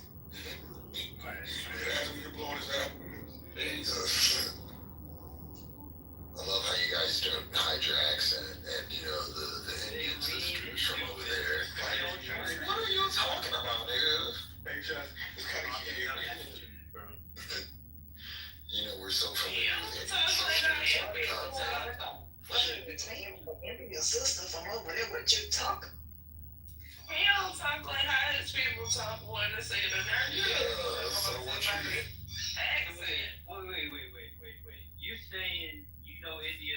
Wait, you're saying that Kieran doesn't talk like You don't talk like a Korean. That's what I'm saying. Hurry up and buy. I see it. No goddamn. Shut the fuck up, Josie. Y'all are whitewashed. We're whitewashed. Amanda, I'm cracker. Telling me I'm whitewashed. 2025 is something else. You better be glad I ain't face to face with you, because you need an early millennial ass whooping. Because ain't nobody never smacked your ass and said, shut your white ass up, boy. Who claims you're black? Yeah, telling us we whitewashed, boy.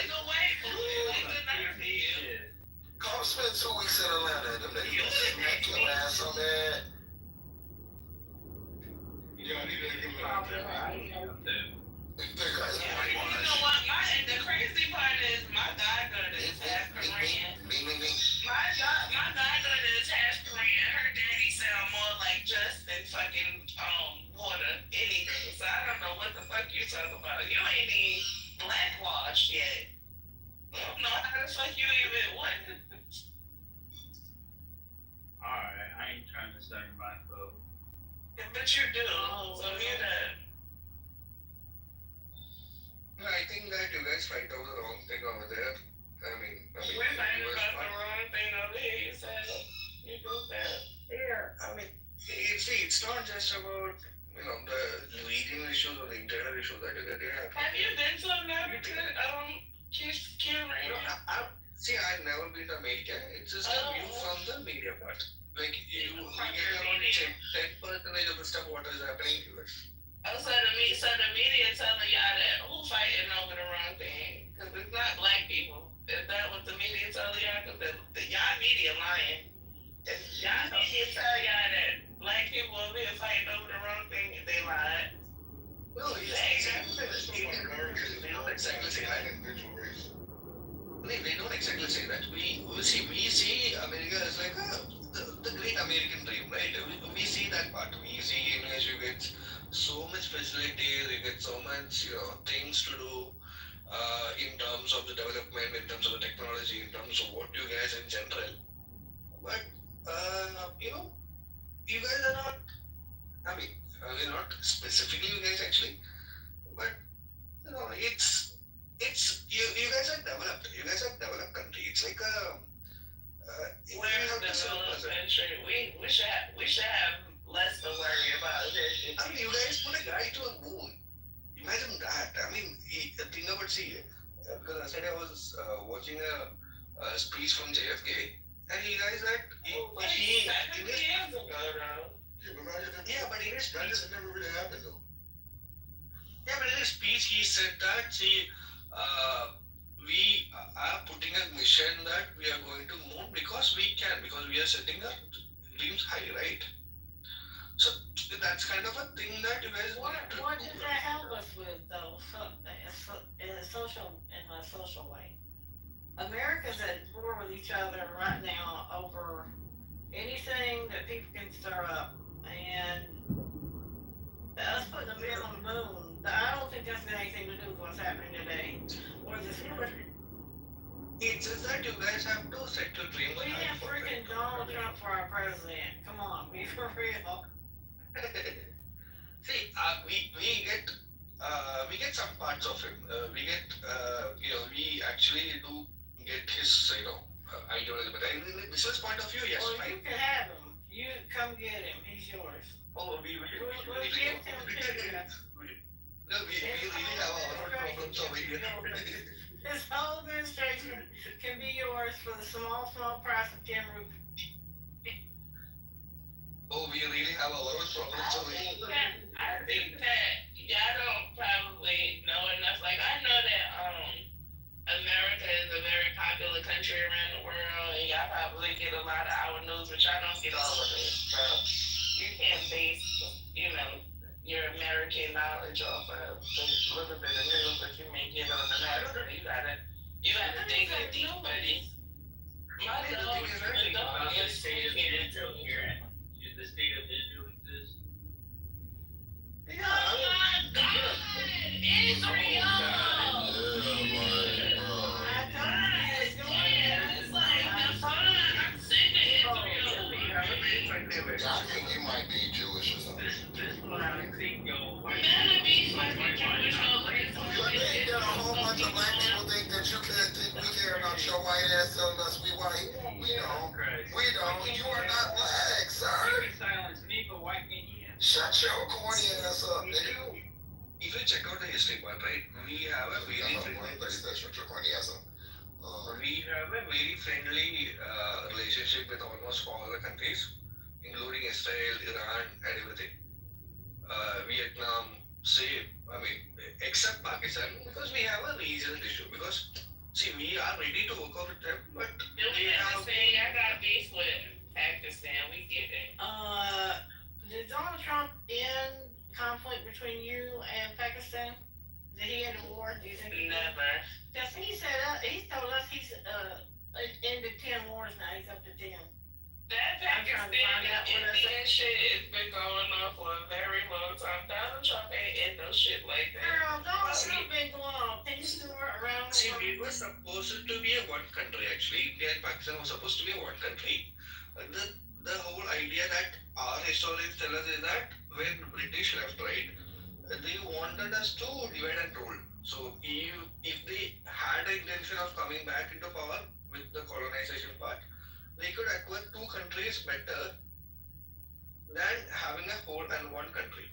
Because unified India is much more scarier than having two countries. Israel is not the litmus test for white supremacy, and don't ever say that shit among black people. Get your white ass on with that. Like, that shit is not a litmus test for white supremacy. Nigga, we are black Americans in America, stupid. Like, we experience white supremacy. It's something really want us to care about you really want us to care about your plight. You really trying to get black people to care about your plight, and they gonna call us racist. Shut your fucking stupid ass up. Shut the fuck up, and I hope they get you first if they come up. Bitch, we ain't got no reason to be scared. You have a reason to be your bitch ass gonna be scared because you ain't never dealing with shit. Something's wrong with you. Like, stop talking to us. What on my mama? Never been around black people. On my mama. Dead ass now. I'm sick of you. I done had enough of this shit. What a racist. You are literally talking to black people in America, okay? I don't know what the fuck kind of weed or shrooms or crack you smoking, nigga, but that shit has got you fucked up. If you think that Israel is our fucking litmus test for white supremacy, nigga, you ain't never been black in your fucking life, okay? Ever. But no, black Americans is the litmus test for white supremacy, stupid. Black Americans is. The fuck is wrong with you? Stop talking to us for real, because you're about to piss me off. I'm about to really like crash out on you. Stop talking to us. Stop talking to us. What I'm not playing with your dead ass. Because you think that you for yes I do. Yes I do. Yes I do. Yes, and then what? But I'm black in America, stupid. So don't talk to me about what white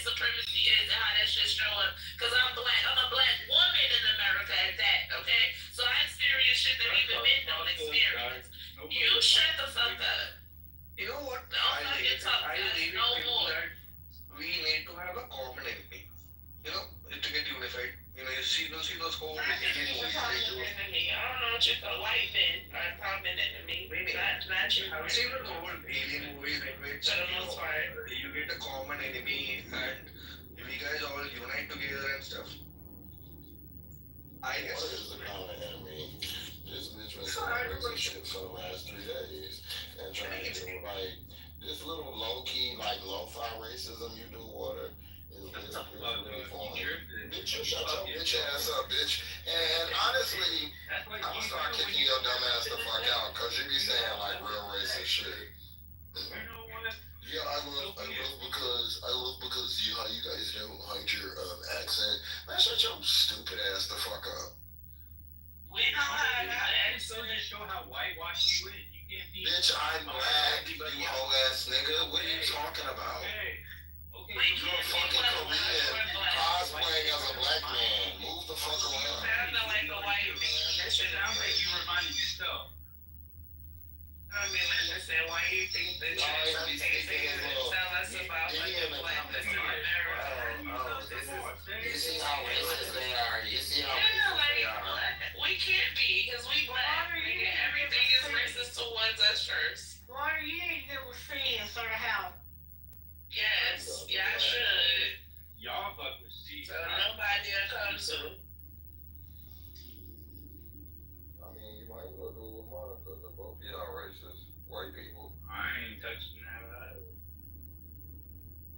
You see how racist they are? You keep coming in this room talking about fucking care about Israel. something We just don't give a 3,000 fuck. miles away. I'm gonna tell you right now. I don't give a fuck, to be honest. I feel really good about more. No, we don't think that you guys are racist. We just see you as a human part. We don't see you. But we're black, so you see us as racist. But I'm sure if you're not saying, you know who racists are. I don't know if y'all know what racist people look like. See, no matter what the media represents for you guys or probably the whole world, I guess, we don't see them as like that. We just see them as humans, but we just want. Who is this? Are you talking about? Which I'm saying that what India is doing. I'm saying that the only people who divide us in between all these things are just the media part. The media is consistent of what race of people? Like, what are we even talking about right now? What? Listen, let me tell you something, Corinne. Like, I'm just gonna keep it real with you. I respect you and your culture, but to be honest with you, like, I don't know. Maybe y'all just, y'all go through your own shit, so like us, you don't really care about what everybody else is going through. I get that part. But to sit on a white man's app and tell me that you just see the media trying to divide us, you gotta be fucking kidding me. Because if that was the case, the media wasn't around when they was taking countries away from fucking people. It's 3 years. So it's not just the media. It's more than the media, okay? Yeah, you had a very bad history with these things. I you do too. You do too. Yeah, we do too. We really had an issue. We really had an issue with the colonists. We had an issue with the whole. See, everything you kind of had, right? We had the same kind of thing. Probably with the more killing side. But I guess I'm not sure on that part. But still, weren't killers. I don't know about that. Yeah, we had a lot of killings actually. Yeah, that's how colonizers work. They pillage and rape and pillage the country. So that's how that works. Why does killings take place in those situations? Yeah, we both have a very bad history with regards to it. But y'all forgive them. That's what you're saying. You forgive the pale skins, the Native American Indians. We moved on that. People in India. I'm saying that we moved on. We set apart our differences. So y'all moved on. Did y'all move on and they still do y'all have a heavily governed? I am not saying that. Do y'all have a heavily governed? Y'all govern your what is it? Yeah, government, 40%. Yeah. government. I couldn't get it out. Your government is it heavily populated by pale skins? They are populated by Indian. Who runs your government? Let's ask you that. Yeah, it's a party, right? It's a political party who is governing. No, but I'm saying, what race are they? They do not belong to race. It's a mixed race part. It's a Are they mixed race, Indian? it's a mixed religion part. But I'm saying, are they Indian? For the most part, are they like? Yeah. Do they look like you? See, it doesn't have to be that. Yeah, but that's the problem. That's the difference between what y'all got going on over there and what we got going on over here. This He's is not asking if it has to be. country. He's asking if the people in power look like you, or do they? No, it doesn't have to be. Okay, we know. You told us twice it doesn't have to be, but do they look like you? Yes or no? As an Indian, yeah, probably yes. India and be a president or something. Probably. But if more people are coming in, see, if more people are stepping into the limelight, as a black American woman, can I come to India and be like a governor? Brooklyn, let me ask him a question. Kieran, do you honestly think that a Muslim person is going to be prime minister of your country? Yes or no? Definitely. Really? Which Muslim person would win an election in India right now? Yeah. Name one. Name one Muslim person. One Muslim. Who would win an election against Modi right now? See, the election doesn't have to be. It depends on the religion part. It has to be on ideology. Name a Muslim party that could beat the BJP right now. Name a Muslim party. There is not a lot of. There is not a majority of the Muslims. That's the point. That's the Kieran. That's the point that Brooklyn's trying to drive home here. Okay. Right. Okay. That's what I'm trying to explain. That's what she's trying to explain. Okay. So there is not a majority over here, but here action speaks louder. Actually, see, if you really care about and if you have a mentality to change what is there in the government, if you point out what the mistakes are, what has to be done, I'm pretty sure that a Muslim can be a PM or a president. I don't think anyone actually It's like thinks a that. Muslim party that can beat the BJP. See, the beating is a whole different scenario. See, That's the the beating part point that comes up. Brooklyn's trying to explain to you is that Okay. you're I'm assuming probably Hindu, right? I'm a Christian. What's that? I'm a Christian actually. Okay, but not okay. Fine. That's still that doesn't really matter for this conversation. The point is I that follow the Roman Catholic. okay, then again, they don't really persecute you guys there as much as India, so that's not as big of a deal. The point is that from the perspective of someone like Brooklyn or Jazz or someone like that, right? This would be the equivalent of a Muslim. For those that don't know, Muslims are a persecuted minority in India right now. If anybody wants to go and Google this, they can go and check and see how what Narendra Modi did while he was the governor of Gujarat. There you go. Thank you. Right. That's a regional politics part. Yeah, but still, yeah, sure. That's what they're trying to explain to you. Is that's the difference there? Is that you can't fathom, and there is no Muslim political party that can beat the BJP or even the Congress Party if they get back in power, which who knows if they ever will. But that's the difference that they're trying to explain to you. Does that help? Now, see, there are two things to it. There is a part in which you are running the whole country, and there is a part in which you are running the regional part of the government. Okay. Now, when when there's a concentration of Muslims or on a particular area, I mean, we have an equal opportunity, but at the same time, they can rule over a regional part. Got it. And if they permit, I mean, see, if the things are right, if the see, you really don't have a Muslims as a you don't see Muslims only joining a Muslim party. You don't have Muslims in a BJP party. You might have a Muslims in a Congress party. That's the point, dude. Like there isn't really a situation where a persecuted minority, in this case India, Muslims, would be able to get into a position of power in India to then represent them appropriately. That's what they're trying to talk about. Got it. No, what I'm saying is that see, Muslims really doesn't have to be collectively in a one particular saying that okay, we are Muslims and we are getting into this one. You really have multiple parties. It doesn't have to be. We have n number of parties. So it doesn't mean that it has to be the party has to be Muslim just to accommodate the Muslims. What you can join up any party and come into the power, because if you have a political ideology and something that matches up with the real people part, and if they come into power, say if the Congress comes to power, right?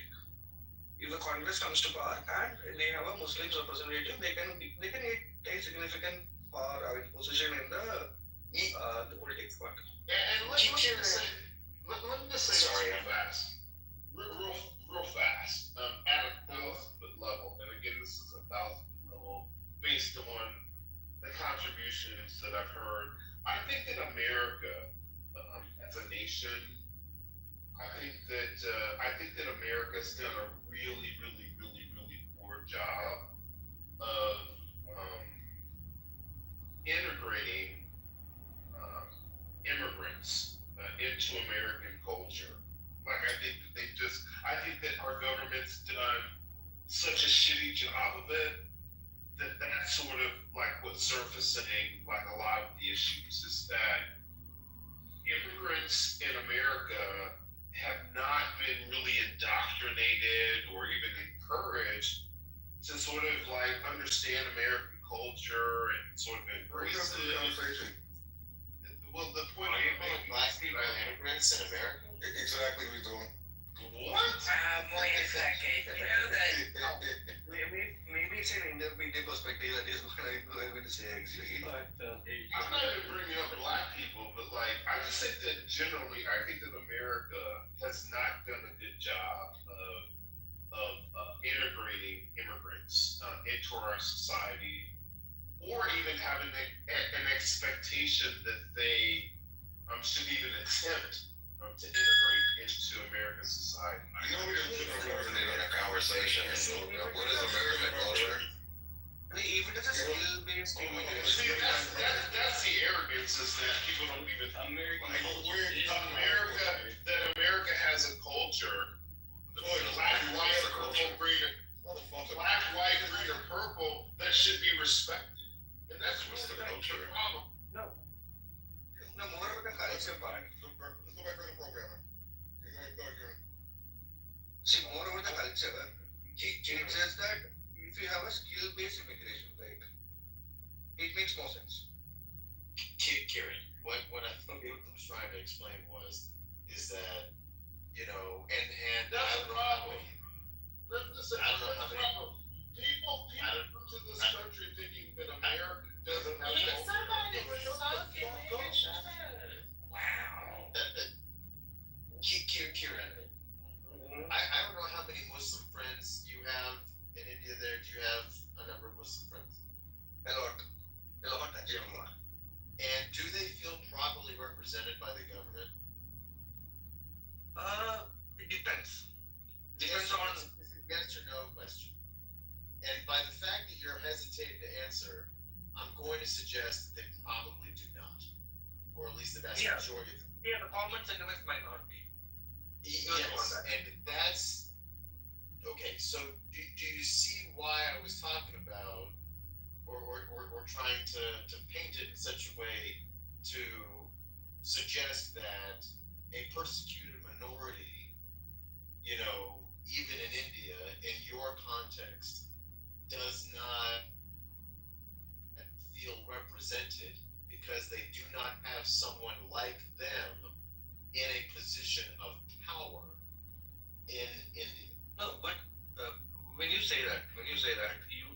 it is in a religious point of view, right?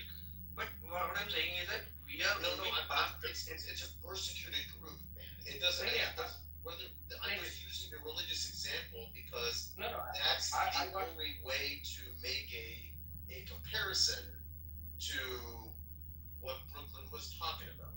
no, no, I got your point. What I It's was saying is that analogous. when you say it as a minority part, like religious minority part, only if you see it as a religious minority part in which there are some core issues in terms of religion that is happening. If there is an isolation on that part, yes, fine. But I'm saying that That's a we are you're getting a persecuted minority in your country. And I'm not saying that America doesn't have that. We obviously do. Yeah. But That's what she's talking about. but if it is a religious issue, what I'm stressing out is that if it is a religious issue, but if it is not, so religious. It's just the fact that they're a persecuted group of people, regardless of what trait about them stands out so much that they would be persecuted. The fact is that they are a persecuted group of people. I'm just making it into a context that is relative to the situation in India. but what I'm saying is that if it is a common issue, right? If it's a say for example, it's a for example, it's a neighbor issue, or it might be any kind of issue, any educational, any kind of issue. It's a common issue then. So it doesn't have to be in the sense that okay, he's a Muslim, I don't have to support him. It doesn't have to be like that, or it is not like that. But there are things in which religion comes into it. There's certain issues in which there are maybe, for example, there might be a temple issue, or maybe the land in which the holy place is sitting. In those kind of issue, we kind of need to respect the both the religions, feelings, sentiments, and stuff, and we need to talk around that. I mean, it doesn't mean that you have to be supporting what sort of religious group. Like we take a decision because if you check out the history part, there are a lot of things in which are favorable to the Muslims part, and there are the things that are favorable to the Hindus part. Now, Christians might not be a majority or a minority. They're not persecuted. That's what I'm trying to explain. Is that yeah, but we are also yeah, but when you check out Christians, right? You can check out Christians also, right?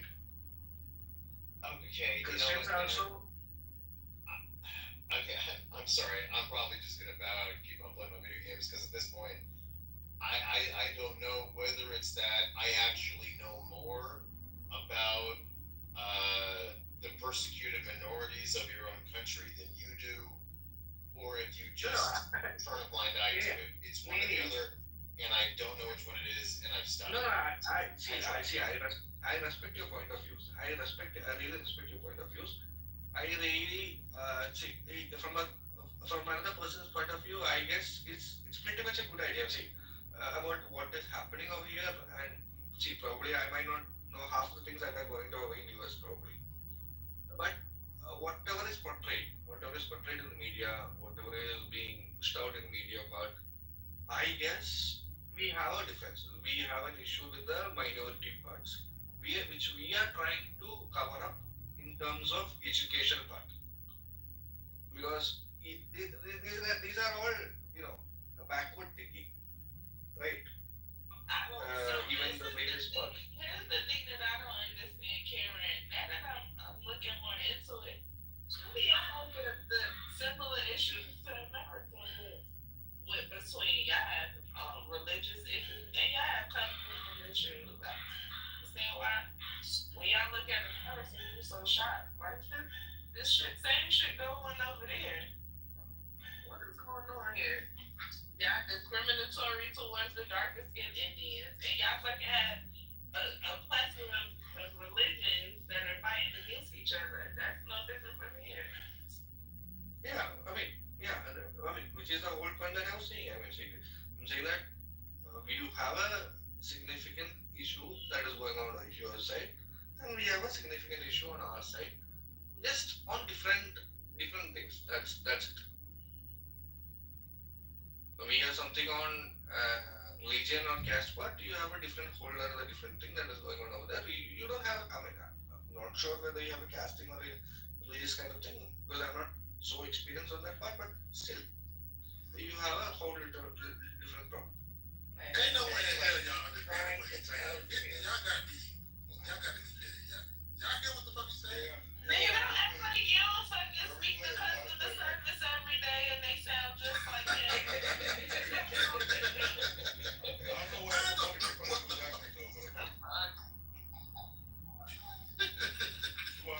Yeah, what's up, James? I'm back up here at Town Square Shark.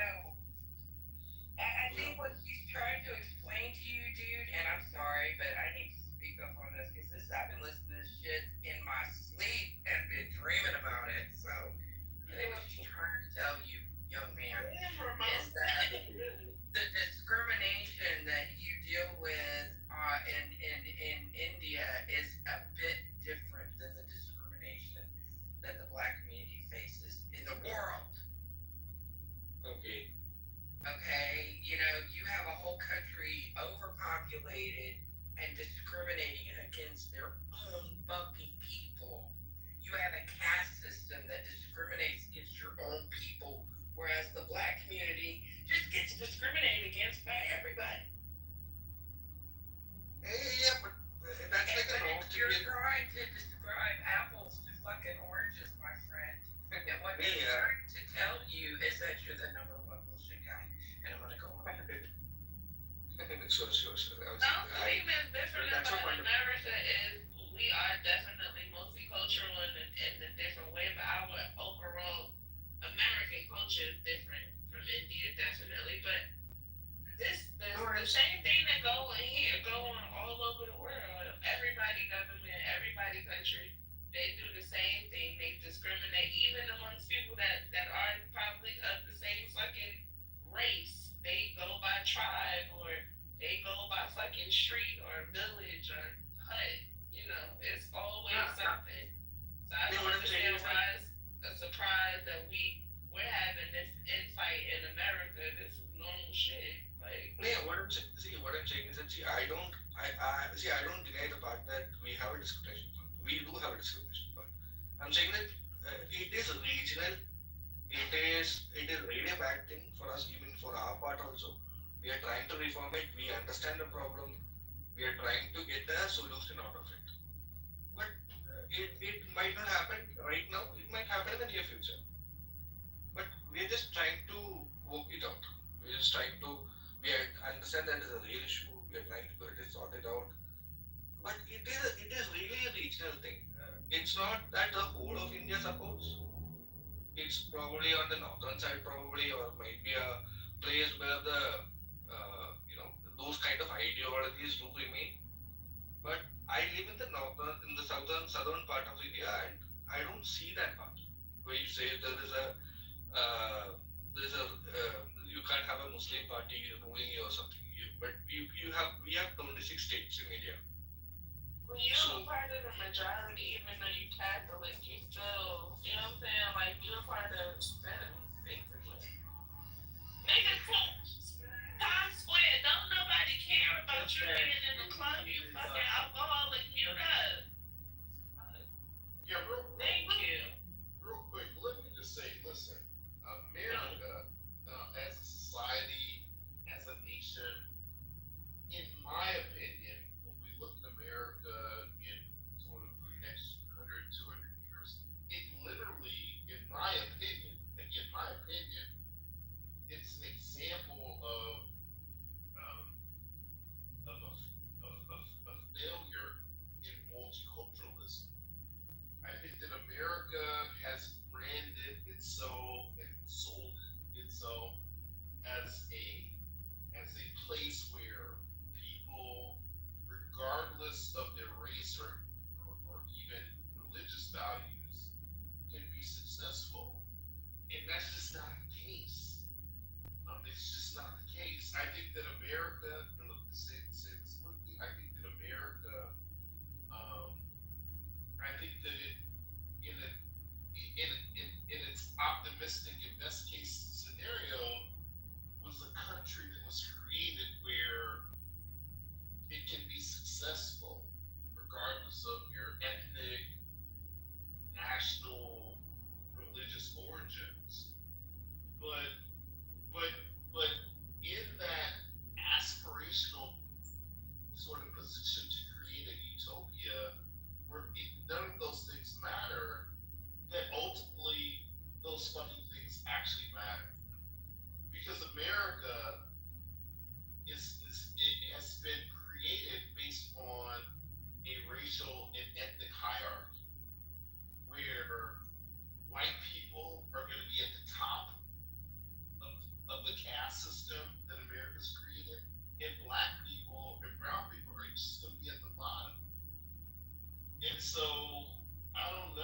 it's like, like when you look at sort of the racial paradigm and hierarchy that America's created, that's anchored, honestly, it's anchored in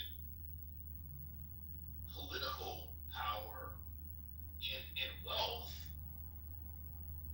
with this infusion of like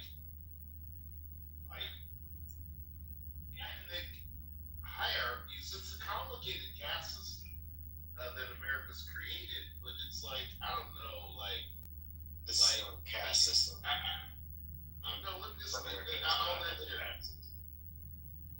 America doesn't have a caste system? Are you fucking stupid? Do you know what a caste system is? Are you fucking stupid? If you don't think that America, if you don't think that America has a caste system that's anchored and rooted in racism, then you're just a fucking idiot, bro. I'm not saying there isn't inequality. I'm just saying it's not a caste system. No. How can you say that, like, if it's not a caste system, but at the same time saying that it's not based on, like, a racial hierarchy? Like, that's just so fucking stupid. A racial hierarchy? Like, listen, no, literally, you're stupid. You shouldn't even be given an opportunity to speak because America literally has been created based on a racial caste system where like white people are at the top. Let me just say white people are at the top. It's not. Let me give you an example. What? Are you fucking stupid? A Dalit in India would never be able to achieve what a Brahmin in India can. We're talking about fucking America, nigga. Why are you talking about India, nigga? Like, we're talking about America. We're not talking about India.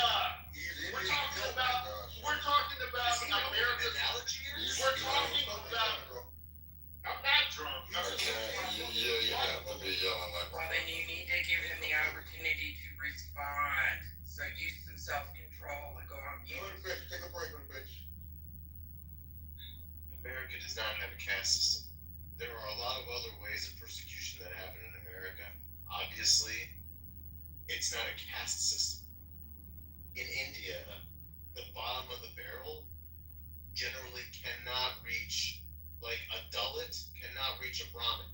Kieran can tell you that. Yeah, that was the mentality, and that is kind of mentality in certain states. Yes. Exactly, right? That's a caste system. America does not have a caste system. What's right?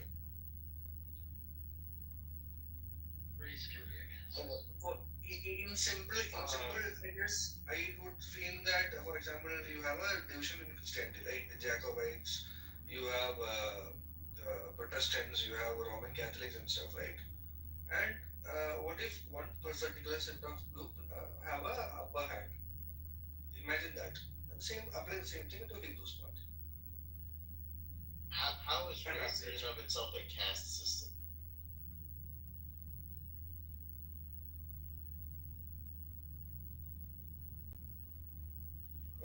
I don't think it is. I'll just put it out there. I'm open to arguments. Yeah, the caste and race are two different things, I guess. Correct.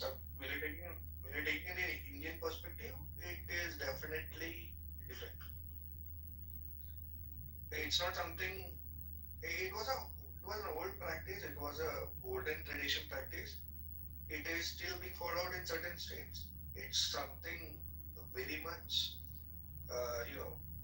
negative to a country. It's not something that we should do, and we are not supportive to it. But we want to break off it, and reforms are happening. It's not something that we think is impossible. It is possible. It might happen in the near future, actually. But in the southern part of the country, we really don't have that issue. We really don't have the gas kind of thing. We don't see that. We think that we have improved on that part. In the northern parts of India, definitely, there it is. It is the. We are trying to So you have a certain percentage. What was the question? The question is that don't you have, like your government has a quota, right? That they can't discriminate against caste or caste. A certain percentage has to be elected, have access to colleges and education and stuff like that. It's not the government. The gentleman said, he said that he stated his opinion, and he said he'll listen to submissions from people. I thought I heard him say racism is not a caste system. I was just seeking clarification on that. I'm saying that in India, racism. The other gentleman, the American who asked the question that you said. So, I mean, I just like a stat on top of that. Okay, so like historians argue, right, that our sociologists argue that America doesn't have strictly a caste system like India, but it has caste like hierarchy, right? That's because black people didn't have access to all the structures of advancement, so they couldn't participate in the system itself, and that was limited by race. So race was a type caste system versus like strictly caste system given by religion, whatever it is. Right. Yeah. I mean, I believe they have more similarities than differences. I mean, there's distinct differences with respect to India's caste system, but I mean, they're different, but they're certainly related. So much so that one can argue that racism is similar to a caste system because it's absolutely some of the same things happen, right? Some people are not given access to certain things in society, or not given the advantages that others are because of their, because of their status. In which, if you just look at the history of this country and even present day, you can see the exact. Sure, it's a good way to say it. So I think that they're very similar, maybe not identical, but it's definitely analogous. I mean, yes, they're both systems of persecution, for sure. I would suggest they're different, but I guess it depends on whatever you're comfortable with defining a caste system as. Yeah, but the whole idea is trying to push, right, to actually solve these kind of issues, right? At least in the near future, but have to work on a solution for it. Like, for example, solving any kind of thing, you need to identify the issue first, then kind of work around the solution. But we are working around the solution from our side. We kind of think that probably the whole world might go for the same. We do acknowledge the issue. Is it okay if I speak? Sure. Cool. I think that what we're talking about here, one is under one umbrella discrimination. I mean, we do both agree that there is major discrimination occurring in India and major discrimination occurring in America. But what I think people are failing to understand is that there's been a tug of war in America since it's begun of people who have two different objectives. You have a group of people that have the objective of building a country and bringing in anybody who wants to join. That's where you've got the group of people who believe in what that Statue of Liberty in New York stands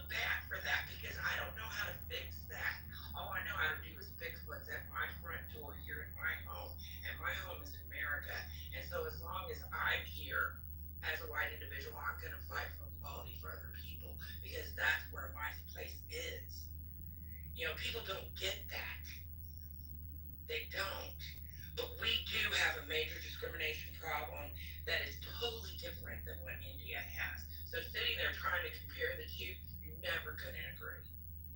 You're never gonna agree. So you just agree that there's discrimination that makes people's lives worse, that keeps them suppressed. You keep your foot on their head. If you keep them in a caste system, you're keeping your foot on somebody else's head who will never move up in life.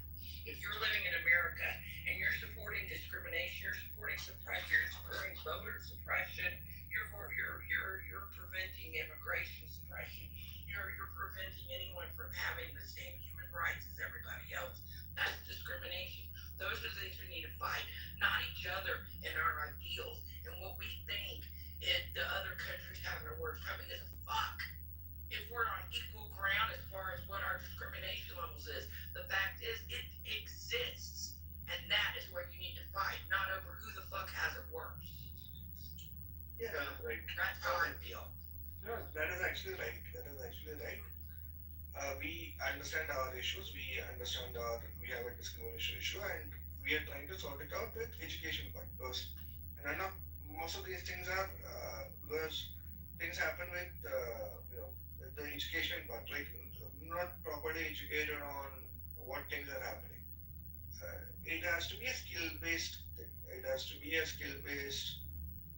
Once you get educated on these things, there might be development. We see that as a positive thing that can solve these kind of issues. And we do not say that, see, the problem is not, the same solution might not work in some other countries probably. It's all subjective. So what you said is right. I mean, I totally get your point. So, in California, right, within one of the industries, tech industry, they had to form amongst, Indian, came from India, had to form an organization to resist past oppression amongst Indian employees in California. So it seems that it's a little bit more than subjective. Uh, I'm not entirely sure on that, but see, we we do face issues from other. We have race. We do get racist threats. We do get that is to be acknowledged, right? We do get that. Uh, within Indian universe, I'm not sure. Within Indians, I'm not sure. It's not something that we have heard personally. But yeah, probably there might be shitty people all around the world, and we are trying to get it sorted.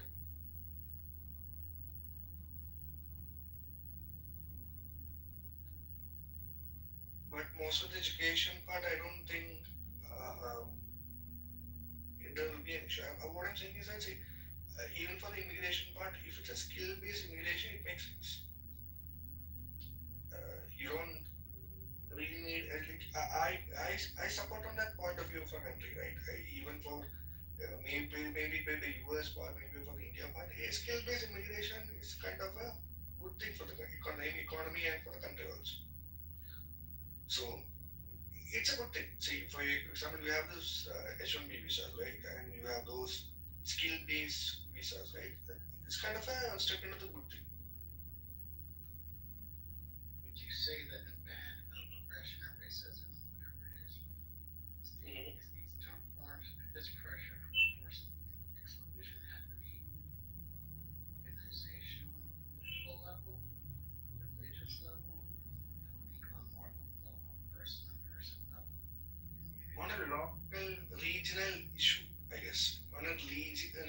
So we have 26 states, and different states have different languages common to them, different cultures are common to them. It's a whole different. We have 26 religions, 26, not 26, 26 caste, 26 languages to them. So it doesn't mean that everyone has to be on the same page. But we try to work around the differences, but still, whatever the caste system or whatever it's the it's on a regional regional basis. It's not a local area. It's not spread out the whole country. It's like a disease spot. But we are trying to get a cure for it.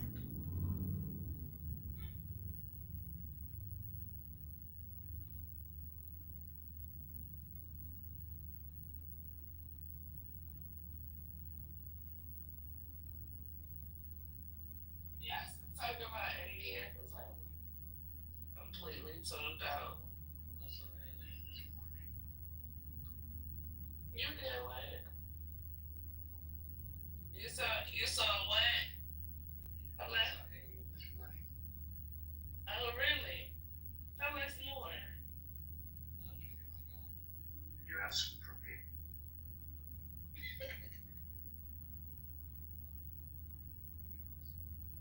What did it look like? It looked like you. Unless it's an alien. Okay. I mean, I think a lot of people are deciding to go extraterrestrial at this point. We got all types of people across these American lands that's pretending to be something else. We might as well pretend to be fucking aliens too, right? I'm definitely extraterrestrial, so. Sounds like an extraterrestrial movies. I can't keep claiming these humans no more. This shit is tired, man. Over this shit. For real. I can't keep claiming being human. This shit don't make no sense. Well, what do you guys think about Three-Eyed Atlas? It seems to be, it seems to be like there is an extraterrestrial presence that's headed. No, nobody want to talk about that. See, I had mentioned this the other day, and they said the aliens coming. Nobody wanted to talk about it. They said they're coming. I question their intelligence if they want. No shit, man. Did they not do any recon? But maybe they're coming to make shit better. Girl, would you come here to make shit better? Fuck it. You know, Planet of weirdo. I'm being an optimist. This is me being optimistic. See? They killed their ass. Find out if they were helpful. But no, see, what an American, what a movie culture part, right? I guess aliens I and don't believe in aliens extraterrestrials. in India. Y'all never had any alien sightings in India. I just want to know. Yeah, but it is actually funny for us. It's funny. It's not no number. Congratulations, movie culture, right? We don't see, we really see that even though there's an alien or extraterrestrial movie coming up, we always see that it always attacks an US country, right? Even in the movies part. Wait a minute now. I know Hindus believe in fucking three-head monsters and shit. So you mean to tell me that they don't think the aliens existed? Because the pictures of the people that they be fucking praising don't seem like humans. Yeah, they got extraterrestrial. So many. What? Yeah, buddy. Yeah, but it's subjective. It's subjective. See, for example, for you, I mean, for someone who lives outside India, the three-headed deity might be a little weird, I guess. But for a Indian guy, I mean, it's kind of normal. Well, what about I walk around, I see three-headed. The problem I have with India is why do you guys have all these monkeys running loose? I can't do it. I absolutely could not live like that. Ain't no way. Because they're just pulling on people here.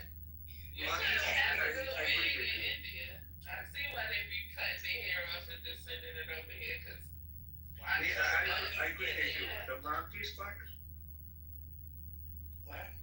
I said, why do you guys have monkeys all over the place, just running loose? You mean the cow part? I'm talking No, about not monkeys. cows. We understand the cows.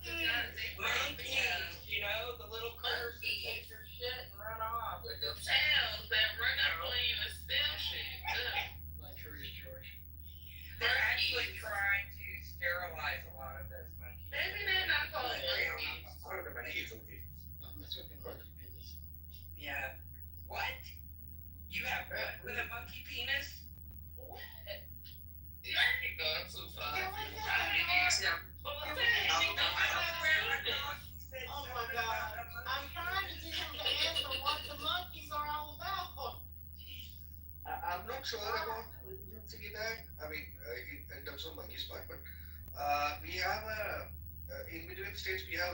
forest, right?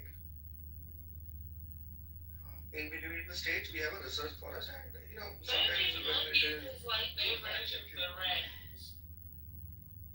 Yeah, but we like that's their version of the rat.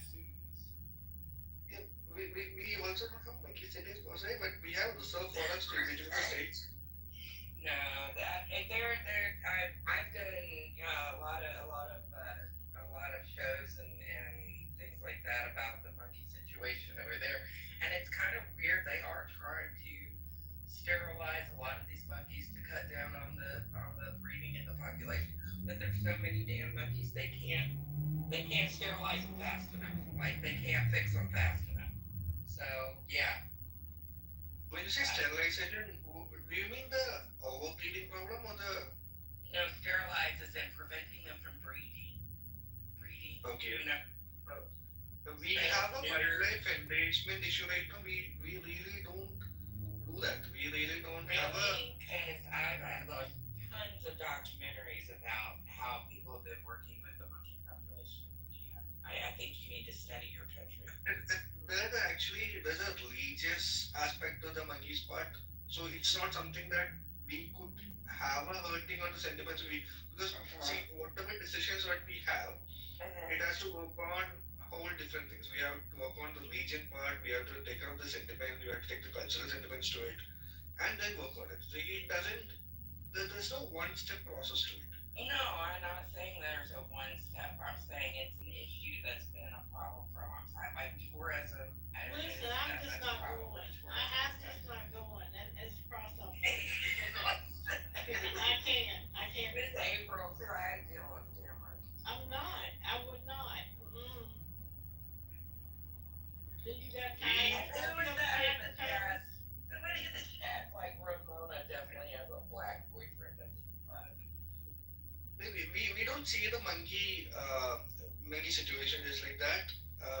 I really have absolutely no idea on that part, but still, we have reserve forest in between these 26 states, okay? And each state is supposed to have at least a reserve forest. So you're supposed to have a safe place for the monkeys to be, but yeah, we have tourism, so you're still going to have the problem. I mean, you're either going to make money or you're going to save the monkeys, one or the other. Yeah, we save the monkeys, but at the same time, when it's a dry season, right? When the wildlife, when the encroachments happen, these kind of wildlife move into the cities part. It's not something. It's a man-made issue actually. We've done that to animals, but if it was I don't know, coyotes, I guess some people. We still kill If coyotes. it was bears on every corner of my fucking neighborhood, I wouldn't be out in my neighborhood. I'm just saying. Well, they I brought can't. another species of monkey to get the ones that was their way of dealing with it. Yeah, but they were supposed to be like natural enemies, but they ended up ganging up, like taking over the city. They gathered together. Oh, hell no. I don't know. I've been to India a couple of times, and y'all got a lot of leopard. I don't know what part of India you're from, but they have like a terrible leopard problem. The leopards be tearing people up over there. Some animals carry leprosy, though. That's another problem. No, not leprosy. A leopard. Not a leopard. Oh, I thought you said leopard. No, leopards. As in We have we have more deaths due to leopards and elephants actually. Really? Yeah, we really do have that. Leopards they kill the most. Is that what kills the most people? Yeah, once the leopards get the human taste, right, the human flesh part, they always hunt humans. So it's the down leopard in leopard. Basically. It's only like 4 animals on Earth that will hunt humans, and leopards are one of them.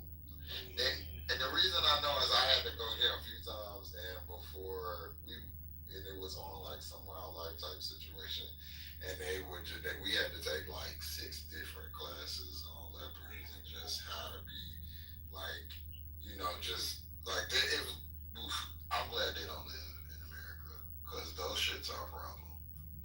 So they brought in kitty food. They're just different than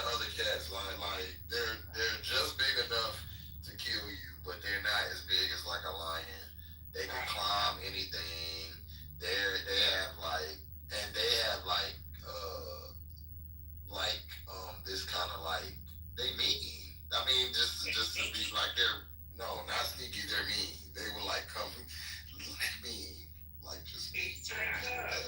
It's like a raptor situation in a Jurassic Park kind of thing. Oh, they're like just very aggressive. They don't care. They kill. Very clever. Yeah, they kill. Yeah, they kill to eat you. No, they kill to eat you. And they killed a lot of pets. They're very opportunistic. They're super adaptable. Like so, they've adapted to the city where like I think they have tigers too, but the tigers usually kind of stay away from the city. They're a little humane. Yeah, tigers are a little more scary. Scary in the sense like the sheer size of it, the weight of it, the bite force that they have. It's like an instant kill thing. Yeah, but wouldn't leopards be scarier because it's more common to be attacked by a Yeah, leopard? leopard. Well, the leopards ate the monkeys, though. Couldn't that be a problem? You would think so. Well, they don't. The monkeys probably can outmaneuver the leopards, but they probably get a few. But there's no reason for them to hunt them because it's humans and pets walking around. That's an easy kill. So all they gotta do is run in the city and get the slow one. a little dog and run and go home. So we do have electrified fences and everything to.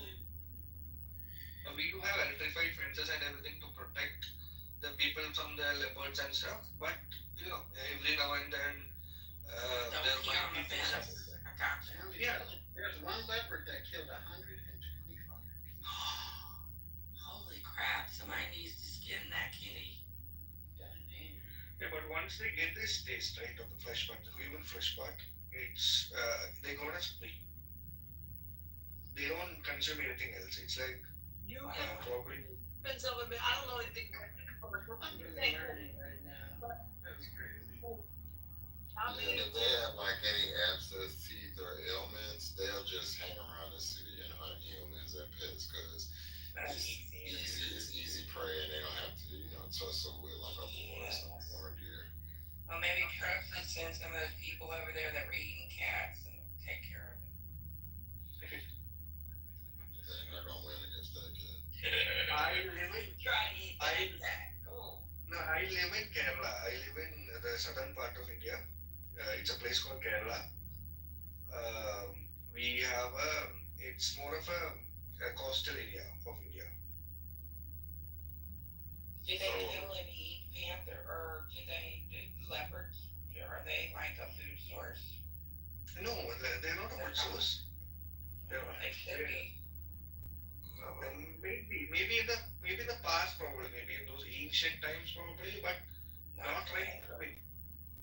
Not right now. It's not something. With the problem with them being as dangerous as they are, you think people would have made a better use, like I mean, they kill them once they catch a known like manhunter. They kill them, but they don't eat. But they don't eat them. Yeah, but civilians are not supposed to kill them. You're not supposed to kill them. Civilians don't see. We don't have a protected species. Oh. Mumbai is inside of a national reserve. So the monkeys, the leopards, all these deadly. I don't know if the monkeys are protected, but I know the tigers are definitely protected because they're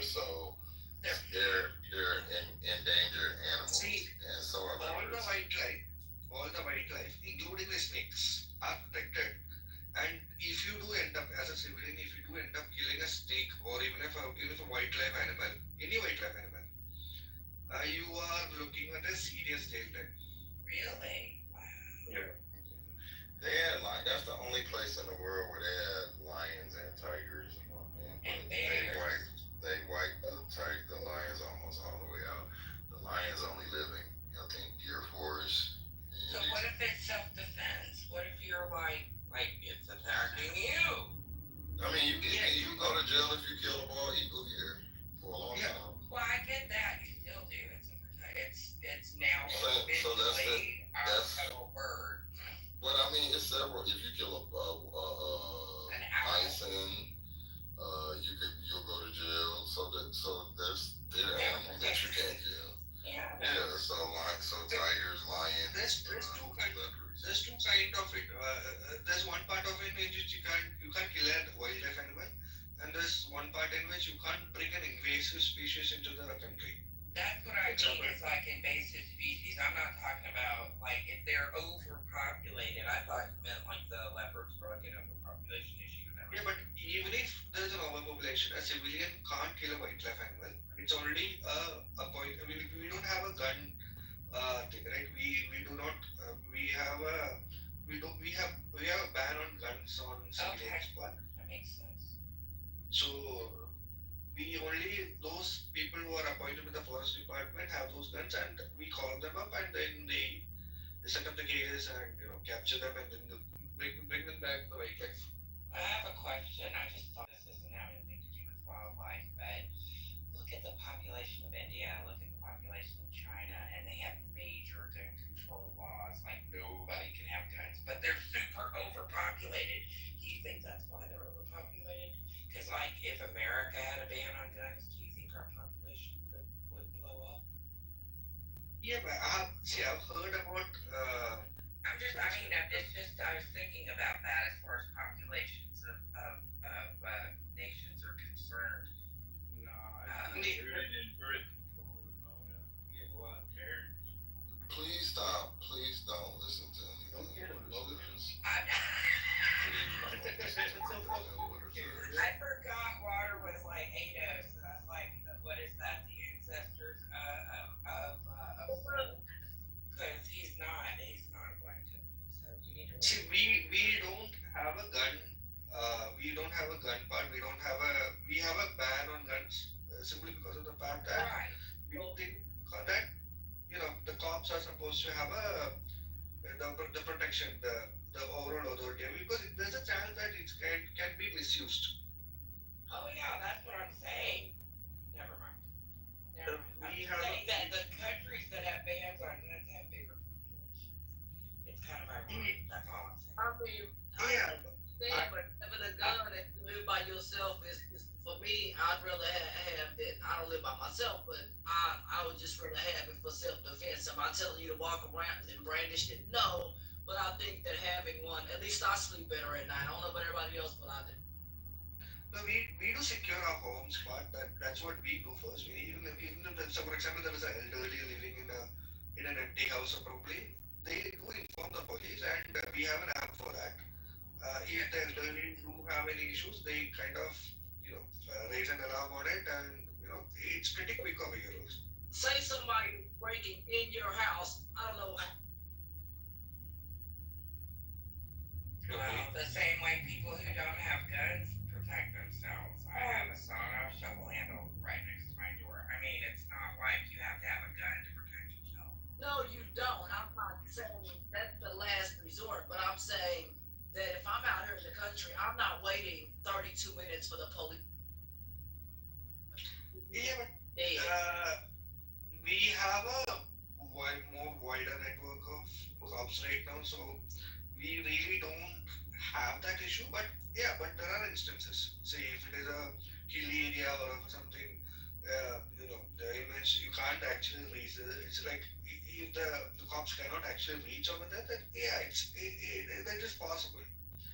But the risk outweigh the reasons actually, because there's always a chance for it getting misused. Getting me, that makes sense. I can see what you're saying. And y'all have a lot of population. Yeah, but we do. We don't have the same population.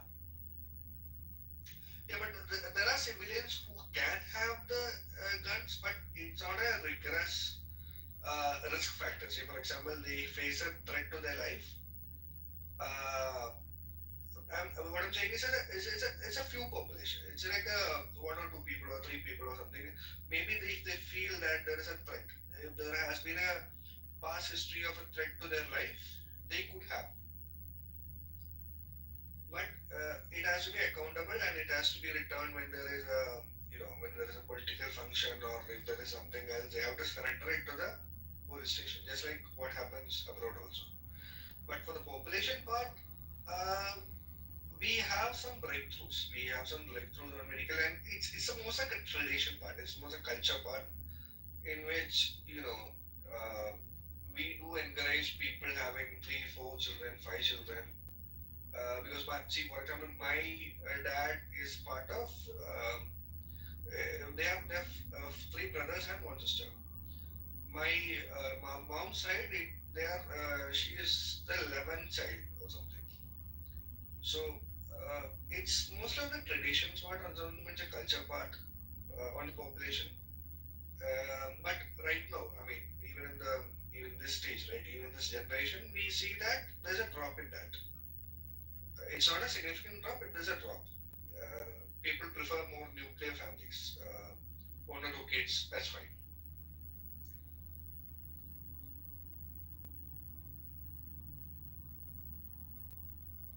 So it's not exactly onto the population part, but yeah.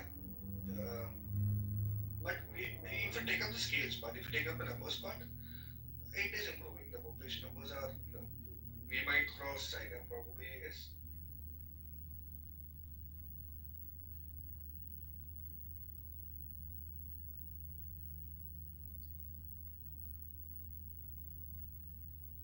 I guess that answers the question.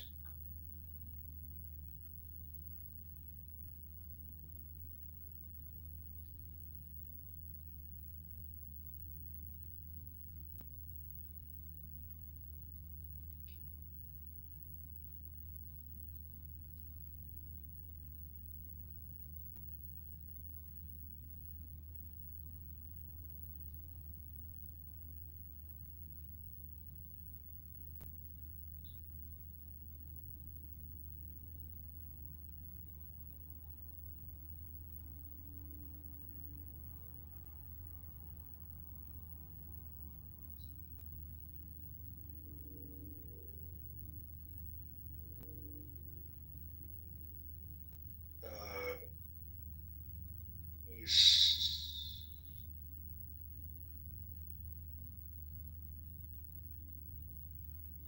everyone's so quiet actually.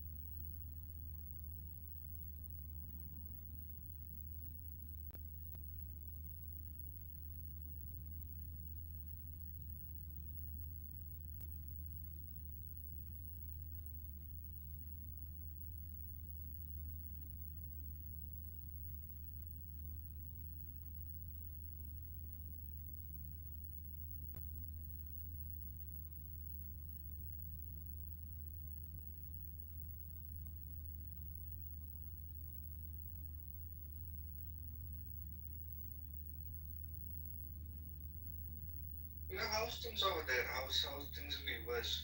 With the guns part and everything. Do you feel secure with the guns part and all? Depends where you are. I live in New York City. You have strict gun control. I feel safe. Okay, okay. It's it's kind of awesome seeing that you guys have those gun ranges where you get to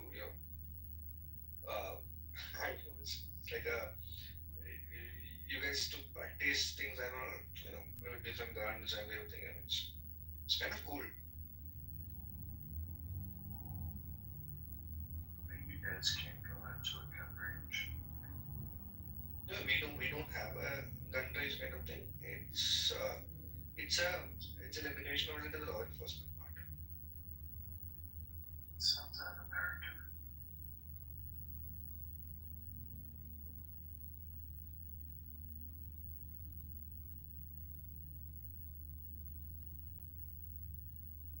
Because everyone has turned out to be awfully quiet right now.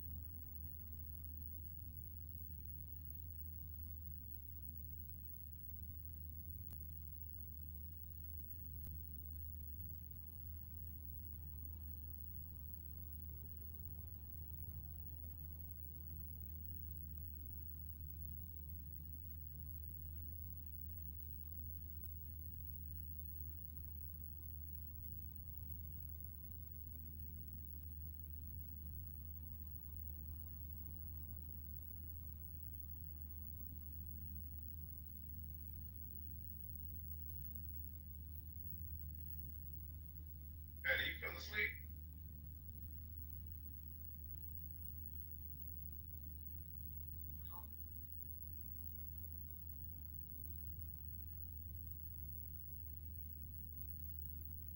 Nope. It is. People are just awfully quiet.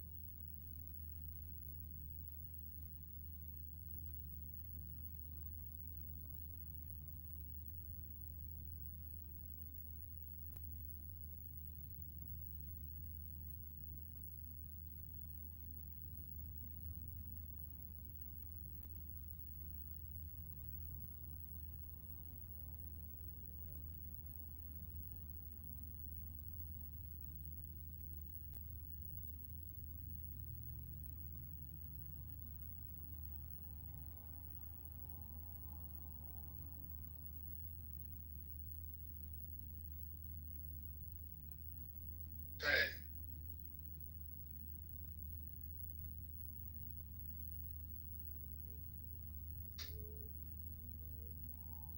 Alright, y'all. I think everybody's out. Yeah, I think so.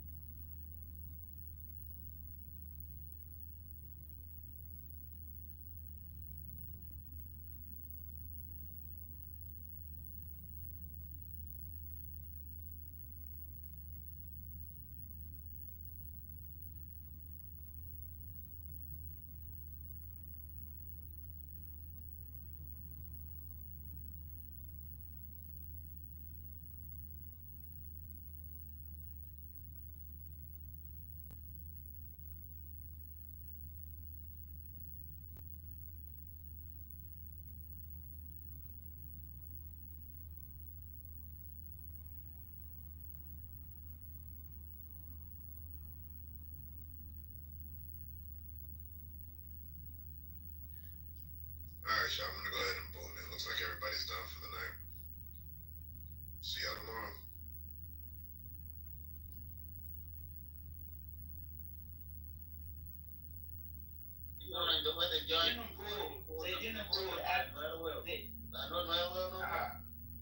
No, no, no. What I'm saying, this is the language when people get upset, you can use this language, okay? No reality, yeah. No reality, no well. No, this is the when there is argument, the word will come out. When there is peace, the idea will come out. This guy. Yeah, there's a good and a good. Yeah, I know you from I can tell your accent. You are from okay, and you are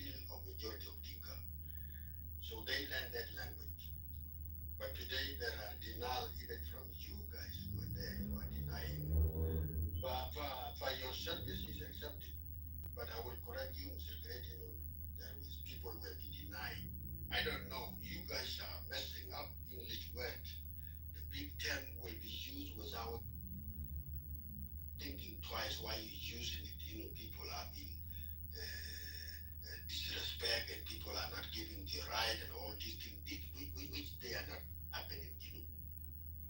You are in Marawi. As we speak, you have your own parliament members come from your county representing you in Juba, and another representing you in the state Pitap. You have your own county commissioner come from your tribe. You have everything. What we did not have right now is a election. That's what we don't have. But this discrimination, we should finance that these things are not in different places. But we need to be careful as intellectuals. Before I go to the topic, I will also address some of my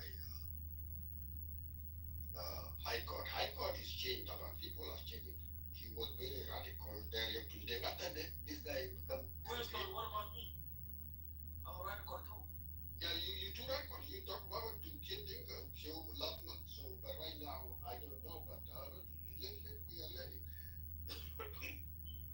You are very radical, yes. From the beginning, you talk to Clubhouse, you were not radical. In the middle, you become radicalized.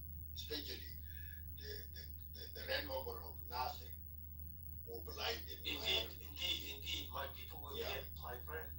No, it was a victory you were celebrating.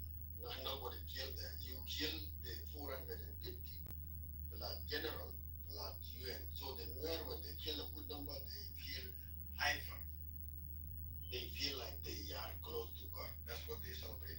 So in that time, that's where those of Bosman or Gailam come out. I think. They have to go to Bakasau. What the writing Dinka in Africa. So it's a culture in the land when they feel victory, small victory. And that's what I was looking for video. What do you know about Nuer culture? Then we ask you a question. What do you know about Nuer culture? We are not in it. Don't take me out of topic. Just let me. I would want you where you gonna people, okay?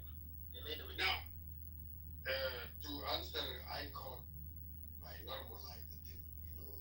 We have to, it's going to come back. It's like what happened? Because you see how people live in a black world. Yes, it's normal because President King does not take these people seriously. When Rick left people in 2013, 1,000 were killed. That's why you cried there were 20,000. And he brought back again, he created another war where 300 killed in 30 minutes were committed to G1. And it was brought, so it became normal to people like you, the SPLM supporters. Now this guy is declaring a war of regime change. And you see it, it's simple to say, but when it comes to implement, it's going to kill people. From your perspective, even the creator, he's saying, yes, we're going to change the regime. Uganda can escape it at SPLA. It took them, it took years for Joko to capture. It took them. They never be doing. That's what I know. When you make things easy in your mouth, regime change, wajade unajiba kuwa mtana. Wilson. Dakiga there level clarify and I thought that it come up and I wanted to make you green, but I made a mistake. Click on move down.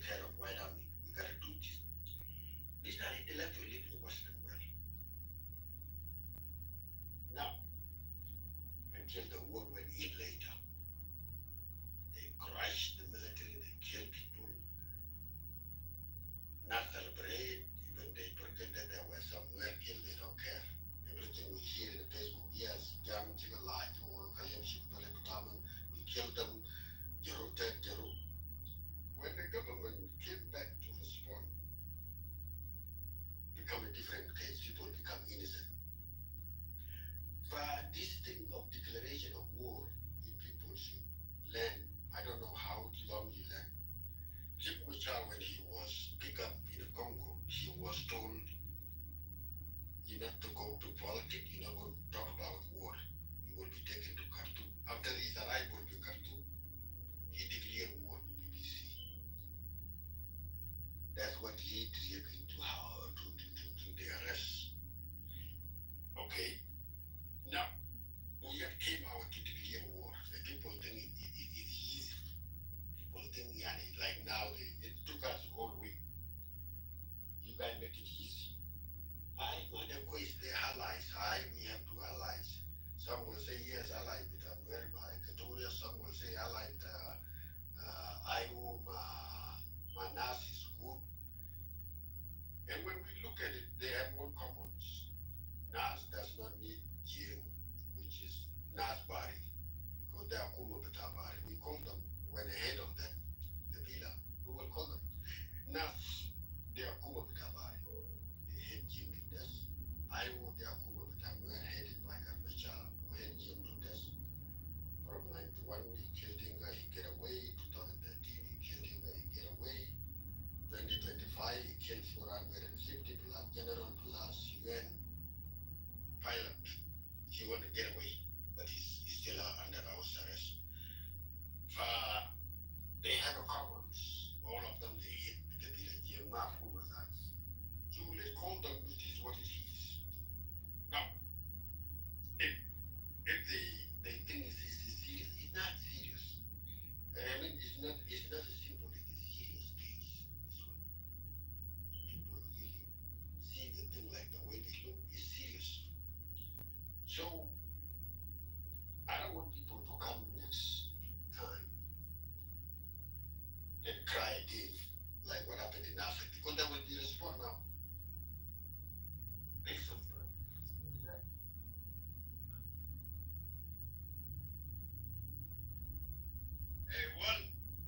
Well, can you send print on that up? I sent him a request, but invite, but he's, I don't know if he sees it or not. That's why I'm gonna Yeah, I try him. I think he's not seeing the gun. Can you press your picture? Wilson, I want to go down. I want to go down because it's night time. My side almost 1 o'clock. Oh, okay. So I want to clear something that maybe Let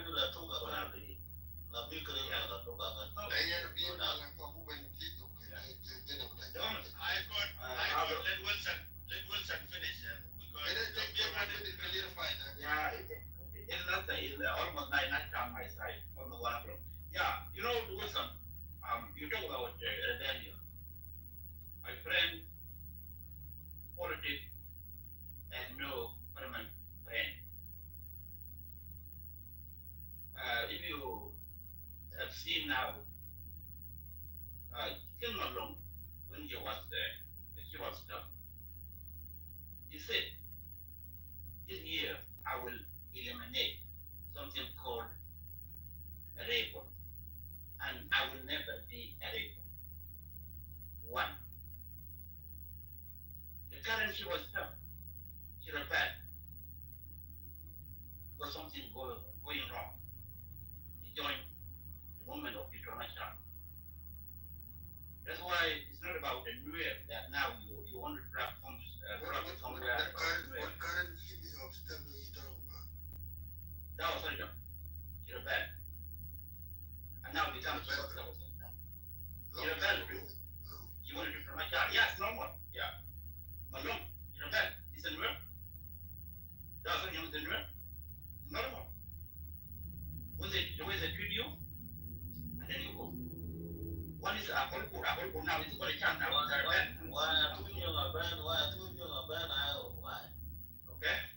It's normal that anyone that found the time okay. The time when the conference in Panama. How many Japan the fact, Paralyzed the fact, one would have fact, that was normal. Okay. So I want to use that. Yeah, before you conclude. Yeah, put this one on. It is normal for you, the way you are talking is normal, but the difference is what? The people who rebel and declare the war, there will be a consequence. Like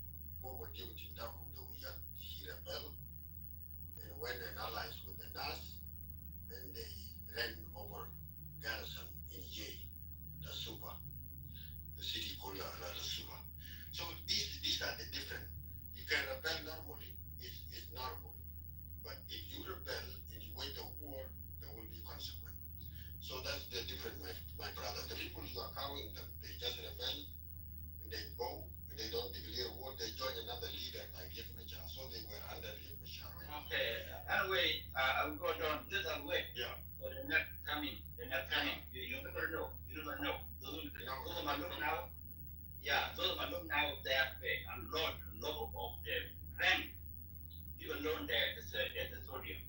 What do they do? They only change the government. That's it. All right, thank you. Let me finish mine. I can feel that you're talking in the general that you're talking. So, Malak, you should put out a Yamate, the Dinga, Mutamande. I don't know, Taban. They are Shaguman Yakula Cock, the Yawa Yamu James, the only sugar man. By the way, the issue with our Yada, Thomas Elino can be celebrated. But the good thing nowadays, people are learning. Interlopereto, they can be a halam. I get a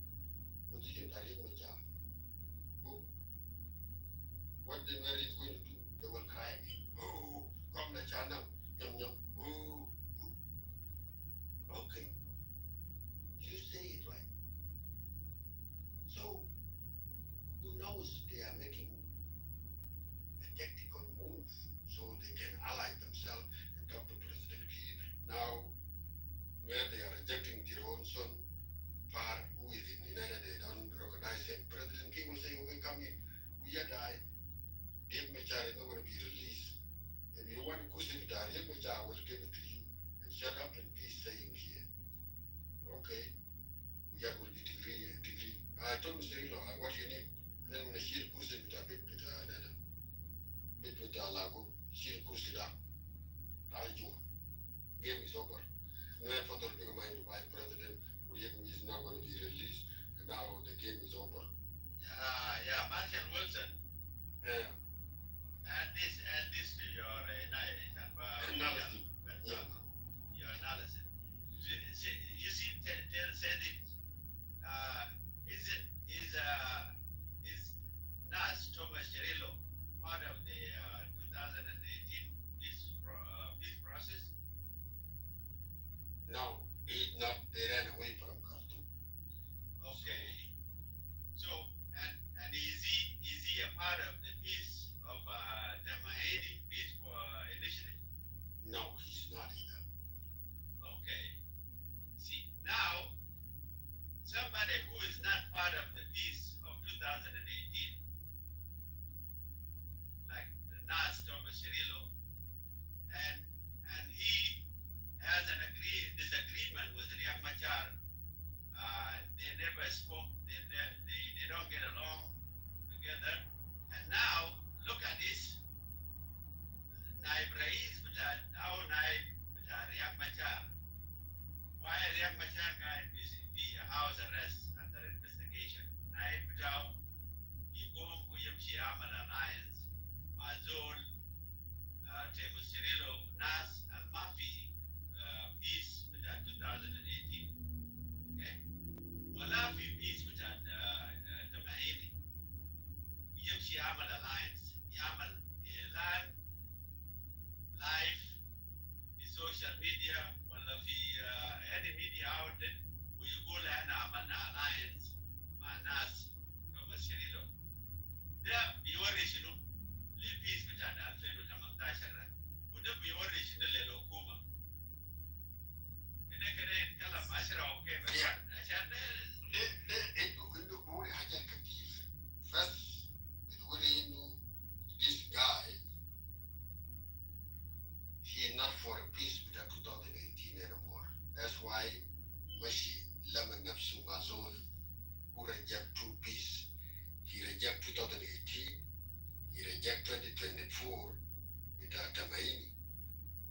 Now, you who was a part of the government, you were a deputy in the parliament, a deputy speaker in the parliament, and you are deputy to the chairman of the party. Inter Mareto Kaleto position with that. Well, not to zone you join like you, and the way you explain it. When Thomas was rejecting, he was there with Riek Machar. So now what he say now can tell Tito, they unite because they are Equatorian, they have different agenda. That could be interpreted this way. So what they do now, they want to make a new revolution under Equatoria. Either they need Equatoria to be separated, or they want a big position with Riek Machar to be given to them. That's another thing. Another thing, his back is that Riek Machar. He hates Riek Machar in the back because he's going to give a green light to the Salva Kiir to prove why Riek was put in jail by Salva. Because Salva will sell to IGAD, African Union, try IGAD. Look, that's what I was telling you. I'm dealing with a rebel within him. Now, before the case of Riek Machar is finished, if deputy ran away here and allies with another rebel, and they attacked my forces, they captured the garrison. That's another code that can happen. Now Salva Kiir will have a right to say Anamader Salam Tani, and then it will get support from the African Union. You know, these people, they are war mongers. They're looking for war. They're not looking for peace. Because if it is the same chairman without Sumerian, is the guy who was coordinating the war in Nasser while sitting as a vice president until 400 were killed. When he coordinated war in Nasser, the commissioner of Nasser is an IO.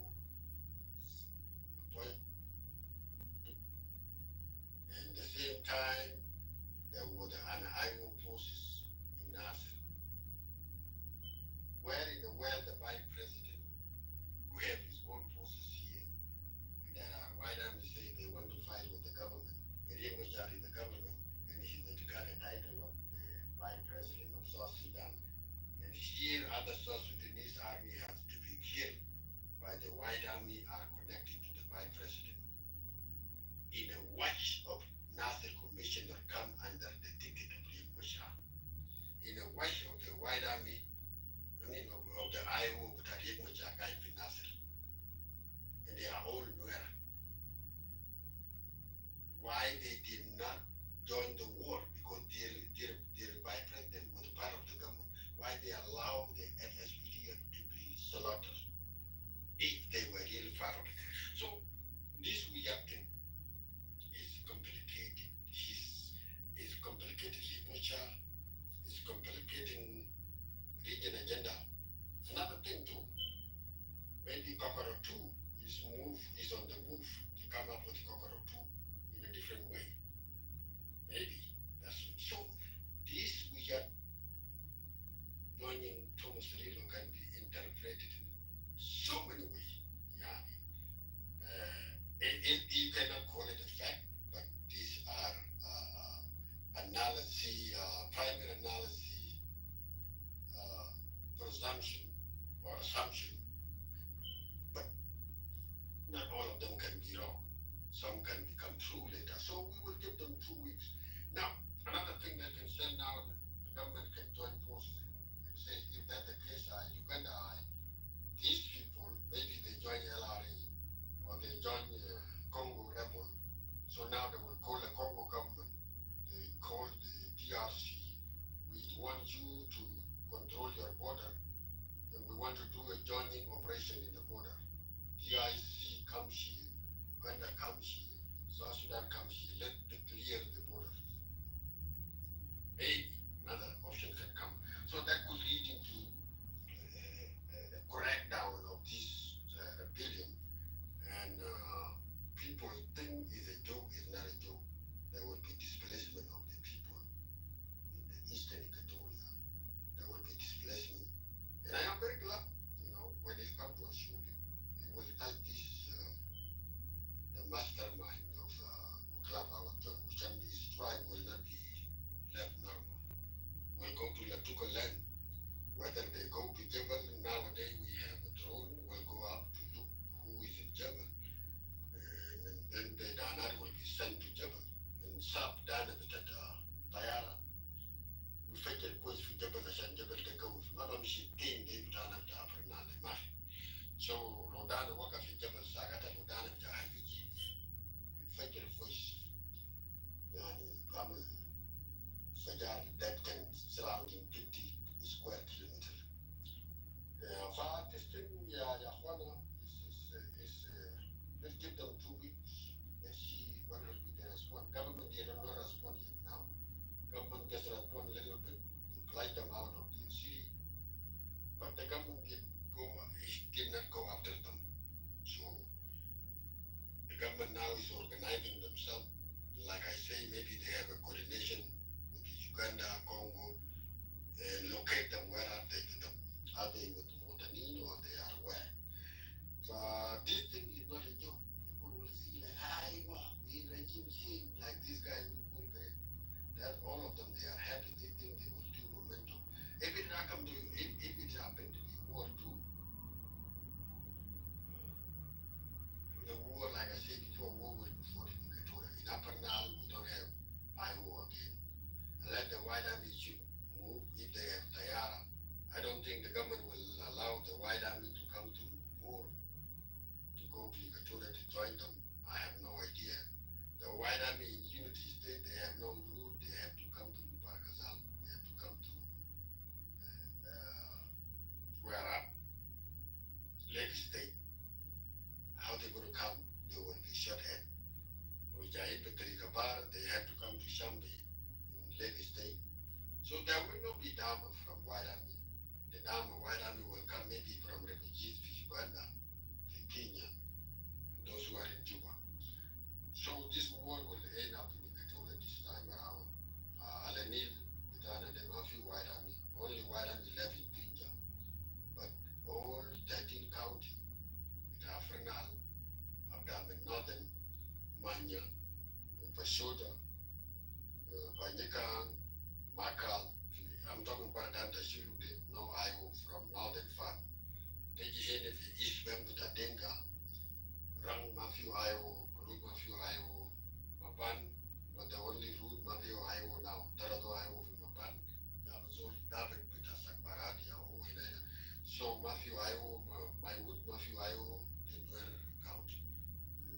Moshuk Mafia Iowa, Nasser is under government Mafia Iowa, Ulang under government. So we are free of Iowa right now. So I don't know where they will come from. The Iowa we have now here, these are the clubhouse Iowa who never went back home. They will call for war, but they rather to go on the ground. So I think I explained a lot. This one there is the consequence. This is immediate, but the consequence will be bigger if I do that. Especially Taban NAS, like I said, lead by body is a body organization.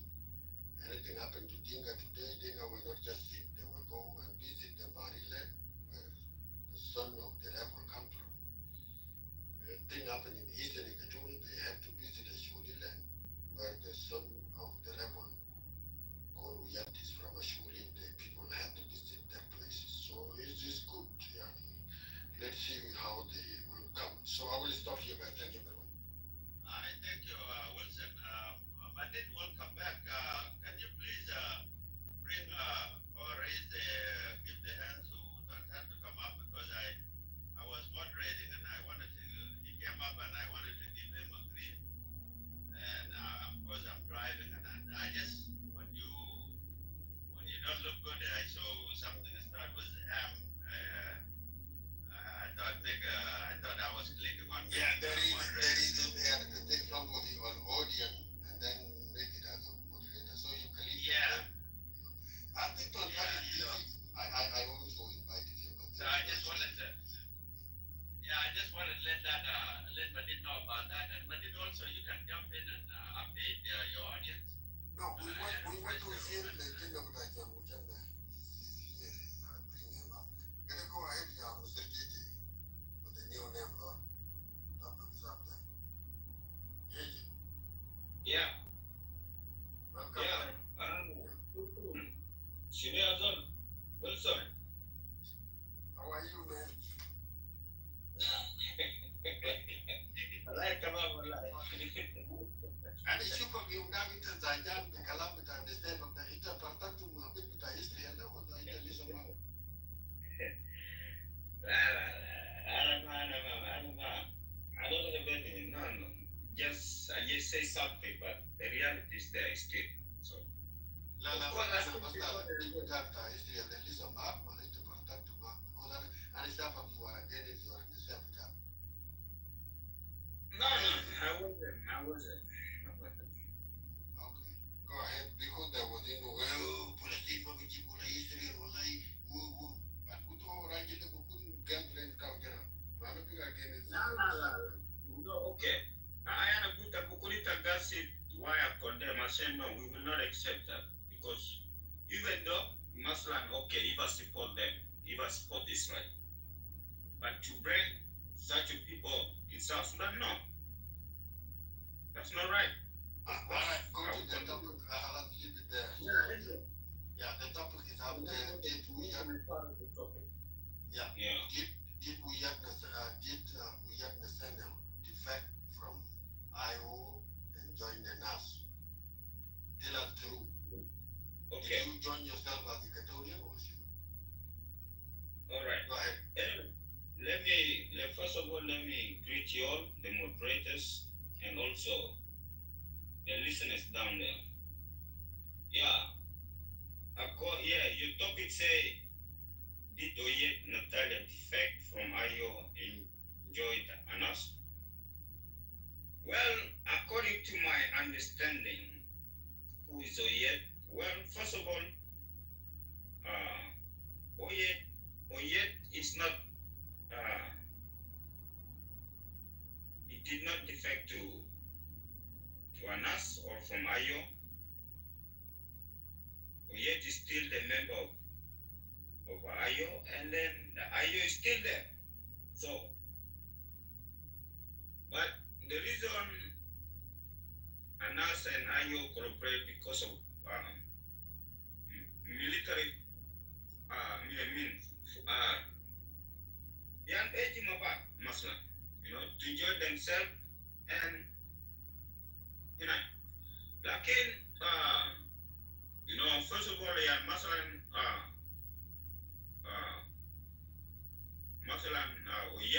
it's not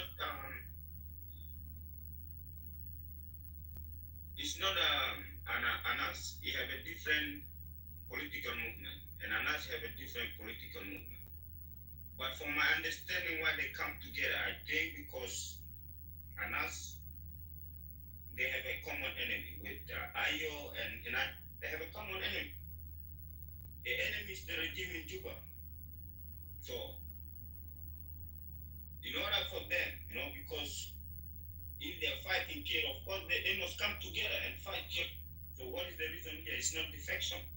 The IU is still there, And the second thing, he's acting member, he's acting chair of IU right now because of the absence of the chairman. That you locked up without no reason. Do you guys want the news? You get fired 2 weeks ago. Who fired him? Who fired him? Huh? Who fired him? Salva Kiir. He's a former now as we speak. He's not. He has no title. Do Kiir have a right to fire him? But do Kiir have any authority to fire him? Yes. In what? He has authority to fire and appoint him. But in what procedure? In what procedure? According to the peace agreement. Okay, according to the peace agreement, did Kiir implement the peace? Peace was implemented, that's why he was called a deputy speaker. No, but did Kiir implement the 2018 agreement in That's what I'm talking. He was implemented, that's why we have vice president, first vice president, and fourth vice president, and they were given 3 state governors. You don't know that? Why are you talking like that? But because the peace is not they were given and your forces are still in cantonment or training place. So how you say that no? I don't understand. The peace is already been implemented. Those who left, those who say they don't have a gun. If they don't have a gun, then they sell out the gun. And those who did not show up, because I will come with 700 generals. Where is their circle? Can you come with 700 generals and to integrate to who army? Mafia circle. So you were told go nothing jeep without it.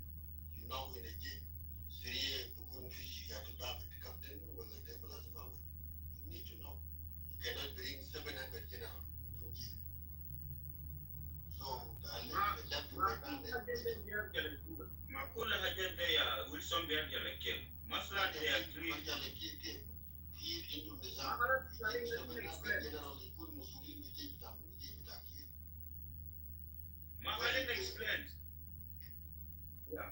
So كل حاجات ديل بيرجع للكيف. طبعا في حاجة أنت أنا ما زلتك قانون. Okay? No. Hold on. We don't want to talk about this agreement. The topic is about we have given defect to from Iowa to NAS. Let's focus there. So much. No. There is no connection. I just remember. We'll do it never. But exactly, Wilson, this guy Lord he's not even familiar with the peace process because if you are familiar, then the peace process was being implemented and come a lot of that election census and the budget was approved for it, and then the